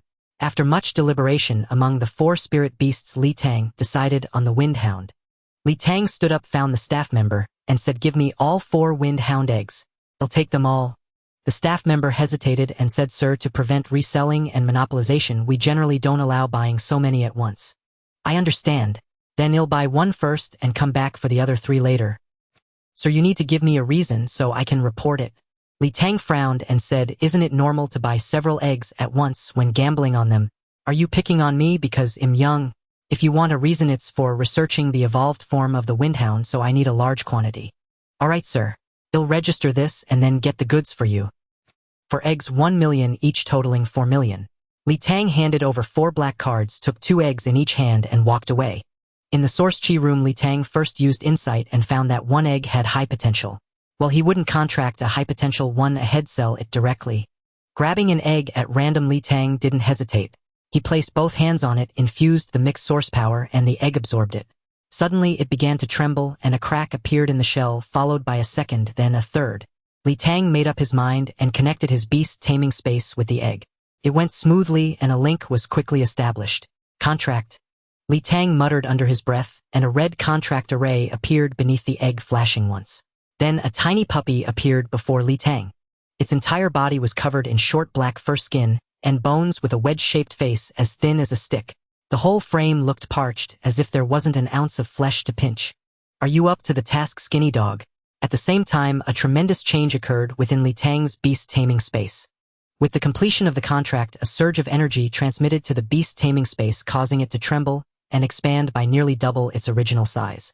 The beast taming tree within the space not only saw its 10th leaf grow rapidly, but also stretched taller, sprouting a second branch and giving rise to an 11th leaf. Li Tang sensed his own level. Tier 1, level 1. Moreover, this pure energy also flowed into Li Tang's body. Li Tang felt the changes in his physique. After a semester of training, he had been in great shape, muscles covering his body, the type that looked lean-clothed but was muscular underneath. Now Li Tang felt his strength and speed had increased, his muscles more refined, yet his overall figure had become noticeably slimmer. "Am I a skinny dog too?" At that moment, the newborn wind hound wobbled over to Li Tang, extended its tongue, and licked his palm. Li Tang felt the creature's closeness to him. He picked up the wind hound, held it to his chest, and communicated through thought, "I'll call you skinny dog. Woof woof woof. You need to train hard, okay? Woof woof woof. I'm counting on you from now on. Don't let me down. Woof woof woof." With a thought, Li Tang sent the wind hound directly into his beast taming space. Because the source power Li Tang had infused bore his imprint, the wind hound felt at home in this space. It happily trotted around, seeming very interested in the beast taming tree. It went over, licked it, then lifted its leg and peed on it. This time, without needing insight, Li Tang could sense the windhound's information type: windhound. Level tier 0A, level 1. Talent level tier 3. Talent skill wind blade, skill bite. "I finally have my first spirit beast, skinny dog." Fortune is fickle and calamity or blessing lies in one's own hands. After stowing the slender hound into his beast space, Li Tang paid it no further mind. More pressing matters awaited. He needed to hatch the remaining 2 eggs, and then upgrade the slender hound for the first time. Li Tang picked up the second spirit beast egg, placed his hand upon it, and channeled his source energy. The egg gradually cracked open as he invoked his second talent to form a contract with it. A second windhunter identical to the slender hound materialized directly on the first reserve slot. Li Tang probed with his consciousness. Unlike the slender hound, he felt no soul-deep connection or warmth. This windhunter seemed lifeless, a mere specimen resting silently in the reserve slot. Beasts on the reserve slot could not be summoned into reality, let alone fight. Li Tang's dream of overwhelming his foes with 10 against 1 was shattered instantly. Li Tang examined the information with his mind: species, windhunter, level 0, tier level 1, talent grade 3rd tier, talent skill windblade. For beasts on the reserve slot, there was no skill bite. It seemed that evolution required identical species, level, talent grade, and talent skill. Without hesitation, Li Tang contracted the 3rd spirit beast egg. A second windhunter appeared on the reserve slot. Just as he thought nothing would go wrong, an anomaly occurred. Species, windhunter, level 0, tier level 1, talent grade 2nd tier, talent skill windblade. It was actually a 2nd tier 1. Li Tang was utterly exasperated. I used my insight talent to check. It was indeed ordinary potential. Why is there a 2nd tier 1? After pondering for a while, Li Tang guessed that most windhunters were 3rd tier, but there were rare exceptions of 2nd tier or 4th tier individuals. This spirit beast egg was probably 2nd tier by nature, not mutated, so its potential was normal. Insight could not discern the egg's talent. it only judged potential based on whether mutation had occurred. For a third-tier egg, low potential might mean second-tier or a weakened mutation, while high potential might indicate fourth-tier or an enhanced mutation. Alas, there are too many pitfalls. The problem now is that this second-tier Wind Hunter occupies a reserve slot. Can I cancel the contract? Li Tang communicated with the reserve slot through his consciousness. He could indeed cancel the contract, but the Wind Hunter vanished instantly. 1 million. Gone. Heartache. Without further hesitation, Li Tang headed straight to Boss Shi's shop. He handed over the fourth high-potential spirit beast egg. Boss, please help hatch this. Half an hour later, Boss Shi handed the spirit beast container to Li Tang. Li Tang used insight to examine it. It was fourth tier, a rise in value. Boss, I'd like to sell it back. Sure, a fourth tier Wind Hunter 2 million. After deducting the hatching fee, a small profit of 500,000. Boss, do you have any Wind Hunter spirit beast eggs? There's one in the warehouse. Wait a moment. Li Tang dared not ask about Wind Hunter spirit beast embryos as he had just sold one. Buying an embryo would seem odd. Soon Boss Shi brought over a spirit beast egg. Li Tang took it, examined it closely, then used the poor light as an excuse to step to the doorway, where he used insight with his back to the boss. Normal talent, no problem. After some haggling, he bought it for 1,100,000. Hatch it now? Boss Shi asked. No, we'll take it home to pray for 3 days first, then hatch it. Li Tang took the 4 yellow cards the boss handed him, hugged the spirit beast egg, and slipped away. Back in the source energy chamber, Li Tang contracted the spirit beast egg to the reserve slot. Finally, no issues arose. Sensing the slender hound and the reserve slot, Li Tang invoked his second talent and muttered, "Synthesis evolution." The source energy in Li Tang's beast space began to deplete. The 2 wind hunters on the reserve slot turned into beams of light that merged into the slender hound's body. The slender hound looked bewildered, then was enveloped in a cocoon of energy. Li Tang's stored source energy drained continuously until it was completely exhausted, yet the evolution process remained incomplete. The slender hound became a motionless orb of light. Damn, at least 30 drops and it's still not enough. Without hesitation, Li Tang began cultivating in the source energy chamber. As evolution reached the first stage, Li Tang's absorption rate of source energy increased significantly. Nearly 1,000 particles of source energy surged into his beast space, nourishing the beast tree. 2 hours later, crystalline source energy began to glimmer on Li Tang's beast tree. He immediately channeled it into the synthesis evolution skill. Adding to the 30 drops already used, a total of 90 drops of source energy were consumed. The light around the slender hound reached its zenith before beginning to dim. 3 or 4 minutes later, the light faded, revealing the evolved slender hound before Li Tang. It had grown significantly from 50 centimeters to about a meter in length. Its build remained slender, with a sleek black coat, a spindle-shaped face, and a skeletal frame. The only difference was the addition of black cloud-like patterns on its flanks. These patterns, though black, bore a watermarked glossy sheen. Subtle in the dark but shimmering and flowing under light, exuding an air of cool elegance. A surge of pure energy flowed into Li Tang's beast space and body. It seemed that beast evolution also rewarded the master, though not as much as the initial contract. After absorbing the energy, Li Tang examined the slender hound's information: species, Windchaser hound, level 0, tier level 1, talent grade 5th tier, talent skill Windchase skill bite. Not bad, it's risen to 5th tier.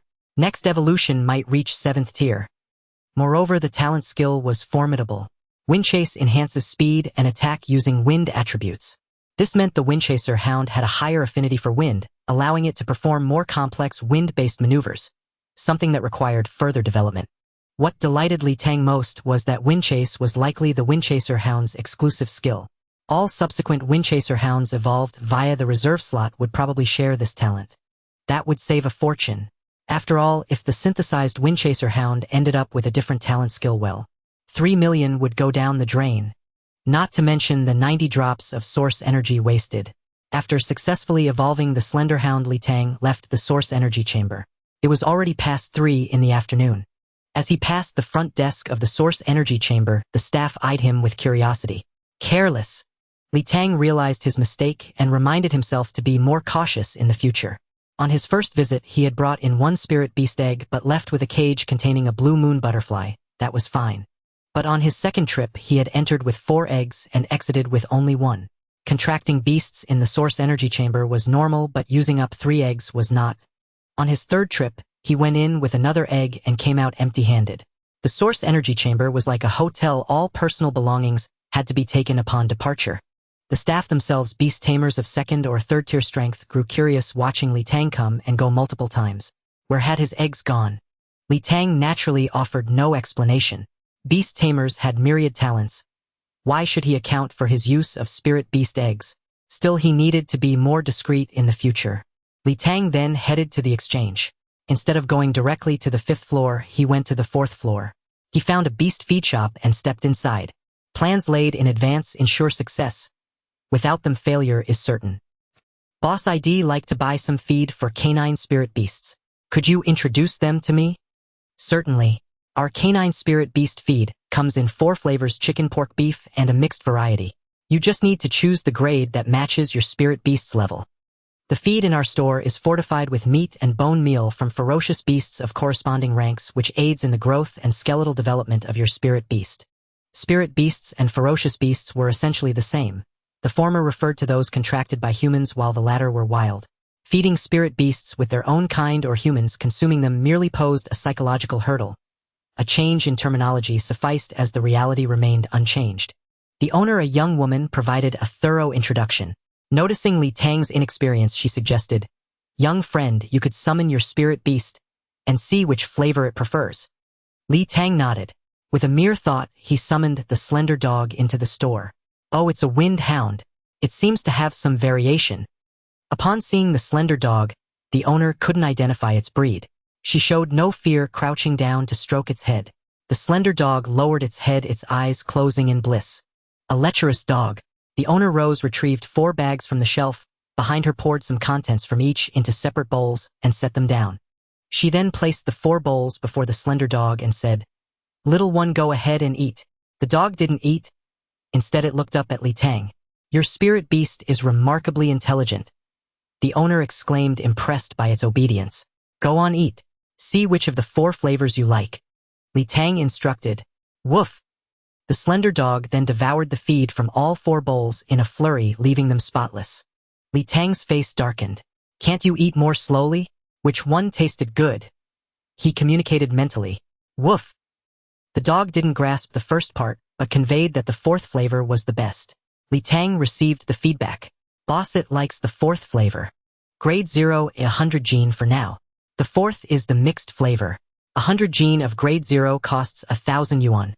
Li Tang swiped his card and saved the owner's contact information. He planned to check if the school would provide feed. If not, he would place orders with the owner later.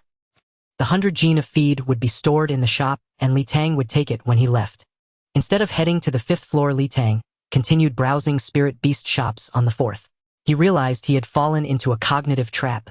Contracting spirit beast eggs was indeed better for the beast taming space. But for his reserve slots, it was entirely unnecessary. Contracting spirit beast eggs carried risks. Buying spirit beasts or embryos directly allowed him to use his insight skill to confirm talent grades, making it far more reliable. So what was the most reliable method? Sweeping the streets, asking door to door. Sometimes the simplest approach was the most efficient. His first stop was the Beast Tamer Home Spirit Beast Shop. Knowing they didn't deal in embryos, he directly inquired about grade 0 a level 1 windhounds. Windhounds were a common breed, but grade 0 a level 1 specimens were rare, as spirit beasts would naturally advance to level 2 within a few days of birth. Fortunately, Li Tang struck luck. The shop had one that had arrived just 2 days prior. He immediately requested to see it. The windhound wasn't in the store. A staff member made a call, and within 20 minutes it was delivered. Li Tang used insight discreetly. It checked out grade 3 with the wind blade talent. He bought it on the spot. It was quite cheap, 150000 yuan. This time Li Tang was smarter. Instead of heading to the source chi room, he took the cage to the restroom. Seeing the stalls were empty, he stepped inside. 3 minutes later, Li Tang's beast taming space reserve slot had successfully gained a new windhound. Li Tang proceeded to the next spirit beast shop, inquiring about windhound spirit incubation embryos or grade 0 a level 1 windhounds, while also disposing of the cage. Windhounds were common spirit beasts, but only official shops dealt extensively with common breeds. Private owners aiming for better business would focus on special or rare spirit beasts, as they couldn't match the low costs of official shops and had to rely on unique offerings. Li Tang's luck held. At the 3rd shop he visited, there was a windhound spirit incubation embryo. A quick insight check showed no issues and he decisively purchased it. The price, however, was 3 million yuan, with the owner refusing to budge. Embryos were inevitably more expensive than spirit beast eggs. Following the same procedure, Tang headed to the restroom again to contract it into his reserve slot. From 3:45 p.m., when he bought his first reserve wind hound at the official shop, until 7:30 p.m., Tang visited over 40 private shops. Only 10 had stock. Among those 10, only one had a grade 0 A level 1 wind hound, which Tang secured for 200,000 yuan, 500,000 more than the official price. The other 9 shops had wind hound embryos.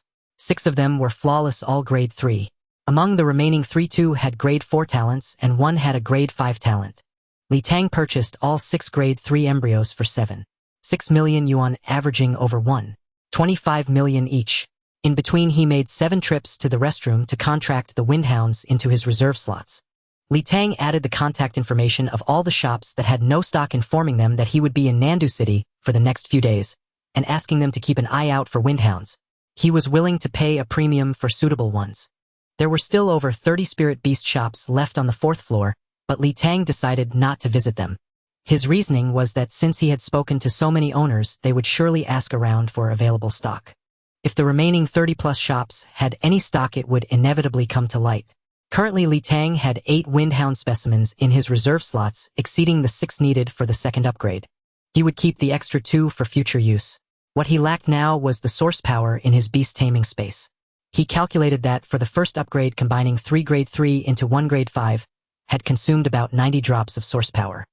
Tang needed 2 more upgrades, so he was still short 180 drops. Merging 3 grade 5 windchase hounds for the next upgrade would likely require 150 drops of source power. This was a conservative estimate. The actual amount might be higher. At level 10, Tang could already generate 110 drops of source power daily. After advancing to stage 1, a level 1, the 11th leaf had yet to mature. Originally, source power was generated roughly once a day. Now that he had reached stage 1, he wondered if the production rate had increased.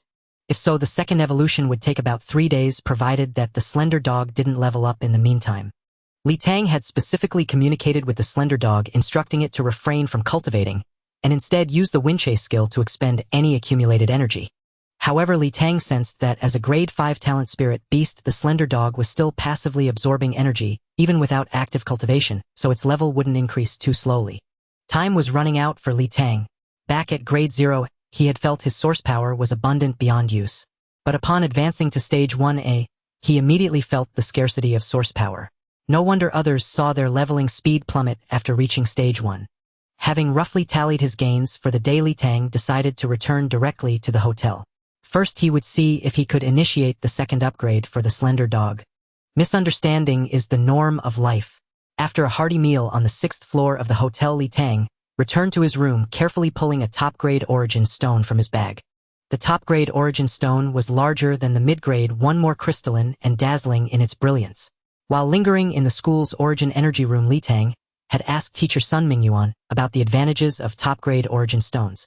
Top-grade origin stones possess purer energy, not only providing origin energy faster, but also boosting the production rate of origin power. Perfect for use now.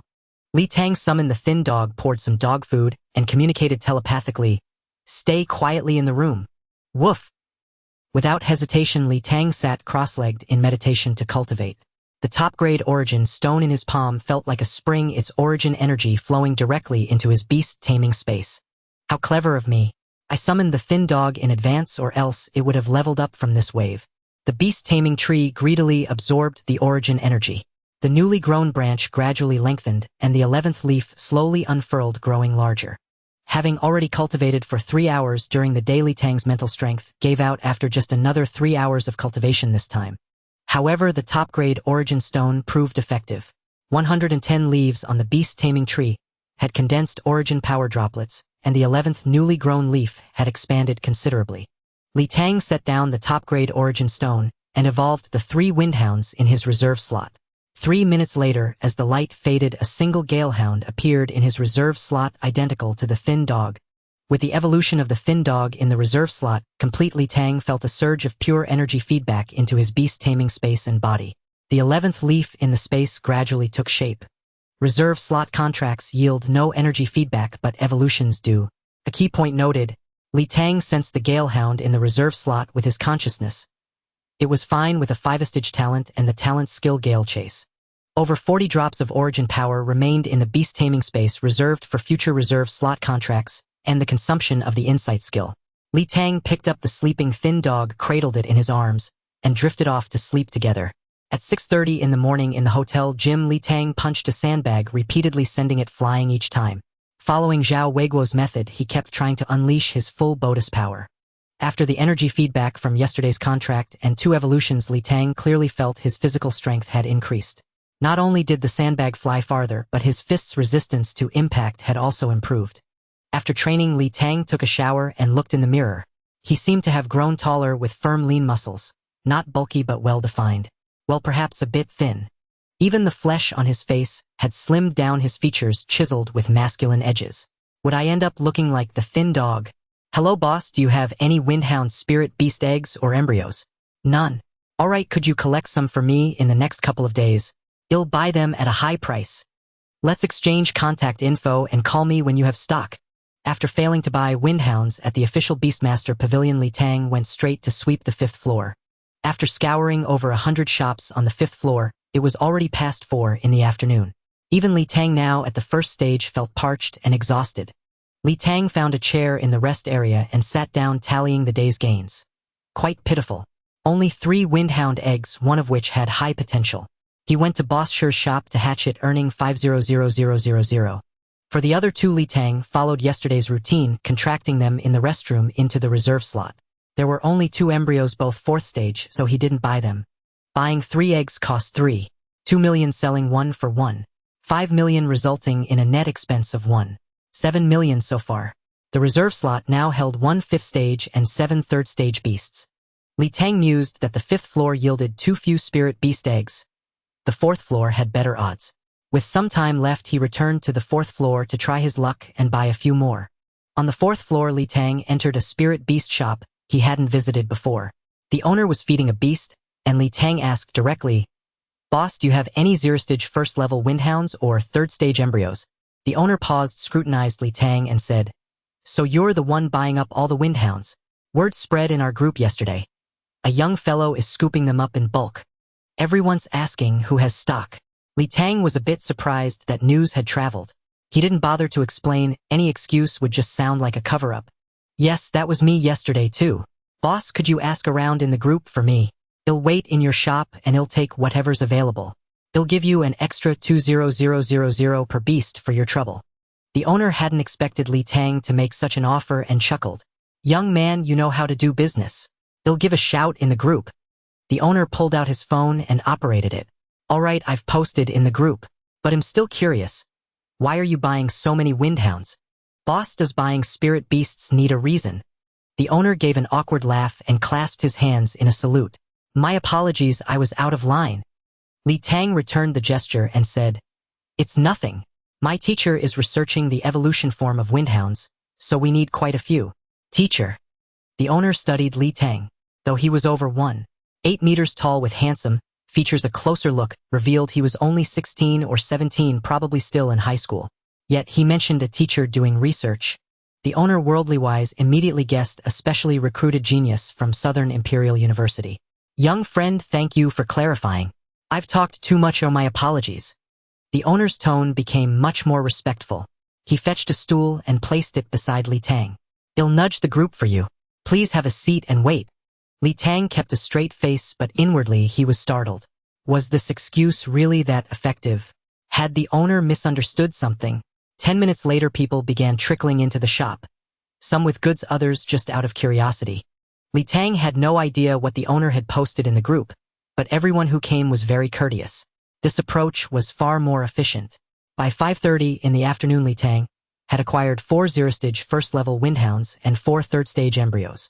Because head promised high prices, Li Tang's expenses were substantial. The 4 Windhounds cost 840,000 and the embryos at a flat 1.3 million each totaled 5.2 million. Finally, he gave the owner an additional 180,000, asking him to store the embryo spirit containment boxes for a day or two. The owner cheerfully agreed. There was no choice. Who knew when the zero-stage first-level windhounds might level up? They had to be contracted tonight. Thin dog, your third evolution is coming. Preparedness ensures success and unpreparedness spells failure. Li Tang returned to the hotel carrying 2 windhounds, having disposed of the other 2 in the restroom on the first floor of the Beast Taming Home Exchange. These 2 windhounds had been barking incessantly ever since Li Tang took them over, causing passers-by to frequently turn their heads and even point fingers. Li Tang found a secluded spot and summoned the Slim Hound. After it gave the windhounds a stern lesson, they quieted down, completely making no sound from the moment they left the Beast Taming Home until they entered the hotel room. Currently, Li Tang's battle roster in the beast taming space was full, consisting of 1 Windrunner Hound and 9 Windhounds. As for these 2 Windhounds, Li Tang planned to synthesize and evolve 3 Windhounds from the battle roster into a Windrunner Hound, then immediately contract it to avoid any unforeseen complications. Previously, Li Tang speculated that the source power consumption rule for evolution was 10 drops per stage. The synthesis evolution of 3 third-stage creatures had consumed 90 drops, leading him to guess that the Slim Hound's second evolution involving 3 fifth-stage creatures would consume 150 drops of source power. Now, as a first-stage, first-level tamer, Li Tang had 11 beast taming trees in his space, yielding a total of 121 leaves. The 11th leaf had also matured, allowing for a production of 121 drops of source power at a time. Yesterday, by using high-grade source stones, he discovered he could have the time required. Thus, with a full 6 hours of cultivation today, he could produce 242 drops of source power. Contracting a spirit beast egg would likely consume about 5 drops, while contracting a spirit beast or embryo required only 1 drop. With the remainder from yesterday, it should be sufficient. Tonight, I shall witness the Slim Hound's second evolution. After a casual dinner in the restaurant, Li Tang hurried back to his room to begin his cultivation. The energy from the high-grade source stone surged forth, and the beast-taming trees swayed gently in the space without any wind. After finishing its dog food in the room, the Slim Hound rolled around, chased its own tail, and eventually grew bored. It then eyed the windhounds in the cage by the wall and had an idea. From 6:30 to 12:15, Li Tang finally completed the cultivation of 242 drops of source power. Although a bit of mental energy remained unused, he didn't care. For the thrilling moment was about to arrive. Without hesitation, Li Tang's consciousness enveloped the windhounds in battle slots 2, 3, and 4, and he silently intoned fusion evolution. A flash of light erupted as the 3 windhounds in the battle roster fused into a Windrunner Hound. Concurrently, a surge of energy flooded in, nourishing the beast-taming space and Li Tang's body. Exhilarating. Sensing with his consciousness this Windrunner Hound was flawless, 5th-stage talent with the talent skill Windchase. How astute of him to have settled on the Windhound as his first spirit beast yesterday. A pat on his own back. Next came the Slim Hound's upgrade. Li Tang opened his eyes, ready to recall the Slim Hound into the space. He found the Slim Hound had released the 2 Windhounds from the cage and was strutting arrogantly before them. The 2 Windhounds trembled, prostrating themselves on the ground in submission. When the Slim Hound's head turned left, the 2 Windhounds rolled left. When it turned right, they rolled right. They were playing merrily. Yet they were quite considerate. Since Li Tang had instructed them to remain quiet before his cultivation, the Slim Hound and the 2 Windhounds hadn't made a single sound. Li Tang got off the bed, walked over, patted the Slim Hound's head, and recalled it into the space. Then, placing a hand on 1 Windhound's head, a minute later, it was contracted into the battle roster. Another minute later, Li Tang's battle roster was full again. Li Tang sat cross-legged on the bed, once more immersing his consciousness into the space. He enveloped the Slim Hound and the 2 Windrunner Hounds in the battle roster and silently intoned synthesis evolution. The 2 Windrunner Hounds transformed into beams of light that merged into the Slim Hound's body. All the source power in the beast taming space also flew toward the Slim Hound. 2 minutes later, Li Tang cursed a national expletive. The source power was insufficient. The Slim Hound remained suspended in the fusion process, and Li Tang was utterly helpless. Time to sleep. The next day at 6:20, Li Tang woke up, punctually, his spirit fully restored. Li Tang picked up the high-grade source stone beside him and resumed his meditative cultivation.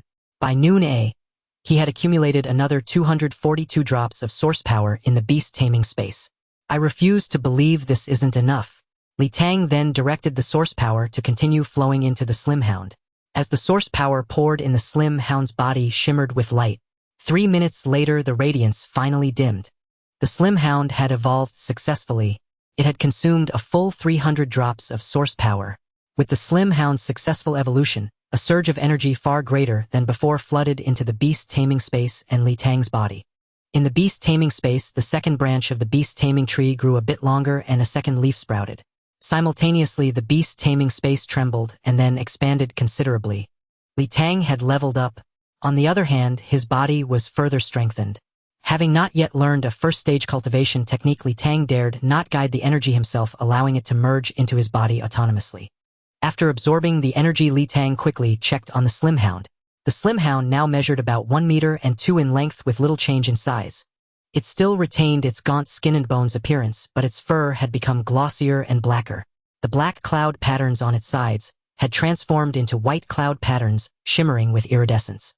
Its spindle-shaped head remained the same, but its eyebrows had turned into white cloud patterns. Overall, it looked even more majestic.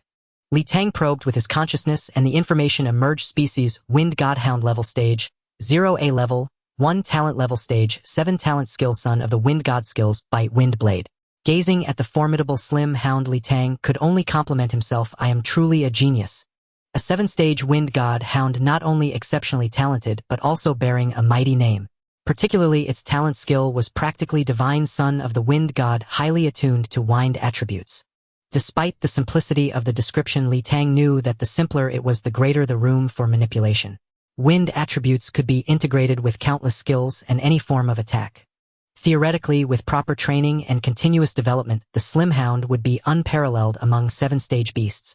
Moreover, at just level 1, it already possessed 2 basic skills, one of which was the long-range Wind Blade. Li Tang summoned the Slim Hound, which affectionately pressed against him and licked his hand. Li Tang picked it up and gently squeezed its ears. Alas, not an ounce of flesh on it. The feel was terrible. Li Tang poured another bowl of dog food and pointed. The Slim Hound immediately rushed over and devoured it ravenously. Watching the Slim Hound eat, Li Tang couldn't help but marvel. My second talent is just too powerful. This was only the second evolution. Considering the second talent could evolve 5 times with 3 more evolutions, Li Tang couldn't even imagine how formidable the Slim Hound would become. The grand plan for 243 Windhounds must be carried out. Of course, the prerequisite was to make money. When he left the academy, Li Tang had 35 million on him. 10 million in source stones and 25 million in cash. Among the source stones, the most valuable high-grade ones were used for cultivation. Although the loss was minimal, exchanging depleted source stones would incur a steep depreciation, so Li Tang wouldn't cash them out.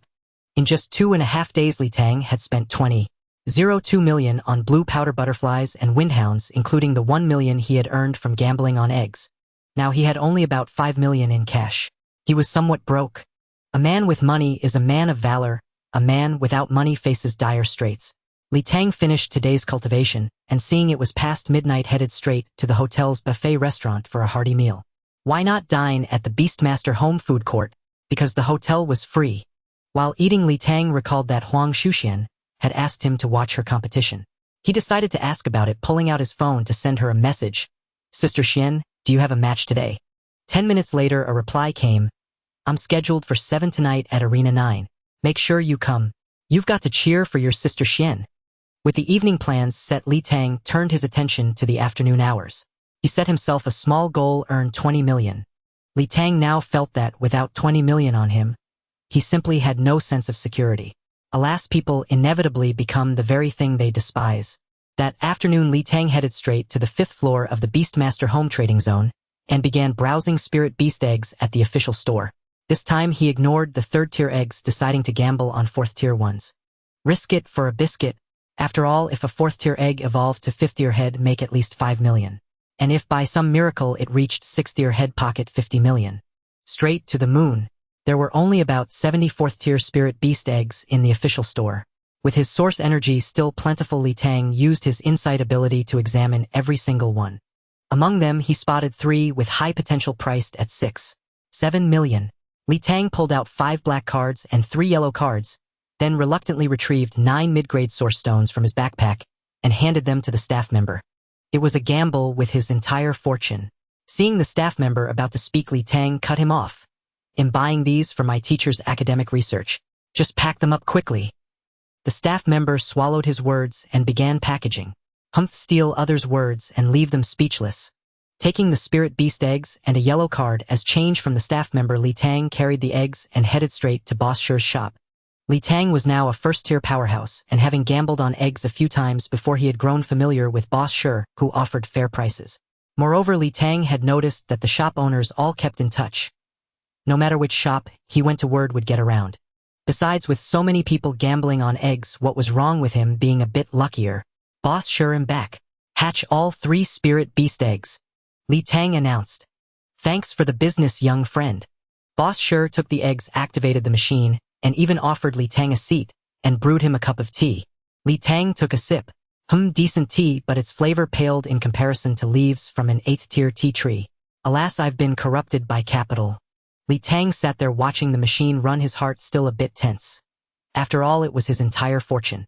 Needing something to do, he said to Boss Shi, "Uncle, how many spirit beast eggs do you have stashed in your warehouse? Take me to have a look."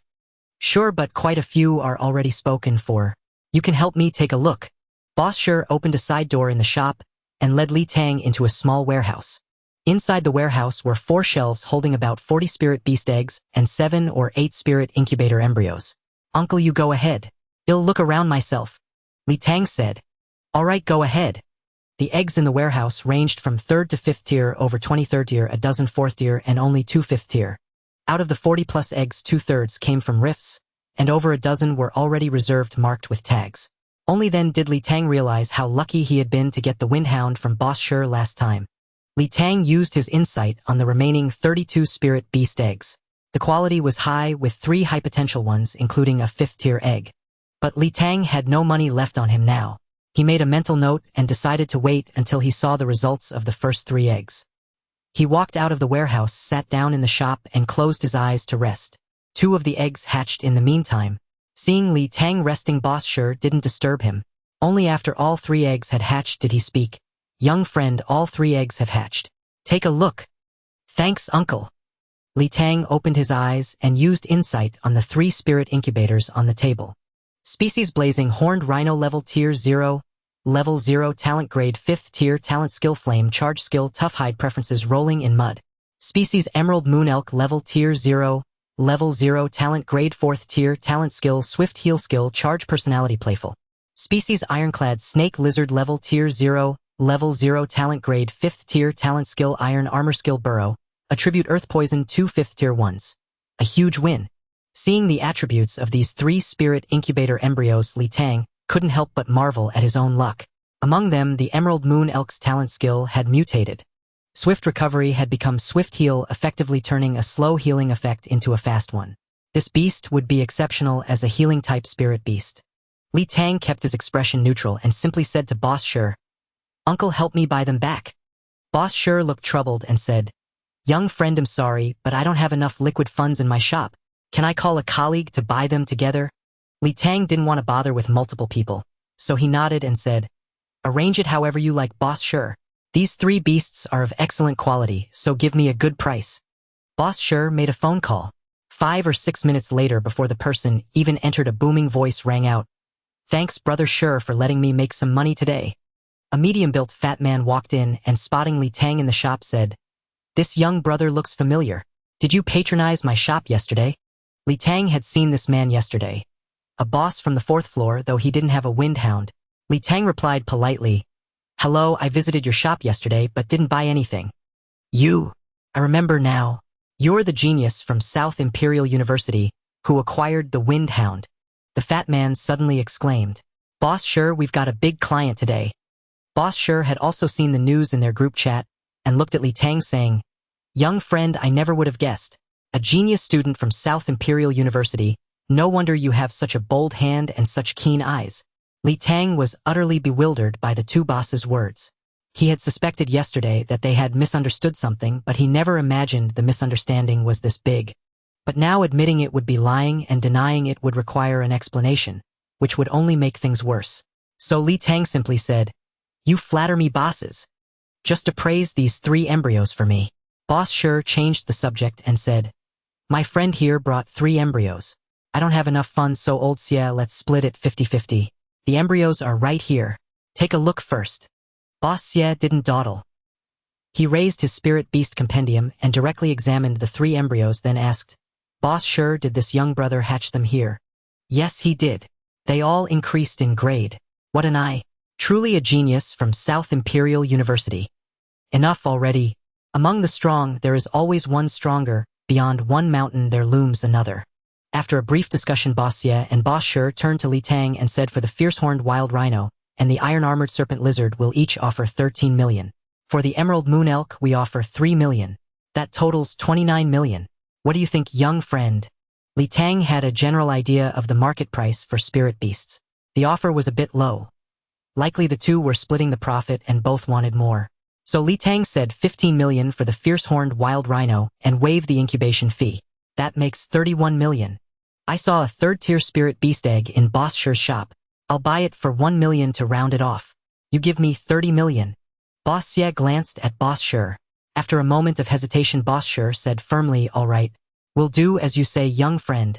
With 30 black cards in hand, Li Tang picked the spirit beast egg he had chosen, bid farewell to the 2 bosses, and left. Once outside, he first went to the restroom. Currently, Li Tang's reserve slots held 8 3rd-tier windhounds. His source energy was over 90 drops, so he used the restroom to evolve 1 reserve windhound into a galehound.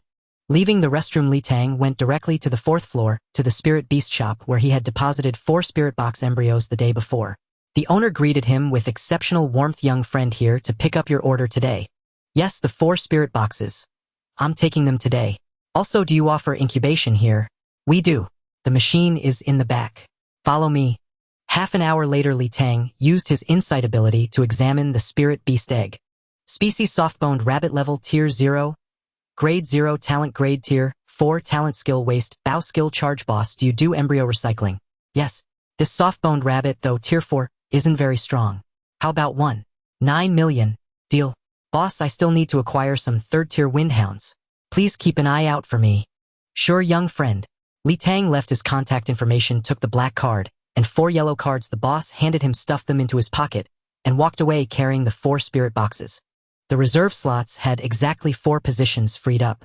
Li Tang went to the restroom again and contracted 4 windhounds into his reserve. Spirit boxes were single-use. After tossing them into the restroom trash bin, Li Tang's hands were finally empty. He pulled out his phone to check the time. It was almost 6 o'clock. Huang Shushuan's match was at 7. He could grab a meal and head over. At the beast taming food court, Li Tang was devouring a 1st-tier set meal. Indeed, the 1st-tier set meal at the food court was quite nourishing. After finishing one, Li Tang felt warm all over his stomach, pleasantly full. Yang Fan, who was only level 5 last time, managed to force down a 1st-tier set meal. He truly was gifted. Huang Shushuan's treat last time was delicious, but in terms of nourishment it fell slightly short. Well-fed and satisfied, it was only 6:30. Li Tang strolled to the arena and went directly to Zone 9. A match was underway in the center. A man and a woman, a cat and a dog, locked in combat. The audience today was much larger, probably over 1,000. The front rows were all taken. Li Tang found a seat in the 6th row. Taking a closer look, he recognized the male contestant. It was Wu Wide, a classmate of Huang Shuxian. Dark-skinned with prominent cheekbones, even though he wore a mask over his eyes, those cheekbones were unmistakable. In the match between Wu Wide and the girl, he had the upper hand, landing a punch on her face. The girl staggered and turned to flee, with Wu Wide in hot pursuit. Meanwhile, in the Katandog fight, the dog also gained the advantage, swatting the cat with its paw. The cat too turned and ran. The scene, which had been a fierce, unknown fight, when Li Tang entered, suddenly turned into a game of chase. The arena descended into utter chaos. Wu Wide and his dog were less agile than the girl and her cat. After several minutes of fruitless pursuit, Wu Wide grew frustrated and cursed, "If you've got guts, stop running." The girl shot back without hesitation, "If you've got the skill, catch me." Wu Wide's pace suddenly slowed. Li Tang could tell from his state that he was about to use a talent. Suddenly, Wu Wide and his dog surged forward with explosive speed, streaking across the arena like lightning straight toward the girl and her cat. The girl and cat could only dodge by constantly changing direction. It should be a speed-boosting skill, but it's effective only for linear acceleration, not so much for changing direction, Li Tang judged. Meanwhile, the situation in the arena took a sudden turn. As the girl and her cat evaded, they failed to adjust their positioning properly. The cat ended up right in Wu Wide's path. He punched it, sending it flying out of the arena, where it lay still.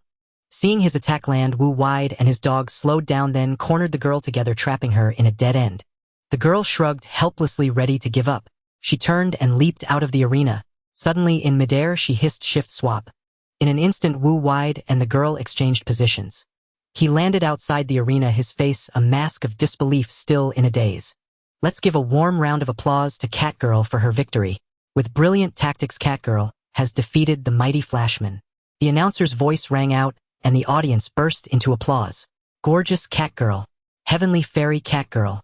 Invincible Catgirl. The sudden shouts drew everyone's attention. 6 male fans stood up in the audience, presumably Catgirl supporters. They swayed their hips and made odd gestures while chanting her cheer. Catgirl was mortified by the chant and quickly covered her face as she fled.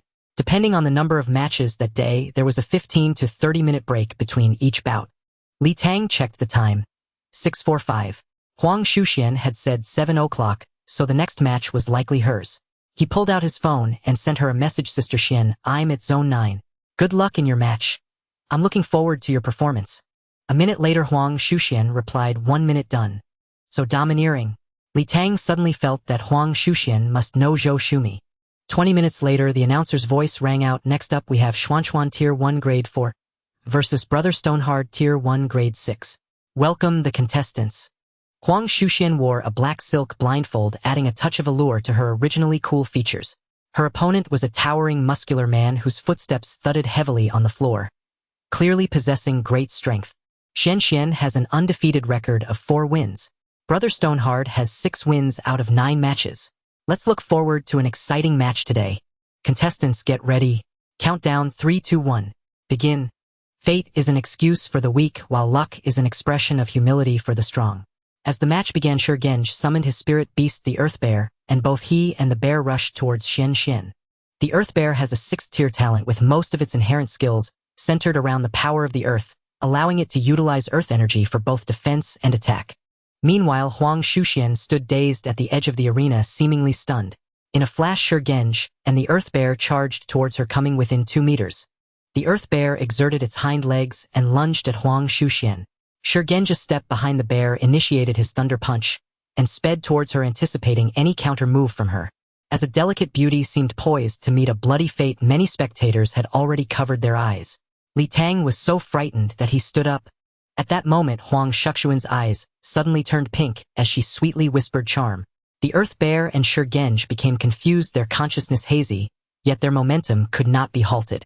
At this moment, Huang Shuxian initiated her Tai Chi, using her waist to drive her arms, first contacting the Earth Bear, and then Shurgenj using their own strength against them, throwing both out of the arena with ease. Huang Shuxian won the match all on her own, without summoning a spirit beast, defeating an opponent 2 levels higher than her. Took her only 8 seconds. Li Tang slowly sat down, closed his agape mouth, and marveled at her incredible strength.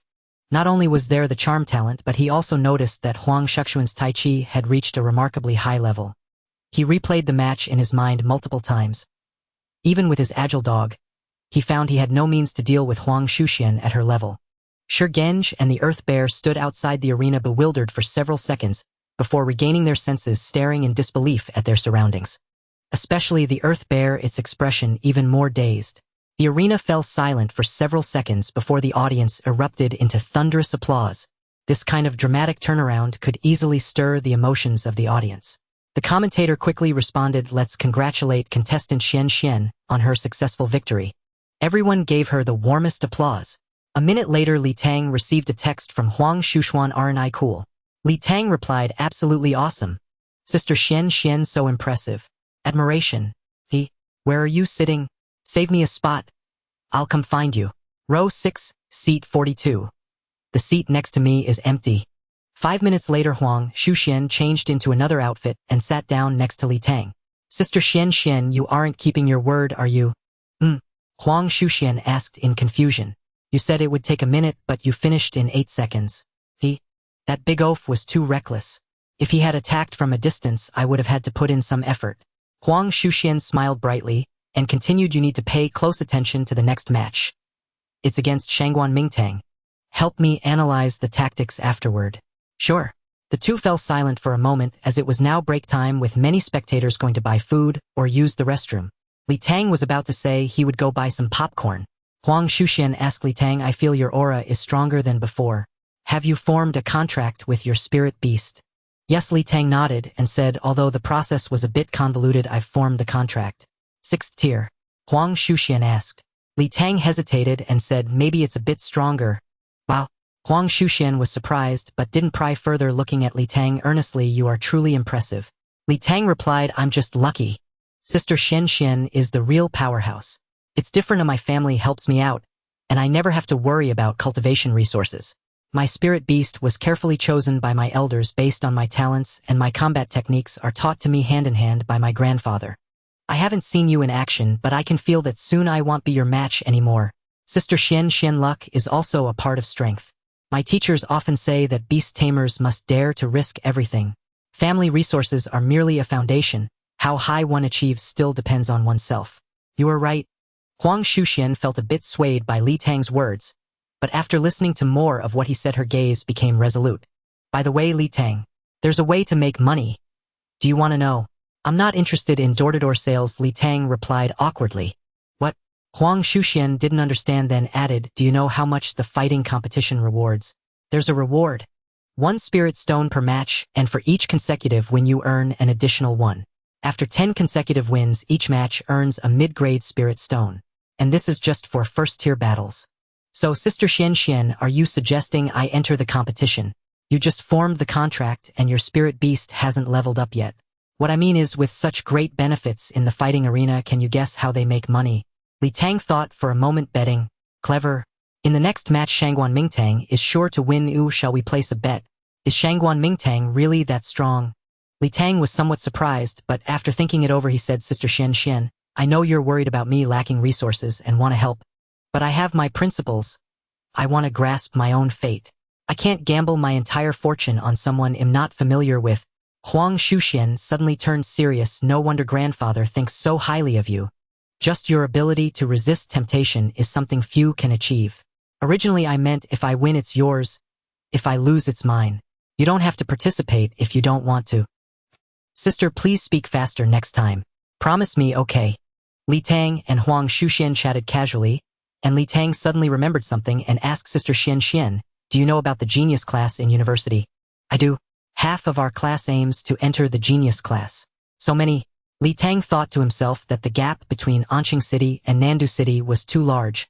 Yes, Nandu University just opened this genius class in the past 2 years. Huang Shuxian hesitated for a moment and said, Shangguan Mingtang and I are basically set to enter the genius class. You're talking about Nandu University, right? Are you referring to the genius classes at Jingyu University and Moyu University? Yes. Sister Xian Xian, I have an opportunity and want to give it a shot. Huang Shuxian fell silent for a moment, then said, to be honest, I don't know much about the genius classes of those 2 schools. My grandfather only encouraged me to give the Magic City Beast Tamer University a try. If that doesn't work, then Nandu University. Li Tang, I've done some private research on Jingyu University and Moyu University. These 2 schools are shrouded in mystery. All I know is that they are the best universities, but beyond that I have no information. When I ask people, they don't say anything. These 2 schools are century-old prestigious institutions with graduates numbering in the hundreds of thousands, and all are prodigies. Yet it seems none of these prodigies have any news after graduation. At least within the military system, government education system, and private enterprises in Jiangnan province, I have hardly heard of any graduates from these 2 schools. Capture the leader first and shoot the horse before the person. Sister Xuanxuan, I have always felt that there is a secret in the Beast Master realm. What secret? There are too few Beast Masters. With a 10% awakening probability, there should be at least 100 million Beast Masters among the 1 billion people in Huagua. Yet in Heen City, besides the schools and inspection teams, I hardly see any Beast Masters. The population of Awakeners is small, and I roughly know the reason. Although the awakening machine was invented 90 years ago, its nationwide popularity has only been a matter of the last 20 to 30 years. That's still not right. It's too few. Even in the last 20 to 30 years, there should be at least 20 to 30 million Beast Masters. I feel like most Beast Masters are concentrated in one place and rarely come out into society. So Sister Xuanxuan, that's why you feel like graduates from Qingyu University and Demon Yu University have disappeared. Why are we even talking about this? As long as we are strong enough, we'll know everything in the future. You're right, Sister Xuanxuan, as long as we are strong enough, that's all that matters. While they were speaking, a lively and urgent music began playing in the venue, signaling that the next match was about to start. Next up is a battle between a level 5 Dragon King and a level 7 I Am Your Father. Let's welcome both contestants to the arena. The Dragon King wore a silver mask obscuring his face, but Li Tang deduced from his figure that it was Shangguan Mingtang. Meanwhile, the contestant I Am Your Father bounced onto the stage wearing a clown mask. Dragon King. Li Tang pondered, Sister Xuanxuan, is Shangguan Mingtang's talent related to dragon lineage? Yes, he has the talent of dragon bloodline, which grants him comprehensive enhancements with respect to himself and spirit beasts with dragon blood. The specifics of the enhancement are unknown.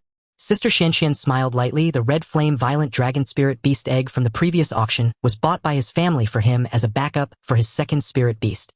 Li Tang remembered that spirit beast egg had high potential and should be very strong. The Dragon King has a perfect record of 5 wins, while I Am Your Father has won all 7 of his fights. Let's look forward to their exciting match today. Both contestants prepare. Countdown 3, 2, 1, the match begins. As the match started, both summoned their spirit beasts. Shangguan Mingtang summoned a thunder tyrannosaurus 2 meters tall with sturdy hind legs and tail, a massive head and sharp teeth that sent chills down one's spine. The thunder tyrannosaurus is a standard level 7 spirit beast known for its ferocity and propensity for backlash, making it something that most people would not dare to contract. I Am Your Father summoned a white tiger radiating a dark and cold glow. It's actually a nether white tiger, at least level 6. With both dark and ice attributes extremely rare, exclaimed Huang Shuxian beside her. The two moved to the center of the arena with their beasts about 7 or 8 meters apart. At this moment, a faint red glow flickered around Shangguan Mingtang and the thunder tyrannosaurus. Shangguan Mingtang shouted, "Dragon Might!" The thunder tyrannosaurus let out a roar that made Li Tang cover his ears, releasing an invisible pressure from its body. The nether white tiger seemed to weaken and fell flat on the ground.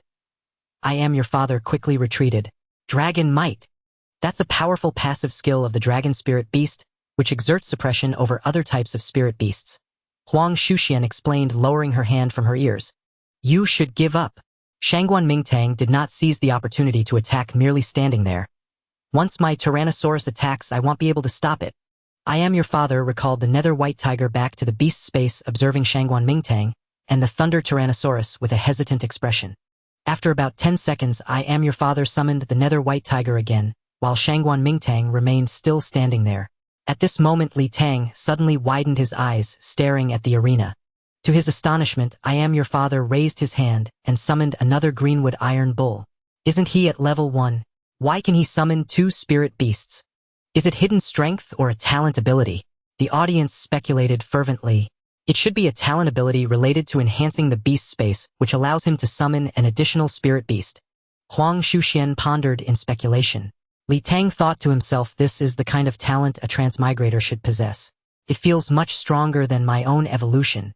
On the field, the greenwood iron bull was enveloped in a green light, its body adorned with a layer of wooden armor, as it suddenly inhaled sharply and charged toward the thunder Tyrannosaurus. Beside it, the nether white tiger let out a roar and charged at Shangguan Mingtang. Being prepared, dragon might only affected their strength, but they could still act. I Am Your Father maneuvered to the side, also rushing toward Shangguan Mingtang, seemingly planning to work with the nether white tiger to take him down first. Capture the leader first and shoot the horse before the person. At this moment, Shangguan Mingtang moved. He charged swiftly toward the greenwood iron bull, while the thunder Tyrannosaurus opened its massive jaws and aimed for the incoming nether white tiger. As Shangguan Mingtang was about to make contact with the greenwood iron bull, he paused, standing sideways, colliding shoulder to head with the iron bull. Iron Mountain Slam! Huang Shuxian gasped. In an instant, Shangguan Mingtang stepped back while the greenwood iron bull, unsteady, fell to its side, struggling to get up. Shangguan Mingtang stepped forward, raining down punches onto the bull's head, preventing it from getting up. Meanwhile, the nether white tiger dodged the thunder Tyrannosaurus, swiping a claw, but was flipped over by the thunder Tyrannosaurus. At the same time, the thunder Tyrannosaurus swung its tail, directly striking the advancing I Am Your Father. I Am Your Father attempted to block with both hands, but as the thunder Tyrannosaurus tail crackled with electricity, he felt a sudden paralysis throughout his body. His momentum halted, and he was thrown away by the tail. The nether white tiger attacked again, only to meet the thunder Tyrannosaurus' massive jaws, barely avoiding having its paw bitten. In the instant of dodging, it was kicked away by the thunder Tyrannosaurus. Ignoring both the person and the tiger, the Thunder Tyrannosaurus rushed toward the Greenwood Iron Bull, opening its maw wide to bite down on the bull's back. At this moment, the Greenwood Iron Bull was completely controlled by Shangguan Mingtang with no room for resistance. "I concede. I am your father," shouted loudly. The Thunder Tyrannosaurus suddenly vanished, recalled by Shangguan Mingtang back to the beast space. Shangguan Mingtang slowly stood up, holding his chest, blood trickling from the corner of his mouth. "Injured." It seems Shangguan Mingtang has suffered a backlash from the Thunder Tyrannosaurus, Huang Shuxian speculated. The Thunder Tyrannosaurus is too savage and bloodthirsty. It could have drawn blood just now but was recalled, likely causing chaos in the beast space. Let's give a warm round of applause to congratulate the Dragon King contestant on his victory. The announcer's voice rang out as Shangguan Mingtang silently returned to the resting area. Sister Xuanxuan, Shangguan Mingtang is truly powerful. The Thunder Tyrannosaurus is top tier and his battle tactics are also exceptional, Li Tang remarked beside her, suddenly shifting the conversation. But the drawbacks are quite obvious. Better to take the initiative than to wait for death. What flaw? Li Tang's words piqued Huang Shuxian's curiosity. Shangguan Mingtang is too impatient. Li Tang explained patiently. Right now he only has one Thunder Tyrant Dragon and he can still suppress it. If he contracts a second spirit beast, the Thunder Tyrant Dragon will likely clash violently with the new one. If one of his spirit beasts is severely injured or dies, he might not even reach the third rank. If he had taken it step by step, contracting the Thunder Tyrant Dragon at the 4th or 5th rank, it would be the weakest among his spirit beasts, making it much easier to suppress. Right now, the Thunder Tyrant Dragon is his strongest. At the 2nd rank, unless he directly contracts a spirit beast, any egg or embryo he contracts will be at rank 0 at level 1. His second beast could be killed by the Thunder Tyrant Dragon at any moment. Huang Shuxian pondered and said, "What you described is possible. Shangguan Mingtang must have thought of this too. I wonder what solution he'll come up with." Li Tang thought for a moment and said, "But Sister Xuanxuan, shouldn't your charm ability be a good counter to the Thunder Tyrant Dragon?" "I can charm it, but it's simple-minded to begin with. After being charmed, it becomes even more violent and attacks indiscriminately," Huang Shuxian said helplessly. "Without using charm, Shangguan Mingtang won't come near me. When I use charm, he ambushes me. In pure hand-to-hand combat, I can't beat him." Defeated both in human and beast combat, it was a hopeless deadlock. Li Tang had no better solution either. A beast tamer's game is about who goes further. When we reach the 2nd or 3rd rank, well-devised tactics to deal with him. At the beast tamer's haven food court, Li Tang and Huang Shuxian each ordered a rank 1 meal set and ate heartily. For a meal he could afford, Li Tang decisively treated. Since Sun Mingyuan hadn't yet taught cultivation techniques beyond the 1st rank when Li Tang was in school, he took this chance to ask Huang Shuxian, "Sister Xuanxuan, I haven't learned the 1st rank cultivation technique yet. Can you give me a general idea?" Huang Shuxian was startled. "You haven't learned it? Then how did you get to the 1st rank level 2? "I advanced in a daze. The 1st, 2nd, and 3rd ranks mainly involve opening and expanding the Bodus meridians, then leaving some source energy in the acupoints, spreading power throughout the body as if it were one entity. The 1st rank focuses on opening the conception and governing vessels. Without opening them, you'll hit a bottleneck. Just expand the beast taming space while opening the meridians," Huang Shuxian roughly explained. "Go back and read the 1st part of the Chinese Beast Tamer Advancement Guide. It has illustrations and clear explanations. For now, you can use source energy to nurture your spirit beast. Get it strong first." Li Tang nodded. After the meal, he hitched a ride back to the hotel in Huang Shuxian's car. The golden luxury car was indeed spacious. "Sister, I don't want to struggle anymore." Back in his room, Li Tang summoned the Slim Hound and poured a large bowl of dog food for it. The Slim Hound devoured the food, then wagged its tail as it approached Li Tang, rubbing its face against his calf. Li Tang sat on the floor, hugged the hound, and combed its fur with his fingers. The Slim Hound squinted in comfort. As Li Tang kept stroking, he carefully calculated. Today was the 4th day of his leave. He had 3 days left before returning to school. He had enough money for now. In his beast taming spaces reserve, there was 1 rank 5 Windchaser Hound and 9 Windhounds. To evolve the Slim Hound again, he needed 6 more Windhounds, which he had to gather in 3 days. If the Slim Hound evolved again, then it would become a spirit beast with a natural talent of rank 8 or 9. The words of that man echoed in Li Tang's ears. Anyone else? But the entire Beast Tamer's Haven was out of stock. He wasn't sure if he could pull it off. 3 days wasn't enough to evolve the Slim Hound again. he could only manage to evolve the Windhounds in the reserve into Windchaser Hounds. Li Tang decided not to tell anyone at school what he had contracted. He would just ask for leave to go into seclusion for a week, evolve the Slimhound, and then make a stunning appearance. Currently, he had less than 90 drops of source energy in his beast taming space. He had used a lot for insight and contracting today. Tomorrow morning, he would train, cultivate, and evolve the Windhounds, then go stock up. Having finished his planning, Li Tang increased the pressure of his hand.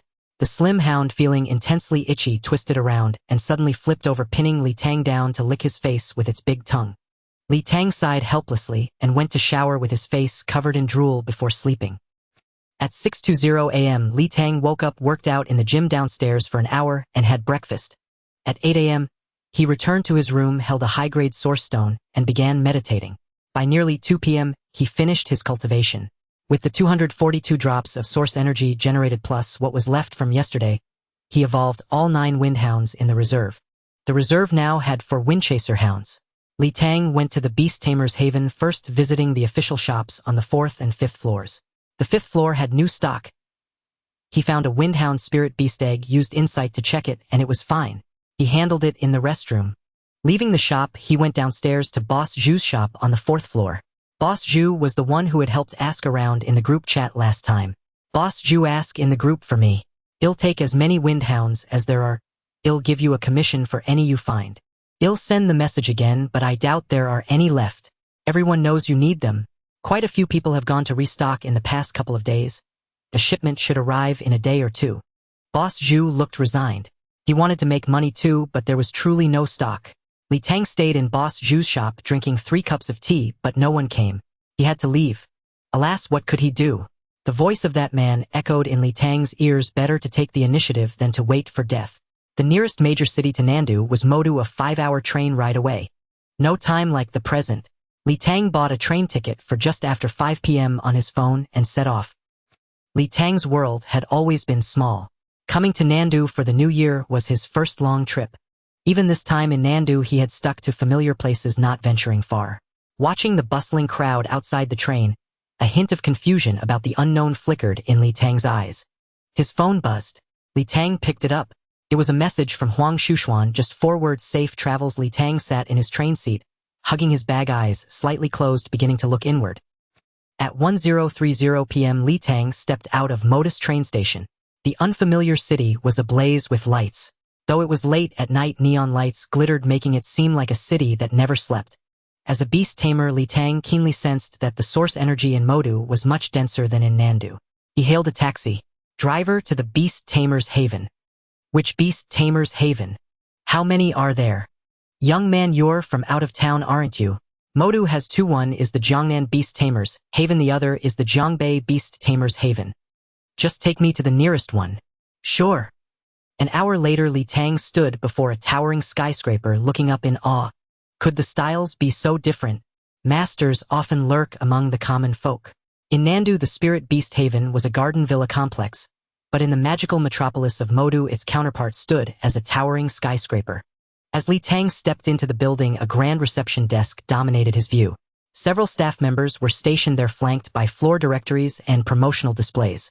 A young lady at the front desk noticed Li Tang approaching and proactively inquired, "Hello, sir.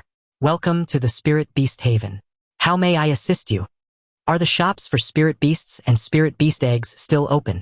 "I'm sorry, they are closed for the night. Business hours are from 9 in the morning to 6 in the evening, though some shops stay open until 8 or 9.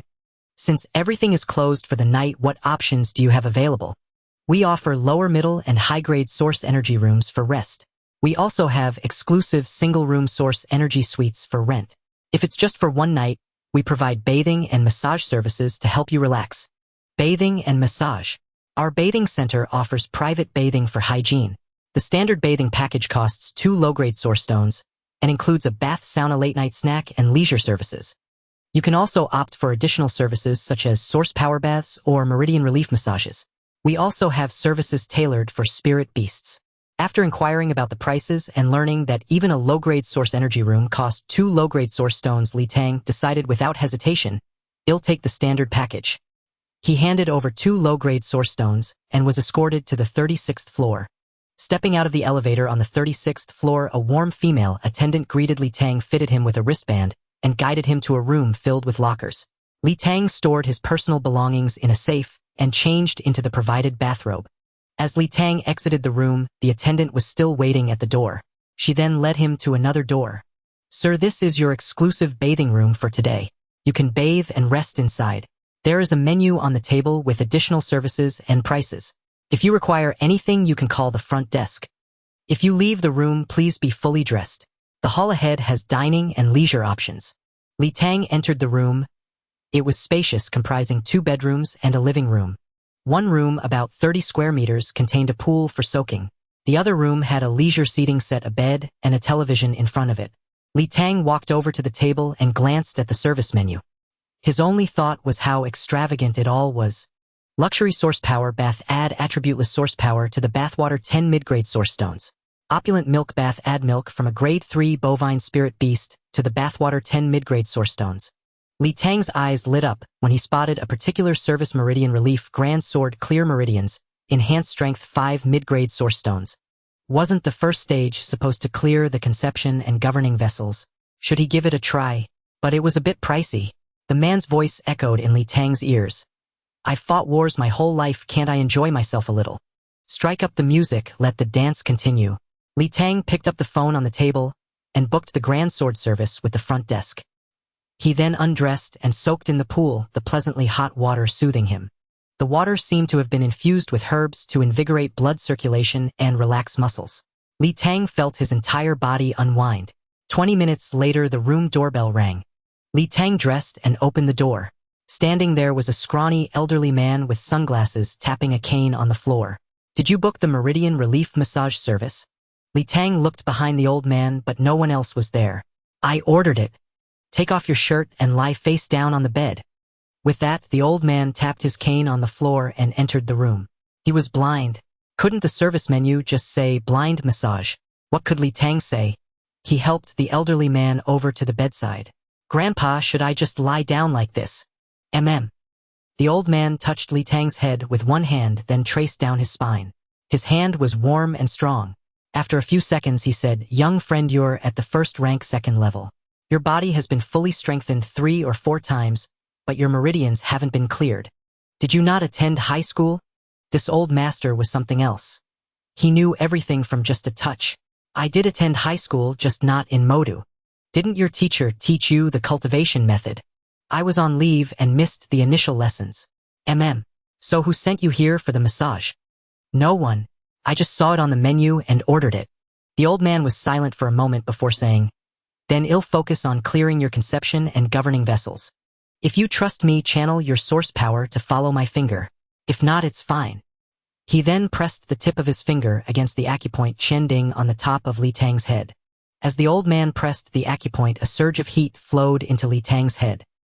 His face flushed instantly, and the qi and blood throughout his body were guided to rush to his crown. This old man was truly skilled. Li Tang quickly drew a drop of source power from his spirit beast space to his head. The old man seemed to sense the source power and increased the pressure, directing that drop to the Chending acupoint. The old man's finger then moved backward from the Chending point to the Baihui acupoint.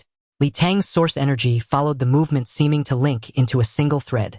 The old man's finger continued without pause, passing through Haoding, Changjian, Naohu, Fengfu, and Yamen acupoints. Li Tang cooperated by summoning 2 more drops of source power. Li Tang's head was now full of qi blood and source power, feeling swollen and uncomfortable. "Channel your source power and concentrate." The old man gave a soft, sharp command. His hand then moved from the Yamen point to the Dazui acupoint, where he tapped 3 times in quick succession before pressing down firmly. Li Tang cooperated by sending his source power. The qi blood and source power, concentrated in his head, now rushed down to the Dazui acupoint at the junction of his shoulders and neck. Without needing the old man's guidance, the energy began to flow down the spine on its own. Li Tang couldn't help but moan in pleasure. "This is a minor barrier. It'll help you through it." The old man's fingers continued moving from Dazui all the way down the spine to the Yaoshu acupoint. "Turn over." Li Tang turned over and lay on his back. The old man began pressing from the Tsugu acupoint on the conception vessel, working his way up to the Chengjiang point. Along the way, he passed 3 critical barriers, Guanyuan Shenk and Tanzhong. After finishing, the old man stopped and said, I've essentially cleared your conception and governing vessels. You haven't learned the first-rank cultivation method yet, so we'll say this: the Huyin acupoint below and the Tang acupoint in your mouth are the connecting points for the two vessels. You'll have to break through those barriers yourself. Also, for faster results, this acupressure massage follows the reverse of your qi and blood circulation. Don't try to practice it yourself based on what I did. Li Tang knew he had stumbled upon an incredible opportunity and quickly asked, "Grandpa, thank you so much. I'm incredibly lucky to have met a master like you. I'm just covering my apprentice's shift today. You should focus on cultivating the method in the next few days. It will save you 1 or 2 months of work. Otherwise, the energy will dissipate and your money will have been wasted. Grandpa, what's your name? I'll book you again next time. Just call me Abing. If you want to book me specifically, it's 3 high-grade source stones. Too expensive, forget it. Only children make choices." After the massage, Li Tang put on his coat and saw Abing out. Li Tang sensed that Abing's strength was at least at the 4th rank and speculated that her talent was of the energy control type. It was this combination of talent and technique that achieved such a massage effect. After just this one massage, Li Tang clearly felt an increase in his physical strength, especially the tendon and bone force transmitting from his spine, which had become smoother and more fluid. What luck! Li Tang soaked in the bath for a while longer, washed off the sweat from his body, then lay comfortably on the bed to watch some TV before preparing to sleep. A news report on TV said, recently a disturbance occurred in the 2nd-dimensional rift in Modu, with a small number of ferocious beasts escaping through the rift into the northern suburban forest of Modu. The government responded immediately. 3 7th-rank beast taming masters have sealed the dimensional rift, and the Municipal Patrol Bureau is actively hunting down the escaped ferocious beasts. Most of them have been eliminated. As of now, there have been no casualties. Citizens are advised not to visit the northern suburbs in the near future to avoid potential loss of life or property. This was the first time Li Tang had seen such news. On the TV screen, he saw 3 powerful individuals using energy to seal the rift in the air. The camera even gave a close-up of the 3 masters. As the lens panned across, Li Tang suddenly sat up. He saw a familiar face, Huang Jueming. Li Tang glanced at the time. It was 1120. After a moment of hesitation, he dialed a number. "Sister Xuan, I saw Grandpa Huang on TV sealing a rift in Modu. Is Grandpa Huang okay? I only know Grandpa went to Modu for a mission, nothing else. He's very strong, don't worry." Huang Shuxian paused on the phone, then asked, "Why did you suddenly go to Modu?" "I came to Modus Beast Taming Home to buy some things. If you don't want to say, fine. By the way, you contracted a dog as your first spirit beast, right?" "Sister Xian, how did you know?" Li Tang frowned. "Was he being followed? Your dog food was left in the hotel. What should I do?" "I knew I forgot something. I'll see. If I can return to Nandu, I'll come get it from you, Sister Xian. If not, please mail it to my school." Bye." Huang Shuxian hung up the phone, fuming with anger. "I'm busy enough as it is, and I have to deal with this trivial nonsense for you every day." After the bath and massage, Li Tang slept soundly. He woke up at 6, cultivated for 3 hours using high-grade source stones, and accumulated a wave of source power. At 9 in the morning, Li Tang got up, went to the spa front desk to pay the source stones for the massage, and then headed to the Spirit Beast Zone. The Spirit Beast Zone spanned from the 11th to the 15th floor, a full 5 floors. As usual, he started sweeping through the official shops on the 11th floor. "Excuse me, do you have a wind hound at rank 0 level 1? 20 minutes later, Li Tang took 3 wind hounds to the restroom. Currently, his space held 5 windrunners and 1 wind hound with only over 40 drops of source power left. However, this time, the physical energy fed back from evolving the windrunner seemed to converge at his Guanyuan acupoint, leaving his lower abdomen warm and comfortable. From morning till night, Li Tang swept through the 12th, 13th, most of the Spirit Beast shops on the 14th floor, and the official Spirit Beast egg shop on the 16th floor. He harvested 3 windhounds at rank 0 level 1, all contracted to the battle standby slots. Additionally, he secured 10 embryos and 4 Spirit Beast eggs, storing them in a safety deposit box. In just one day, Li Tang's savings were mostly spent. Over 21 million was gone. The embryos accounted for the bulk, around 15 million. The 4 eggs cost 4 million, though 1 high potential egg netted a profit of 400,000 after hatching. 6 level 1 Spirit Beasts cost 1.3 million, and the massage was 1 million. Even Li Tang couldn't help but mutter to himself, things in Modu are really expensive. Overall prices were nearly 30 higher than in Nandu. By around 6 in the evening, Li Tang grabbed a meal and went to the front desk to book a 16-hour session in a low-grade source energy room. He first finished the remaining 3 hours of cultivation. He set an alarm, slept until 5 in the morning, then cultivated until nearly 11. He had accumulated over 370 drops of source power in his beast taming space. He directly spent 300 drops of source power to evolve 3 windrunners into 1 wind godhound. The energy fed back from the evolution traveled upward from the Guanyuan acupoint, passing through the Shimen Chihai and Injiao points, converging at the Shinkei acupoint. Currently, the battle standby slots held 1 wind godhound, 2 windrunners, and 4 windhounds. The next upgrade for the skinny dog was getting closer. Time to make money. After lunch, Li Tang headed straight to the official Spirit Beast Egg Shop on the 16th floor, using his insight ability to select among 4th-rank Spirit Beast eggs. The official shop was much larger than the one in Nandu, with over 200 4th-rank Spirit Beast eggs alone. After examining more than 60 eggs, Li Tang picked 4 with high potential, intending to buy them. Passing by the 5th-rank Spirit Beast egg area, a few people were selecting from 6 or 7 5th-rank eggs. These eggs were all from Blue Star, priced modestly at around 8 million each. Li Tang casually used his insight to scan them. He spotted a 5th-rank Frost Crystal Tiger with high potential. Should he gamble? Li Tang calculated in his mind from 5th to 6th rank that would net at least 40 million. But if he lost, he'd be broke. The 4 4th-rank eggs head selected would likely earn him around 20 million. One option carried high risk and high reward, the other low risk and low reward. What to do?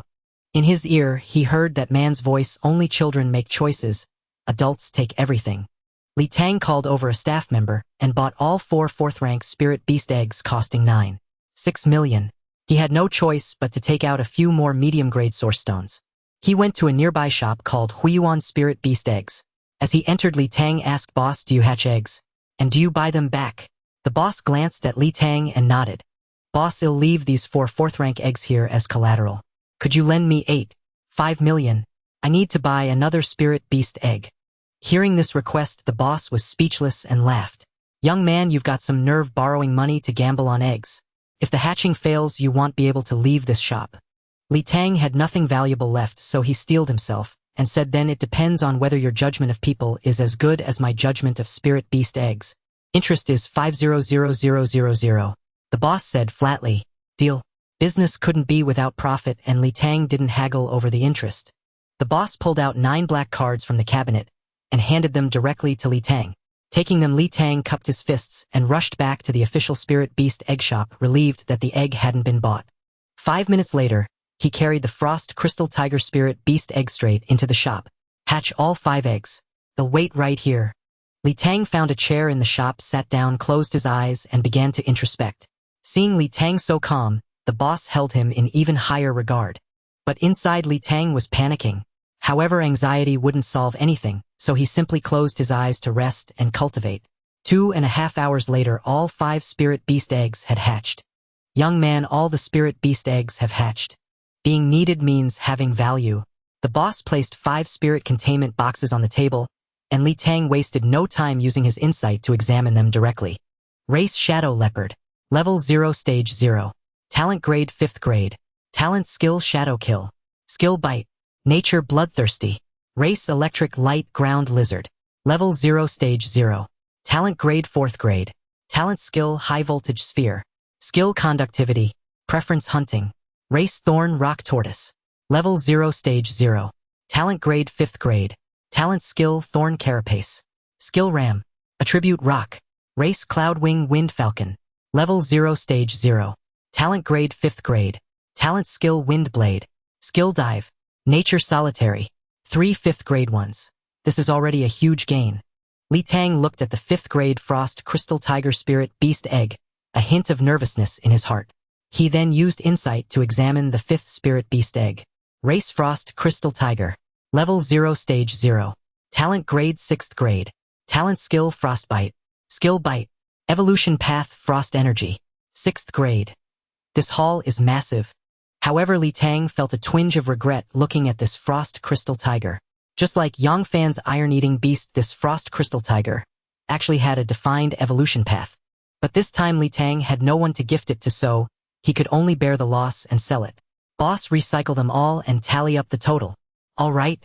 The Shadow Leopard is 12 million, the Thorn Rock Tortoise is 10 million, the Cloudwing Wind Falcon is 15 million, and the Electric Light Ground Lizard has a decent talent skill, so 3 million.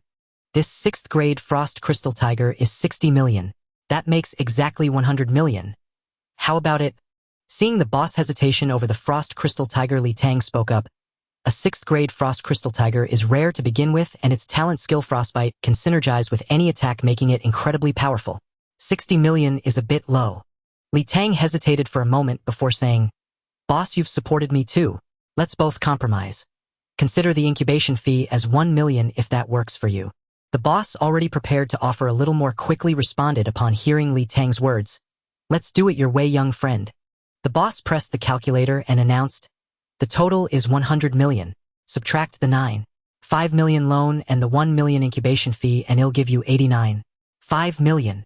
Li Tang nodded without objection. "Young friend, you're bold, meticulous, and have a sharp eye. Truly remarkable for your age. Let's get to know each other. My surname is Mu and I'm older than you, so just call me Third Brother Mu. Let's keep in touch." Third Brother Mu flatters me. I've just been lucky. But you, Third Brother Mu, have a keen eye for people and handle business decisively. Your younger brother Li Tang actually has a favor to ask of you. Brother Li Tang, speak your mind.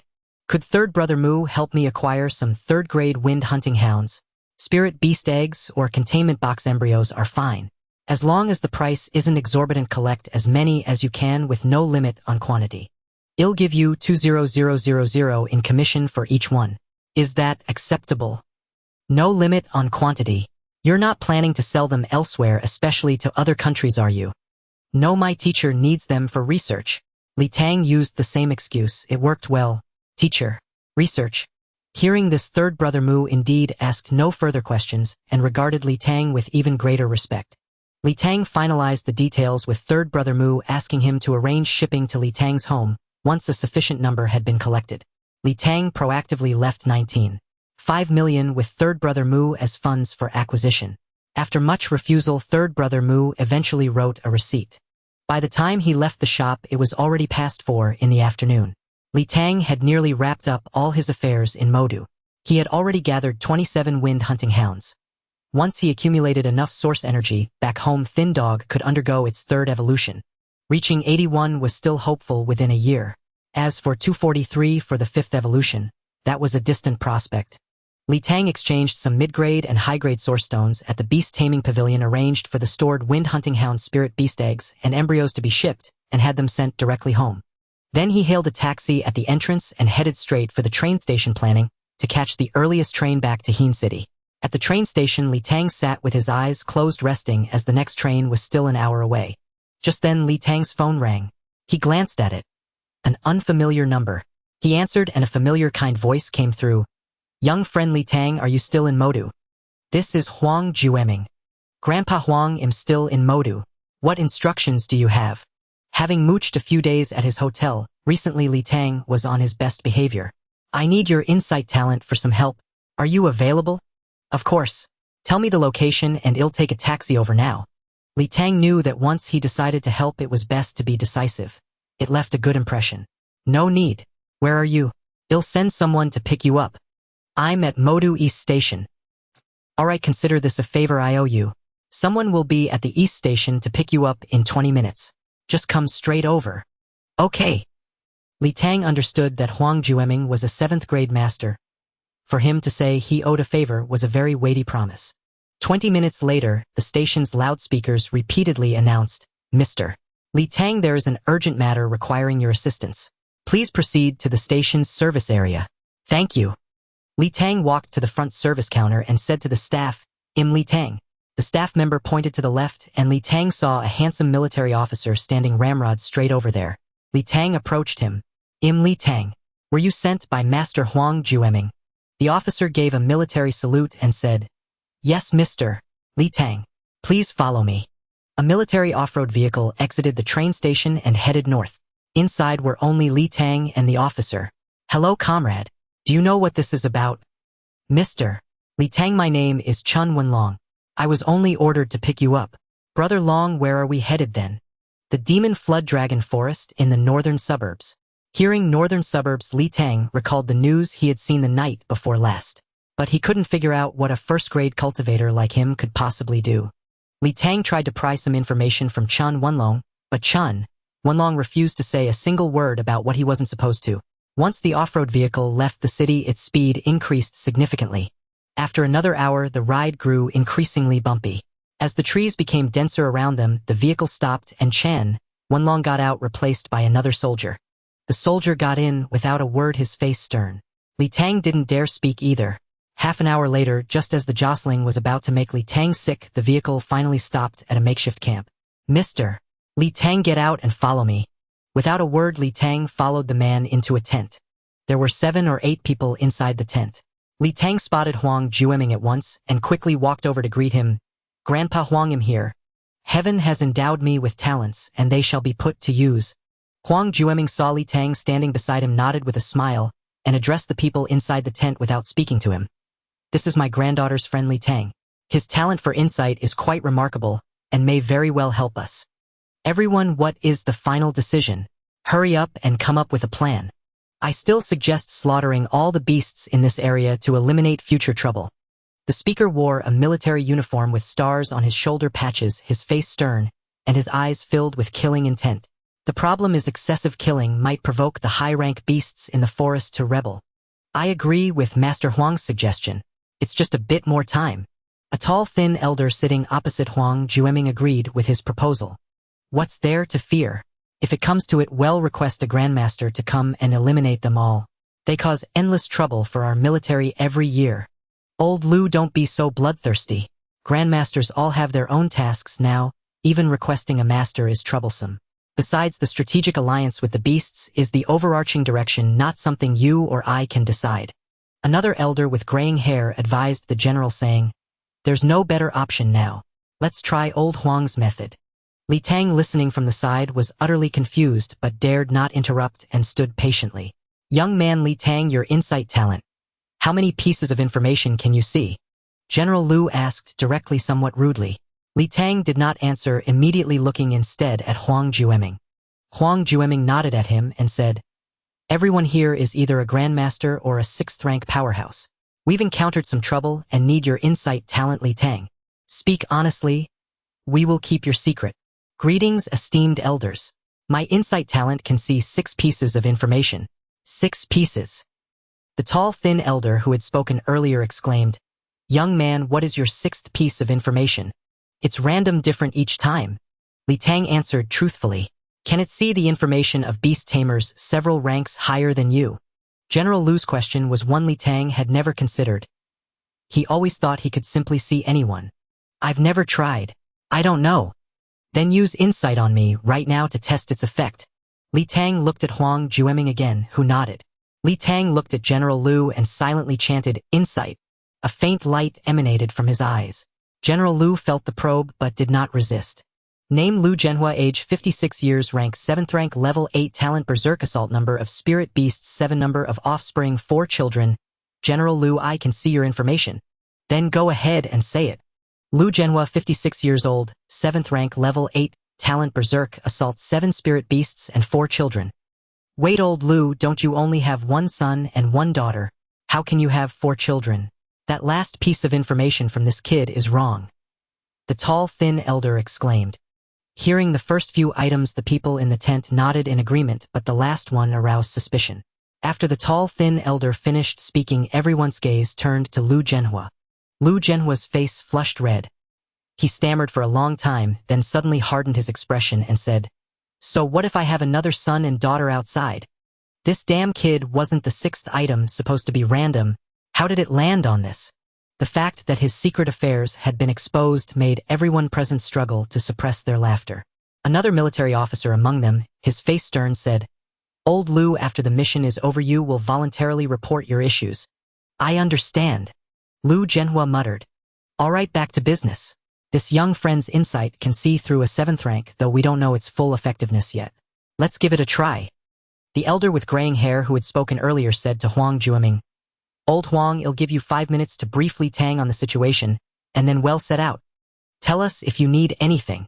After speaking, the elder gestured to the others present, and they all walked out, leaving the tent to Huang Jueming and Li Tang. Huang Jueming patted Li Tang on the shoulder and said, Li Tang, I'm sorry for taking up your time. Li Tang shook his head. It's all right, Grandpa Huang. You and Sister Shuxian have helped me a lot. Huang Jueming nodded and said, let's get down to business. Do you know about the recent rift riot? I saw it on the TV news. Li Tang nodded.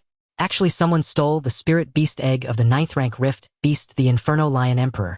The 9th rank spirit beast directly initiated a beast tide attacking the rift seal. Li Tang was speechless. How much trouble could this person cause? I was also urgently summoned here. Later, a grandmaster stepped in to appease the Inferno Lion Emperor.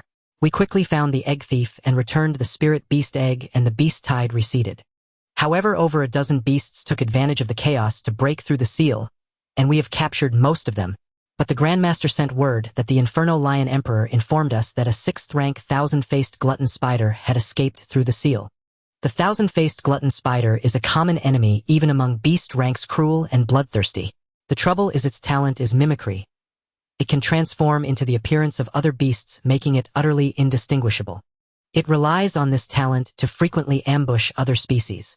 It is said that this particular 1000-faced glutton spider was being hunted by other beasts when it coincidentally encountered the beast tide and escaped from the rift world. Upon learning this, we immediately began tracking it. We found clues of its feeding at the current location, and a large number of troops have now surrounded this area. Within our encirclement, there are nearly 1,000 to 2,000 beasts. Based on the habits of the 1000-faced glutton spider, we speculate it is hiding among the two groups, the moon-crazed wolves and the giant horned elk. These two groups also amount to over 200 beasts. Actually, what General Liu suggested, killing them all, would be quite convenient. But humans have a strategic agreement with the high-rank beasts, ensuring no large-scale war between the two sides. Our military direct encampment here has already displeased the 8th rank beasts in the forest. Directly annihilating two groups would likely trigger an immediate war. So we are stuck here. Hearing this, Li Tang understood. Grandpa Huang, so you need me to use insight to find this 1000-faced glutton spider? Yes. If it were any other beast, it might not matter much, but the 1000-faced glutton spider possesses the mimicry talent. If it were to escape into a city, the consequences would be unimaginable. All right, Grandpa Huang. I am a beast tamer too, and it is my bounden duty to contribute my efforts for humanity. Li Tang certainly knew how to speak. Well said. Let's set off immediately. The two walked out of the tent. Moonlight spilled across the land, making the forest as bright as day. Huang Jueming nodded at the others and said, "Let's head to the giant horned elk first." The giant horned elk are herbivores. The probability is higher there. The group walked east for about a kilometer. The forest was densely packed with over 100 giant horned elk surrounded by heavily armed troops. The giant horned elk were large deer-type spirit beasts standing up to 2.5 meters tall and 3 meters long, exuding an overwhelming sense of pressure. Ahead, several beast tamers were confronting a few giant horned elk with their spirit beasts. When Huang Jueming and his group arrived, the aura of the 7th rank powerhouses spread, and the giant horned elk immediately became docile. Lu Zhenhua shouted, "Xiao Chu, communicate with the giant horned elk. Young friend Li Tang will use his insight talent to examine them one by one. Have them cooperate." Understood. A beast tamer who was confronting the giant horned elk replied, then communicated with the elk using his mind. A few minutes later, he shouted, "Communication complete. No problem. Let's go." Difficult matters in the world must be tackled from the easy and great matters from the trivial. The several beast tamers ahead quickly communicated, and the giant horned elk lined up before Li Tang. Li Tang inspected each one with his insight ability. The first one was likely the leader of the giant horned elk herd. Seeing no issues, Li Tang waved it forward. The first giant horned elk walked behind Li Tang. The second one approached in turn.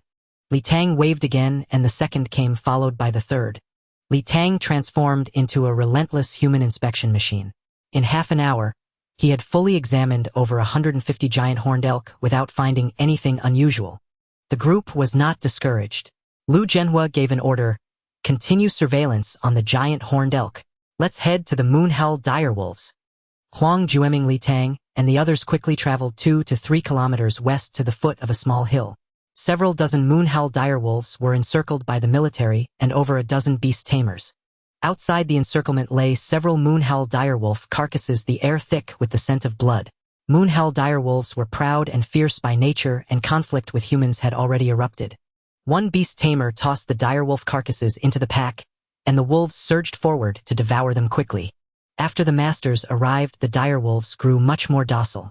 Following Lu Zhenhua's arrangements, Li Tang began inspecting them one by one. Li Tang examined over a dozen in succession but found nothing.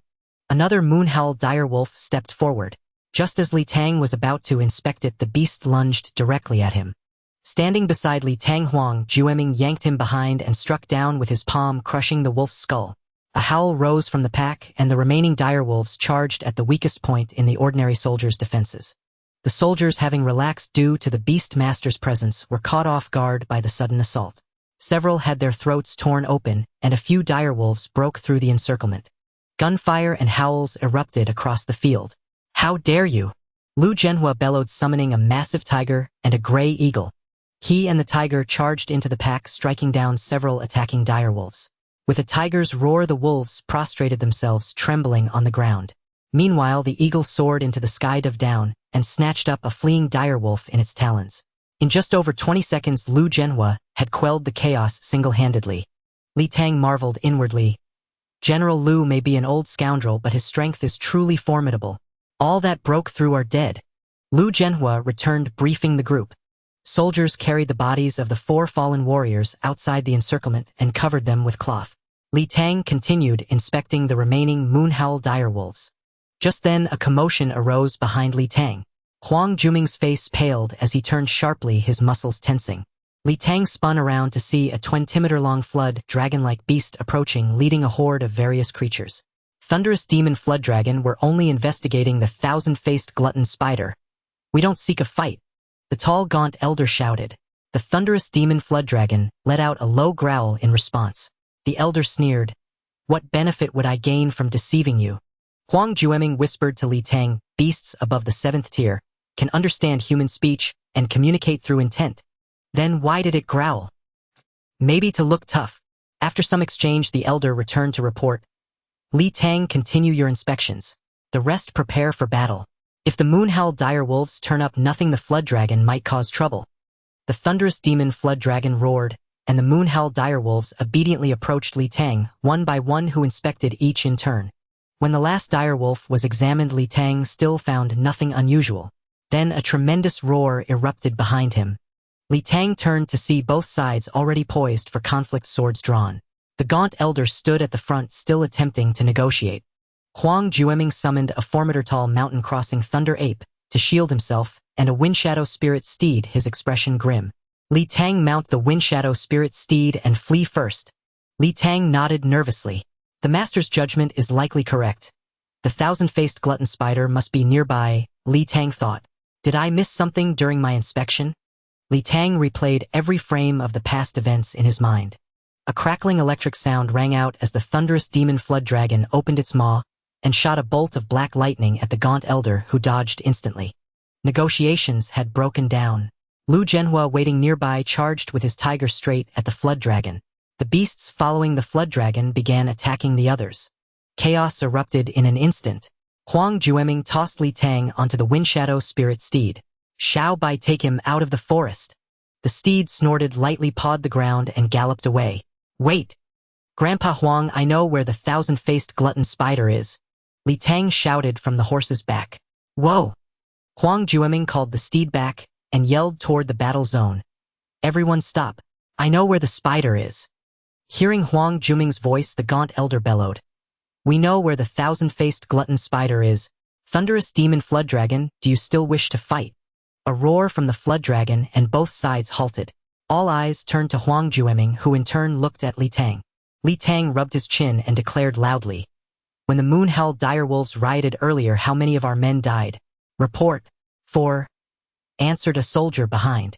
"No, if I recall correctly, the direwolves only killed 3. There's an extra human corpse." Li Tang then called out, "Bring the bodies over." Lu Zhenhua glanced back and several soldiers ran over. "Report. There are only 3 bodies now." "Bring them anyway," Li Tang shouted. Keeping his distance, he used insight on the 3 corpses brought forward. The skill failed. These 3 bodies are fine. Could the 1,000-faced glutton spider have turned into a moonhowl direwolf carcass? Lu Zhenhua asked urgently. "General Lu, the direwolves that died during the breakout were already eaten by their kin." Li Tang pointed at some bloodstains at the foot of the hill. "I suspect the 1,000-faced glutton spider knew the direwolf's habits and took the risk to transform into a human corpse." "That's good news. 1 missing corpse confirms my guess. The spider is here." Li Tang scanned the surroundings. It won't dare to flee. A moving in the opposite direction would expose it immediately. There were no spirit beasts near the bodies at the time either. The man's voice echoed in Li Tang's ears. The frog of insight always touches my belly. The truth is only one. The thousand-faced glutton spider seized the chaos to transform into a human soldier and blend into the ranks. General Liu, have every soldier speak a phrase in their hometown dialect and identify each other. Liu Zhenhua bellowed the order. All troops, the thousand-faced glutton spider is among you. Remove your helmets. Speak a hometown phrase and identify each other. At the command, over 200 soldiers all spoke at once. It's him. He didn't say anything. 2 soldiers pointed at one in the middle and quickly retreated. Seize the opportunity when it comes, for hesitation leads to a lifetime of regret. After the 2 soldiers pointed him out, the man in the middle looked terrified and waved his hands nervously. Liu Zhenhua charged straight at him. Suddenly the man vanished on the spot, and a giant multicolored spider over a meter long appeared, scurrying away in the opposite direction. Humph! Die! Liu Zhenhua pushed off the ground with force, leaping into the air. Adjusting his angle mid-flight, he stomped down hard on the thousand-faced devourer spider. A piercing screech rang out as the spider's 8 legs flailed wildly before it soon fell still. Liu Zhenhua grabbed one of its legs, dragged it to the front of the group, and with a loud thud threw it before the thunderous demonic flood dragon. He let out a snort, glaring at the beast opposite him. The gaunt old man then took charge, a smug look on his face.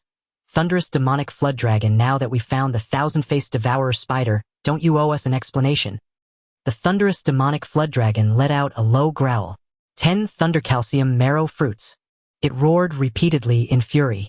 Then I'll invite Grandmaster Zhang to have a thorough discussion with you another day. Roar. 5. Don't haggle anymore. Look at all these beasts watching you. Aren't you embarrassed? Minutes later, the thunderous demonic flood dragon had an ape deliver 5 blue crackling fruits. The gaunt old man shouted, retreat. Li Tang followed Huang Jueming back to the temporary camp. The 2 of them, along with the gaunt old man and the white-haired elder, got into an off-road vehicle and drove off immediately. A soldier drove. The gaunt old man sat in the passenger seat and the other 3 sat in the back. Grandpa Huang, aren't we staying with the troops? We 3 aren't part of the military. The matter's settled and it's the dead of night. Why stick around? The gaunt old man interjected directly. This is Su Sanshan, the second-in-command of the Magic Capital Patrol Bureau. Huang Jueming then pointed to the other man. And this is Fan Qinjin, the head of the combat department at Magic Capital Beastmaster University. Hello, Grandpa Su. Hello, Grandpa Fan. You're a good lad. Su Sanshan turned and tossed a thunder calcium marrow fruit to Li Tang. This is your reward. There's more to come later. Old Huang will give it to you. Li Tang looked at the fruit in his hand, then at Huang Jueming. Huang Jueming explained, the thunder calcium marrow fruit is the thunderous demonic flood dragon's companion spirit fruit. It contains lightning energy that can temper bone marrow and the body, quite useful for 6-tier beast masters. Li Tang still looked at Huang Jueming with confusion, a sly glint flickering in his eyes. Huang Jueming caught on to what Li Tang meant. If you auction it off, it's worth at least 80 million. Even if you can't use it now, someone will beg you for it. Don't trade it for less than 30 high-grade source stones. Li Tang, how did you notice there was an extra corpse? Su Sanshan turned around, looking at Li Tang with curiosity, especially since several 7th-tier beastmasters on site hadn't noticed it. The timing of the Mad Moon Wolf's riot was off. Normally, they would have broken through and fled before the master arrived. The anomaly made me certain the thousand-faced devourer spider was here. After scrutinizing all the Mad Moon Wolves, I knew I had overlooked something. I have a good memory, so I carefully recalled the details and realized only 3 people had died at the time, yet there were 4 corpses. After Li Tang explained, Fan Qinjin added, the insight talent provides a boost to both mental focus and eyesight. Young friend Li Tang, are you also from Nandu Mingda High School? Fan Qinjin referred to the school Huang Shuxian attended. No, I'm a first-year student at Heen City No. 1 high school. I happened to meet Grandpa Huang by chance. Oh, you're only a freshman. Fan Qinjin paused for a moment. In that case, leave me your contact info. I'll need to talk to you in June. Is it for the genius class assessment? Li Tang asked softly. You know about that? My homeroom teacher recommended me to take the exam for the Capital Beastmaster University's genius class in 2 months. Who's your homeroom teacher? Zhou Shumi. Ah, her. She was quite talented back in the day. Li Tang, the capital Beastmaster University, is in the capital and things are complicated there. Come to Magic Capital Beastmaster University instead. If you pass the exam, it'll be your mentor. Seeing Li Tang unsure, Huang Jueming chimed in to help. Old fan, since the two schools don't hold their exams at the same time, wait until Li Tang passes both, then tempt him with benefits. Ha! Fan Qianjin couldn't help but laugh. Old Huang, are you underestimating the genius class difficulty or overconfident in Li Tang? Don't look down on people. When I first met Li Tang during the new year, he was only level 9, but his combat cultivation talent and mentality were all excellent. In just over a month, he's already at tier 1 level 2, proving his contracted spirit beast is at least 7th tier. A mischievous gleam shone in Huang Juming's eyes as he looked at Fan Qianjin. Old fan, Li Tang's insight talent with 6 pieces of information is at least rank. It's incredibly useful in many situations. Old fan, I advise you to directly recruit him into the genius class. If you wait until after the exam, you won't be able to compete with the Capital Beastmaster University. Fan Qianjin looked tempted but remained silent as he was only a department head. Su Sanshan in the front spoke directly. Li Tang, listen to me, go to Magic Capital Beastmaster University. During college, come work part-time at our patrol bureau, and the benefits will definitely satisfy you. After graduation, don't listen to their nonsense, just come straight to my patrol bureau, and I'll arrange everything perfectly for you. Unlike his domineering demeanor in the forest, Su Sanshan now spoke much more warmly. Come help out and your job's already arranged. Su Sanshan, think of the bigger picture. Fan Qianjin nodded at the first part but grew angry at the latter. Su Sanshan fell silent, looking a bit sheepish. The four suddenly went quiet and Huang Jueming broke the awkwardness. Li Tang, think it over, no rush. But what's your first spirit beast? This question piqued the curiosity of the other two as well. Is going through some changes right now. Let me show you next time, okay grandpas? What changes? Don't be afraid, we can help you figure it out. Huang Jueming looked worried. It seems to have evolved. Old fan, hurry up and write a report to your principal, push for a special recruitment. Su Sanshan started urging Fan Qianjin too. After over 2 hours of driving, they reached the Magic Capital City Center at 3 in the morning. The first half of the journey was so bumpy it made Li Tang nauseous. He dozed off during the second half. The car stopped in front of a hotel, and Huang Jueming signaled Li Tang to get out. Li Tang opened the door, helped Huang Jueming out, and saw Fan Qianjin getting out from the other side. Old Huang, old fan, I'll head home first. Goodbye, Grandpa Su. Li Tang said his farewells, and the other two nodded. Su Sanshan waved tiredly, and the car sped away. Fan Qianjin led Huang Jueming and Li Tang into the hotel, spoke to the front desk, then turned around and said, Old Huang, you and Li Tang can crash here for the night. I'm going home too. Thanks for the trouble. No problem, it's not my money anyway. I'm off. Goodbye, Grandpa Fan. Fan Qianjin waved and walked out of the hotel. A staff member guided Huang Jueming and Li Tang to their rooms. This is the guest house of Magic Capital Beastmaster University. Well, stay here for the night, wake up at 9 tomorrow, and I'll take you back to Nandu City. Huang Jueming outlined the plan and went to his room. Li Tang opened his door and was utterly shocked. You call this a guest house? Nature's wonders converge in divine beauty, yin and yang divide the dusk and dawn. Li Tang pushed the door open, and a dense wave of source energy surged forth, refreshing his spirit. Before Li Tang lay a vast living room, resplendent and opulent. Further in there were 3 bedrooms, a study, and a bathroom with a bathtub. This was the presidential suite of a beast tamer. And you tell me this is just a place to crash for the night? How extravagant. Li Tang went to the master bedroom, set down his bag, summoned the thin dog to feed it some kibble, and quickly returned it to the beast taming space. The source energy in the room was even more abundant than in a low-grade source chamber. The thin dog might level up on its own. Alas, he had used up today's cultivation quota. What a loss. Li Tang had exhausted his insight ability today, leaving him mentally drained. He took a shower, set an alarm, and collapsed onto the bed. Waking at 8 in the morning, he cultivated in his room for an hour, then went next door at 9 to ring the bell. Grandpa Huang, it's me, Li Tang. Huang Jueming opened the door, yawned, and sighed. At my age, staying up all night is just too much to bear. Huang Jueming had nothing to pack. He closed the door and left with Li Tang. Well, have breakfast and then set off. First, come back with me to Nandu City. The two had a simple meal in the dining hall, left the hotel, and stepped into a luxury car with a golden hood ornament. Once inside, Huang Jueming closed his eyes, and Li Tang followed suit, resting his mind. The drive back would take 5 or 6 hours. Li Tang even considered cultivating in the car. Yet half an hour later the car stopped. Li Tang, get out.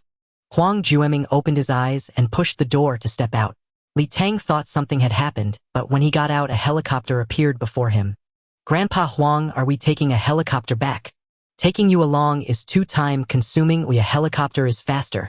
Well, he was being dismissed. Li Tang followed Huang Jueming into the helicopter. At the pilot's instruction, he fastened his seatbelt and excitedly examined the helicopter's interior. First time in a helicopter, huh? Huang Jueming said calmly. Yeah, probably my first time in any aircraft. Is this helicopter yours, Grandpa Huang? No, it's rented. Huang Jueming smirked mischievously. But I didn't pay. Did you think we'd drive back ourselves after coming to help? I had Su Sanshan arrange it. The helicopter started up, the rotors gradually accelerating, the deafening roar pounding their ears. Li Tang covered his ears with both hands, staring straight out the window. The airport shrank, and gradually the full panorama of Modu City unfolded before his eyes. Li Tang felt someone tap him. He turned to see Huang Jueming wearing ear protectors pointing toward his window. Li Tang leaned over and gaped, his mouth wide enough to swallow a light bulb. A massive rift seemed to split the sky, extending from the heavens down to the ground. White energy swirled along the fissure, making it look like a sutured wound. So this is the rift world? Li Tang shouted over the roar. Huang Jueming nodded. The helicopter circled past, and as the angle shifted, the rift vanished from sight. Mountains, rivers, and cities flashed by Li Tang's eyes. Soon another metropolis appeared before him. The helicopter roared overhead, flew directly into the city, and began to hover. Once the helicopter steadied on a high-rise rooftop, Li Tang climbed out, marveling at how fast the aircraft was. An hour and they had arrived. Huang Jueming nodded to the pilot, then led Li Tang from the rooftop to the top floor, taking the elevator down to the 18th floor. Exiting the elevator and walking further in, they reached a hall with a small bridge and flowing water styled in a traditional Chinese aesthetic. A staff member guided Huang Jueming and Li Tang through several turns to a room. Opening the door revealed a grand hall adorned with elaborate carvings and paintings, with an 8 immortals table at the center. Li Tang realized this was a restaurant.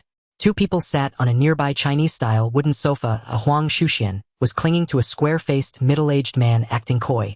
Seeing Huang Jueming enter, they both stood. Huang Shuxian ran over and wrapped her arms around Huang Jueming's. Grandpa! Dad, you're back! The middle-aged man bowed slightly in greeting, then looked at Li Tang.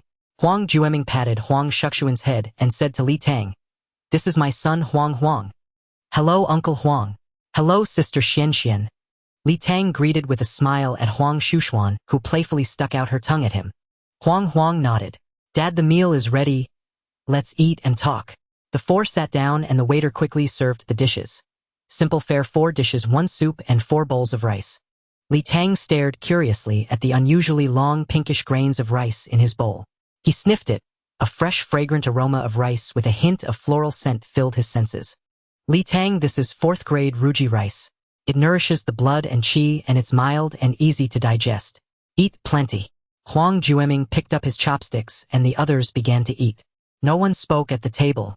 Li Tang took a bite of the rice. Slightly sweeter than ordinary rice with a chewy texture. Delicious. He then tried a piece of fish. It was incredibly fresh. Though the dishes were of high grade, they were prepared to be gentle on the stomach. Despite being at the first level, Li Tang didn't feel bloated after eating. 20 minutes later, the 4 had cleared the dishes and moved to a nearby sofa. A staff member served tea. Huang Jueming took a sip, glanced at Li Tang, then at his granddaughter beside him. Li Tang, you helped me in Modu this time, and I owe you a favor. If you ever need anything, whether cultivation resources or something else, just tell Xian directly. Don't be shy. Grandpa Huang, you gave me the opportunity. I've learned so much, and this was a mission for Modu. If anyone owes a favor, it should be Modu owing me. You came without a second thought after my call. I have to thank you. Old Su and Old Fan, besides that Thunderscorpion marrow fruit, made promises to you in the car. That's their gratitude. The Modu military will also give you some rewards, likely source stones and pills. I'll deliver them to you. Thunderscorpion marrow fruit. Huang exclaimed, his face twisting slightly as he looked at Huang Jueming. Uncle Huang is at the 6th level. Li Tang guessed from his expression. Huang. Huang Jueming felt embarrassed by his son's lack of composure and snapped. He sighed. After all, the man was his son. Shame could be born. He said to Li Tang, well, Li Tang, you guessed right. I'll be honest, your uncle just advanced to the 6th level and really needs that Thunder Scorpion marrow fruit. Oh, Grandpa Huang, I can't use it now anyway. Let uncle have it. Li Tang took the Thunder Scorpion marrow fruit from his bag and handed it directly to Huang, who quickly accepted it. 50 top-grade source stones. Pay for it yourself. I should also get one from the share. I'll give it to you then. Focus on leveling up still at the 6th level at your age. How embarrassing. Huang Jueming scolded his son sternly. Li Tang and Huang Shuxian silently lowered their heads, counting tea leaves. Huang Jueming was speechless. What was this?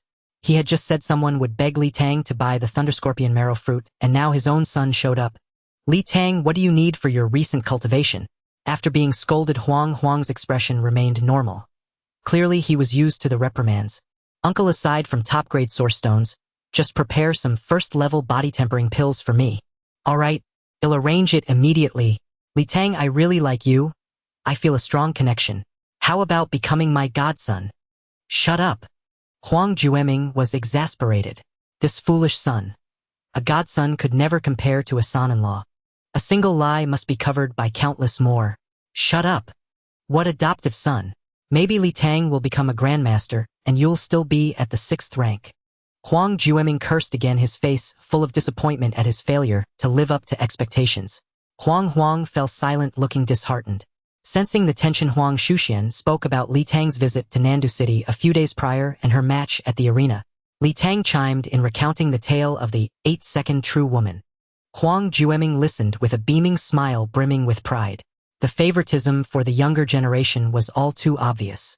After about 10 minutes, someone knocked and entered, handing Huang 2 boxes. Huang handed the boxes to Li Tang. Li Tang, these are high-grade source stones, a first-rank meridian cleansing pill, and an acupoint gathering pill. Thank you, uncle. Li Tang quickly accepted them with both hands. Grandpa Huang, Uncle, Sister Xian, today is the last day of my leave. I need to return to school this afternoon. Huang Jueming nodded, pulled a jade pendant from his pocket, and handed it to Li Tang. This is a storage device with 2 cubic meters of space. It's yours. Grandpa Huang, this is too precious. I can't accept it. Having traversed here, Li Tang knew that storage devices were extremely valuable in any world. It is indeed quite precious. Huang Jueming pressed the jade pendant into Li Tang's hand. So you must keep it safe. It has no lock. Anyone who takes it can use it. Thank you, Grandpa Huang. Unable to refuse, Li Tang quickly expressed his gratitude. With the jade pendant in hand, he sensed its interior with his consciousness and indeed saw a space within. Touching the 2 boxes to the jade pendant, they vanished into the storage space. Holding the pendant with a thought, the boxes reappeared in Li Tang's hands. How marvelous! A car is ready for you downstairs. The driver will take you directly back to school. Come visit often. Huang Jueming arranged everything and had Huang Shuxian escort Li Tang down. Li Tang, I'm sorry. I just mentioned it to my grandfather and I never expected it would cause you so much trouble. Huang Shuxian apologized as they entered the elevator. If it weren't for you, Sister Xian, I wouldn't have earned this jade pendant. Humph. I begged for this pendant for so long and Grandpa never gave it to me. Huang Shuxian pouted. Grandpa giving it to you shows that this trip to the Demon City was very dangerous, and you really did help a lot. Downstairs, another golden luxury car awaited. How many identical cars did the Huang family own? Li Tang got into the car and waved goodbye to Huang Shuxian. The car sped away. Seeing that the driver drove steadily, Li Tang fastened his seatbelt, took out a high-grade source stone, and began to meditate and cultivate. Arriving in Heen City, Li Tang went home first. It was only 5 in the afternoon and no one was home. He found a basin in the kitchen, poured some dog food, and summoned the slim dog, who devoured it all in a frenzy. Li Tang held the slim dog for a while, and soon the two were playfully wrestling. With a click, someone opened the door. Li Tang put down the dog and came out of the room to see Wang Na returning with groceries. Mom! Oh my! Wang Na was startled. Turning to see Li Tang, her eyes lit up. She walked over quickly, took his hand, and led him to the sofa. Xiaodong, why are you back today? It's only Wednesday, no classes. And you've lost so much weight. Woof! The slim dog's bark startled Wang Na. Wang Na was a bit of a clean freak. Why did you bring a dog home? It's so dirty. Mom, this is my spirit beast. Its name is Slim Dog. Oh, you've already contracted a spirit beast. Son, you're amazing. This dog looks so spirited. Wang Na's face lit up with joy and her smile seemed to stretch from ear to ear. Sit here, it'll make you a meal. Wang Na got up and hurried to prepare dinner. All right, Mom, I'll eat and then head back to school. Just before 6, the door opened again. Li Yuanyuan was home. Mom, I'm starving. Suddenly 2 hands pinched her cheeks. As she struggled, she spotted Li Tang. Brother, why are you back today? Hey, you've lost so much weight. Ah, a doggy. Li Yuanyuan spotted the Slim Dog and rushed over to hug it. She loved dogs and immediately abandoned Li Tang for the Slim Dog. The dog tried to struggle, but Li Tang stopped it with his will. After fussing over the dog for a while, Li Yuanyuan looked at Li Tang with a puzzled expression. It's my contracted spirit beast called Slim Dog. Li Yuanyuan looked from the dog to Li Tang, then grabbed the dog's head firmly. Can you even make it Slim Dog? It looks as thin as Li Tang, so weak. Li Shanpao was working overtime and couldn't make it back, so the 3 of them had a simple meal. Li Tang told Wang Na that he would be receiving several packages and asked her to handle them gently, not to open them, and to place them directly in his room. He then instructed Wang Na and Li Yuanyuan not to tell anyone about the Slim Dog for now. Seeing how serious Li Tang was, they both nodded and promised to keep quiet. At 7 in the evening, Li Tang returned to school and went straight to Zhou Shumi's office. Teacher Zhou, it's me, Li Tang. He called, knocking. Come in. Li Tang entered. Zhou Shumi was in her usual leather jacket. Seeing Li Tang, she raised an eyebrow. On her desk lay a lesson plan she was writing. Teacher Zhou, I'm back. I've contracted a spirit beast and am now at rank 1 level 2. Li Tang quickly reported, not giving Zhou Shumi a chance to speak first. After all, he hadn't called her once in the past 7 days. What spirit beast did you contract? Summon it and let me see. Teacher Zhou, I'm afraid I can't. Hearing this, Zhou Shumi's eyes filled with doubt and she furrowed her brows as if about to explode. I contracted a 7th rank spirit beast, but it ate something random in the forest of demons and seems to have evolved. The evolution is in progress, so I can't summon it. If I'm not mistaken, it should be done in about a week. 7th rank. And evolving. Zhou Shumi was stunned. She growled, explain yourself. Li Tang recounted the story he had prepared.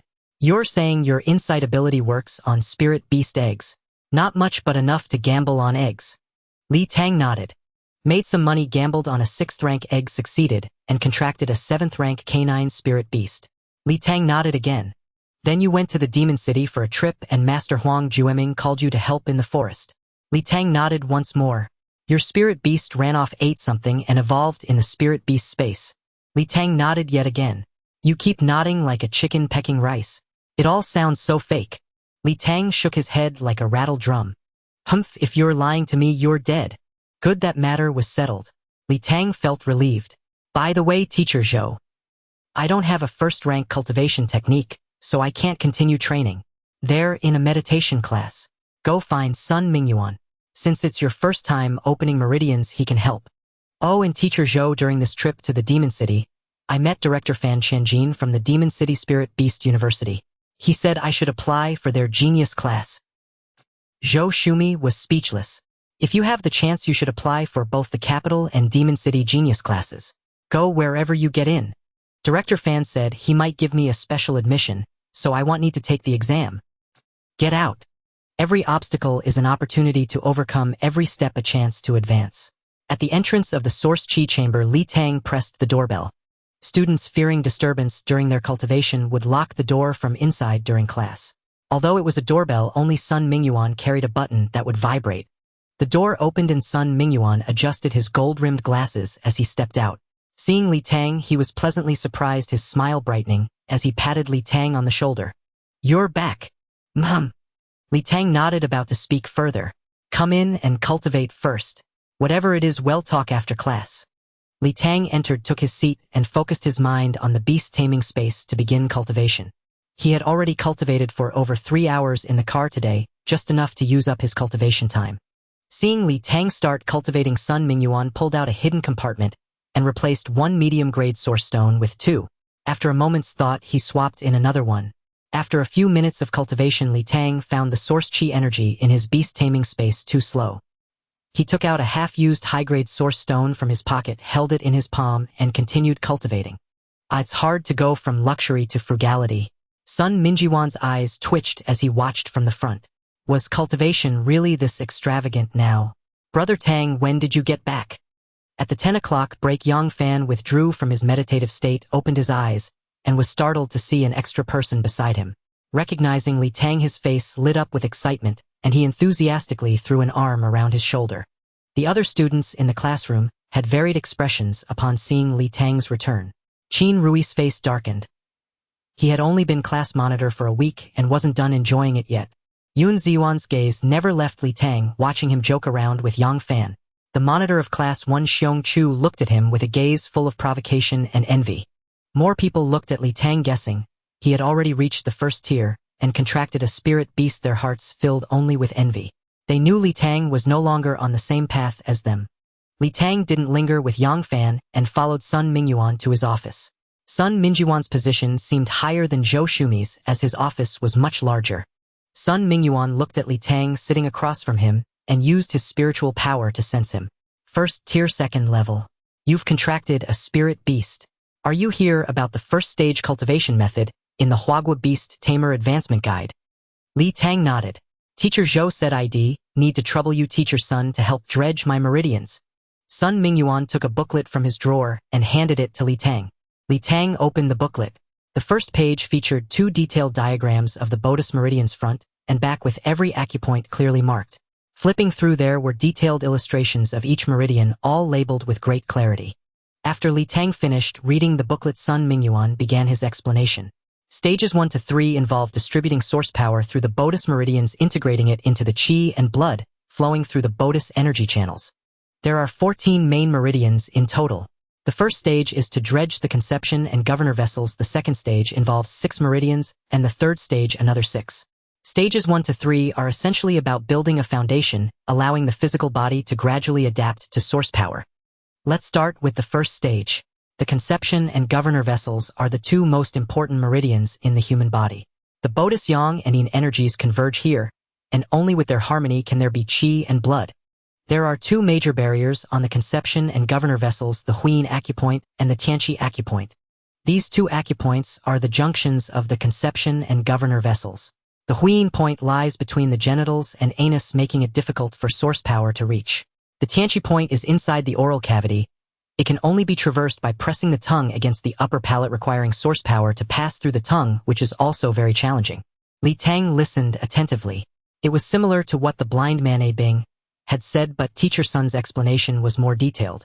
Then there are some minor barriers: the Dazui acupoint, the junction of the brain and spine; the Shinkei acupoint, so named because of an inherent deficiency at birth; the Tanzhong acupoint, the connection between the abdomen and chest; and the Changqiang acupoint, which requires passing through the coccyx.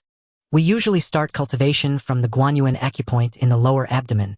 The Guanyuan acupoint, also known as the Dantian, can hold more source power. From the Guanyuan acupoint, go down to break through the Huiyin, then through the coccyx, up along the spine, through the head, down from the Tianqi acupoint, and back to the Guanyuan acupoint in the chest and abdomen. Have you memorized the acupoints along the conception and governor vessels and the cultivation method? Li Tang nodded. Then lie down. Ha! Li Tang looked around but saw no bed. Sun Mingyuan walked over to the sofa, pulled it out, and it transformed into a bed. Having a bed in the office felt rather strange. Li Tang lay flat on the bed. Sun Mingyuan pressed his finger on his Guanyuan acupoint. Concentrate your source power here. Sun Mingyuan silently invoked his energy vision and looked at Li Tang's abdomen, ready to observe the accumulation of source power at the Guanyuan acupoint, only to find a subtle flow of source power already present in Li Tang's conception and governor vessels, though not yet unblocked. Li Tang, what's going on with your body? Did you cultivate it yourself? Or did someone help you dredge them? I went to Modu and got a massage from a blind messer. After the massage, it was like this. Li Tang muttered sheepishly. Sun Mingyuan looked speechless. A blind massage? Who did he think he was fooling? It's true, Teacher Sun. At the Beast Tamer's home, there was an old blind man named Bing. His technique was incredible, it felt amazing. Having them unblocked is a good thing. Now concentrate your source power at the Guanyuan acupoint and try to move that energy towards the Huiyin. Sun Mingyuan didn't dwell on it. Li Tang directed the energy down through his abdomen, forcing it thread by thread through the narrow meridians below. The meridians here were already constricted and hard to pass, and as Li Tang channeled the energy, the pain was excruciating. As the energy gradually increased, there seemed to be a pop inside his body, and the energy slowly reached the Huyin acupoint. Well done. Next is the hardest part. Accumulate energy at the Huyin acupoint, then try to find the Changqiang acupoint below the coccyx. This is a major barrier and quite painful. You'll need to endure it. Once the energy reaches the Changqiang acupoint, you'll see the coccyx. The coccyx is a vestige of the human tail, and on it is an extremely fine meridian. You need to pass through it from the Changqiang acupoint to connect to the Yaoshu acupoint. That small hurdle will be cleared. These two barriers are usually overcome together. Sun Mingyuan felt he might have been rushing things and offered reassurance. Try to feel this barrier. If you can't get through, it's fine. Take it slow. Li Tang continued to mobilize source power, sending it to the Huyin acupoint. The energy in the acupoint gradually increased, swelling uncomfortably. Li Tang tried to move the energy backward, but upon internal inspection he found no path. Teacher Sun, there's no meridian coming out of the Huyin. I can't get through. Clench your buttocks. Sun Mingyuan avoided Li Tang's puzzled gaze, staring out the window as if he saw something there. Li Tang had no choice but to follow Sun Mingyuan's instructions. He clenched tightly and the meridian actually appeared. Li Tang quickly guided the energy down along it. Suddenly Li Tang's face turned grim and cold sweat broke out on his forehead. Indeed, it was a major barrier. As the energy passed through, the pain was too intense. Li Tang could only grit his teeth and endure. After more than 10 minutes, Li Tang's body suddenly relaxed. The energy had finally reached the Changqiang acupoint. It was painful but not as difficult as he had imagined. Subsequently, Li Tang began to guide the energy upward to the governor vessel, heading towards the spine. However, when the energy emerged from the Changqiang acupoint, the coccyx seemed like a wall blocking the way, leaving the energy nowhere to go and forcing it to accumulate. Teacher Sun, I can't find any meridian on the coccyx. There's a crack in that wall. Drill into it. After more than 10 minutes, Li Tang's face was flushed red. Teacher, that wall is made of cement. There's no crack. Hearing this, Sun Mingyuan's expression instantly turned grave. Hardship and adversity forge the strong. Li Tang, withdraw your energy back to the Guanyuan acupoint. Sun Mingyuan's voice lost its usual gentleness, turning somewhat harsh. A few minutes later, Li Tang sat up and studied Sun Mingyuan's expression, noticing his evasive eyes. Sun Mingyuan glanced at Li Tang a few times, opened his mouth as if to speak, then swallowed his words. After another moment of thought, Sun Mingyuan finally spoke. Li Tang, don't panic and listen to me patiently. On the path of a beast tamer, everyone encounters various obstacles. Some beast tamers can never unblock their rin and do meridians, thus remaining at the first rank for life. There are several reasons for this, and one of them is a fused coccyx. Based on your description, if your coccyx has absolutely no gaps, you likely have a congenital fused coccyx. Sun Mingyuan's usual smile vanished. He looked at Li Tang, then lowered his head. Li Tang couldn't fully accept it at first. As she watched Sun Mingyuan's gaze gradually dim, understanding dawned in her heart. Her voice was barely a whisper. Teacher Sun, are you saying my coccyx has no meridians, so I can only stay at the first rank? Li Tang recalled the past few months as a beast tamer. Her debut as a prodigy, the expectations of her family and teachers, and the envious glances of her classmates. Now all of it felt like a knife stabbing into her heart. Don't lose heart. There's always a glimmer of hope. Sun Mingyuan spoke slowly, carefully choosing his words. What hope?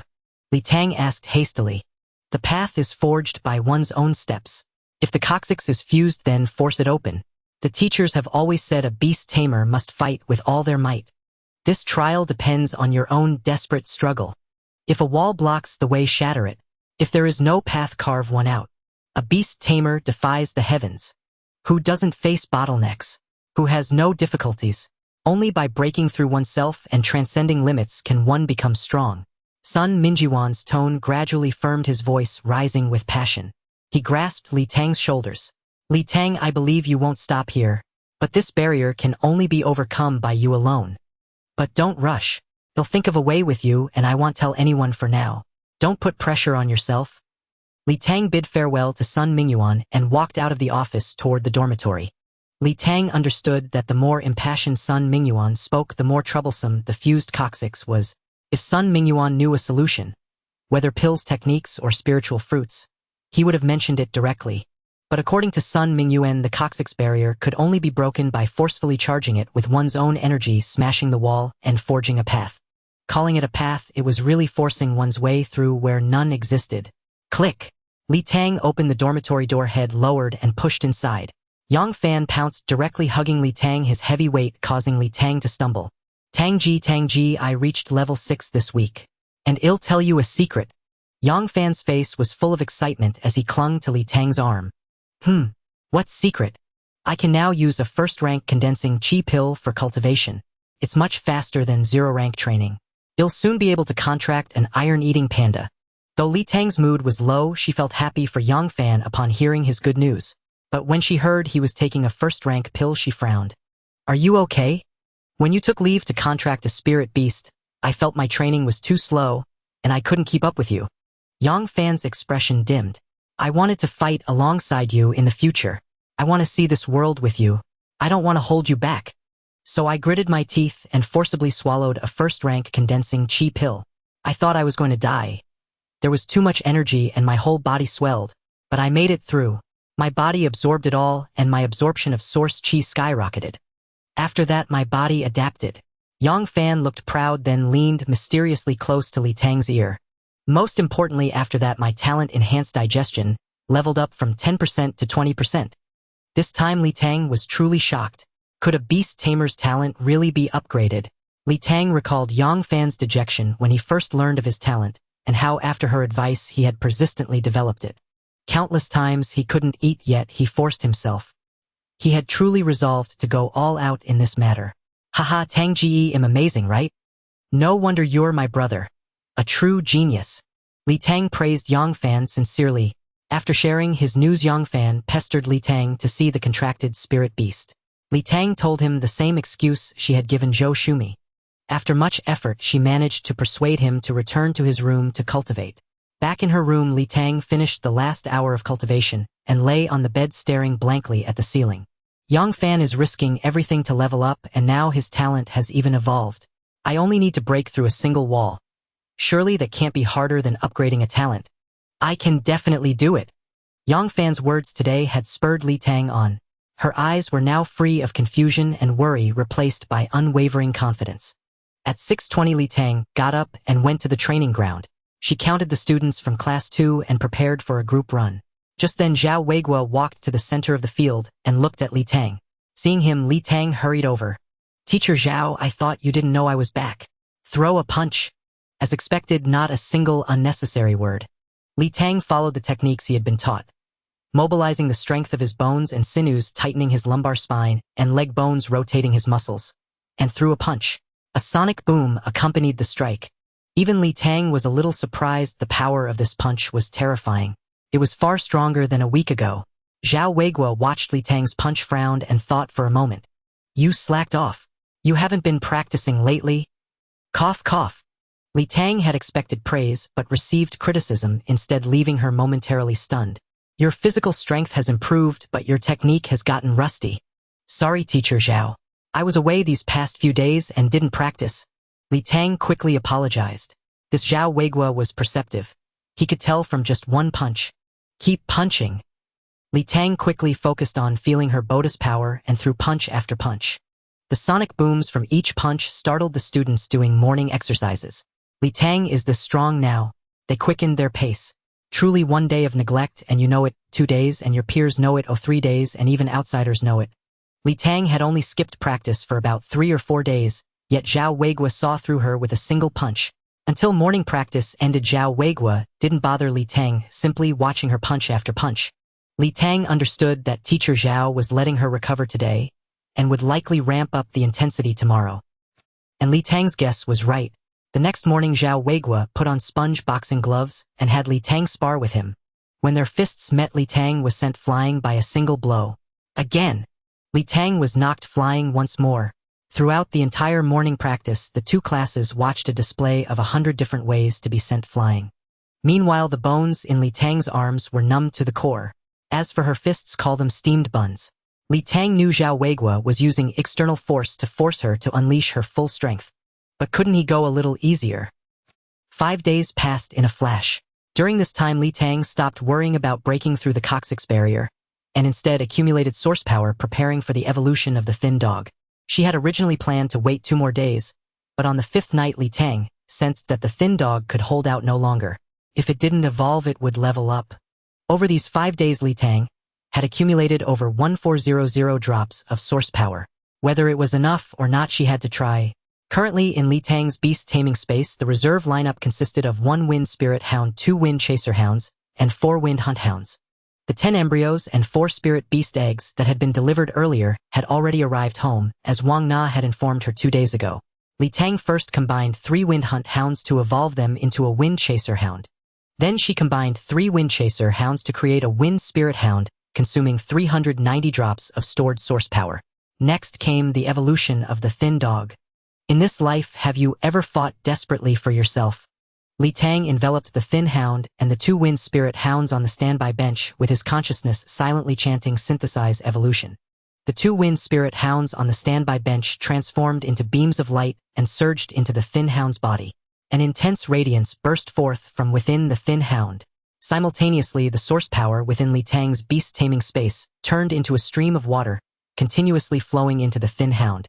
As the source power poured in relentlessly, the light emanating from the thin hound's body grew ever brighter until it became like a sun within the beast taming space, blinding to behold. After more than 10 minutes, a total of 630 drops of source power had all been infused into the thin hound's body, and the radiance upon it began to fade. Tang knew that the thin hound's evolution was nearing completion. He also discerned the pattern governing the consumption of source power during evolution. Each initial stage required 10 drops of source power, and every subsequent evolution multiplied that requirement several times over. All 3 wind spirit hounds were at the 7th stage, accounting for 210 drops. This was the 3rd evolution, so multiplied by 3, the total consumption came to 630 drops of source power. The light receded, revealing an exceptionally majestic canine spiritual beast within the beast taming space. The thin hound had evolved successfully. Now the thin hound, which had previously measured only 1 meter and 20 centimeters in length, had grown to a full 2 meters. When it raised its head, its height reached 1 meter and 60 centimeters, exuding an overwhelming sense of pressure. No longer resembling a mere pet, it now appeared as a truly formidable spiritual beast. The thin hound's appearance remained similar to before. A lean skin and bones form with an arrow-shaped head. However, crescent-shaped patterns had been added to the white cloud-mark waterprints on both sides of its body, lending it an even greater aura of mystery. On its forehead, between the 2 white cloud-mark eyebrows, a white crescent moon had appeared, enhancing the thin hound's noble bearing. The fangs on its 4 legs had grown into cloud patterns, protruding prominently, as if ready to take flight at any moment. Its tail, once pure black, was now densely covered with cloud and crescent moon patterns. The evolved thin hound turned its head to gaze at its own form, then let out a single bark that shook the entire beast taming space. The thin hound was far more powerful than it had been as a wind spirit hound. With a thought from Tang, the thin hound's information appeared in his mind. Species: moon-devouring wind spirit hound. Level 0, stage level 1. Talent grade 9 stages. Talent skills: son of the wind god, moon devour. Skills: bite, wind blade, wind walk. Tang had anticipated that this evolution would likely reach the 8th stage, but he never expected it to advance directly to a 9th stage spiritual beast. A first spiritual beast at the 9th stage. Who else could boast such an achievement? Moreover, the thin hound still had 2 more opportunities for evolution. Surpassing the 9th stage was now an inevitability. Beyond that, this evolution had directly granted an additional talent skill. Moon Devour, capable of devouring lunar energy to empower itself and manipulate the phases of the moon. With the ability to control the moon and consume its energy, the thin hound's combat prowess would be far greater at night than during the day. And manipulating the moon's phases, was this akin to the celestial dog devouring the moon? Like son of the wind god, this was undoubtedly a formidable talent. Now, with both wind and moon attributes, the thin hound stood as a truly dual-attributed powerful spiritual beast. At that moment, Tang did not devote much effort to communicating with the evolved thin hound. He had more important matters to attend to. After days of planning, today was the day to put his scheme into action. A beast tamer does not contend for 10,000 years, but for the present moment. My fate is mine to command, not heaven's. The time to break through barriers is now. With the thin hound's successful evolution to the 9th stage, a vast surge of energy began to flow back into Tang. Ordinarily, this power would split into 2 parts, one to strengthen the beast taming space and the other to nourish the physical body. But now Tang used his will to gather all the energy, concentrating it entirely at his Guanyuan acupoint. Tang's abdomen visibly swelled. Ignoring the distending pain, he focused solely on channeling every ounce of energy. Charge. A massive torrent of energy surged down from the Guanyuan acupoint, passed through the Huiyin point, broke through the Changqiang acupoint, and rushed directly toward his tailbone. The energy was overwhelming, yet Li Tang confined it to only a limited number of meridians and acupoints. Li Tang's meridians were instantly ruptured, then repaired by the energy. His face was drenched in cold sweat from the agony. The energy crashing against his tailbone found no outlet, so it repeatedly battered the bone in relentless waves. The tailbone was part of Li Tang's own skeleton. To assault it in this manner was nothing short of self-mutilation. The unyielding impacts were like a chisel hammering away at his bone, blow after blow. The excruciating pain caused Li Tang's entire body to tremble violently. His clothes and bedsheets were soaked through with sweat. Wave after wave of energy surged forth like a tidal bore, then dissipated around the tailbone. Gradually, copious amounts of blood began to seep from Li Tang's lower back, and his body quaked uncontrollably. Yet Li Tang paid it no heed, using his will to summon another round of energy. The energy began to wane. Li Tang then mobilized the remaining 400-odd drops of source power from his beast taming space. Again and again he chiseled away. The energy was not strong enough. Li Tang opened his eyes and reached for a box beside him. It contained the medicinal pills given to him by Huang Huang. Li Tang grabbed a handful of Meridian Forge pills and Aperture Gathering pills and swallowed them directly. The dozen or so pills dissolved into a surge of medicinal power, which carved a path through his meridians, repairing damage along the way until it reached the Changqiang acupoint. There it transformed into a chisel that struck his tailbone with tremendous force. If there is no path, I will forge one. If there is no fate, I will change it. Crack. The tailbone could no longer withstand the energy. A fissure split open in its center. The instant the bone fractured, a wave of overwhelming agony caused Li Tang's entire body to convulse, and his consciousness began to blur. Li Tang bit down hard on his tongue, drawing blood that filled his mouth with a metallic taste. Gritting his teeth, he forced himself to stay alert and channeled the energy into the crack within his tailbone. A bone-boring pain assailed him, but Li Tang's expression remained stoic as he continued to feed the energy inward. The relentless torment had numbed him.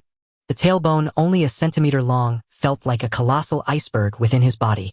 Li Tang could only bore his way through it bit by bit from the inside out. He swallowed another handful of pills, and the medicinal energy once again surged into the fissure. When the source power ran out, he grasped a high-grade source stone and funneled its energy into the breach as well. Without madness, there is no true life. Within the beast-taming space, the thin hound barked incessantly, sensing that Li Tang's body was on the verge of collapse. With a low howl, a flash of moonlight passed over the thin hound. The newly awakened Moon Devour skill activated, drawing the moonlight from outside the window into lunar essence that merged with Li Tang's body. The lunar essence possessed both destructive and restorative powers. It excavated the meridians within the tailbone, while simultaneously healing the injuries in Li Tang's lower back, proving far more effective than other forms of energy. Thin Hound, keep going. Thin Hound, don't stop. Can you do it, Thin Hound? Li Tang communicated with the Thin Hound, which continued to activate Moon Devour until it finally collapsed in exhaustion. All means were exhausted. Li Tang, heedless of everything, swallowed the last handful of pills, and with his fading consciousness channeled the energy to strike his tailbone one final time. Li Tang's consciousness could no longer hold out. He collapsed onto the bed unconscious. At that very moment, a sharp crack echoed through the air. My fate is mine to command, not heaven's. A crack. A narrow path appeared at Li Tang's coccyx. The final surge of energy pierced through Li Tang's coccyx. The qi that had accumulated around it found an outlet, forcing its way into the fissure and widening the slender channel. Passing through the coccyx, a torrent of energy reached the Yaoshu acupoint on the governing vessel, then surged upward through each point along the channel from Dasui straight to the head, then from the crown to the face. Energy began to pool at Li Tang's upper palate, swelling gradually. In his unconscious state, he instinctively licked it with his tongue. The energy transferred directly from palate to tongue, which stiffened as if struck by lightning. The energy autonomously cleared the meridians in Li Tang's tongue, then flowed into the conception vessel on the front of his body, racing downward through Shanzhong and Shinkei acupoints before returning to Guanyuan. At that moment, the governing and conception vessels were finally unblocked. All the energy cycled endlessly through them, damaging the meridians, while the effects of the marrow cleansing pill repaired them, gradually widening the channels. Each acupoint the energy passed through became like a pond, slowly filling with water. Slap, slap, slap. Li Tang, wake up. Slap, slap, slap. Li Tang, get up now, you'll be late for morning training. Yang Fan knocked on the door and called out, but got no response. Thinking Li Tang might have left first, he was about to head to the training ground. No, Li Tang is definitely inside. If he weren't, his door wouldn't be locked from within. Yang Fan immediately dropped to the floor and peered under the crack, but saw nothing. What's that smell? It's blood. Something's happened to Li Tang. Yang Fan dialed his phone. Teacher Zhou. Teacher Zhou, Li Tang's in trouble. I called him to wake up, but got no response, and there's a smell of blood in his room. Yes, I'm sure he's inside. Something's definitely wrong. Okay, I'll wait for you. 5 minutes later, Zhou Shumi and Zhao Weigua both arrived at the door of Li Tang's room. Still no response. Zhou Shumi looked at Yang Fan, who nodded. Duong. Zhou Shumi kicked the door open. The three entered the room and were startled. Li Tang lay on the bed covered in blood. Zhou Shumi rushed forward, checked his heartbeat, breathing, and then flipped open his eyelids. He's not dead, just unconscious. Zhou Shumi said, pulling out her phone to call. Principal Lu, Li Tang's in trouble. I dare not move him. Please come to the male dormitory. Sun Mingyuan, get to the male dormitory in 3 minutes. Li Tang's in trouble. 3 minutes later, Sun Mingyuan burst into Li Tang's dorm, still fastening his jacket. He was taken aback by Li Tang's condition. Teacher Zhou, do you know about Li Tang's closed coccyx? Huh? You don't? A few days ago, when I taught Li Tang the first stage technique, I discovered his coccyx was fused, making it very difficult for him to advance to the second stage. Judging by this, he forced a breakthrough and ran into trouble. You never told me. How was I supposed to know? Zhou Shumi snapped. It's a student's secret. How could I say it? I'm his homeroom teacher. Brother Yuan, use your energy eye to check on Li Tang first. Zhao Weigua cut to the chase, stopping the argument. Sun Mingyuan murmured energy eye, and a gleam flashed in his eyes. Oh. Sun Mingyuan examined the flow of energy in Li Tang's body. Li Tang really did break through the coccyx fusion. The circulation in his governing and conception vessels is fine, but the energy is a bit chaotic. Then why is he still unconscious? Just then Lu Yongling walked in, still in his pajamas. Principal Lu, Li Tang, he. Zhou Shumi started to explain, but Principal Lu waved her off, pushed past the others, went to the bedside, took Li Tang's hand, and began to feel his pulse. The others dared not disturb him. After a minute, Principal Lu lifted the clothes on Li Tang's back and touched his body. As Teacher Sun said, Li Tang likely forced a breakthrough of the coccyx, the intense pain causing a mental collapse, hence the fainting. Fortunately, he has already unblocked the coccyx. His governing and conception vessels are functioning well, and the meridians have mostly recovered. There's no major issue. It's best to let him wake up on his own. Forcing him awake might affect his mind. One small problem: the energy he used to impact the coccyx was quite impure, and it's now settled in the acupoints.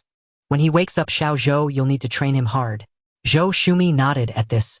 As long as he's okay, I'm good at training. Teacher Sun, haven't you been reading any papers lately? Lu Yongling suddenly asked Sun Mingyuan. Huh? Sun Mingyuan was caught off guard. 2 years ago, Director Cui from Jingyu University wrote a paper specifically addressing cases of coccyx fusion.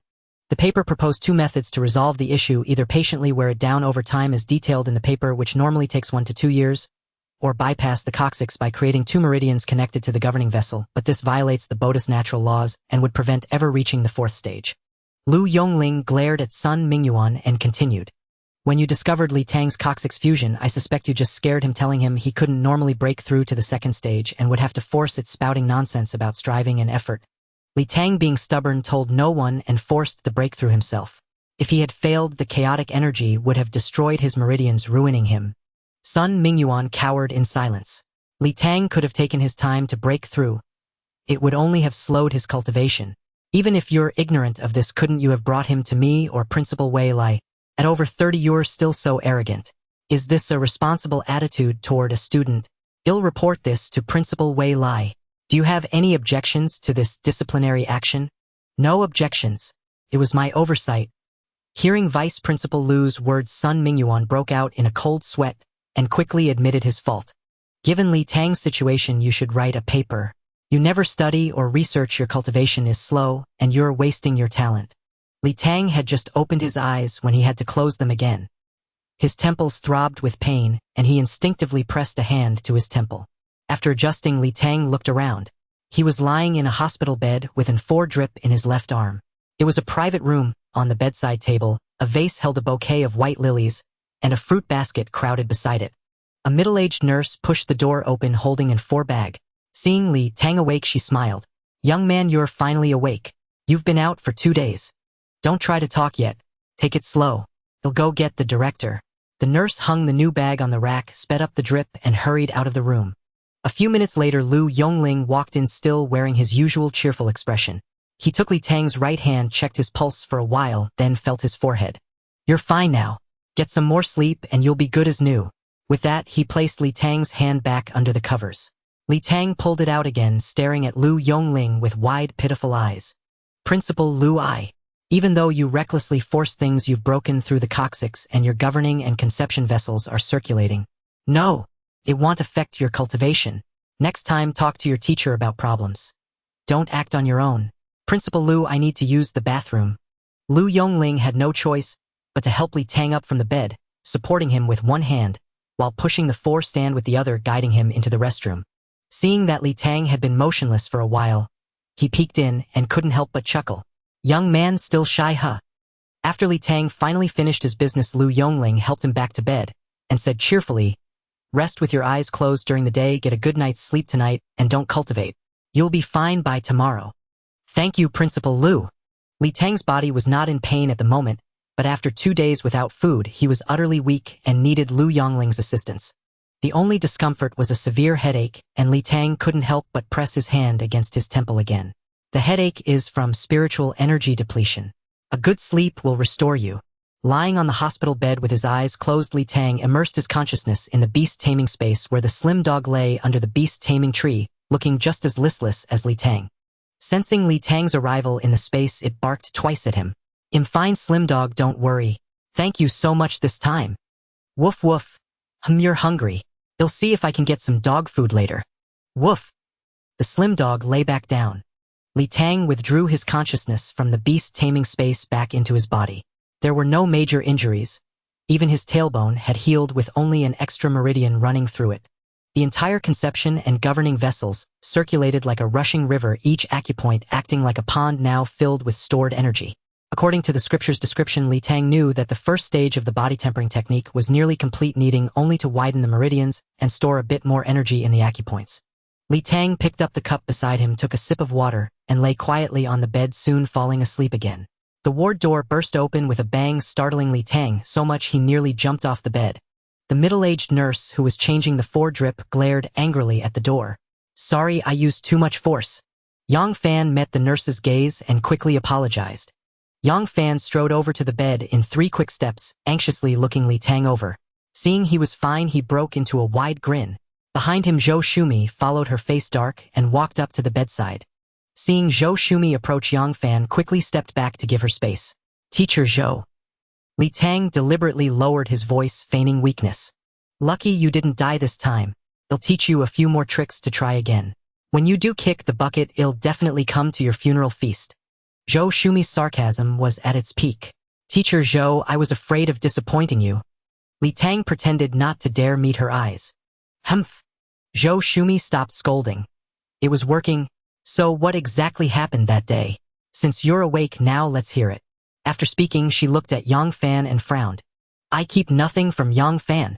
Yang Fan had been about to leave, but hearing Li Tang's words, he looked at him with eyes full of affection.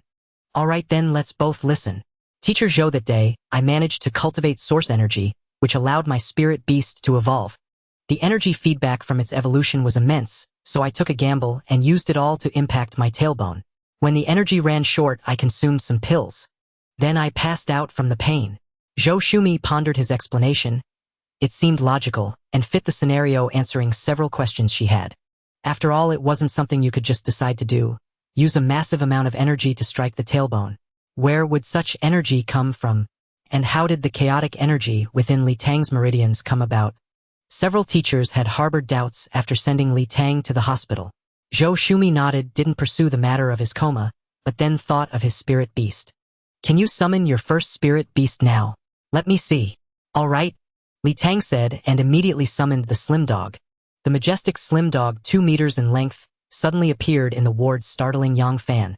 After the shock, Yang Fan's eyes were filled with curiosity and envy. He wanted to pet the slim dog but dared not. Suddenly, in an unfamiliar environment, the slim dog looked around, saw Li Tang on the bed, came over to lick his hand, then lay down by the bedside again. Zhou Shumi looked at the slim dog with confusion, and immediately aimed her beast taming encyclopedia at it. The result only showed the slim dog's current level stage 0A level 1, with a talent of 9th grade, but its species and talent skills were invisible. This is an undiscovered 9th grade talent spirit beast. Zhou Shumi's eyes widened. Li Tang, what breed is this spirit beast? Teacher Zhou, its name is Slim Dog breed, is moon-devouring wind god hound with 9th grade talent. When I contracted it, it was a wind god hound and then it evolved. Li Tang explained, then thought about Slim Dog's training. Teacher Zhou, how do I train a spirit beast? I haven't taken that course yet. Zhou Shumi composed herself, looked at the Slim Dog again, and said slowly, nothing special. Just feed it canine spirit beast feed regularly, or wild meat and spirit plants will do. It will cultivate on its own, and your source energy can accelerate its training. Otherwise, it's about developing its talent abilities and honing its combat skills. Zhou Shumi looked at Li Tang again, thought for a moment, and continued, Li Tang, do you know what the ultimate form of a beast tamer is?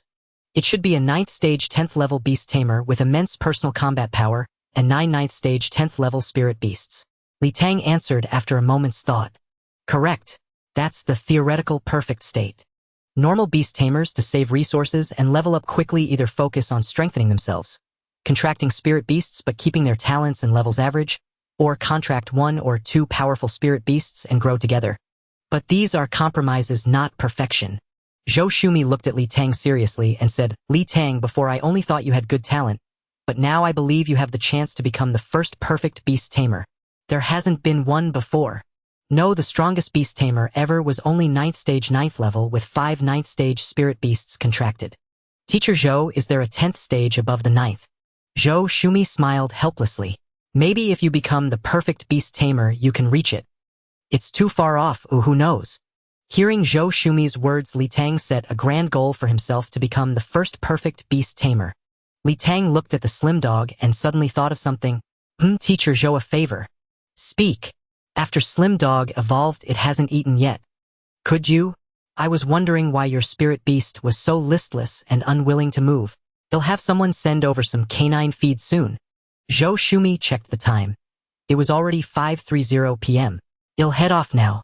You rest well. Don't rush your cultivation. After speaking, she looked at Yang Fan, who didn't want to leave but dared not say a word. Yang Fan, go with Teacher Zhou for now, and later you can help bring me some dog food. Li Tang said with a wink at Yang Fan, whose face immediately lit up with joy. Got it. Eating is a blessing. In the hospital ward, Yang Fan carried a 50-gene bag of dog food, filled a wash basin to the brim, and carefully placed it before the slender dog. The slender dog sniffed drool dripping from its mouth, but it didn't eat. It turned its head to look at Li Tang. Li Tang nodded. The slender dog lunged at the wash basin, startling Yang Fan so much that he fell to the ground. The slender dog curled its tongue, scooping a large mouthful of dog food. It swallowed without chewing, then took another huge gulp.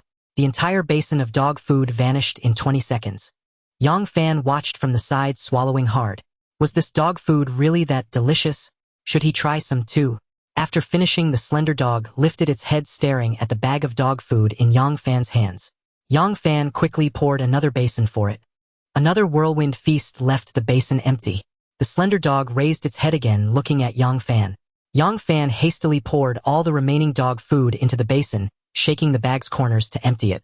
This time the slender dog ate much more slowly, chewing carefully. Its eyes seemed to hold a hint of disdain. Li Tang understood that look. It meant the food wasn't good. Li Tang looked exasperated.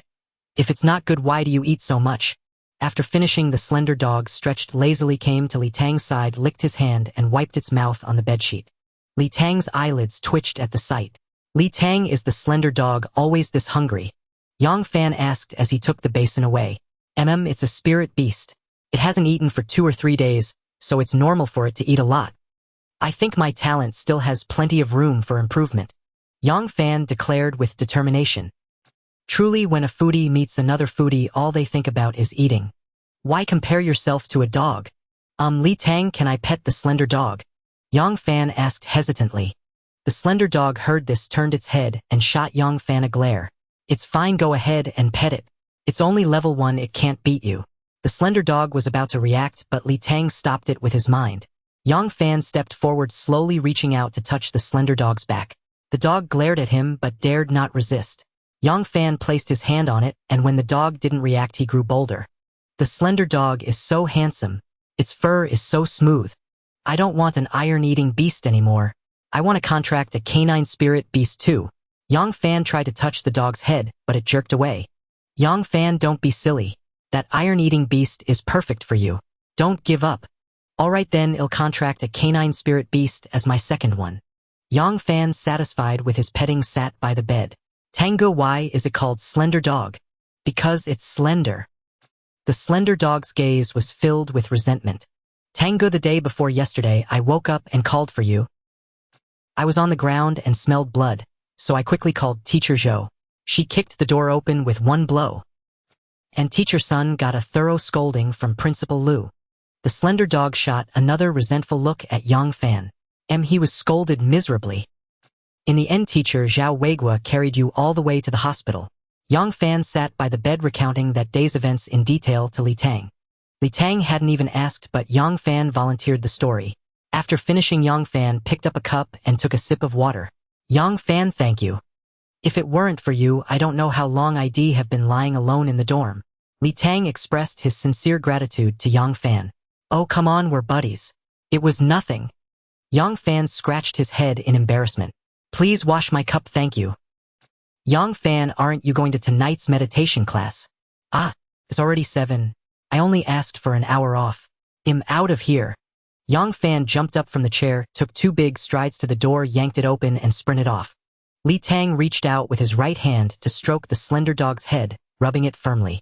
The dog moved its head away in annoyance. Slender dog, you can start cultivating now. But I don't have any source stones with me right now. Just make do with what you have. Woof woof. The slender dog walked to the window of the room where the moon had already risen. The slender dog looked up at the moon. A flash of silver light shimmered over its body, and the moonlight that fell upon it turned into tangible energy, merging into its form. The slender dog, already at the critical threshold for evolution, advanced directly to level 2 as the moonlight fused into it. Li Tang still remembered that during the crucial moment, when his coccyx was pierced, the slender dog had used its moon devour talent to condense the essence of the moon for him. It had both destructive and restorative properties. Li Tang had thought the moon essence was mainly for attack and healing. He never expected the slender dog could also use moon essence for cultivation. Its evolution speed would surely be incredibly fast. Alas, what would he do for its 4th evolution later? Spirit beasts on the reserve bench can't cultivate on their own. What a delightful dilemma. Li Tang had already made up his mind for his 2nd spirit beast. He would gather 243 of them and launch straight to the top. A nurse brought some porridge. Li Tang ate and then slept. The next day at 6, he woke up on time. After a good night's sleep, Li Tang felt completely recovered. Li Tang told the nurse on duty that he wanted to be discharged. The nurse informed him that Vice Principal Lu had instructed that he could leave directly after paying the fees. He had no money on him. Li Tang was forced to sign a slip at the front desk before he could leave the hospital. All for just 3,000 yuan. Was it really necessary? At the playground of the No. 1 high school beast, Taming Zone Zhou Shumi, saw Li Tang approaching and waved to him from the center of the field. Li Tang quickly jogged over. Recovered. Yes, Teacher Zhou. Yang Fan told me everything. Thank you. Li Tang bowed to Teacher Zhou. For the next few days during morning training, I'll spar with you first. You don't need to attend the morning classes. I'll take you to the back mountain to train your spirit beast. All right.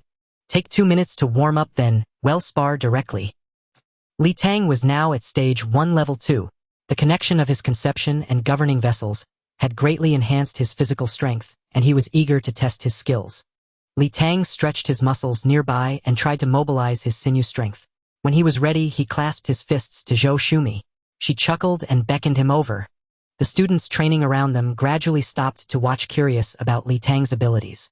Li Tang took large strides, accelerating, and threw a punch aimed at Zhou Shumi's face. Zhou Shumi sidestepped and kicked, sending Li Tang flying. Without pausing, she punched him in the abdomen before he even landed. Before Li Tang could react, she grabbed him with her other hand and slammed him to the ground. Before Li Tang could even struggle, Zhou Shumi kicked his backside, sending him rolling across the field like a ball. The surrounding students quickly covered their faces and resumed their own training. So brutal, and it had only just begun. That morning, Li Tang rolled around the field as a punching bag more intensely than any football match between Chu and Han cities in Jiangnan province. Though Li Tang was in pain, he had no serious injuries. Or rather, he was hurt, but the energy within his conception and governing vessels healed him. Li Tang also realized that Zhou Shumi was deliberately stimulating the energy in his meridians. Indeed, after the session ended, Zhou Shumi, looking down at Li Tang lying on the ground, gave him a piece of advice. Don't channel any source power into your conception and governing vessels for now. Li Tang, trembling, had breakfast and limped to Zhou Shumi's office. Slender dog, your ordeal is about to begin. One who fails to plan for the long term cannot handle the immediate. Li Tang, are you a turtle? Hurry up. At this pace we won't reach the back mountain even by tomorrow. Along the way, Zhou Shumi offered no respite, her impatience etched plainly on her face as she incessantly urged him forward. Behind her, Li Tang clenched his teeth, limping and staggering in a desperate attempt to keep pace. Sister, you're the one who struck, yet you blame me for being slow. Amidst the woods on the back mountain's midslope, over 100 students and spirit beasts darted among the trees, their cries, roars, and clashes interweaving into a chaotic din. As Li Tang drew nearer, he saw some engaged in fierce hand-to-hand combat, others commanding their spirit beasts in battle with wind, fire, lightning, and thunder flashing continuously, and still more sitting cross-legged in meditation and cultivation. With the college entrance exams approaching, everyone was absorbed in their own affairs, paying no heed to the two passing by. Li Tang followed Zhou Shumi to a middle-aged man with a thick beard. He stood with his hands on his hips, watching the students and occasionally singling out names with harsh reprimands which the scolded students dared not refute and quickly corrected themselves. Zhou Shumi approached and waved at the man. Old Jean, I've brought someone. Help me train him. The man frowned upon hearing her words, squinting his small eyes as he scrutinized Li Tang. I'm swamped here. This batch of seniors is preparing for the spirit beast exam. Aren't you supposed to be teaching the freshmen? Old Jean's voice boomed, making one's ears ache. This is Li Tang from my class. He's already contracted a spirit beast.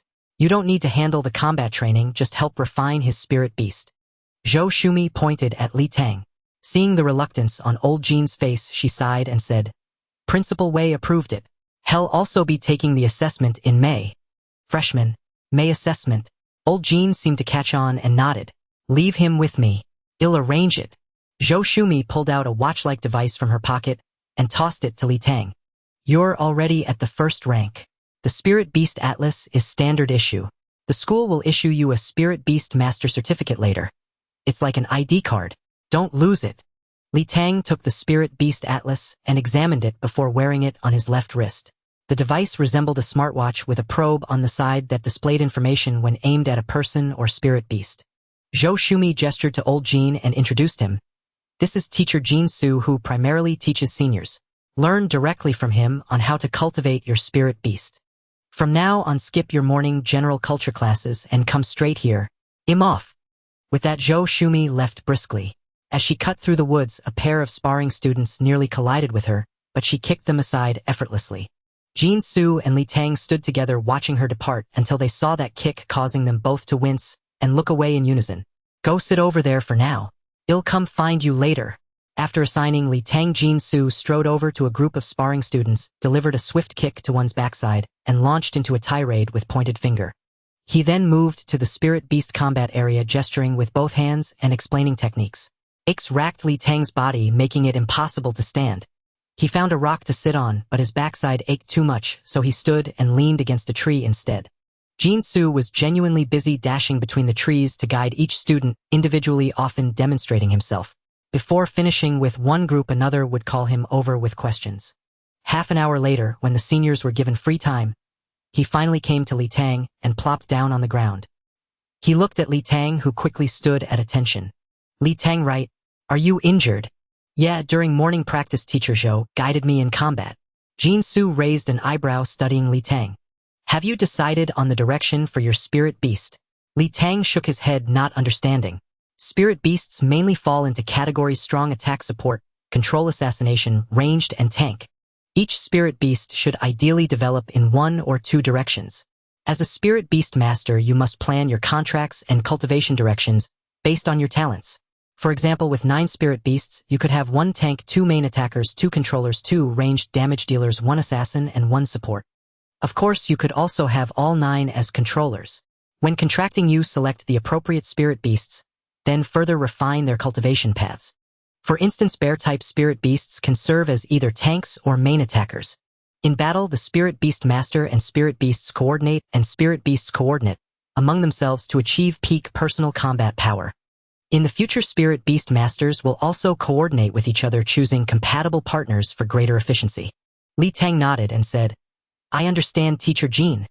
Then for my first Spirit Beast, I'll focus on 3 directions: main attack, assassination, and ranged output. Do you think your Spirit Beast is at the 9th rank, aiming for 3 directions right off the bat? Jin Su was speechless and cursed directly, his loud voice startling Li Tang. Summon your Spirit Beast. Li Tang, amused, raised his hand and the slim hound appeared before them. Having cultivated late into the night, it was still catching up on sleep. Startled by the sudden summoning, it looked at Li Tang and Jin Su in confusion. Jin Su was surprised to see the slim hound. A spirit beast he had never encountered before, yet it felt formidable. He raised his left hand and aimed the Spirit Beast Atlas at it.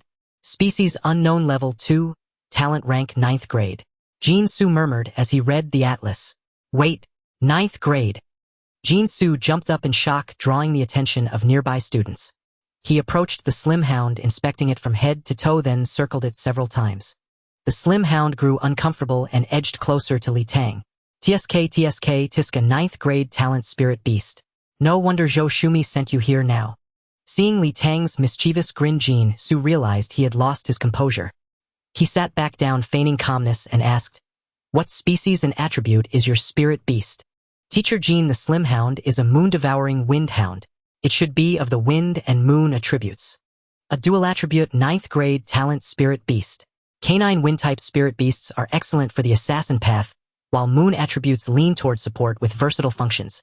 Jin Su stroked his chin, pondering. Has your Spirit Beast fought before? Li Tang shook his head. Jin Su thought for a moment. Your Spirit Beast truly exceeds my expectations. Wind attribute excels in speed and attack power, while moon attribute typically enhances recovery. I suggest temporarily setting your Spirit Beast on the assassin path. You can adjust later based on actual circumstances. Li Tang nodded without question. It's called Slim Hound, right? Next, have it channel wind attribute to accelerate at full speed, then use a skill to attack that tree. Let me see how it performs. Slim Hound, use Wind Walk to accelerate and circle twice. Aim for that tree with Wind Blade first, then pounce and use Bite. As soon as Li Tang commanded, the Slim Hound burst into a sprint, wind attribute energy swirling around its body. The Wind Walk skill activated, boosting its speed even further. The Slim Hound became a blur, its paws tapping the ground rapidly as it wove through the trees. Suddenly, a wind blade sliced into the target tree trunk, leaving a centimeter-deep gash. Seconds later, the Slim Hound spat another wind blade that flew in and struck the trunk again. After 7 or 8 wind blades, the 10-centimeter-thick trunk was covered in gashes. The Slim Hound suddenly flanked from the side, sinking its teeth into the trunk, leaving several more holes. The Slim Hound stopped and trotted back to Li Tang, spitting out bark. Jin Su's eyes widened. Your Spirit Beast has really never fought before. Perish in silence or erupt in silence. Jin Su retracted his jaw, staring at the Spirit Beast. Yes, Shigo has 3 ordinary skills: Bite, Wind Blade, and Wind Walk. No wonder it's a 9th-tier talent Spirit Beast. Its affinity for wind is incredibly high. Wind blades are essentially instant cast with a short cooldown. Its combat instincts are also strong. The accuracy of wind blades remains high even at high speed. Jin Su gazed at Shigo, his eyes practically brimming with envy.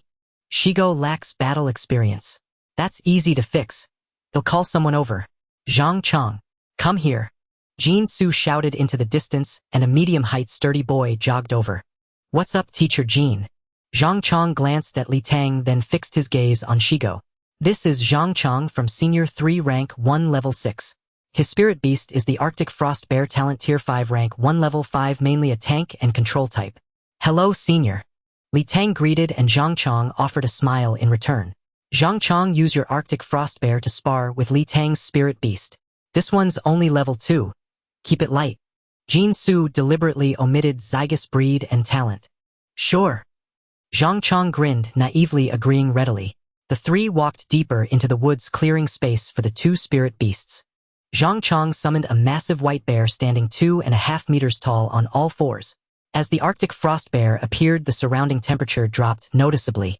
Zhang Chong guided the Arctic Frost Bear to the center of the grove, and said to Li Tang Jr., feel free to have your Spirit Beast attack. I've told Bai to only defend, not attack. Li Tang patted Shigo beside him. Go Shigo. Use your speed to circle and hit from range with wind blades. Shigo darted out from Li Tang's side, weaving agilely through the trees, circling the Arctic frost bear. The bear turned in place, tracking Shigo with unblinking eyes. Seizing the moment when Shigo dashed behind the bear, a wind blade shot forth. The bear pivoted and shattered the blade with a single paw. The Arctic frost bear tilted its head, inspecting its paw, no pain. Zygus level was too low. The wind blade's damage was still too weak. The bear stopped circling, found a thick tree, and backed against it calmly, watching Shigo sprint. This maneuver forced Zygus wind blades to come only from the front. Blade after blade flew into the bear, shifted from left paw to right, then to its chest and belly, absorbing each hit. As if unsatisfied, the bear's small eyes glinted with mockery, as if saying, "Is that all you've got, Shigo?" Enraged, Shigo stopped running and stood 4 meters from the bear, unleashing wind blades in rapid succession. The bear withstood the assault, finding the force just right. A soothing sensation. The Arctic frost bear turned, sat down with its back to Shigo, and occasionally glanced back as if urging it to hurry.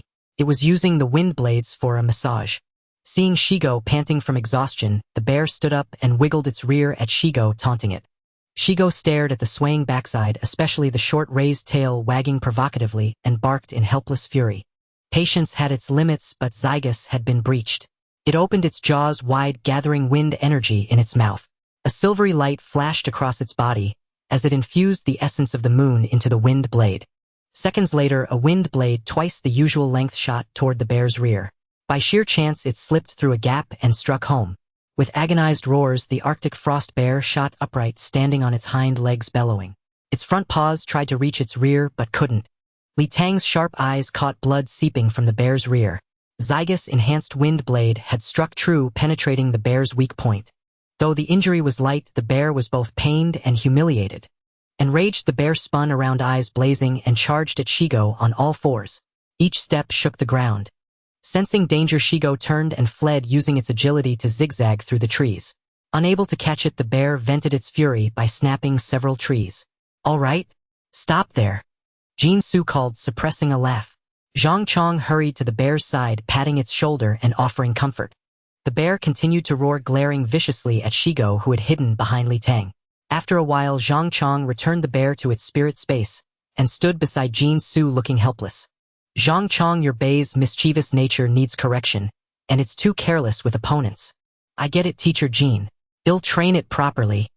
"Good, go train," Jin Su said, and Zhang Chong returned to the assembly point. "Li Tang, your Shigo. Its ability to find weak points is impressive, and its wind control exceeds my expectations. For now, focus your training on Wind Blade and Wind Walk. Also, Shigo lacks a one-hit kill capability." Jin Su offered a few words of praise. Shigo held its head high, staring at Li Tang, seeking approval. Li Tang listened seriously and nodded. "Also, given its high talent, leveling up will be slower. Use your source power to accelerate its growth, and get Shigo to rank 1 as soon as possible. That way you can perform well in the upcoming assessments." "Understood, Teacher Jin. That's all for today. Come here every morning from now on. The school provides free dog food. Pick some up from the logistics office later." After the evening meditation class, Sun Mingyuan specifically asked Li Tang to stay. Li Tang stood obediently before Sun Mingyuan, his big eyes looking at him innocently. Sun Mingyuan was silent for a long moment before speaking. "Li Tang, about the coccyx fusion. I wasn't clear enough, and I'm sorry for letting you take the risk to break through." With that, he gave a slight bow, startling Li Tang into jumping aside. Sun Mingyuan's apology was so sincere that Li Tang was momentarily at a loss. He waved his hands in front of his chest, torn between reaching out to support Sun Mingyuan and refusing. "Teacher Sun, you're too kind. You don't need to apologize. Your advice was completely correct. There's no need to apologize. Li Tang, I know you must still resent me." Sun Mingyuan pulled a high-grade source stone from his pocket and pressed it into Li Tang's hand. "I saw your high-grade source stone is almost depleted. Consider this my apology." Li Tang quickly pushed the stone back and stepped away, putting distance between them. Two men tussling like that was unbecoming. After a moment's thought, Li Tang composed himself and said seriously, "Teacher Sun, I heard from Yang Fan what Principal Lu said to you that day. I understand your meaning. Time waits for no one. Seize the day. Teacher Sun, even if I had another chance, I wouldn't choose either of those paths. I would break through by force again. So I don't blame you at all. In fact, I'm deeply grateful. Truly." A mischievous smile spread across Li Tang's face. As for the high-grade source stone, there's no need. Li Tang reached into his inner garment, touched the jade pendant, and with a thought produced a handful of items. The dazzling brilliance of over a dozen high-grade source stones blinded Sun Mingyuan. Time flows like a river ceaselessly day and night. Under Sun Mingyuan's astonished gaze, Li Tang suppressed a laugh as she walked out of the source energy chamber. The act of showing off was a success. How exhilarating! Yet the price was that for the following month during meditation sessions, Li Tang always sensed the source energy chamber lacked its former abundance of energy. On April 23rd, Li Tang spent the morning as she had for the past month, accompanying Slim Dog in battles. Slim Dog had already advanced to level 9 and effortlessly defeated a first-year second-rank Nether Spirit Cat. Currently, Slim Dog's win rate against long-range and assassin-type spirit beasts exceeded 80%, while against strong attack types it was merely 50-50. However, it had no effective strategy against tank-type beasts. After all, other spirit beasts wouldn't act like the polar frost bear, which not only voluntarily exposed its weaknesses, but also stood still to take hits. Before class ended, Li Tang received a text from Zhou Shumi asking her to come straight to the office after the lesson. In the office, Zhou Shumi wore a grave expression, remaining silent. Li Tang stood by her side, not daring to speak. Zhou Shumi tapped her fingers gently on the desk, glanced at Li Tang, and then smiled. "You've made great progress this month, especially since old Jean keeps praising you." "Oh, teacher, Jean is too kind. I was just performing normally. He keeps complimenting how smart Slim Dog is, and its strong combat instincts. Truly worthy of a 9th-tier talent spirit beast." "Humph, what a waste of anticipation. As for your personal combat skills, they are indeed lacking. I had hoped you might touch the threshold of the 3rd realm, but now it seems there's no hope." Li Tang rubbed his nose awkwardly. "But it's not bad either. At least the 2nd realm is consolidated. Thanks to Slim Dog's feedback, your physical strength has a solid foundation, so it's passable. So all my excellence is because of Slim Dog. You have 1 week left. Try to get Slim Dog to advance to the 1st tier, and also thoroughly review all the first-year high school textbooks." Li Tang nodded. Zhou Shumi hesitated for a moment, then spoke calmly. "Li Tang, I'll be straightforward with you. When I studied and worked at Jingyu University before, I offended many people. If I take you to their assessment, you may face a lot of difficulties. Last time you went to Modu City, you also met a teacher from Moyu University. You decide for yourself whether you still want to go to Jingyu University or not." Li Tang said helplessly. "Teacher Zhou, the director fan I met in Modu City, was just a one-time acquaintance. Who knows if his words were just polite? You've taught me for a year now, so I naturally trust you more. Besides, I'll participate in both schools' assessments and go wherever the conditions are better." Teacher Zhou, between Jingyu University and Moyu University, which is better? There's no debate. Jingyu University is ranked first and is stronger. Then let's go to Jingyu University first. Rest assured, Teacher Zhou, no matter what difficulties arise, I'll get through them and won't let you down. Well, decide based on the results of both assessments. Alright then, on May 1st, we'll set off for Jingqing City to take the exam. Zhou Shumi's tone was serious and her gaze was resolute. "So, Teacher Zhou, what does this exam usually test?" "Practical combat between beast tamers and spirit beasts is definitely tested. Cultural subjects and temperament analysis depend on the situation, followed by a comprehensive evaluation of your performance. However, the assessment format is random. You might fight against someone or perhaps be tested on wilderness survival. It all depends on the examiner's mood. Teacher Zhou, with my 9th-tier talent Slim Dog, shouldn't I get in easily?" Slim Dog's talent is strong, but what does that have to do with you? A spirit beast's level cannot exceed its tamers. Only when you reach the 9th tier can Slim Dog reach the 9th tier. So a beast tamer's competition ultimately comes down to their own ability. Slim Dog's 9th tier talent is potential, which is just a bonus factor.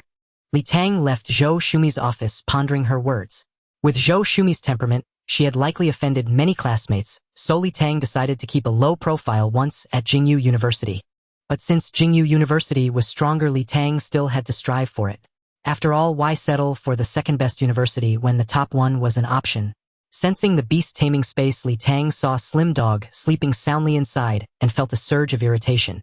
Over the past month, Li Tang was very dissatisfied with Slim Dog's leveling speed. All the source energy Li Tang cultivated went to Slim Dog without any personal advancement. Considering Li Tang's source energy was 10 times that of an ordinary person, yet after a month Slim Dog was only at level 9. 2 weeks ago, Li Tang had already ordered Slim Dog not to sleep at night, but to hold a high-grade source stone and cultivate facing the moon. As a dog, it too had to work hard. If anything was to blame, it was that as a 9th-tier spirit beast, leveling up consumed too much energy. In the beast taming space, besides the sleeping slim dog, 5 gale hounds stood motionless on the standby bench. Last month during the break, Tang went back and contracted all 14 windhounds bought from the Modu beast taming house into the standby bench, then synthesized 5 gale hounds to save space. Additionally, the spirit beast shop owner from Modu Brother Musan had sent 8 more embryos, which Tang stored in the Jade Pendant storage space. Regarding the storage space, Tang had risked experiments storing a spirit beast box was fine, but a spirit beast egg emitted energy outward, so Tang quickly took it out to contract it. As for Brother Moose, and why did he only send 8 embryos? Because embryos are expensive. If he hadn't profited from the deal, Tang would stream himself standing on his head singing, "Conquer." There's no way that in over a month the huge Modu beast taming house had no 3rd-tier windhound spirit beast eggs. Additionally, the Jade Pendant storage space now held many more elixirs. 2 weeks ago, Huang Shuxian called Tang. She meant that the military's reward for Tang's help in Modu had come through 10 high-grade source stones plus 200 elixirs. Among them were 30 special 1st-tier strength pills from the military, and for the remaining 170 Tang could choose what he wanted. Both 1st and 2nd-tier pills were available. Tang chose 70 1st-tier meridian cleansing pills and 100 2nd-tier meridian cleansing pills. Since Tang already had abundant source energy, the acupoint gathering pills were of average effect. The meridian cleansing pills were effective for widening meridians and healing meridian injuries, so Tang chose those. As for the strength pills, they were mainly for combat, enhancing physical strength, and importantly, spirit beasts could also consume them. Of the 30 strength pills, Tang had already eaten about 7 or 8. Out of curiosity about their effect, Tang secretly tried one. Then he discovered that consuming a strength pill unleashed greater power, which helped him control his strength better. The reason he hadn't eaten many was the side effect. Consuming just one would cause several hours of weakness, with the whole body feeling limp and powerless. What would happen with more? Tang hadn't tried yet. Without the strength pills, Tang might not have even reached the 2nd realm of the stance training. Speaking of the stance training realm, Tang felt helpless. Previously, after a week of being beaten, trained, by Zhou Shumi, Tang finally exhausted the impure energy in the conception and governor vessels, then filled the meridians and acupoints with source energy. As a result, Tang's physical strength surged once more. During this period, Tang's body had been strengthened too many times, and adapting to the sudden increase in power took time. Just achieving the 2nd realm, being able to unleash full power, had already drained all of Tang's efforts. As for the 3rd realm, it was still far off. Alas, it's hard to be human, harder to be a beast tamer, hardest of all to be a genius beast tamer. Persist in action daily, and no distance is too far. Persist in effort constantly, and no task is too great. At 7:10 in the morning on May 1st, Tang stood at the main gate of Heen No One High School, checking his phone and glancing around. Dressed in a sharp training uniform with a backpack slung over his shoulders, his thin face still bore a hint of youth, yet held a certain ruggedness. Many female students on their way to school secretly stole glances at him, pointing and whispering. Tang paid no heed to those gazes. Instead, he scanned the area, searching for someone. He had been standing there for 20 minutes already. Where was Zhou Shumi? She was always catching others for being late. How could she be late herself? Should he give her a call to ask? A roar of an engine screeched to a halt. A red sports car roared up and braked sharply, stopping right beside Tang. Startled, he leaped back. The window rolled down, revealing Zhou Shumi in a leather jacket and sunglasses, looking utterly dashing. "Get in." Seeing no rear door or trunk, Tang circled to the passenger side, opened the door, ducked in, and sat down, clutching the bag containing just one change of clothes and a few books to his chest. The moment Tang fastened his seatbelt, Zhou Shumi floored the accelerator. The powerful thrust pressed him back, startling him so much that he braced one hand on the center console and grabbed the overhead handle with the other. The red sports car weaved through traffic. Zhou Shumi, confident in her driving skills, never slowed down unless it was a red light. Involuntary cries of alarm filled the car. "Slow down. Slow down. We're going to hit. We're going to crash." Throughout the ride, there was no music, only Tang's startled exclamations serving as the soundtrack. The speed was indeed impressive. The half-hour journey to the train station took Zhou Shumi only 20 minutes. The question was, did he really need those extra 10 minutes? "You wimp." After getting out of the car, Zhou Shumi rolled her eyes at Tang in disdain. He sighed, thinking that the gold emblem luxury car had been far more comfortable. The train from Hien to Jingcheng took 12 hours. Li Tang had booked 2 adjacent lower berths. Not only were they more comfortable than hard seats, but they also allowed him to cultivate directly without wasting time. Why hadn't he bought plane tickets? Because he couldn't get any. Due to flying-type spirit beasts, all flights required protection from cultivators with at least 6-tier flying spirit beasts, resulting in fewer flights and higher prices. The train was actually slower too, taking detours around forested areas. However, with military garrisons along the route, it was relatively much safer. Li Tang stowed his luggage, placed his bag by the head of the bed, and sat cross-legged on the berth. Across from him, Zhou Shumi was already lying down, staring expressionlessly at her phone, her long legs with nowhere to rest placed on the floor. Speaking of luggage, Zhou Shumi only had a small suitcase. It was the first time Li Tang learned that a sports car storage space was in the front hood. "Teacher Zhou, what's the plan once we reach Jingcheng?" "I haven't decided yet." "Well, figure it out when we get there." Zhou Shumi stared at her phone, her face blank, not even lifting her head. Li Tang took a deep breath, mentally preparing himself, and asked, "Then Teacher Zhou, it will be past 8 in the evening when we arrive in Jingcheng. Where will we stay tonight?" "Well, find some place when we get there. You focus on cultivating now. After that, read your books and don't bother me." Li Tang's mental preparation crumbled.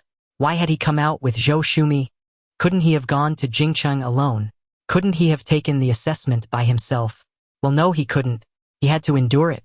After cultivating for 3 hours in the morning, Li Tang went to the dining car to buy lunch. The two ate at the small table in the middle of the compartment. Although it was just ordinary food, Li Tang, at 16 or 17, and in the prime of his appetite, was already hungry. He devoured his boxed lunch heartily. Across from him, Zhou Shumi picked listlessly at her meal with her chopsticks. She gave her chicken leg and sweet and sour ribs to Li Tang, only eating a few bites herself. "Teacher Zhou, is the food not to your liking?" "No, I'm just in a bad mood." What kind of question was that? Li Tang mustered his courage again. Teacher Zhou, aren't you going to cultivate on the train?" "I've hit a bottleneck. Cultivation is useless now." Why did he keep asking questions? Li Tang had no more courage left. After lunch, he dozed off for a while, then practiced standing meditation for an hour, cultivated for another 3 hours, took out a book from his bag, and read for 2 hours. Seeing that it was getting late, Li Tang went directly to the dining car for dinner before returning. Zhou Shumi said she wasn't eating. As the train gradually slowed and pulled into the station, Li Tang and Zhou Shumi finally arrived in Jingcheng. Jingcheng, the capital of Huaxia, was the nation's cultural, political, economic, and military center, with a population ranking among the highest. It was not only dotted with famous historical sites, but also housed the headquarters of numerous departments and companies. What interested Li Tang the most was the headquarters of the Spirit Beast home. After all, he was still far from his goal of 243 wind hunting hounds.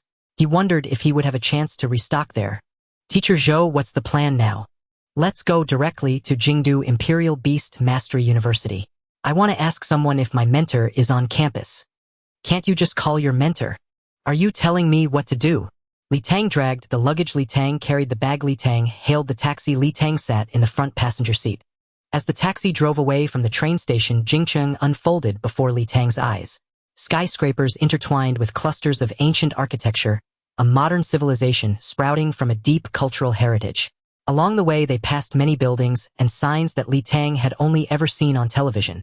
The taxi continued, and gradually the skyscrapers grew fewer, while the trees lining the road became taller and denser, blocking the view. The taxi stopped by an entrance shaded by trees. Li Tang paid, got out, retrieved the luggage, and looked at Zhou Shumi. Her face impassive and lost in thought, she silently walked forward along a pedestrian path over 5 meters wide. The road was lined mainly with ginkgo and metasequoia trees, their trunks so thick that one person could barely encircle them. The towering metasequoias pierced the sky, while the spreading branches of the ginkgo trees canopied the road above. A gentle breeze rustled the leaves, the sound drifting for a long time.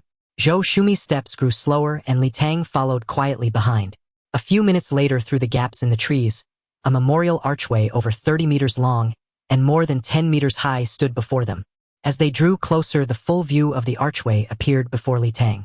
6 octagonal granite pillars soared upward, supporting 3 layers of horizontal beams with flying eaves and a ridged roof shaped like tiled furrows. The front and back of the 6 stone pillars were adorned with different high-relief carvings: dragons, phoenixes, eagles, deer, tigers, and bears. 6 types of spirit beasts, all incredibly lifelike. The 3 layers of stone beams were also carved with various figures and spirit beasts. The central plaque made of white jade bore 8 characters in regular script, National Jingdu Imperial Beast Mastery University. The entire archway was magnificent and Li Tang stood rooted to the spot, unable to tear his eyes away. Though the characters on the National Jingdu Imperial Beast Mastery University plaque were still legible, they were already modeled and many of the relief carvings had worn smooth, a testament to its age. Was this the premier Beast Mastery University? Li Tang gradually snapped out of his daze and turned to look at Zhou Shumi. She stood silently beneath the archway, gazing up at the plaque, tears streaming down her cheeks one after another. Li Tang stood quietly, not daring to disturb. After a few minutes, Zhou Shumi murmured softly, "Jing Imperial University, am back." The door opened, rustling the bamboo, as if an old friend had arrived. "Meijie, Meijie." Zhou Shumi heard the voice, quickly wiped away her tears, and resumed her proud and aloof demeanor. In the distance, a girl ran toward Li Tang, and the others, her ponytail swaying behind her head. "Meijie, it really is you. I missed you so much." As the girl drew near and confirmed it was Zhou Shumi, she quickened her pace, threw her arms around Zhou Shumi, and jumped up and down in excitement. Then she loosened her embrace, confirmed again that it was Zhou Shumi, and hugged her tightly once more. Li Tang saw that the girl was in her 20s with a round face, a small nose, a small mouth, and big eyes. Very cute. At that moment she was holding Zhou Shumi, alternating between tears and laughter, hopping and skipping. The tears Zhou Shumi had held back began to fall again, infected by the girl's emotions. Initially startled and at a loss by the girl's enthusiasm, she now instinctively embraced the girl and patted her head. The two wept bitterly for a while before gradually calming their tears. "Meijie, this time you're back, don't leave. My teacher and I have missed you so much." The girl stopped crying, but her sobs continued. "The teacher? How is she now?" Zhou Shumi asked cautiously. "The teacher broke through to the 8th rank and has become even busier. I rarely get to see her. Although she doesn't mention it in front of me, I can tell she misses you deeply. It's my fault for letting her down." "Is the teacher at school?" Zhou Shumi's face was full of apology. "The teacher went." The girl glanced at Li Tang beside her and continued, "The teacher isn't at school. She went on rotation. I'm not sure when she'll be back." The look the girl gave Li Tang reminded Zhou Shumi of the main business. She pointed at Li Tang and said, "This is Li Tang. I brought him here to apply for the genius class." Turning to Li Tang, she said, "This is my junior sister Tang. Tang. Tang as in candy. Just call her teacher Tang." Hearing the name, Li Tang wanted to laugh, but held it in, carefully controlling his facial muscles to avoid showing it. "Hello, teacher Tang. Go ahead and laugh if you want. I've been laughed at since I was a kid. I'm used to it." Li Tang's subtle lip movements didn't escape Tang's notice, but she was generous enough not to mind. "Meijie, your student looks so thin and frail. Is he any good?" Who said she didn't mind? She got her revenge on the spot. "Meijie, we'll deal with the assessment tomorrow. Let me take you to settle in first." Tang linked her arm through Zhou Shumi's, and the two walked through the archway. Li Tang silently dragged his luggage and carried his backpack, following behind. "Meijie, why did you come in through the old school gate?" "So far. The school has 13 gates, the others are much closer. I used to find it far when I was at school, but coming back I just wanted to see this archway. Meijie, when I got your message I couldn't believe it and ran all the way here. You've been gone for over 2 years without a word." "I went to teach at a high school in another city. Li Tang was one of my students." "Is that so? Meijie, you're so good to your student." "Meijie, it's too far. There are campus bikes up ahead. Let's ride to the guest house." "All right." "What about me, ladies? I'm still dragging my suitcase." Li Tang wobbled along slowly, one hand on the handlebar, and the other steadying the suitcase in the basket. Looking up, he saw Zhou Shumi and Tang chatting and riding, gradually picking up speed. Both were high-rank beast tamers with great strength, and without realizing it, they left Li Tang far behind. Sigh. Watching the two figures riding side by side ahead, Li Tang pedaled harder and steadied the suitcase, careful not to drop Zhou Shumi's luggage. The school was indeed enormous. Li Tang rode for a full hour, circling around to another main gate, before finally reaching the guest house of Jingyu University. Fortunately, at every turn Zhou Shumi and Tang would wait for him, only to speed off again. Li Tang felt they were deliberately avoiding him to whisper secrets. The guest house was a building over a dozen stories high. Compared to the opulence of Moyu University's guest house, the overall style here was more modest. Tang went to the front desk, presented her credentials, got the keycards, and led Zhou Shumi and Li Tang to the 12th floor by elevator. Tang swiped the card to open the door and let them in. Fortunately, Li Tang had seen the world in Modu and guessed it might be a suite, so he didn't foolishly ask why he was staying in the same room as two girls. Inside was a simple two-bedroom, one living room layout. Each room had its own bathroom and the source energy was abundant. May Jia'll sleep with you tonight just like the old days. Tang clung to Zhou Shumi again, linking her arm, and said to Li Tang, little you sleep in that room. With two beauties here, you'd better not come out. Zhou Shumi finally regained some composure. She slapped away Tang's hand and said apologetically to Li Tang, I'm sorry you had to come all this way. You should get some rest early. Tomorrow at 9, well, go to the school to arrange your matters. All right, teacher Zhou. I'll go rest then. Li Tang left his suitcase in the living room, carried his backpack into the room, locked the door behind him, and collapsed onto the bed. What a day. After lying down for 2 minutes, Li Tang summoned the thin dog, took out its special large bowl, and filled it with a full bowl of dog food. Eat up quickly. After you finish, go stand by the window and cultivate. Woof. What's your complaint? You're still only at level 10. You weren't in battle during the day? Were you sleeping the whole time? Have you been practicing your skills on your own? I told you to try making a raisin gan with your mouth. Start working on it now. Woof. Woof. Why is it impossible? I've taught you the method. You're also of the wind attribute. You can definitely do it. Woof. Woof. Woof. Are you going to eat the dog food or not? If you eat, listen to my arrangement. The assessment is tomorrow, just practice for 3 hours tonight. The thin dog ate its dog food one bite at a time, tears in its eyes. If you mess up tomorrow's assessment, no dog food for 3 days. Woof. If you perform well, I'll buy you 3 more flavors of dog food. Woof. Whimper. Whimper. Li Tang crouched down and patted the thin dog's head. Sigh, thin dog, don't blame me for being strict. If you don't work hard when you're young, you'll regret it when you're old. Do you know what that means? Woof. It means if you don't cultivate hard now and end up getting killed later, your master will only be left to mourn you in sorrow. That night, the thin dog stood by the window gazing at the moon, its eyes filled with fear and sorrow. Whimper. Whimper. Whimper. Why the whimpers? Because it had a high-grade source stone in its mouth. Before setting out in the morning, Li Tang specially picked out a handsome training uniform and took a few selfies in front of the mirror. Today's individual recruitment also included an interview. He wanted to leave a good first impression on the teachers. Tang somehow got a small car and set off with Li Tang and Zhou Shumi. Jingcheng Beast Taming University was truly enormous. There were mountains, water, and forests, but not many buildings. Strangely, not a single student was in sight. After driving for over 20 minutes, Tang stopped in front of a 4-story building. May Jia'll take Li Tang to the special admissions office. You just wait in the car. Why? Don't you trust me? Spit it out. Su Rui is now the deputy director of the admissions office in charge of special admissions. Something was up.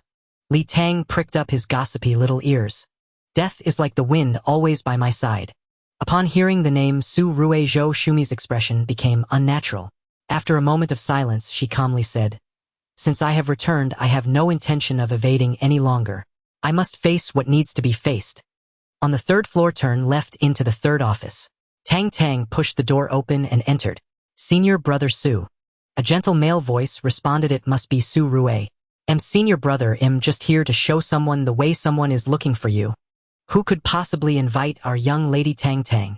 Zhou Shumi, having put aside her earlier hesitation, walked into the office. It's me. With a loud crash, the chair in the office fell over, followed by a furious shout. Zhou Shumi, you still have the face to come back. I don't want to see you. Get out of my office. Get out. Li Tang secretly leaned in, and in the office, a middle-aged man in his 30s pointed at Zhou Shumi. His features contorted and his face flushed red. Zhou Shumi stood there with her head down, her expression unseen. Tang pressed her back against the wall, seemingly wanting to pass through it. What happened back then was my fault. Forgive. You caused my sister's death, caused so many students to die, and hid outside for 2 years. And now you still seek forgiveness. Li Tang was startled. This was not how the script was supposed to go.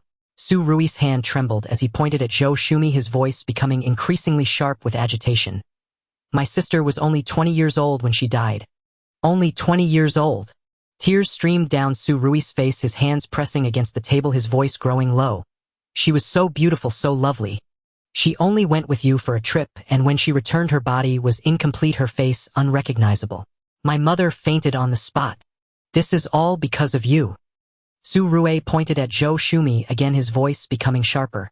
People from the surrounding offices, hearing the commotion, gradually came over, whispering amongst themselves. She trusted you so much, regarded you as an idol. But what did you do? You were impetuous, afraid of death, and overestimated yourself. After the incident you shrank back like a turtle and dared not face anyone. Yet you still dare to speak of forgiveness. Zhou Shumi, get out of my office, I don't want to see you. Su Rue picked up everything on the desk, books, papers, and cups, and threw them at Zhou Shumi. Zhou Shumi did not move, allowing him to throw them. Afterward she softly said, "For these 2 years I have also been regretting." Regret? What good does that do? When the incident happened, where were you? I vanished. It was Teacher Yen who went door to door to apologize to the 13 families of the victims. Upon hearing Teacher Yan's name, Zhou Shumi could no longer hold it in, and her sobbing reached Li Tang's ears. I am sorry to them, sorry to the teacher.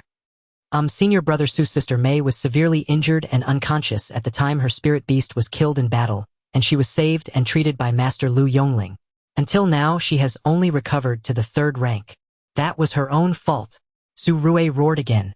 Suddenly the surroundings fell silent as a hand pushed Li Tang's head aside, and someone walked into the office. What's going on? Why is it so chaotic? Teacher Cui. Teacher Cui. Su Rue and Tang hurriedly greeted as the person entered. Everyone outside should disperse, get back to what you were doing. Cui Honghua sat down on the sofa, glanced at Zhou Shumi, then at Tang. Xiao Su, the military has already classified what happened back then as an accident. You should leave for now. Teacher Cui, but... Leave. Cui Honghua raised her voice sharply. Su Rue wiped his face, took 3 steps in 2 bounds, and stormed out, leaving Li Tang startled and pressed against the wall. Cui Honghua glanced outside. That kid outside, he was brought by you, right? Young man, come in. Hello, Teacher Cui. My name is Li Tang. Li Tang tiptoed in and greeted obediently. Cui Honghua nodded and looked at Zhou Shumi. People must take responsibility for their actions. I don't want to concern myself with what happened in the past. Are you here to have this child take the genius class? Zhou Shumi nodded. You are no longer a teacher at Jingyu University. Confirm that you are giving him the last recommendation. Then let's proceed according to the rules. Cui Honghua looked at Li Tang. Li Tang, right? You are currently at the 1st rank, 2nd level in the 2nd layer of foundation skill. What is your spirit beast level? Level 10 spirit beast. My talent is insight. Li Tang nodded and answered truthfully. Your spirit beast level is low, your foundation skill level is average, and your talent is also average. Based on your strength, you cannot enter the genius class. Little Tang is here, I am not lying to you. Li Tang bit his lip, looking at Tang, who nodded in agreement. I would even advise you not to come to Jingyu University. Your teacher made too many enemies back then, many of whom are still at Jingyu University. Coming here will make you a target which would hinder your cultivation. Teacher Cui. Zhou Shumi became anxious. I might be being rash, but this place is not lacking in geniuses. Young man, if you persist according to the rules, I will give you a chance. Teacher Cui, you say? Li Tang said seriously. I will call a teacher over one with strength similar to Xiao Tang, 4th rank, without a spirit beast. If you can hold out for a minute under her hands, I will personally ensure you enter the genius class. Li Tang give up on Jingyu University and go directly to Mai University. Zhou Shumi urged. Li Tang clasped his fists and performed a Beastmaster salute to Zhou Shumi and Cui Honghua. Teacher Zhou, as a Beastmaster, one can only fight. I cannot back down at the first sign of difficulty. Teacher Cui, I accept. All right, let's go. The 4 of them went downstairs. Cui Honghua leaped off the ground, soaring 7 or 8 meters, then landed again, taking off once more. Tang followed swiftly, while Zhou Shumi bit her lip, quickly catching up with Li Tang by pulling on his waistband. The 3 moved at a great speed, each step covering 7 or 8 meters. They were all beautiful women exuding grace and style. Only Li Tang was left bewildered in the air. Oh no, wait, we have a car. Can't we just drive? After running for more than 10 minutes, the 3 stopped in front of a large venue. Cui Honghua and Tang appeared unfazed, while Zhou Shumi was sweating and breathing heavily. Cui Honghua glanced at Zhou Shumi with a slight sigh, then walked towards the venue. Li Tang rubbed his sore stomach and looked up to see the 3 large characters on the venue's plaque, Martial Arts Hall. Book a level 3 venue called Jiang Yingying and have her come in 5 minutes. Cui Honghua instructed the front desk staff. Upon hearing Jiang Yingying's name Zhou Shumi and Tang's expressions changed suddenly. Teacher Cui, should we change to someone else? Tang asked cautiously. Who should we switch to? Li Mingru Hu China Duan Zhaoping pick one. With every name mentioned Zhou Shumi and Tang's expressions grew darker. Teacher Cui, what if I take on the challenge? Humph. Li Tang wore a grim expression, secretly glancing at Zhou Shumi. Teacher Zhou, how many people did you offend back then? The third venue was a rectangular fighting arena about 300 square meters, surrounded by 16 spotlight-like devices. Tang explained that they were energy shields. The four didn't wait long before a charming voice echoed. Oh, this isn't our beautiful genius Zhou Shumi. How come the genius who broke the 6th rank record is only at 3rd rank now? Wherever there are people, there are grievances. Wherever there are grievances, there is a Jianghu. People themselves are the Jianghu. Li Tang turned around only to see a seductive woman swaying in with a feline gait, her voluptuous figure accentuated by a black dress quivering with every step. Her voluminous waves of hair billowed in the breeze, and her bright red lipstick was impossible to ignore. Hello, Teacher Cui, thank you for the opportunity. As she approached, Jiang Yingying greeted Cui Honghua, but her eyes were fixed on Zhou Shumi with a venomous glare. I just received 4 or 5 calls saying that the once invincible prodigy girl has now become a waste. I only want to say, heaven truly has eyes. Jiang Yingying's delicate face twisted with malice as she looked Zhou Shumi up and down. Jiang Yingying, stop being so sarcastic. Sister May only beat you in that challenge match back then. Jiang Yingying let out a bitter laugh, her eyes fierce. Yes, just beat me. Just beat me in front of the entire school, turning my face black and blue. She knew I cared about my looks, so she aimed for my face. Damage amplification, such a powerful talent. It took my face half a year to fully recover. Back then she was arrogant and domineering, crushing us all under her heel. I am truly grateful to her. If it weren't for her, I wouldn't have become the laughingstock of the whole school. If it weren't for her, I wouldn't have missed the Blue Star martial arts tournament. If it weren't for her, I wouldn't have missed the D. Jiang Yingying glanced at Li Tang before continuing viciously. If it weren't for her senior brother Shenyuan would have come back by now. Shenyuan Chuan has nothing to do with me. Zhou Shumi frowned. Ha you. Jiang Yingying, enough. Cui Honghua interrupted impatiently. I called you here to assess that kid, not to listen to your petty squabbles from the past. You have 1 minute to test him. Use only physical strength. No permanent injuries or killing. Jiang Yingying looked at Li Tang and suddenly beamed, her smile enchanting and her eyes captivating.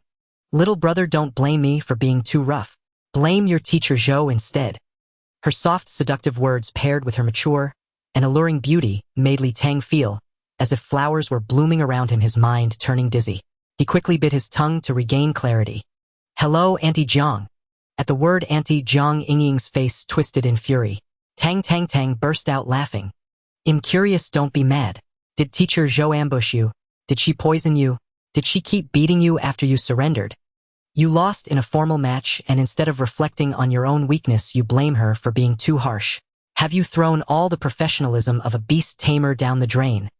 The words of that man echoed in Li Tang's mind as he bellowed. I have never seen such a shameless person. Upon hearing this, Jiang Yingying nearly ground her teeth to dust. Exactly, Jiang Yingying, your charming taming talent. The more beautiful you are, the stronger your beasts. Isn't that just a talent begging to be punched in the face? Tang stifled a laugh and nodded, adding another jab. Zhou Shumi's eyes reddened as she looked at Li Tang. Cui Honghua cast a deep glance at Li Tang.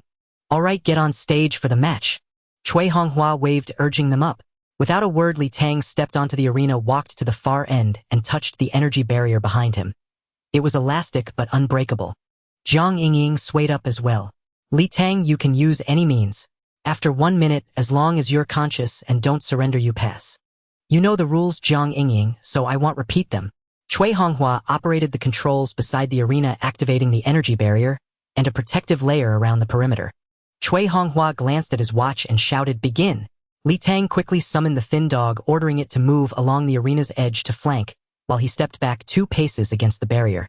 Everyone present except Zhou Shumi was startled by the thin dog. Without a second thought, Jiang Yingying leaped straight toward Li Tang.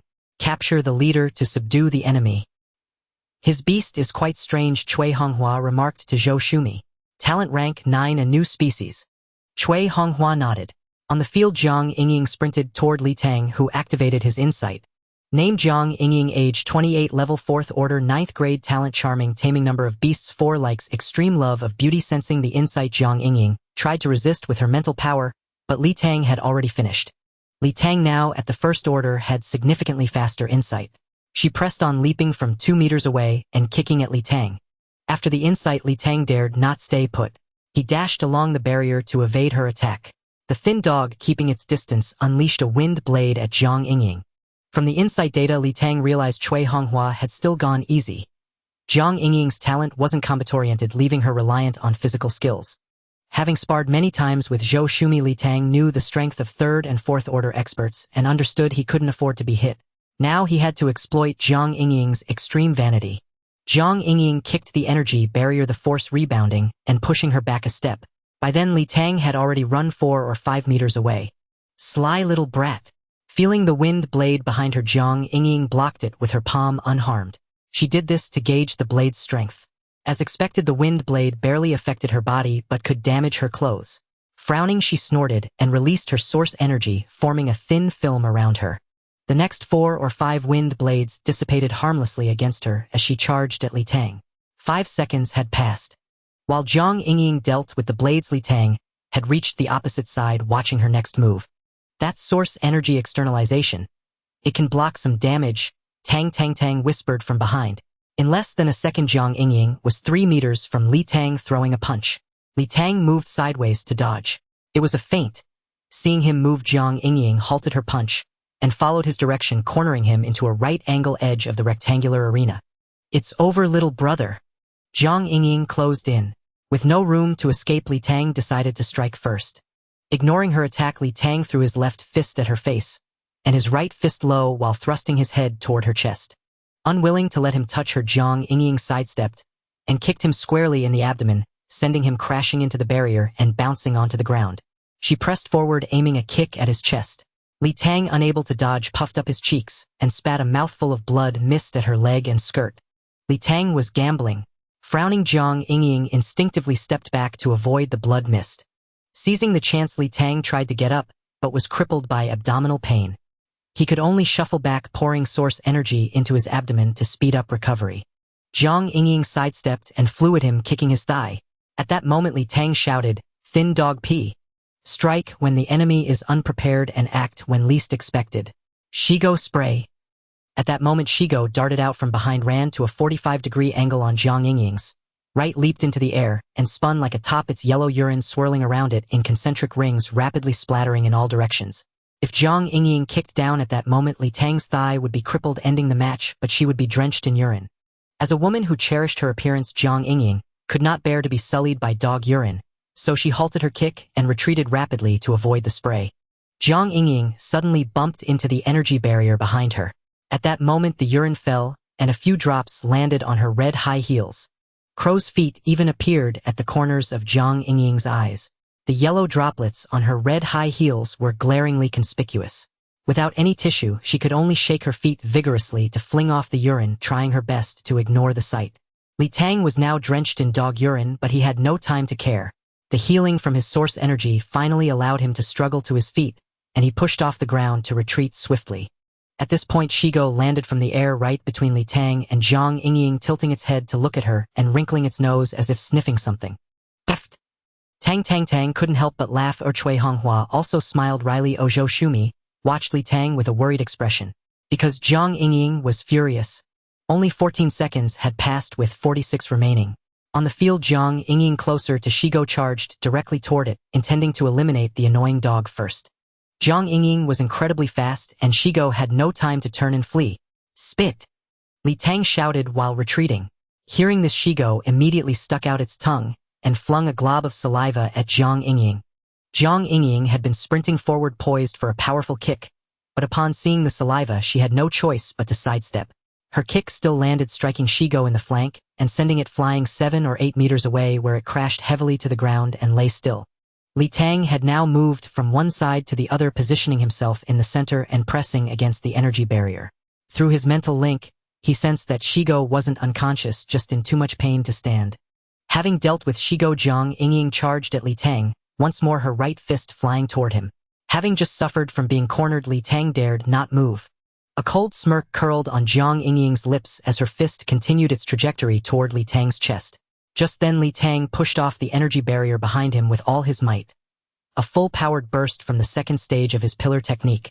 Using the rebound force from the barrier, Li Tang shot forward, parallel to the ground like a rocket, dodging to Jiang Yingying's left and evading her punch. Jiang Yingying reacted swiftly.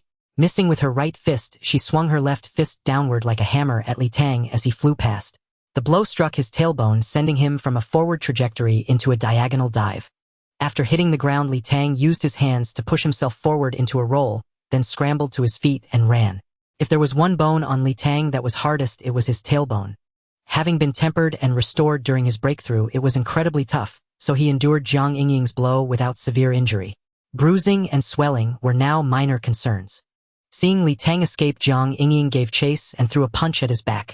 Li Tang dropped into another forward roll to dodge, only to be kicked in the tailbone again by Jiang Yingying. Using the momentum, Li Tang rolled forward rapidly until his back hit the energy barrier. The impact left him dazed, but he instinctively rolled twice to the right. As expected, he narrowly avoided a follow-up kick from Jiang Yingying. But now Jiang Yingying stood before him, and Li Tang, lying on the ground, had no room left to evade. At that moment, only 26 seconds had passed. With no other option, Li Tang lunged forward, wrapping his arms tightly around Jiang Yingying's legs to restrict her movement, exposing his back and bracing for a beating. Jiang Yingying's long, straight legs were seized by Li Tang, stirring a sense of shame. But seeing him bury his head against her thigh to protect his face, her embarrassment turned to rage, and she slammed a fist into his back. Peft!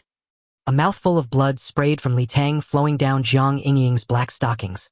Feeling the liquid on her leg, she was even more disgusted and struck his back again. Li Tang felt as though his body was no longer his own, with bloody froth dribbling from his lips, yet his arms still clung fiercely to Jiang Yingying's thighs. Enraged, Jiang Yingying formed a claw with her fingers to strike at his head, but reason told her this was a test, not a life-and-death fight.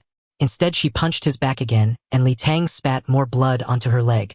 Jiang Yingying's black stockings were now stained with vivid red blood, and a pool of it spread beneath her feet. At the sidelines, Zhou Shumi's hands were clenched into tight fists, while Tang covered her face, unable to watch. Give up now. 2 more punches and your organs will be shattered. Li Tang's consciousness was fading, but he clung to Jiang Yingying's thigh like a lifeline, heedless of her warning. Then don't blame me for being ruthless. Jiang Yingying clasped her hands together and raised them above her head, then slammed them down with full force. In that instant, Shigo suddenly appeared behind her. Shigo strained to open its mouth wide, revealing a compressed, spinning mass of wind energy. A spiral sphere. Shigo had actually conjured a spiral sphere with its mouth. Jiang Yingying sensed Shigo, but with Li Tang holding her fast, she couldn't move. The spiral sphere was pressed directly against her buttocks by Zygus' mouth, and Shigo prepared to bite down as well. Unexpectedly, the wind energy within the spiral sphere, as described by Li Tang, was so compressed that it exploded on Jiang Yingying's buttocks, blasting Shigo away. The force of the explosion propelled Jiang Yingying forward, sending her crashing onto Li Tang. The punch meant for his back struck the ground instead. Jiang Yingying scrambled to her feet, feeling a chill behind her. Reaching back, she found that the fabric over her dress rear had been completely destroyed. She was now bare-bottomed. Jiang Yingying's face flushed crimson as she quickly covered her rear, with both hands turning sideways to avoid the gazes of Li Tang and the 3 onlookers. The continuous slicing and explosion of the spiral sphere's wind attribute had successfully breached the protective barrier of Jiang Yingying's source energy. Though it didn't harm her body, it shredded the cloth over her buttocks. 50 seconds had elapsed. 10 seconds left. Click, click, click. Li Tang, lying on the ground, stared at Jiang Yingying. In his right hand, a phone had materialized, and he snapped a flurry of photos of her. After finishing, he tucked his hand back into his robe, returning the phone to his storage jade pendant. Seeing Li Tang take photos, Jiang Yingying's face turned from red to green. You're asking for death. A peacock-tail illusion manifested behind Jiang Yingying, shielding her exposed area, as she stepped forward and stomped toward Li Tang's head. Li Tang and Shigo had no strength left to resist. Stop! Though my heart knows what is good, I would not regret even in the face of 9 deaths. Stop! Jiang Yingying, you have lost. Cui Honghua had appeared by Li Tang's side without him noticing, gently extending his foot to block the stomp Jiang Yingying was about to make. Teacher Cui, how have I lost? The time is not up. You used the power of a spirit beast. I was just trying to block what was behind me. Rules are rules. Jiang Yingying gritted her teeth, took a step back, and covered her backside. Sai Cui Honghua sighed, extending his left hand adorned with a ring, a cloak, suddenly appearing in his hand, which he handed to Jiang Yingying. Jiang Yingying hurriedly put it on. Cui Honghua glanced down at Li Tang and the distant spirit dog. Li Tang lay on the ground, unable to move, with blood bubbling at the corner of his mouth, clearly suffering from severe internal injuries. Yet even so, Li Tang was still staring intently at Cui Honghua and Jiang Yingying. On the other side, the spirit dog lay on the ground, its mouth covered in blood. Cui Honghua had 2 boxes in his hands. He opened one, took out a pill, and stuffed it into Li Tang's mouth, handing the other box to Jiang Yingying. Go feed that spirit beast. I would rather die than do it. Jiang Yingying hated the spirit dog deeply and gritted her teeth in refusal. Oh! Cui Honghua raised an eyebrow. Then give me back the cloak. Hearing this, Jiang Yingying's face darkened instantly. She quickly took the box, pulled out the pill, walked over to the spirit dog, and threw the pill into its mouth. The quality of the pill was extremely high, or it melted instantly upon entry, and the restorative energy quickly circulated throughout Li Tang's body, rapidly healing his injuries. After a brief recovery, Li Tang struggled to get up his thoughts, directing him to retract the spirit dog into the beast's space. Li Tang glanced at Jiang Yingying and cupped his fists in a gesture of respect towards Cui Honghua. Thank you, Teacher Cui, for the medicine. Cui Honghua nodded his gaze towards Li Tang, carrying a hint of appreciation. Li Tang, welcome to the genius class of the Capital Beastmaster University. Report in July.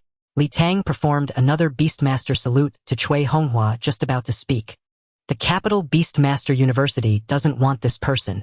No one can keep him. I said it.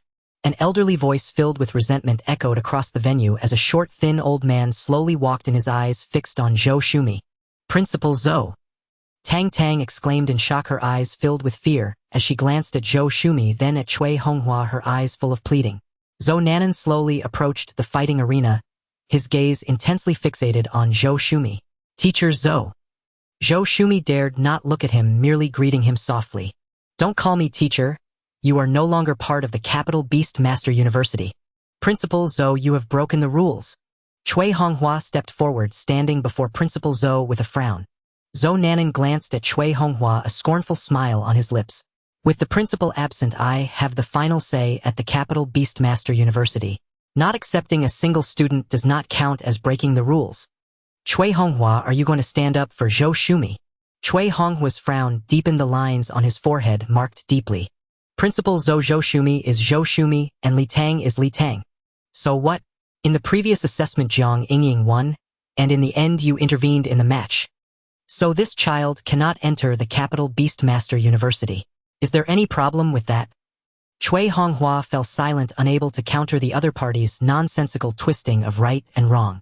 Zhou Shumi took a step forward, gritting her teeth, with red eyes, bowing with cupped fists in respect towards Zhou Nanan. Principal Zhou, this child Li Tang has nothing to do with me. He is just an ordinary student from a regular high school. I hope you can give him a chance. That's fine, as long as he can last 5 seconds in my hands, I will let him in. This? Principal Zhou, the things from back then were all my fault. Please do not hold it against others. Your fault. Does it matter whether you were wrong or not? As long as my granddaughter comes back to life, I would bow to you 3 times and knock my head 9 times if necessary. Zhou Nanan's eyes turned red as he roared at Zhou Shumi. Zhou Shumi fell silent, and no one in the venue spoke. Li Tang thought Teacher Zhou's past had offended the 9th level Principal Zhou, so he definitely cannot stay at the Capital Beastmaster University. However, the only person I know here is Teacher Zhou. I might as well say a few words for her and then leave. Principal Zhou, Teacher Cui, can I say a few words? Li Tang stepped forward, saluting to Principal Zhou and Cui Honghua. Zhou Xinan glanced at Li Tang without saying a word. I feel that the Capital Beastmaster University is unworthy of me, so I have decided to give it up. Li Tang, what nonsense are you talking about? Zhou Shumi hurriedly stepped forward to grab Li Tang. Although Director Fan from the Demon Beastmaster University also decided to take you, the Capital Beastmaster University is the first among Beastmaster universities, not only the first of its kind in the history of Huagua, but also the strongest. It cannot be compared to the Demon City Beastmaster University. Hurry up and apologize to Principal Zhou and Teacher Cui. Teacher Zhou, why should they treat you this way? Li Tang's words made Zhou Shumi's eyes widen in shock, tears welling in her eyes. Li Tang was speaking up for her. My matter is very complicated. It is my own mistake and has nothing to do with you. You do not need to worry about me. Li Tang smiled at Zhou Shumi, then bowed to Cui Honghua. Teacher Cui, please forgive my rudeness. I would like to ask, does Teacher Zhou represent the school representing Huagua in fighting against the enemy? Yes. Cui Honghua nodded. Teacher Zhou, did she suffer serious injuries and nearly die? Yes. Teacher Zhou, did she abandon her comrades disregarding their lives? No. Was that incident caused by Teacher Zhou acting in her own interests, dragging her comrades down with her? No. Then I speculate it was due to changing battle conditions that Teacher Zhou stepped up to face the challenges which caused many to die. Almost. The military classified it as an accident, but the capital Beastmaster University classified it as her making a poor decision. More or less. Then what is the significance of pursuing her responsibility now? Cui Honghua furrowed his brow and remained silent. Zhou Nanan angrily shouted from the side. Her task was to protect the students, not to send them to their deaths. Li Tang saluted Zhou Nanan and calmly said, "My father is just an ordinary person. The day I awakened, he advised me that as a Beastmaster it is my duty to protect my home and country, and not to be a coward. Once on the battlefield, life and death are fated. If other Beastmasters can die, why can't the students of the capital Beastmaster University die? We all have one life, who is more precious than whom?" Zhou Nanan fell silent for a moment, then said in a low voice, "I'm 89 this year, having fought for Huagua all my life. My spouse and 3 children sacrificed themselves for the country 20 years ago, leaving only my granddaughter and me to rely on each other.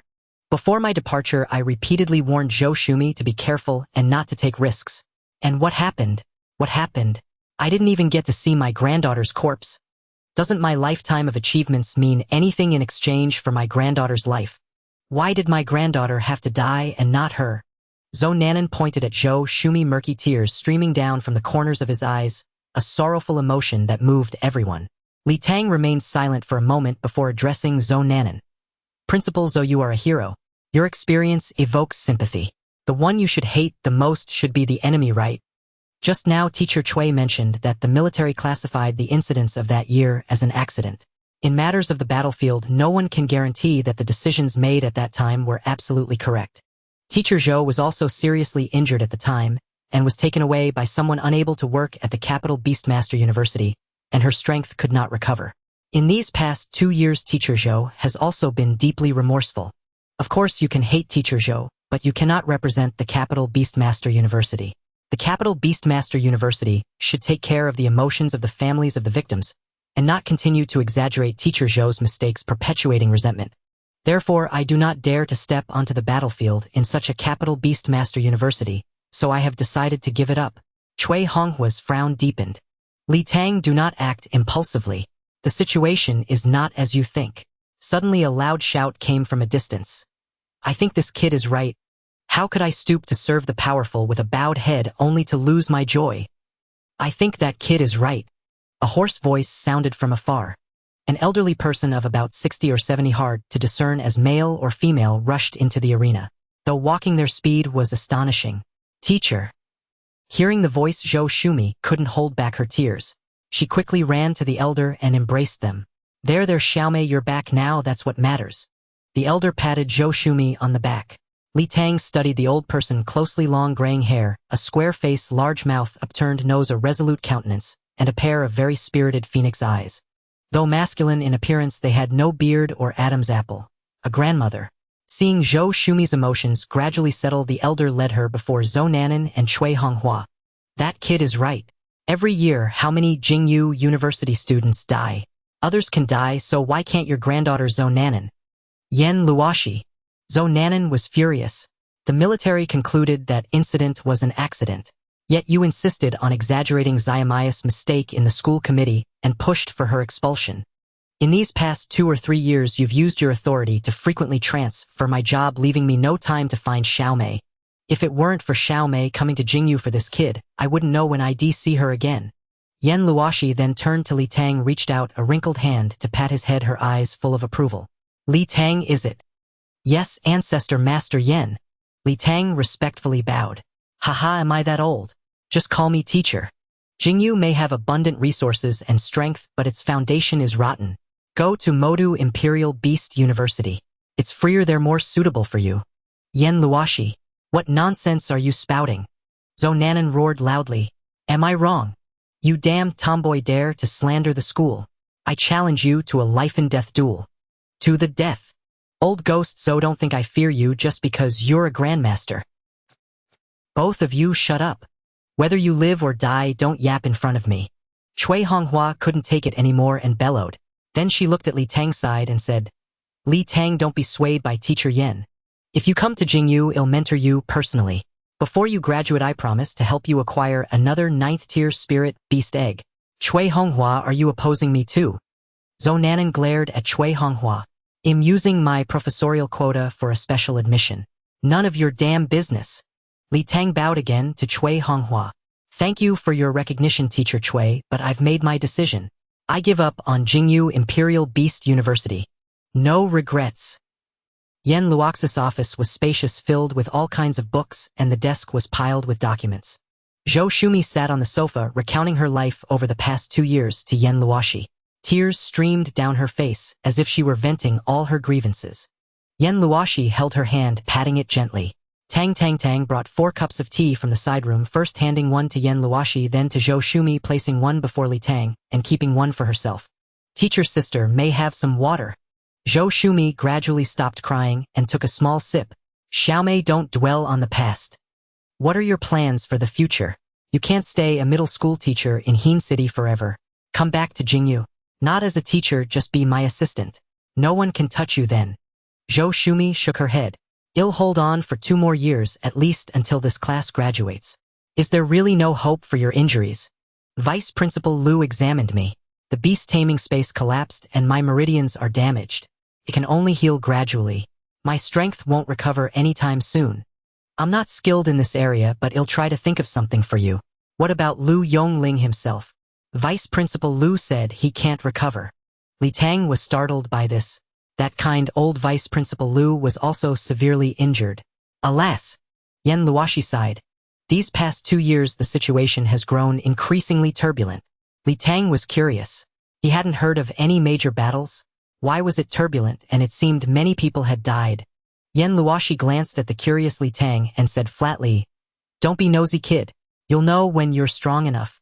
For now, just cultivate well. Zhou Shumi looked at Li Tang with reproach. Director Cui already agreed to take you as her student. Why did you insist on giving it up?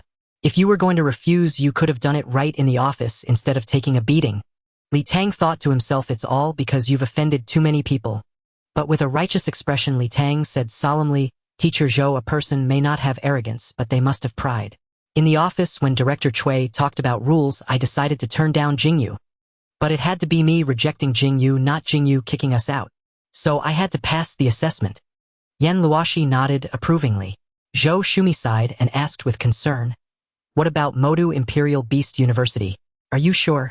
You said Director Fan would give you special admission. Seeing Li Tang's uncertain expression, Zhou Shumi's face darkened. You dared to fool me last time. Then why did you refuse Teacher Cui so decisively just now? The atmosphere demanded it. If I hesitated, how embarrassing would that be? Li Tang gave Zhou Shumi a flattering smile. Besides, what does the school's strong resources have to do with me? I only know I dare not entrust my back to unreliable people. Zhou Shumi fell silent. Yen Luoxi nodded again, looking at Li Tang with admiration. Li Tang, you see things more clearly than Xiaomei.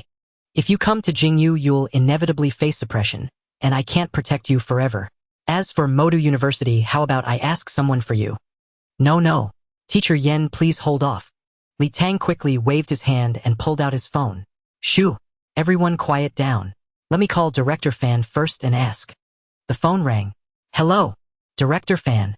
I'm Li Tang from the Modu Forest. Do you remember me? Haha, it's you, kid.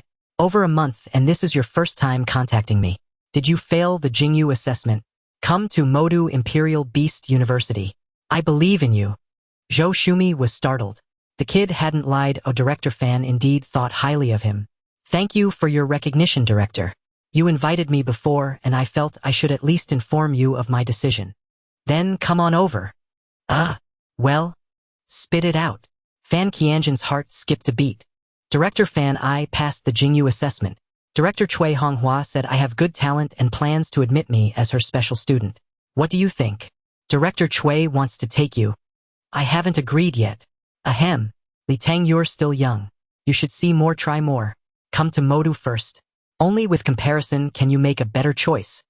That's what I thought too. Grandpa Huang strongly recommended Modu Imperial Beast University, and I hold you in high regard. But what? My high school teacher Zhou Shumi is a student of Yen Luoshi. Teacher Yen told me not to go to Modu. Yen Luo Wang. Fan Qianjin exclaimed. Ahem. Teacher Yen means you're excellent and fears Modu might snatch you away. But Li Tang, you're just coming for a look, you haven't decided yet. Don't worry. Teacher Yen is right here. She wants to speak with you. Tang's jaw nearly dropped. Was this just asking? This was the art of conversation. The love of beauty is inherent in human nature.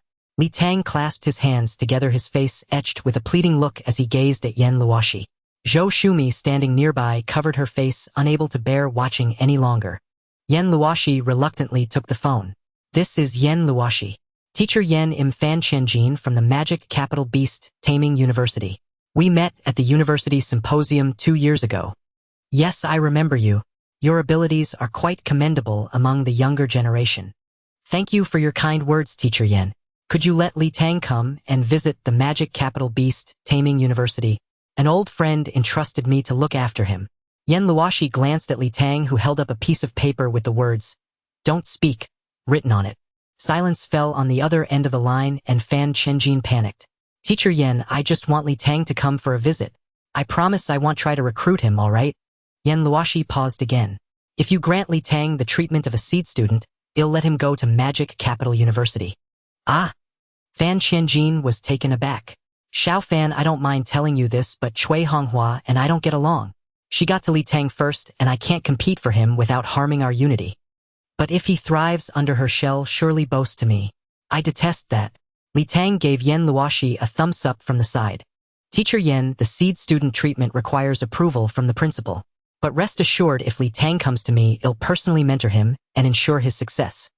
If you mentor him personally, I'm even more uneasy. I'll call Brother Xiang in a few days. Li Tang will set out for Magic Capital tomorrow. Don't disappoint me. Yen Luoshi hung up and handed the phone back to Li Tang. Teacher Yen, your acting talent is absolutely top-notch. Especially that line, if you mentor him personally, I'm even more uneasy. It was so vivid. I bet Director Fan is completely bewildered right now.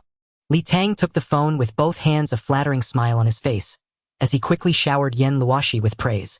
Yen Luoshi laughed heartily. I've been called a stone-faced man my whole life, and now in my old age am being praised for my acting talent. But I truly don't trust him. I'll call Brother Xiang in a couple of days. Yen Luoshi, amused by Li Tang, gently tapped his forehead. You little rascal, you've got Fan Qianjin wrapped around your finger. Teacher Yen, that's not fair. Did I lie about anything? Didn't Teacher Chui want to take me in? Didn't I refuse? Weren't you reluctant to let me go to Magic Capital University? You can't wrong your disciple's disciple like this. Li Tang put on a look of grievance, making everyone present laugh. Haha, Li Tang, you really didn't lie. Tang couldn't help but chime in. See, Teacher Tang understands me. Li Tang nodded. You just didn't tell the whole truth. Li Tang, how did you meet Fan Qianjin? Yen Luoxi's curiosity about Li Tang grew. He leaned back on the sofa, his gaze fixed on Li Tang. Well, Teacher Yen, when I was in Magic Capital, I needed my insight talent, and then, I shouted the truth is only one. Everyone on the bus praised me one after another. Li Tang vividly recounted the episode from his previous trip to Magic Capital. Tang listened captivated, gasping in sync with Li Tang's narrative. Zhou Shumi, hearing it for the first time, was also amazed by how much Li Tang had experienced in Magic Capital. This little rascal never said a word about it before. Not a single truthful word out of his mouth. I haven't hit him enough. Zhou Shumi thought to herself. Li Tang, how many pieces of information can your insight see? Yen Luoshi, being a grandmaster, quickly spotted the inconsistency. 6. The 6th piece is random. So far I've been able to see information on beast tamers up to the 7th rank. Li Tang knew he couldn't hide it, so he confessed directly. Oh, your talent is exceptional and has many uses. Teacher Li Tang's insight talent can see information on spirit beast eggs. That 9th rank canine beast of his came from an egg he bought and hatched himself. Zhou Shumi interjected. A 9th rank spirit beast egg. Yen Luoshi was astonished. 9th rank spirit beast eggs were only in the double digits at the capital beast taming university. How could one appear outside? No, it was a 7th rank egg. Then Li Tang's beast ate something in the forest and evolved directly from 1st rank to 9th rank. Zhou Shumi explained further. Li Tang's expression remained unchanged as he nodded along, but inwardly his heart skipped several beats. Yen Luoshi listened, then gave Li Tang a long, profound look. He didn't ask any questions, only let out a sigh. That beast of Li Tang's is truly formidable, teacher. You didn't see it. It formed a ball of wind energy in its mouth and shattered Jiang Yingying's source power barrier. Tang picked up the thread, recounting the earlier battle. Relieved that the topic of his dog's evolution had been dropped, Li Tang let out a quiet sigh. The trio bid farewell to Yen Luoshi and left the office. It was already past 4 in the afternoon. Yen Luoshi had rushed back upon hearing the news and still had matters to attend to, so he couldn't keep them longer. Li Tang held 2 books, both gifts from Yen Luoshi. One was titled Research on Special Evolution Methods of Spirit Beasts, a gift laden with meaning. The other was Basic Footwork of Flowing Fire and Chasing Light, a movement technique battle art created by Yen Luoshi himself. The basic version he gave Li Tang was meant to enhance his movement and dodging speed, with the promise of teaching him the full battle art later. Comforted by Yen Luoshi, Zhou Shumi also resolved her inner conflict, vowing to work hard to restore her strength and to visit her teacher often. As for Tang, she was simply there to see them off. The 3 hadn't walked far down the path when they spotted Jiang Yingying, now dressed in a white dress, leaning against a tree not far away. She kept glancing toward the office, clearly having waited for some time. Jiang Yingying spotted them as well and quickly strode over. Just as she opened her mouth to speak, Tang stepped forward, arms outstretched, blocking her path to Zhou Shumi and Li Tang. What do you want? I just want to talk to him. Jiang Yingying gritted her teeth and pointed at Li Tang. Me? Li Tang pointed at himself, a look of genuine surprise on his face. Jiang Yingying's teeth were nearly ground to dust as she snarled. Just agree to delete all the photos. Name your price. Ha! What photos? Li Tang was genuinely bewildered. You're so young, yet your mind is so vicious. Do you really have to spread those photos and ruin my reputation? Zhou Shumi and Tang immediately recalled how at the end of the match Li Tang had pulled out his phone and snapped a series of photos of the tear in the back of Jiang Yingying's skirt. Li Tang, delete the photos. Zhou Shumi frowned. Without a word of explanation, Li Tang pulled out his phone and tossed it to Jiang Yingying. Jiang Yingying caught the phone. The lock screen was a selfie of Li Tang. She unlocked the screen and opened the gallery. Her face immediately darkened. Li Tang, you're ruthless. You'll concede this time, but don't you ever give me a chance.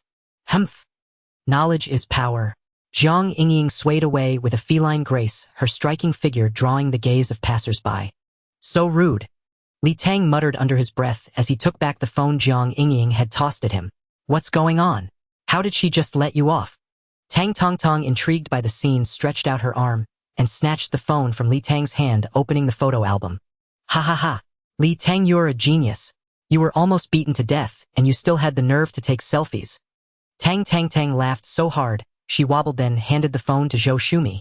Zhou Shumi took the phone and saw that Li Tang's album was filled with selfies. The latest 3 photos showed him lying on the ground, flashing a cool smile at the camera, blood trickling from the corner of his mouth. Humph, she's so fat. I was just checking if my face got squashed by her. Besides, what's wrong with being narcissistic? What's wrong with it? Is it a crime? Li Tang raised his chin and argued stubbornly. Hearing, she's so fat, Jiang Yingying stumbled, shot him a fierce glare and quickened her pace. Ah ha ha ha. Tang laughed so hard, she nearly collapsed to the ground. Zhou Shumi couldn't help but smile, though she thought to herself, I really can't figure this kid out anymore. She knew that if Li Tang hadn't used his phone to photograph Jiang Yingying in that moment, causing her to instinctively block her rear with her spirit beast's power out of shame, a foul move, Li Tang would have lost. Yet Li Tang hadn't photographed Jiang Yingying at all. He had chosen to take selfies, instead leaving no room for anyone to fault him. Had he calculated everything? Meanwhile, Li Tang was inwardly lamenting. What a pity. Jiang Yingying was actually willing to buy the photos. At the time, he had thought Jiang Yingying, being vain, would never allow unflattering photos of her to surface. So he pulled out his phone, planning to snap a few shots to buy some time in the match. But when he took out his phone, the front camera was already active by default, and there was no time to switch to the rear camera. He just had to snap away. Why was the front camera the default? Because Li Tang had taken 2 selfies this morning before leaving. Li Tang, I'll go with you to the Magic Capital Beast Academy tomorrow. Go ahead and buy the tickets. After a quick lunch with Old Yen, Li Tang gathered with the other 2 in the evening. Zhou Shumi outlined the plan for the next day. Teacher Zhou, maybe I should go alone. Li Tang suggested cautiously. Zhou Shumi frowned, about to scold him, but Li Tang quickly explained. Teacher Zhou, look, I'm familiar with the Magic Capital. Teacher Yen and Director Fan have already arranged everything. There's no real risk. Besides, if you come, you'll have to explain why you, a student of Old Yen, are teaching at a high school. It'll just be a hassle. Most importantly, if you're away for 2 days, Yang Fan and Qin Rue will surely miss you. What do you think? Eft. Before Zhou Shumi could respond, Tang burst into laughter. Zhou Shumi glared at her and Tang quickly waved her hands. Mei Jie, I'm not laughing at you. It's just that Li Tang's words are too funny. Your students all miss you, ha ha ha. Mei Jie, I'm sorry. Seeing Zhou Shumi about to erupt, Tang immediately sobered up. But Li Tang does have a point. He's so slick, going alone might actually work better. You can stay here with me for a few days. Zhou Shumi thought it over and realized she wouldn't be much help anyway, so she sighed in resignation. Li Tang, if you go alone, be careful. Call me if anything comes up. Okay. I'll head back tomorrow too. Tong, I'll visit you again next time. Alright? Still unable to get a plane ticket, Li Tang began to wonder if flights were even open to the public. Li Tang booked train tickets instead. Following Zhou Shumi's instructions, he didn't buy a direct ticket for her, so they could share the same train. Li Tang would get off first in the Magic Capital, while she continued for another 7 hours to Huiyan. After dinner, Li Tang wanted to sneak off to the Spirit Beast home headquarters for some supplies, but Zhou Shumi didn't give him the chance, so he had to return to the hotel. I told you the spiral sphere could be formed. Do you believe me now? Woof, woof. The slender dog insisted it was all it's doing. It had succeeded on the first try. Eft. The one who came up with the idea is the real genius, isn't it? Li Tang took out the special dog bowl, filled it to the brim with kibble, and patted the slender dog's head. Slender dog, I have to say, even though you're a bit behind me, you're still quite the genius. Thanks for today. Woof. The slender dog lifted its head, proudly nuzzled Li Tang, and then began nibbling its food in small bites. It wasn't that the slender dog had become refined. It was still badly injured from the day's battle. Fortunately, the elixir given by Cui Honghua was remarkably effective, healing most of its wounds. However, its mouth and lower back hadn't fully recovered. Eating in large bites would cause it pain. Li Tang was in a similar state. His back still ached when he exerted himself. Slender dog, I think the spiral sphere can still be improved. Next time, try to see if you can throw it. Woof, woof, woof. I get what you mean. Pressing it onto someone with your mouth is unexpected and deadly, but since it's formed in your mouth, don't end up hurting yourself more than the enemy. Woof, woof. You're saying you tried to bite her rear in the same move, which is why you got so badly hurt. Of course, that spiral sphere must have burst in your mouth. I was wondering why you were so injured. Whine. Alright then, prepare for both. Practice the close combat and ranged versions of the spiral sphere. You never know when you might need them. The slender dog nodded. Leisure time is always so short. Now back to the most joyful part, training. Slender dog, if you don't advance another rank within 3 days, it'll cut off your kibble for 3 days. Woof, woof, woof, woof. Arriving in the Magic Capital at just past 5 in the afternoon, Li Tang was utterly exhausted after the 8th-hour train ride. However, the train journey brought 2 major gains. One was the basic flowing fire chase step technique, given by Yen Luoshi.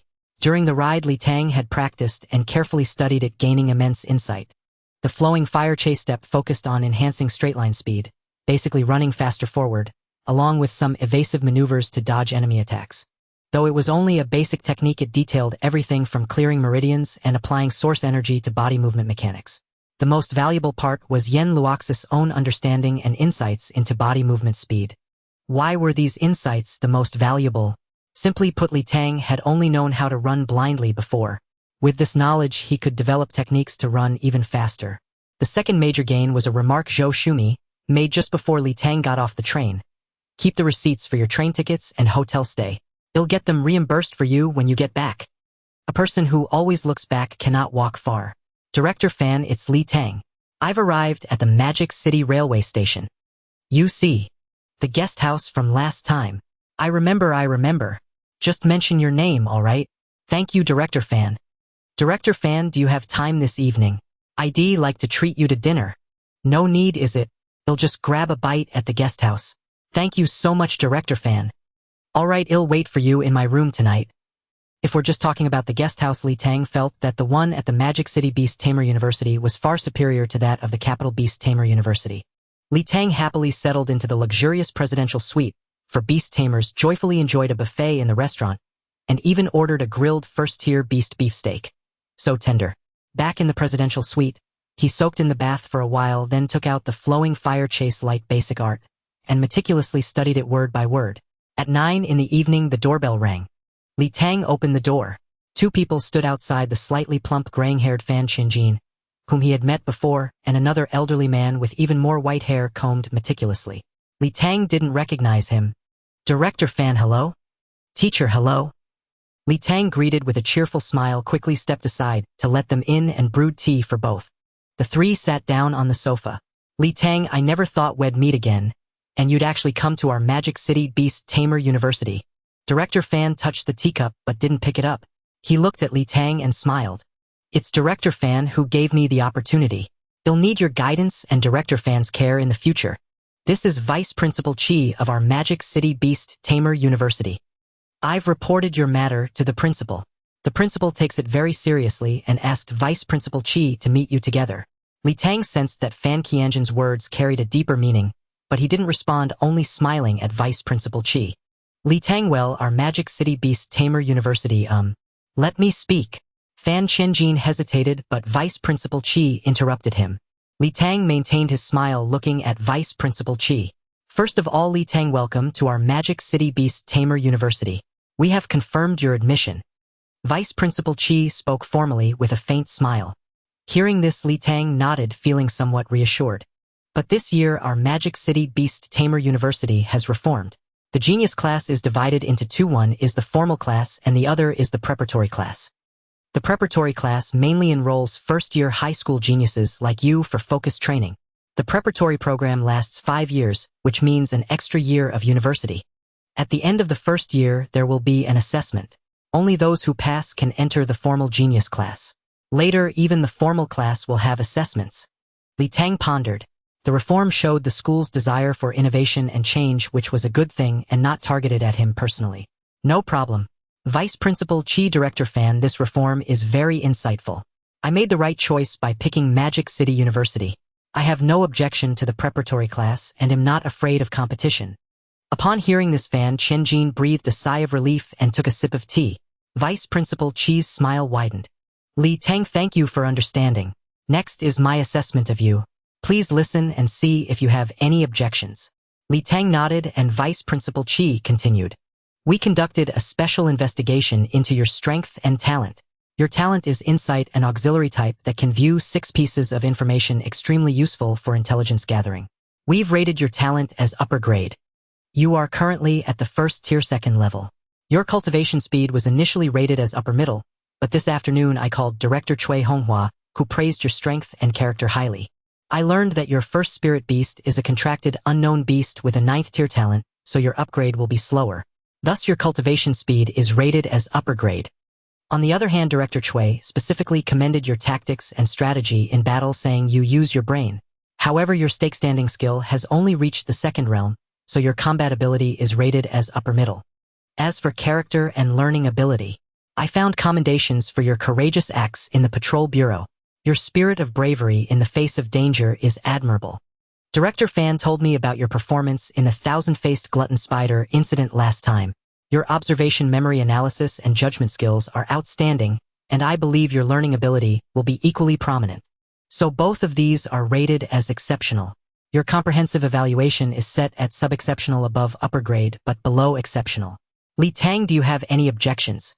Vice Principal Chi's background check was thorough. Tang didn't feel offended. Instead, he felt the school valued him greatly. Thank you for your recognition, Vice Principal Chi. May I ask what this evaluation is for?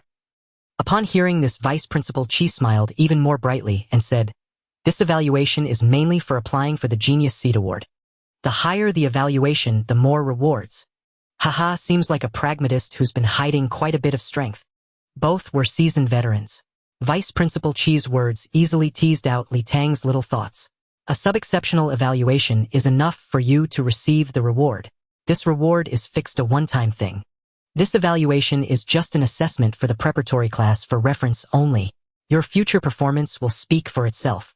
With the formal topics concluded, Li Tang felt a weight lifted off his shoulders and relaxed. The special recruitment of Li Tang was spearheaded by Fan Qianjin alone. Knowing that Li Tang had been confirmed for the genius preparatory class, he also breathed a sigh of relief. Li Tang, tomorrow I'll assign a teacher to show you around Magic City Beast Tamer University. Just go along with it. Fan Qianjin arranged Li Tang's subsequent activities. Thank you, Director Fan. No problem. Both teachers, I come from a small city and am rather ignorant. I have a question I'd like to ask. Nationally Beast Tamer universities are divided into 2 superpowers and several strong ones. I'd like to know the differences between them. Ahem. Ahem. Fan Qianjin glanced awkwardly at Vice Principal Qi. Vice Principal Qi remained composed and smiled. You want to ask how Magic City University falls short of Capital University, right? There's no need to be shy. The difference is in heritage. Capital University is the first Beast Tamer University in the country, established over 200 years ago. Our Magic City University has only 98 years of history. Capital University currently has 4 Grandmasters, while we only have the principal and the former principal as Grandmasters. Other universities basically have none. In terms of faculty, the gap among young teachers isn't large, but we have fewer high-level 7th and 8th tier experts from the older generation. There's also a significant gap in research on beast tamers and spirit beasts, as well as in overall resource reserves. Facing the problem is the first step to solving it. Vice Principal Qi, since I've arrived, I've seen Magic City University's drive for progress and constant reform. I believe our Magic City University will surpass Capital University in the future. Li Tang could see that Vice Principal Qi had deep feelings for the school. Indeed, after Li Tang finished speaking, Vice Principal Qi nodded with satisfaction. Well said. Ambitious. But our Magic City University also has its strengths. Fan Qianjin interjected at this point. What strengths? Li Tang asked curiously. Fan Qianjin raised a finger and said mysteriously, we have money. Ha! Doesn't Capital University have money? Humph, in terms of funds alone, 2 Capital Universities combined aren't as wealthy as we are. Success is born of secrecy, while failure springs from loose lips. Cough, cough. Vice Principal Qi flushed with embarrassment at Fan Qianjin's words. Director Fan, Li Tang sees things clearly. Stop trying to fool him. Our school, backed by Magic City, indeed has ample funds and abundant common resources.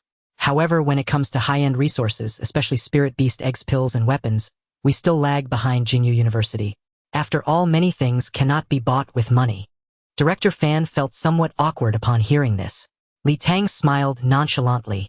Rest assured, teachers. I understand that there is no such thing as a free lunch. Resources must be earned through one's own efforts. Vice Principal Qi nodded approvingly at Li Tang. You have an excellent mindset. By the way, Li Tang, I specialize in spirit beast research. May I take a look at your beast? It is a new breed after all. Of course. Li Tang waved his hand, summoning the thin hound from the spirit beast space. The creature, suddenly in an unfamiliar environment, looked around and sensing the powerful auras before it pressed closer to Li Tang. Fan Qianjin and Vice Principal Qi were astonished at the sight of the thin hound scrutinizing it from head to tail.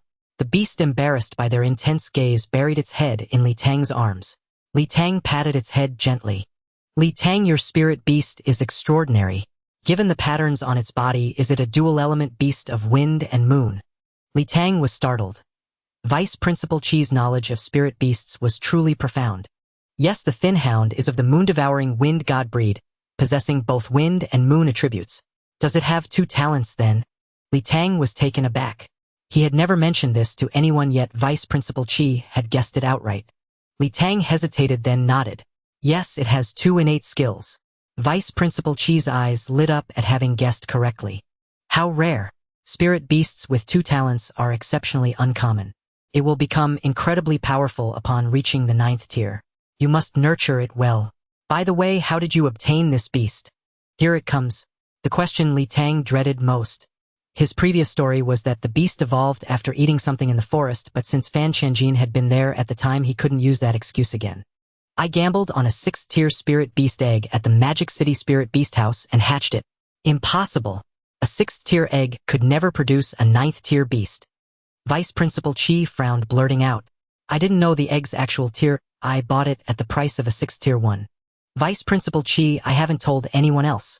Since you're well-versed in spirit beasts, I'd like to seek your advice. Li Tang put on his best student demeanor, ready to learn. Vice Principal Chi nodded. I told others that the Thin Hound hatched as a 7th-tier beast, but actually it emerged as an 8th tier. The strangest part is that shortly after I contracted it into my spirit beast space, it began to evolve. The evolution lasted about a week, and afterward it became the Thin Hound you see now. Vice Principal Chi's brow furrowed deeper as he pondered. That defies logic. Why would it evolve right after birth? Exactly, Vice Principal Chi. I find it puzzling too. During my visit to Jingyu University, I saw a book at Professor Yen Luox's place. I even asked him to give it to me for study. Having successfully shifted the topic, Li Tang quickly pulled the book titled Research on Special Evolution Methods of Spirit Beasts from his backpack. Vice Principal Chi's eyes gleamed at the sight of the title. Li Tang noticed the man rubbing his hands together, his gaze fixed on the book. Vice Principal Chi, I'm only a freshman with limited knowledge. Could you study this book first, and when I improve you can teach me? Good. Lend me the book for a few months. I'll return it after the semester starts. Regardless of who your future mentor is, from now on you are a student of mine. Chi Xiaozhang. Chi Xiaozhang. Principal Chi. I was wondering why Director Fan kept calling him Vice Principal instead of Principal. Was he that socially inept? So his real name is literally Principal. Thank you so much, Master. Li Tang immediately seized the opportunity to address him as such. Another ally at Magic City University. Just then Fan Xinjin, who had been silent, spotted a crucial point. Li Tang, you said your spirit beast came from a gamble. Does your insight ability work on spirit beast eggs? Chi Xiaozhang also caught on his gaze, intense and hopeful. Seeing no way out, Li Tang reluctantly nodded. I can see some information, but the accuracy isn't too high. Fan Qianjin and Chi Xiaozhang exchanged glances, their joy unmistakable. Ha ha ha, we've struck gold. Fan Qianjin laughed heartily, patting Li Tang on the shoulder. Jingyu University actually let you come to Magic City? Are they blind? Li Tang, you didn't tell them about this talent. Li Tang sighed helplessly. Ah, this damned talent. Impossible to hide. Professor Yen Luoxi knows. And he still let you go. Haha. You'll definitely be the most popular student at Magic City University, bar none. Thin Hound, don't let today's praise go to your head. Woof woof. Then why are you still holding your head high? A great man once said modesty brings progress, while pride leads to downfall. Do you want to progress or regress? Woof. The Thin Hound lowered its proud head. Good boy. One must endure hardship to rise above other dogs. Do you understand? Woof. I finished my training for today, but you haven't started yours. It's past 11. Go train all night. Though I'm not human, you're truly a beast. Li Tang felt helpless too. Fan Qianjin and Chi Xiaozhang had chatted until 11 before reluctantly leaving. All three were satisfied with the meeting. Li Tang secured a spot in the genius class, while Fan Qianjin and Chi Xiaozhang gained an excellent student. The only casualty was one dog. That night, the Thin Hound stood by the window holding a high-grade source stone, silently weeping. Having slept early the previous night, Li Tang felt fantastic. He headed straight to the guesthouse gym, found an open space, and began practicing the technique given by Yen Luoxi. The basic technique was the foundation of combat arts, but even a single power release method was extremely challenging. It required integrating chi and source power into an explosive burst of sinew, bone, and physical strength. Li Tang hadn't even reached the 3rd level of stance training. After half a day of attempts, he still couldn't grasp it. However, by applying just the movement techniques, his straight-line speed improved by 15%. Li Tang grew even more appreciative of this combat art. Ding dong. The doorbell rang. It must be the teacher Fan Qianjin had arranged. Li Tang opened the door and was startled. 5 young beautiful girls stood outside chattering and laughing, their vibrant presence filling the doorway. There is no kindness without reason nor malice without cause. Hello, are you Li Tang? I'm Chang Yu. Director Fan asked me to show you around the school today. Hello, Teacher Chang, I'm Li Tang. Li Tang greeted her. Chang Yue, in her mid-20s, had short hair tied back, a delicate face, and wore glasses exuding an intellectual aura. Behind her, 4 other girls with pretty faces and seemingly slightly older than Li Tang were likely current students. Noticing Li Tang's gaze drifting, Changyu smiled and explained apologetically. These four are students from my class 1 year your senior. When they heard there was a junior, they insisted on coming along. No problem at all. A tour is always more fun with more people. Li Tang agreed with a grin, inwardly suspecting that Fan Chenjin had deliberately arranged this. A honey trap. After his words, the four beauties began chattering and introducing themselves. You're so handsome, junior. Im Chi Mingming, just call me Meng Meng. Im Li Wei, we share the same surname. Im Wei Sinian. Im Feijian, nice to meet you. Hello, four senior sisters. I'll rely on Teacher Chang and all of you today.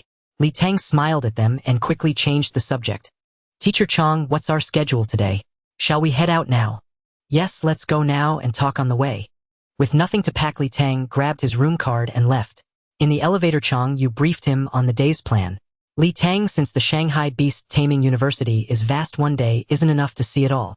I'll drive you around to see the scenery and buildings first. Then we'll visit the library, gym, and arena. Places where most students hang out. We'll eat at the cafeteria so you can check out the food too. The six of them left the guest house and got into a 7-seat SUV. Changyu drove, Li Tang sat in the passenger seat, and the four girls took the back. Shortly after leaving, a right turn revealed a magnificent, imposing school gate, still a few kilometers away yet awe-inspiring. The gate stretched over 300 meters long and stood 40 to 50 meters high, built mainly of marble. The central plaque, made of white jade, bore 9 golden characters, Shanghai's first beast taming university. Unadorned yet overwhelming, the gate's sheer scale dwarfed the surrounding buildings. From afar, it was already majestic. As the car approached, its oppressive presence grew. Standing beneath it, one felt like an ant, insignificant as dust. The gate loomed like a portal between heaven and earth, making the world within seem entirely separate from without. Entering the gate, a roundabout over 200 meters in diameter came into view, with a Third-Turtle school motto, stone at its center, inscribed: loyalty, courage, sincerity, perseverance, virtue, wisdom, diligence, prudence. 8 roads branched from the roundabout. Changyu took the far right lane, driving past lush trees and varied buildings arranged in harmonious disorder. The school has many departments, each with its own area. This is the alchemy department zone. Changyu's introductions were brief and to the point. Chi Mengming, however, eagerly introduced herself. We're all freshmen in the cultivation department. Junior, share your contact info and come hang out with us often. Junior Li Tang, have you thought about what major you want? Probably in the preparatory class. Not sure what major that is. Li Tang genuinely had no idea about university majors.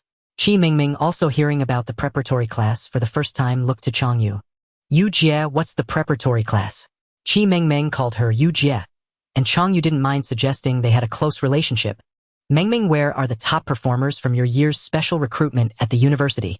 They're in the prodigy class. After answering, Chi Mengmeng realized, Junior, you're from the genius class. I thought you were just a regular exempted student, not a genius class recruit. Li Tang kept smiling, lowering his head. Chi Mengming, think about it. If Li Tang weren't special, would Director Fan have sent me to show him around? I just got lucky, Li Tang said modestly. As for the preparatory class, it's a new policy this year for students like Li Tang who enter university as high school freshmen, giving them a year to adjust. Some high school freshmen who came earlier had trouble adapting. Li Tang, you're only a freshman in high school. Fei Jian exclaimed. Then I'm 3 years older than you. No worries, Jian. A woman 3 years older brings gold bricks, as they say. Li Wei joked with a grin. Oh, I haven't agreed yet. Jian glanced at Li Tang, blushed, and playfully slapped Li Wei, sending the 4 girls into a fit of giggles. Li Tang was speechless, a line of sweat on his forehead. I'm still young, don't drive too fast. The car continued onward. After a turn, a vast lake appeared before Li Tang, stretching endlessly to a green mountain in the distance with clouds drifting around its peak. This is our school's Beigu Lake and Nanyuan Mountain, Changyu explained. Li Tang hadn't realized the mountain was also part of the campus. The university is so huge you might not explore it all in 4 years. Junior, that's just the beginning. There's a sea to the east and a city to the west. We call it North Lake, South Mountain, East Sea, West City. Li Wei chimed in, gesturing out the window. I heard the university came first and then the city of Shanghai grew around it. After driving along the lake road for over 20 minutes, Chang, you pulled into a complex of buildings. She parked in a spot near a 10-story building. Li Tang, I don't have access to other departments, but this is one of our cultivation department's research centers. Let me show you around. Sure, I'd love to learn. Li Tang smiled outwardly but felt a twinge of suspicion. Just as I thought. A combat department head sending a cultivation teacher to accompany me. There's definitely a reason. Li Tang followed Changyu and the others to the 7th floor and into an office where Changyu became more talkative. This research center has been around for over 30 years, focusing on the cultivation, evolution, and reproduction of spirit beasts. Our research on spirit beast evolution is internationally leading.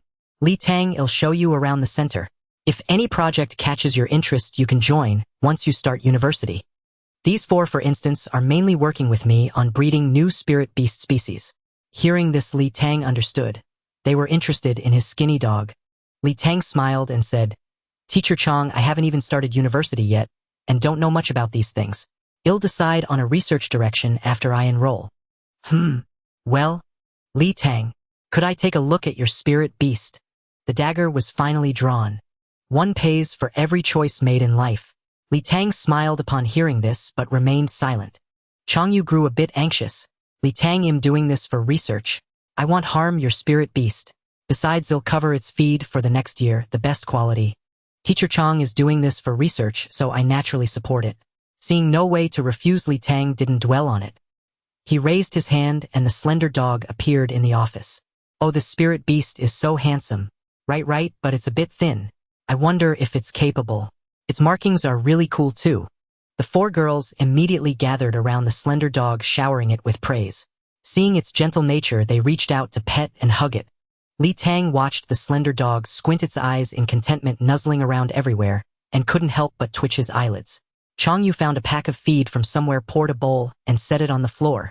The slender dog twitched its nose, turned its head from the 4 girls, and widened its squinting eyes. Shaking off the girls, the slender dog approached the feed drool dripping to the floor. It stared for a few seconds, then looked at Li Tang with hopeful eyes. Li Tang averted his gaze, pretending to be interested in the books on the shelf. The slender dog licked its lips, anxiously whimpering softly. Master, I want to eat. A childish, crisp voice echoed in Li Tang's mind, startling him. He quickly looked at the slender dog. This was the first time the slender dog had conveyed clear language through consciousness. Previously, it only transmitted emotions. Their usual communication involved Li Tang speaking while it listened. You're the one who wanted to eat. Li Tang replied through his consciousness. Then he said aloud, Slender dog, go ahead and eat. Hearing Li Tang's command, the slender dog finished the bowl of feed in 2 gulps, licked its lips, and looked at Changyu. Delighted by its enthusiasm, Changyu quickly poured another bowl, which was also emptied. After 5 bowls, Li Tang couldn't take it anymore. Enough, slender dog. The slender dog reluctantly walked over to Li Tang, lowering its head to nuzzle his knee. Wow, Junior, your spirit beast is so smart. Right, unlike my clumsy cat that only knows how to fight all day. The 4 senior girls lavished praise, and the slender dog held its head higher and higher. Li Tang, could I take a little blood from your spirit beast for analysis? Changyu stated her request. Li Tang glanced at the slender dog and sent a thought, you're the one who wanted to eat. Feeling indebted, he had no choice but to nod. The slender dog looked innocent, its big eyes wide as if it didn't understand. In a flash, Wei Xinian scooped up the slender dog. Fei Jian covered its mouth, and Isley Wei steadied its left front paw, parted the fur to find a vein, and Qi Mengmeng produced a syringe from nowhere, inserted it with a pop, and swiftly drew a vial of blood. Li Wei pressed a cotton swab on the wound for 3 seconds and smoothed the fur on its leg. Suddenly, the 4 girls scattered, putting distance between themselves and the slender dog. The entire operation took less than 10 seconds. The seamless coordination left Li Tang stunned, his jaw dropping. The slender dog hadn't even reacted before its blood was drawn. The slender dog was dazed for a moment, then looked at its front leg and whimpered belatedly. Changyu poured another basin of feed and offered it, but the slender dog turned its head away in indignation. If you don't eat, the blood will have been drawn for nothing. How furious the slender dog was. Yet it ate another 5 bowls. After the blood draw, Changyu achieved her goal and relaxed significantly, becoming much more talkative. The 6 of them got back in the car, and along the way Changyu patiently introduced the various sites and buildings of the magic capital beast, Taming University. After more than 20 minutes, the car stopped and Li Tang got out. Before him stood a 40-story building, its exterior covered in large glass panels, resembling a downtown office tower. This is the first library of Magic Capital Beast, Taming University, the main library. Other libraries belong to individual departments. Entering the library, its interior style contrasted with the modern exterior being practical and austere. From the entrance, the layout was concave with bookshelves lining the walls and desks in the center where a few scattered students were reading. Elevators were tucked away in a corner. The main library has all available books and materials except for top-secret ones. However, you can't access the floors above the 20th for now. Changyu accompanied Li Tang as they strolled through the library, explaining along the way. Recalling Qi Xiaohang's reaction to research on special evolution methods of spirit beasts, Li Tang guessed that while the main library had many public materials, the restricted ones were likely not as abundant. The library's collection was vast as an ocean. Li Tang wandered among the shelves, occasionally pulling out a book. The first floor mainly held basic academic texts, while the second to fourth floors housed social sciences and humanities. On the fourth floor, Li Tang opened a brief history of world beast tamers. The opening chapters offered speculative analyses on the origins of rifts and the birth of beast tamers. Junior, you really like reading? Qi Mengmeng suddenly appeared beside Li Tang. Just browsing. Li Tang closed the book and asked, "Can I borrow books from the school now? You can read freely in the library, but to borrow them students need a teacher's approval." Li Tang nodded. Seeing Qi Mengmeng come for him, he figured there were further arrangements, so he followed the 5 of them to the 9th student canteen. Junior, the school has 14 student canteens across the campus. The 9th canteen specialty is Emerald Spirit Snake Soup, limited to 30 servings daily. Because you're here, Teacher Chang specially requested a few servings. Usually it's impossible to get. Li Wei, a food enthusiast, spoke eloquently about the delicious dishes. The 5 beauties, still feeling a bit awkward about the slender dog incident, ordered over a dozen dishes besides the snake soup, all beautifully presented and aromatic. Li Tang didn't hold back eating heartily. The flavors were excellent and full of energy. The Emerald Spirit Snake Soup was especially helpful for Li Tang's recovery. After lunch, it was 1 p.m., and the 6 of them got back in the car to continue. Li Tang, since you were specially admitted, the school doesn't have your physical fitness data. Next, we'll go to the gym for some technical tests. Changyu drove, outlining the afternoon plan. Teacher Chang, what kind of tests? Mainly speed and strength. Standard for all students. You'll see when we get there. 20 minutes later, the car stopped in front of a 4-story building with a large footprint and high ceilings, resembling a sports complex. Inside, there was a reception desk. Book a comprehensive testing room for a new student. Changyu made a reservation at the front desk and received a room card. Wei Xinyan, who had been quiet, suddenly leaned close to Li Tang and whispered, "Li Tang, you must give it your all or you'll die. Pressure is motivation, crisis is opportunity." Wei Xinyan, what nonsense are you talking? Changyu frowned and immediately scolded, then turned to Li Tang with a smile. Your senior sister is just joking with you. The test is very safe, don't be afraid. Ma'am, the senior sister is just kindly reminding you. Li Tang smiled on the surface, but inwardly she was cursing. The 5 of them were really overacting. The 6 of them went up to the 3rd floor. Changyu used the room card to open the reserved room 309. The room was small, about 20 square meters, with a table on which sat a computer and 7 or 8 monitors. What was special was that there was also a steel gate in the room. Changyu turned on the computer, then pressed a red button nearby, and the steel gate opened. After the operation, Changyu led Li Tang to the steel door. Li Tang, go in now. Just walk straight ahead inside. Inside the steel door was pitch black, nothing could be seen. Li Tang frowned, hesitating. Suddenly, someone kicked Li Tang from behind, and she stumbled straight into the steel door. Boom! The steel door slammed shut instantly. Li Tang quickly steadied herself, patted the door behind her, but there was no response. The space was pitch black. Li Tang dared not move rashly and just stood still. Tap, tap, tap. Several dim lights flickered on in the space. Before Li Tang appeared a long dim corridor 3 meters high and about 2 meters wide, stretching endlessly. Li Tang did not advance recklessly. She stood still with her back to the steel door, her muscles tensing. Swoosh! Suddenly, over a dozen half-meter-long conical spikes emerged from the steel door behind her. Li Tang had been leaning against the door with one hand. Feeling something protrude, she immediately performed a forward roll, dodging the spikes. After rolling, she looked at the blood on her palm. The wound was small, but it was indeed bleeding. Holy moly, this is for real. Before Li Tang could finish her exclamation, swoosh, another sound rang out. From the position of the steel door, a row of meter-long iron spikes suddenly burst out from both walls, their cold gleams menacing. Anyone caught in the middle would surely be skewered through and through. Swoosh! Swoosh! A second row of spikes on the wall, a third row, emerged one after another, closing in on Li Tang's space. Li Tang was speechless. What was there to say? Run.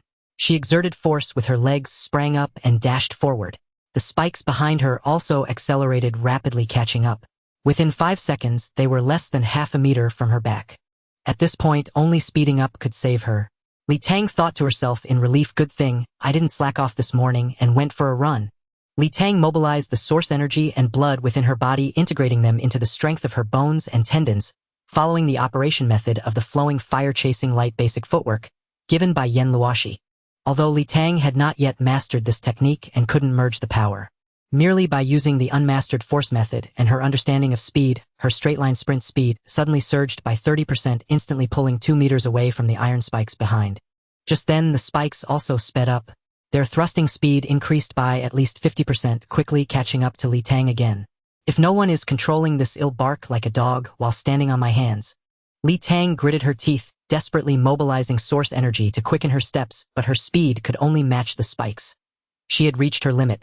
But the spikes didn't let up. They increased speed by another 10%, gradually closing to within 30 centimeters of Li Tang's back. The cold gleam of the spikes was terrifying. Li Tang had reached her speed limit when she suddenly recalled the thoughts on speed, from the flowing fire-chasing light basic footwork. Flowing fire-chasing light. Fire and light originate from explosion. Only by exploding the Bodhi's power can one unleash extreme speed. Explosion comes from collision, from compression. With no other choice, Li Tang channeled source energy into the soles of her feet and stomped hard.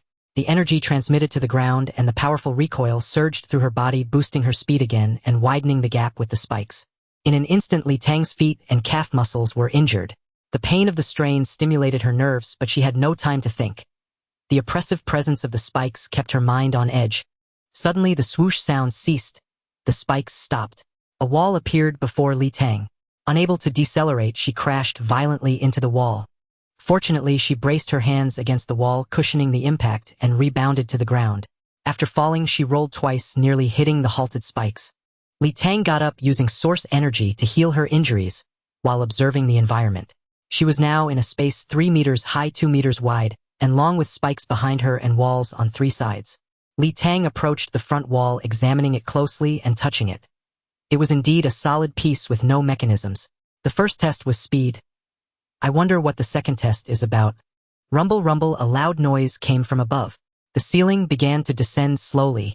Li Tang was speechless. Can't they be a bit more creative? Although she knew the school wouldn't actually kill her, she couldn't just lie down and accept it. She raised both hands to the ceiling, planted her feet firmly on the ground, spread her legs shoulder-width apart, bent her knees slightly, oriented her pelvis forward, and assumed a standing stance to align the strength of her bones and tendons ready to face the impending pressure.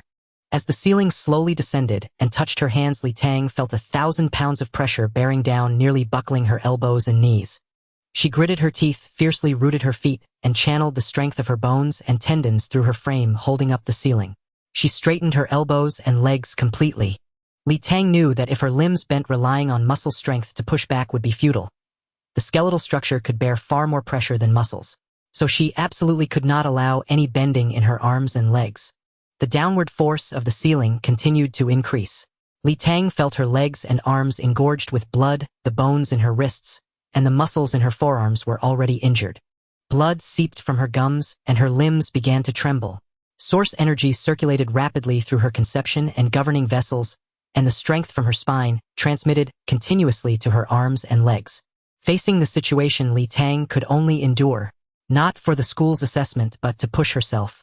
Time passed slowly, the pressure increased relentlessly, and Li Tang knew she had reached her limit. Crack! At that moment, something inside Li Tang's body shattered like glass. She felt all her strength merge into one, and the power in her arms and legs surged dramatically. Under the immense external pressure, Li Tang's control over her bodily power became rounded and effortless. She had broken through the third level of stance training, the perfect unity realm. Before Li Tang could rejoice, the ceiling's downward pressure increased again, and she could no longer bear it. She exerted force with her legs, shifting from an upright stance to a lunge. Her legs were already strained. The pressure continued to increase slightly. Li Tang's elbows bent and the ceiling touched her hair. Suddenly, bang! A loud crash. In life, one is destined to endure many grievances. Bang! A loud crash echoed as Li Tang fell onto a soft cushion. Li Tang lay on the ground watching the opening above slowly close, so the exit was beneath his feet. He deliberately remained lying down for a while, using his source energy to recover with all his might. A minute later, Li Tang slowly stood up. It was a room of about 100 square meters with only a door ahead.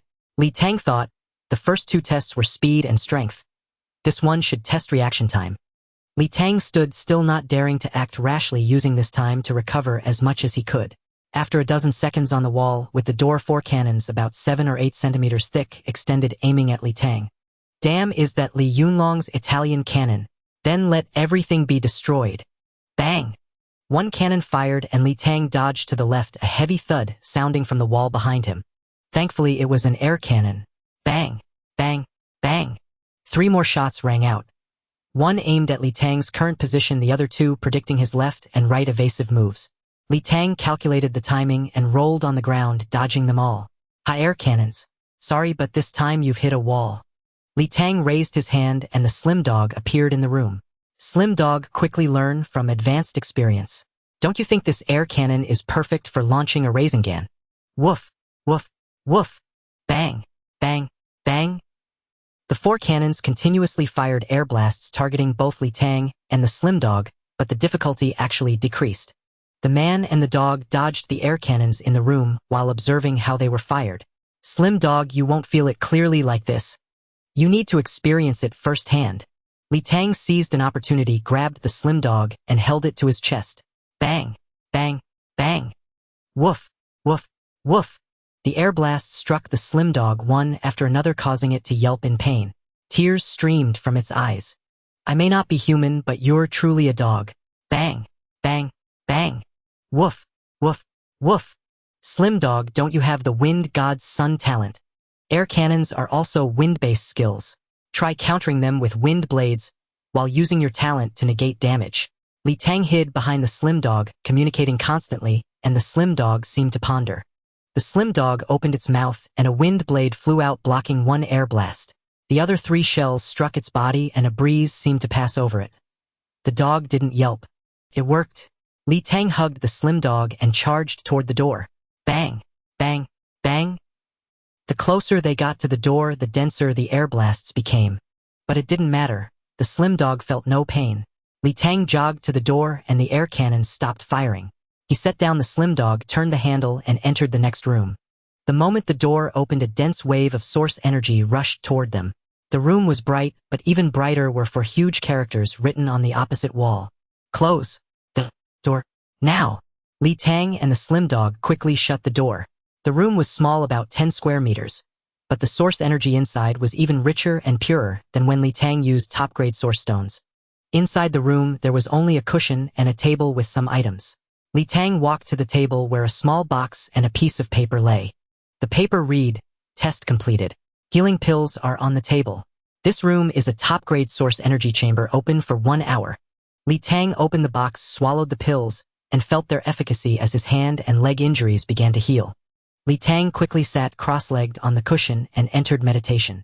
The Slim Dog also lay down beside him, closing its eyes to cultivate. Senior Li Tang is truly amazing. Chi Mengmeng was utterly incredulous, recalling how in the second test she had been crushed and left lying on the ground waiting to die. How embarrassing. What do we do for the third test?